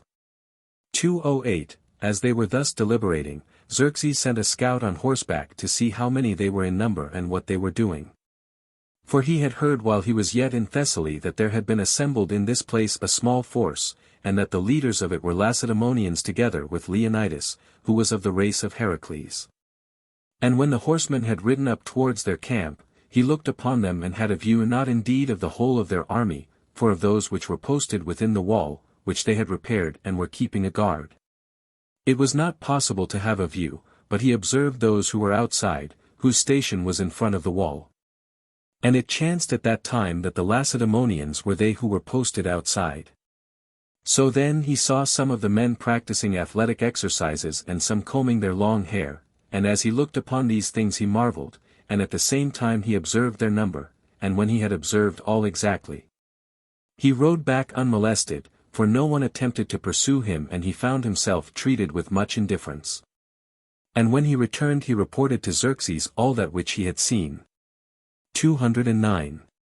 Hearing this Xerxes was not able to conjecture the truth about the matter, namely that they were preparing themselves to die and to deal death to the enemy so far as they might. But it seemed to him that they were acting in a manner merely ridiculous.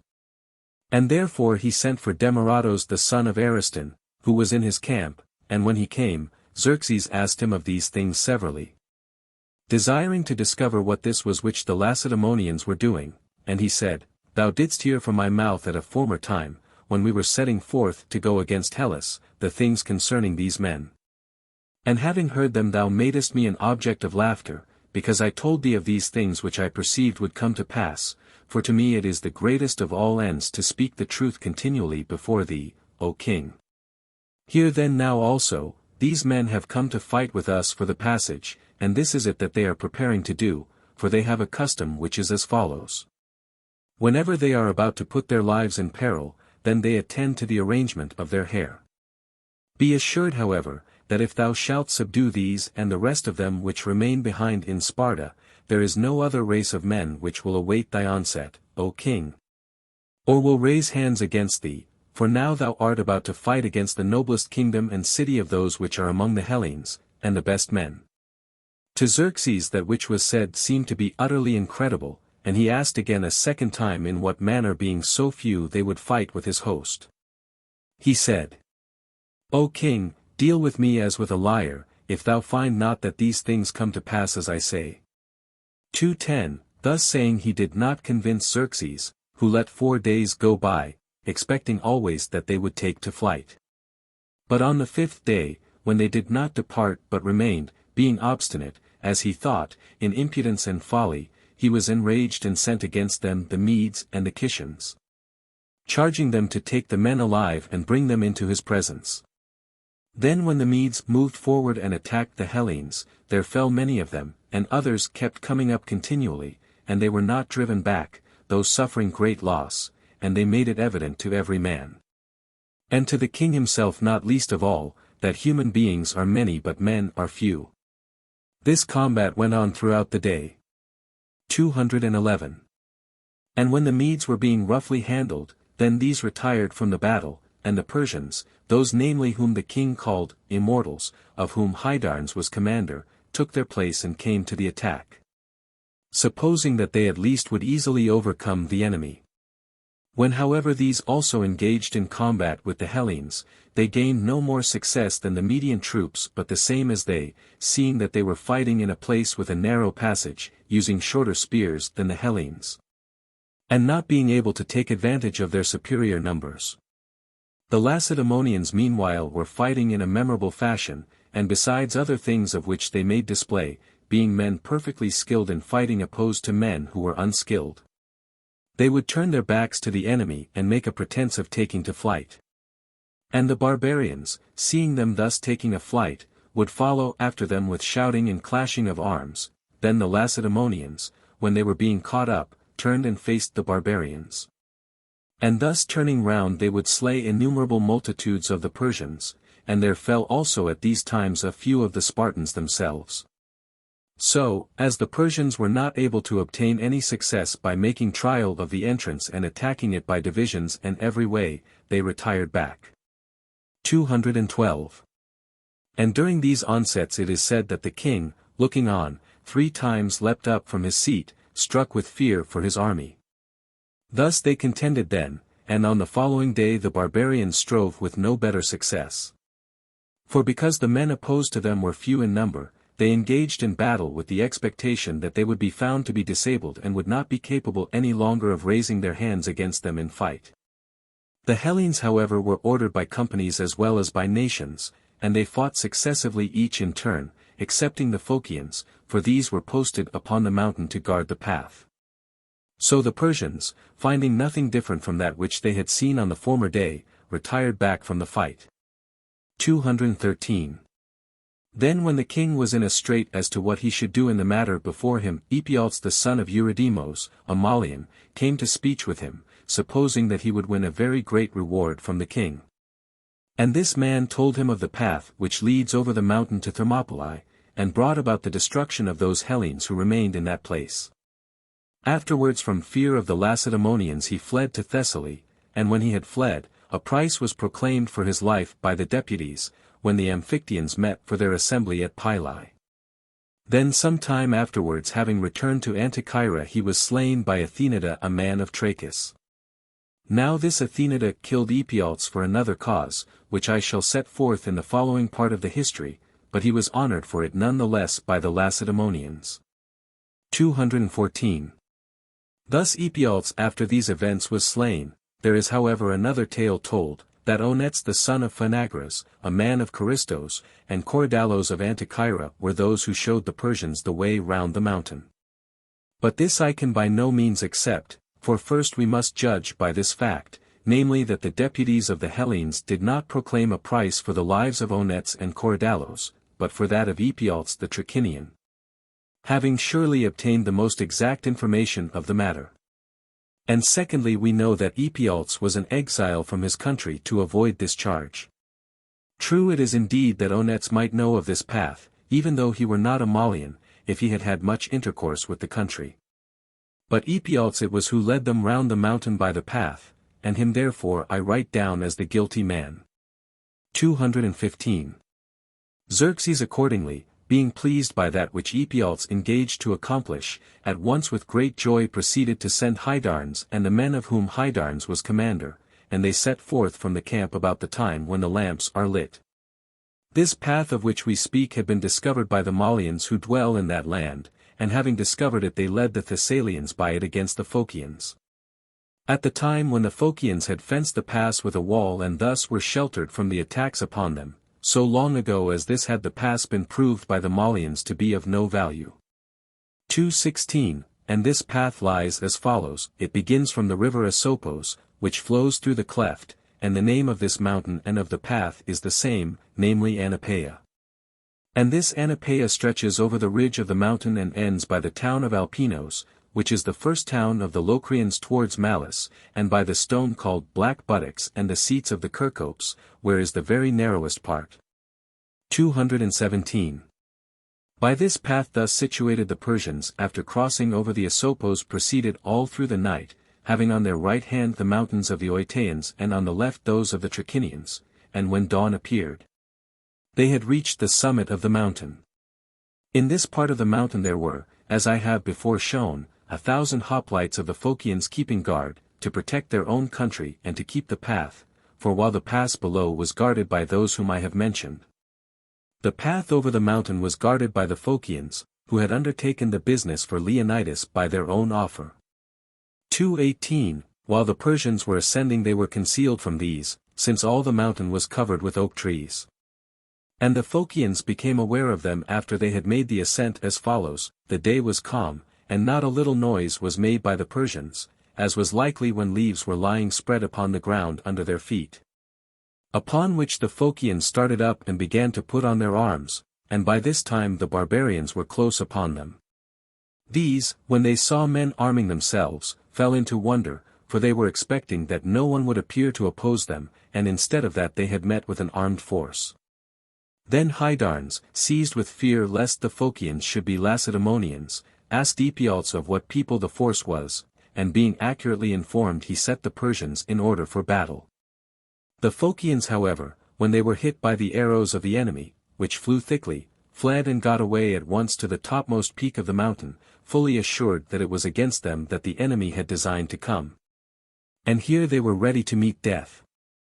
These, I say, were in this mind, but the Persians meanwhile with Epialtes and Hydarnes made no account of the Phocians, but descended the mountain with all speed. 219. To the Hellenes who were in Thermopylae first the soothsayer Megistheus, after looking into the victims which were sacrificed, declared the death which was to come to them at dawn of day. And afterwards deserters brought the report of the Persians having gone round. These signified it to them while it was yet night, and thirdly came the day watchers, who had run down from the heights when day was already dawning. Then the Hellenes deliberated, and their opinions were divided, for some urged that they should not desert their post, while others opposed this counsel. After this they departed from their assembly, and some went away and dispersed each to their several cities, while others of them were ready to remain there together with Leonidas. 220. However it is reported also that Leonidas himself sent them away, having a care that they might not perish. But thinking that it was not seemly for himself and for the Spartans who were present to leave the post to which they had come at first to keep guard there. I am inclined rather to be of this latter opinion, namely that because Leonidas perceived that the allies were out of heart and did not desire to face the danger with him to the end, he ordered them to depart. But held that for himself to go away was not honorable, whereas if he remained, a great fame of him would be left behind, and the prosperity of Sparta would not be blotted out, for an oracle had been given by the Pythian prophetess to the Spartans. When they consulted about this war at the time when it was being first set on foot, to the effect that either Lacedaemon must be destroyed by the barbarians, or their king must lose his life. This reply the prophetess gave them in hexameter verses, and it ran thus. But as for you, ye men who in wide-spaced Sparta inhabit, either your glorious city is sacked by the children of Perses, or, if it be not so, then a king of the stock Heraclean dead shall be mourned for by all in the boundaries of broad Lacedaemon. Him nor the might of bulls nor the raging of lions shall hinder. For he hath might as of Zeus, and I say he shall not be restrained, till one of the other of these he have utterly torn and divided. I am of opinion that Leonidas considering these things and desiring to lay up for himself glory above all the other Spartans, dismissed the allies, rather than that those who departed did so in such disorderly fashion. Because they were divided in opinion. 221. Of this the following has been to my mind a proof as convincing as any other, namely that Leonidas is known to have endeavored to dismiss the soothsayer also who accompanied this army, Megistheus the Acarnanian, who was said to be descended from Melampus, that he might not perish with them after he had declared from the victims that which was about to come to pass for them. He however when he was bidden to go would not himself depart, but sent away his son who was with him in the army, besides whom he had no other child. 222.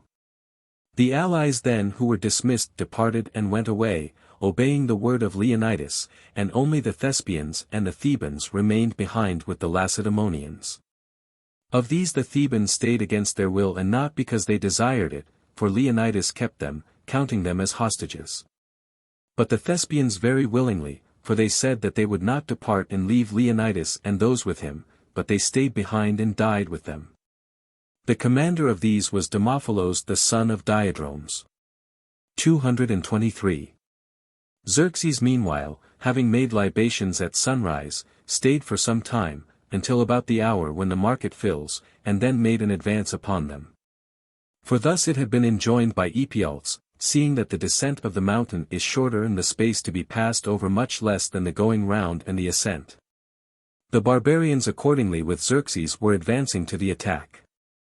And the Hellenes with Leonidas, feeling that they were going forth to death, now advanced out much further than at first into the broader part of the defile.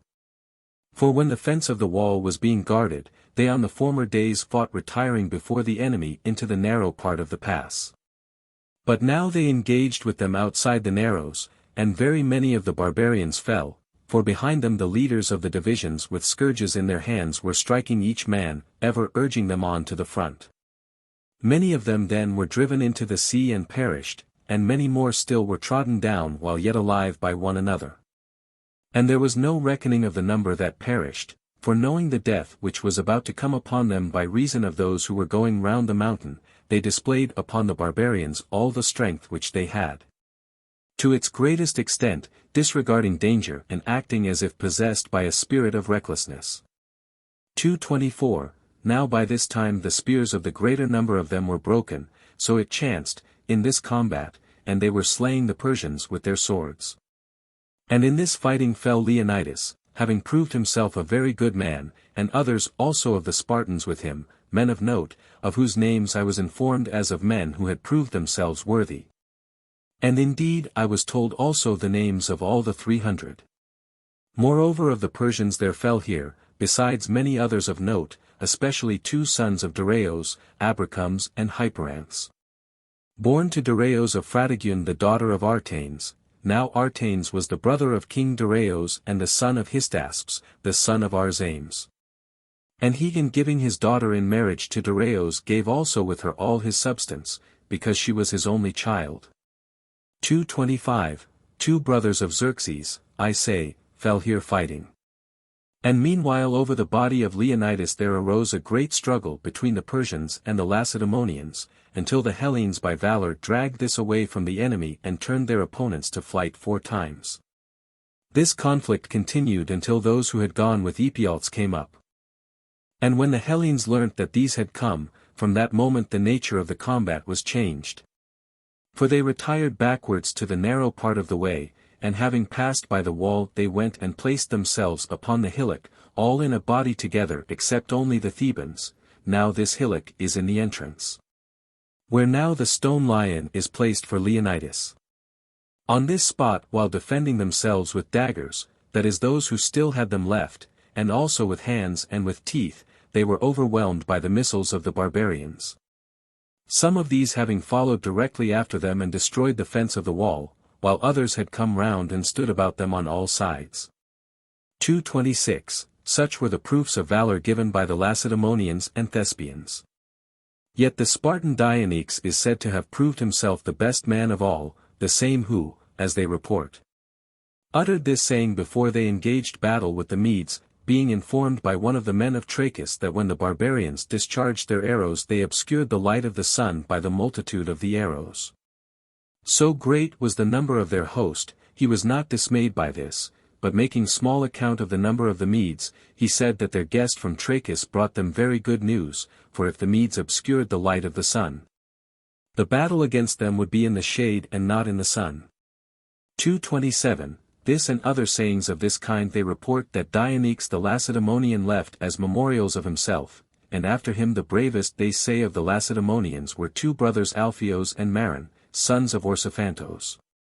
Of the Thespians the man who gained most honor was named Dithyrambos son of Harmatides. 228. The men were buried where they fell. And for these, as well as for those who were slain before being sent away by Leonidas, there is an inscription which runs thus. Here once, facing in fight 300 myriads of foemen. Thousands 4 did contend, men of the Peloponnese. This is the inscription for the whole body, and for the Spartans separately there is this. Stranger, report this word, we pray, to the Spartans, that lying here in this spot we remain, faithfully keeping their laws. This, I say, for the Lacedaemonians, and for the soothsayer as follows. This is the tomb of Megistheus renowned, whom the Median foemen, where Sperchios doth flow, slew when they forded the stream.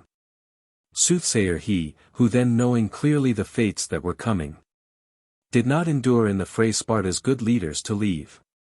The Amphictyons it was who honored them with inscriptions and memorial pillars, excepting only in the case of the inscription to the soothsayer. But that of the soothsayer Megistheus was inscribed by Simonides the son of Leoprepes on account of guest friendship. 229.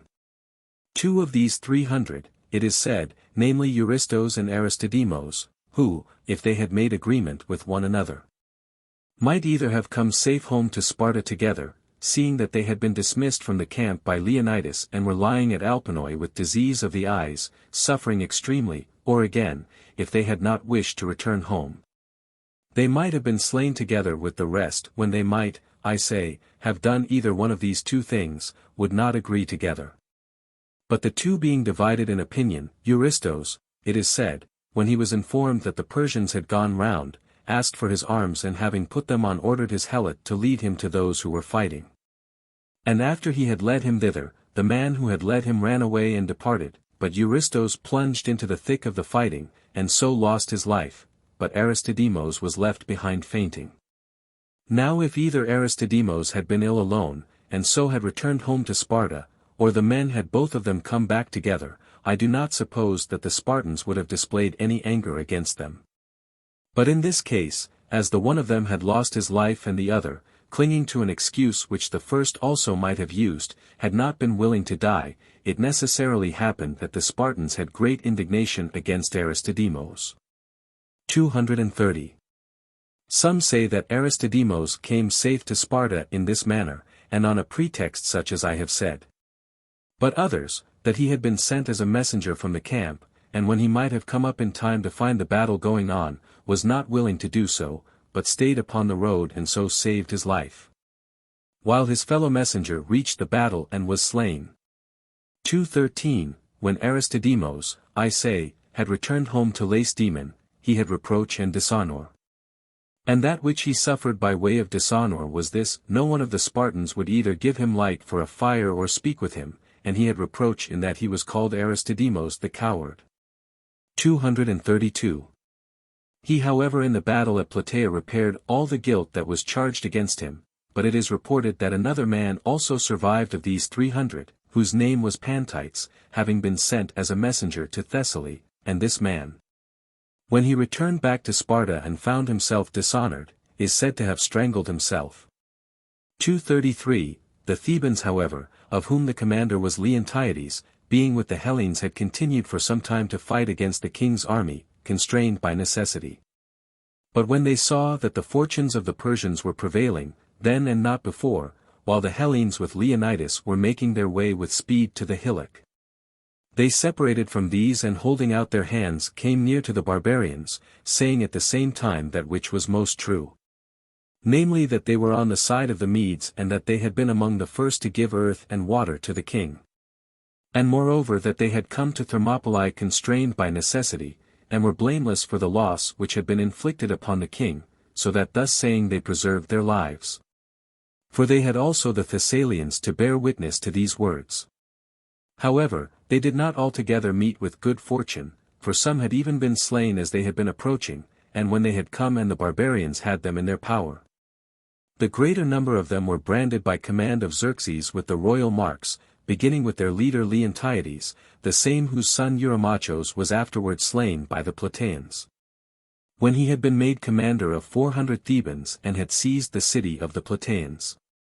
234. Thus did the Hellenes at Thermopylae contend in fight, and Xerxes summoned Demaratos and inquired of him, having first said this: Demaratos, thou art a good man. And this I conclude by the truth of thy words, for all that thou saidst turned out so as thou didst say. Now, however, tell me how many in number are the remaining Lacedaemonians, and of them how many are like these in matters of war? Or are they so even all of them? He said, O king, the number of all the Lacedaemonians is great and their cities are many, but that which thou desirest to learn, thou shalt know. There is in Lacedaemon the city of Sparta, having about 8,000 men, and these are all equal to those who fought here. The other Lacedaemonians are not equal to these, but they are good men too. To this Xerxes said, Demaratos, in what manner shall we with least labor get the better of these men? Come set forth to us this, for thou knowest the courses of their counsels, seeing that thou wert once their king. 235. He made answer, O king, if thou dost in very earnest take counsel with me, it is right that I declare to thee the best thing. What if thou shouldest send 300 ships from thy fleet to attack the Laconian land? Now there is lying near it an island named Cythera, about which Chilon, who was a very wise man among us, said that it would be a greater gain for the Spartans that it should be sunk under the sea than that it should remain above it. For he always anticipated that something would happen from it of such a kind as I am now setting forth to thee, not that he knew of thy armament beforehand, but that he feared equally every armament of men. Let thy forces then set forth from this island and keep the Lacedaemonians in fear. And while they have a war of their own close at their doors, there will be no fear for thee from them that when the remainder of Hellas is being conquered by the land army, they will come to the rescue there. Then after the remainder of Hellas has been reduced to subjection, from that moment the Lacedaemonian power will be left alone and therefore feeble. If however thou shalt not do this, I will tell thee what thou must look for. There is a narrow isthmus leading to the Peloponnese, and in this place thou must look that other battles will be fought more severe than those which have taken place. Seeing that all the Peloponnesians have sworn to a league against thee, but if thou shalt do the other thing of which I spoke, this isthmus and the cities within it will come over to thy side without a battle. 236. After him spoke Achaemenes, brother of Xerxes and also commander of the fleet, who chanced to have been present at this discourse and was afraid lest Xerxes should be persuaded to do this. O king, he said. I see that thou art admitting the speech of a man who envies thy good fortune, or is even a traitor to thy cause, for in truth the Hellenes delight in such a temper as this. They envy a man for his good luck, and they hate that which is stronger than themselves. And if, besides other misfortunes which we have upon us, seeing that 400 of our ships have suffered wreck, thou shalt send away another 300 from the station of the fleet to sail round Peloponnese. Then thy antagonists become a match for thee in fight. Whereas while it is all assembled together our fleet is hard for them to deal with, and they will not be at all a match for thee, and moreover the whole sea force will support the land force and be supported by it, if they proceed onwards together. But if thou shalt divide them, neither wilt thou be of service to them nor they to thee. My determination is rather to set thy affairs in good order and not to consider the affairs of the enemy, either where they will set on foot the war or what they will do or how many in number they are. For it is sufficient that they should themselves take thought for themselves, and we for ourselves likewise, and if the Lacedaemonians come to stand against the Persians in fight, they will assuredly not heal the wound from which they are now suffering. 237. To him Xerxes made answer as follows, Achaemenes, I think that thou speakest well, and so will I do. But Demaratos speaks that which he believes to be best for me, though his opinion is defeated by thine, for I will not certainly admit that which thou saidest, namely that he is not well disposed to my cause. Judging both by what was said by him before this, and also by that which is the truth, namely that though one citizen envies another for his good fortune and shows enmity to him by his silence, nor would a citizen when a fellow citizen consulted him suggest that which seemed to him the best, unless he had attained to a great height of virtue, and such men doubtless are few. Yet guest, friend to guest friend in prosperity is well disposed as nothing else on earth, and if his friend should consult him, he would give him the best counsel. Thus then as regards the evil speaking against Demaratos, that is to say about one who is my guest friend, I bid every one abstain from it in the future. 238. Having thus said Xerxes passed in review the bodies of the dead. And as for Leonidas, hearing that he had been the king and commander of the Lacedaemonians he bade them cut off his head and crucify him. And it has been made plain to me by many proofs besides, but by none more strongly than by this, that King Xerxes was enraged with Leonidas while alive more than with any other man on earth. For otherwise he would never have done this outrage to his corpse, since of all the men whom I know, the Persians are accustomed most to honor those who are good men in war. They then to whom it was appointed to do these things, proceeded to do so. 239. I will return now to that point of my narrative where it remained unfinished. The Lacedaemonians had been informed before all others that the king was preparing an expedition against Hellas. And thus it happened that they sent to the oracle at Delphi, where that reply was given them which I reported shortly before this. And they got this information in a strange manner. For Demaratos the son of Ariston after he had fled for refuge to the Medes was not friendly to the Lacedaemonians, as I am of opinion and as likelihood suggests supporting my opinion. But it is open to any man to make conjecture whether he did this thing which follows in a friendly spirit or in malicious triumph over them. When Xerxes had resolved to make a campaign against Hellas, Demaratos, being in Susa and having been informed of this, had a desire to report it to the Lacedaemonians. Now in no other way was he able to signify it, for there was danger that he should be discovered, but he contrived thus, that is to say, he took a folding tablet and scraped off the wax which was upon it. And then he wrote the design of the king upon the wood of the tablet, and having done so he melted the wax and poured it over the writing. So that the tablet, being carried without writing upon it, might not cause any trouble to be given by the keepers of the road. Then when it had arrived at Lacedaemon, the Lacedaemonians were not able to make conjecture of the matter. Until at last, as I am informed, Gorgo, the daughter of Cleomenes and wife of Leonidas, suggested a plan of which she had herself thought, bidding them scrape the wax and they would find writing upon the wood. And doing as she said they found the writing and read it, and after that they sent notice to the other Hellenes. These things are said to have come to pass in this manner.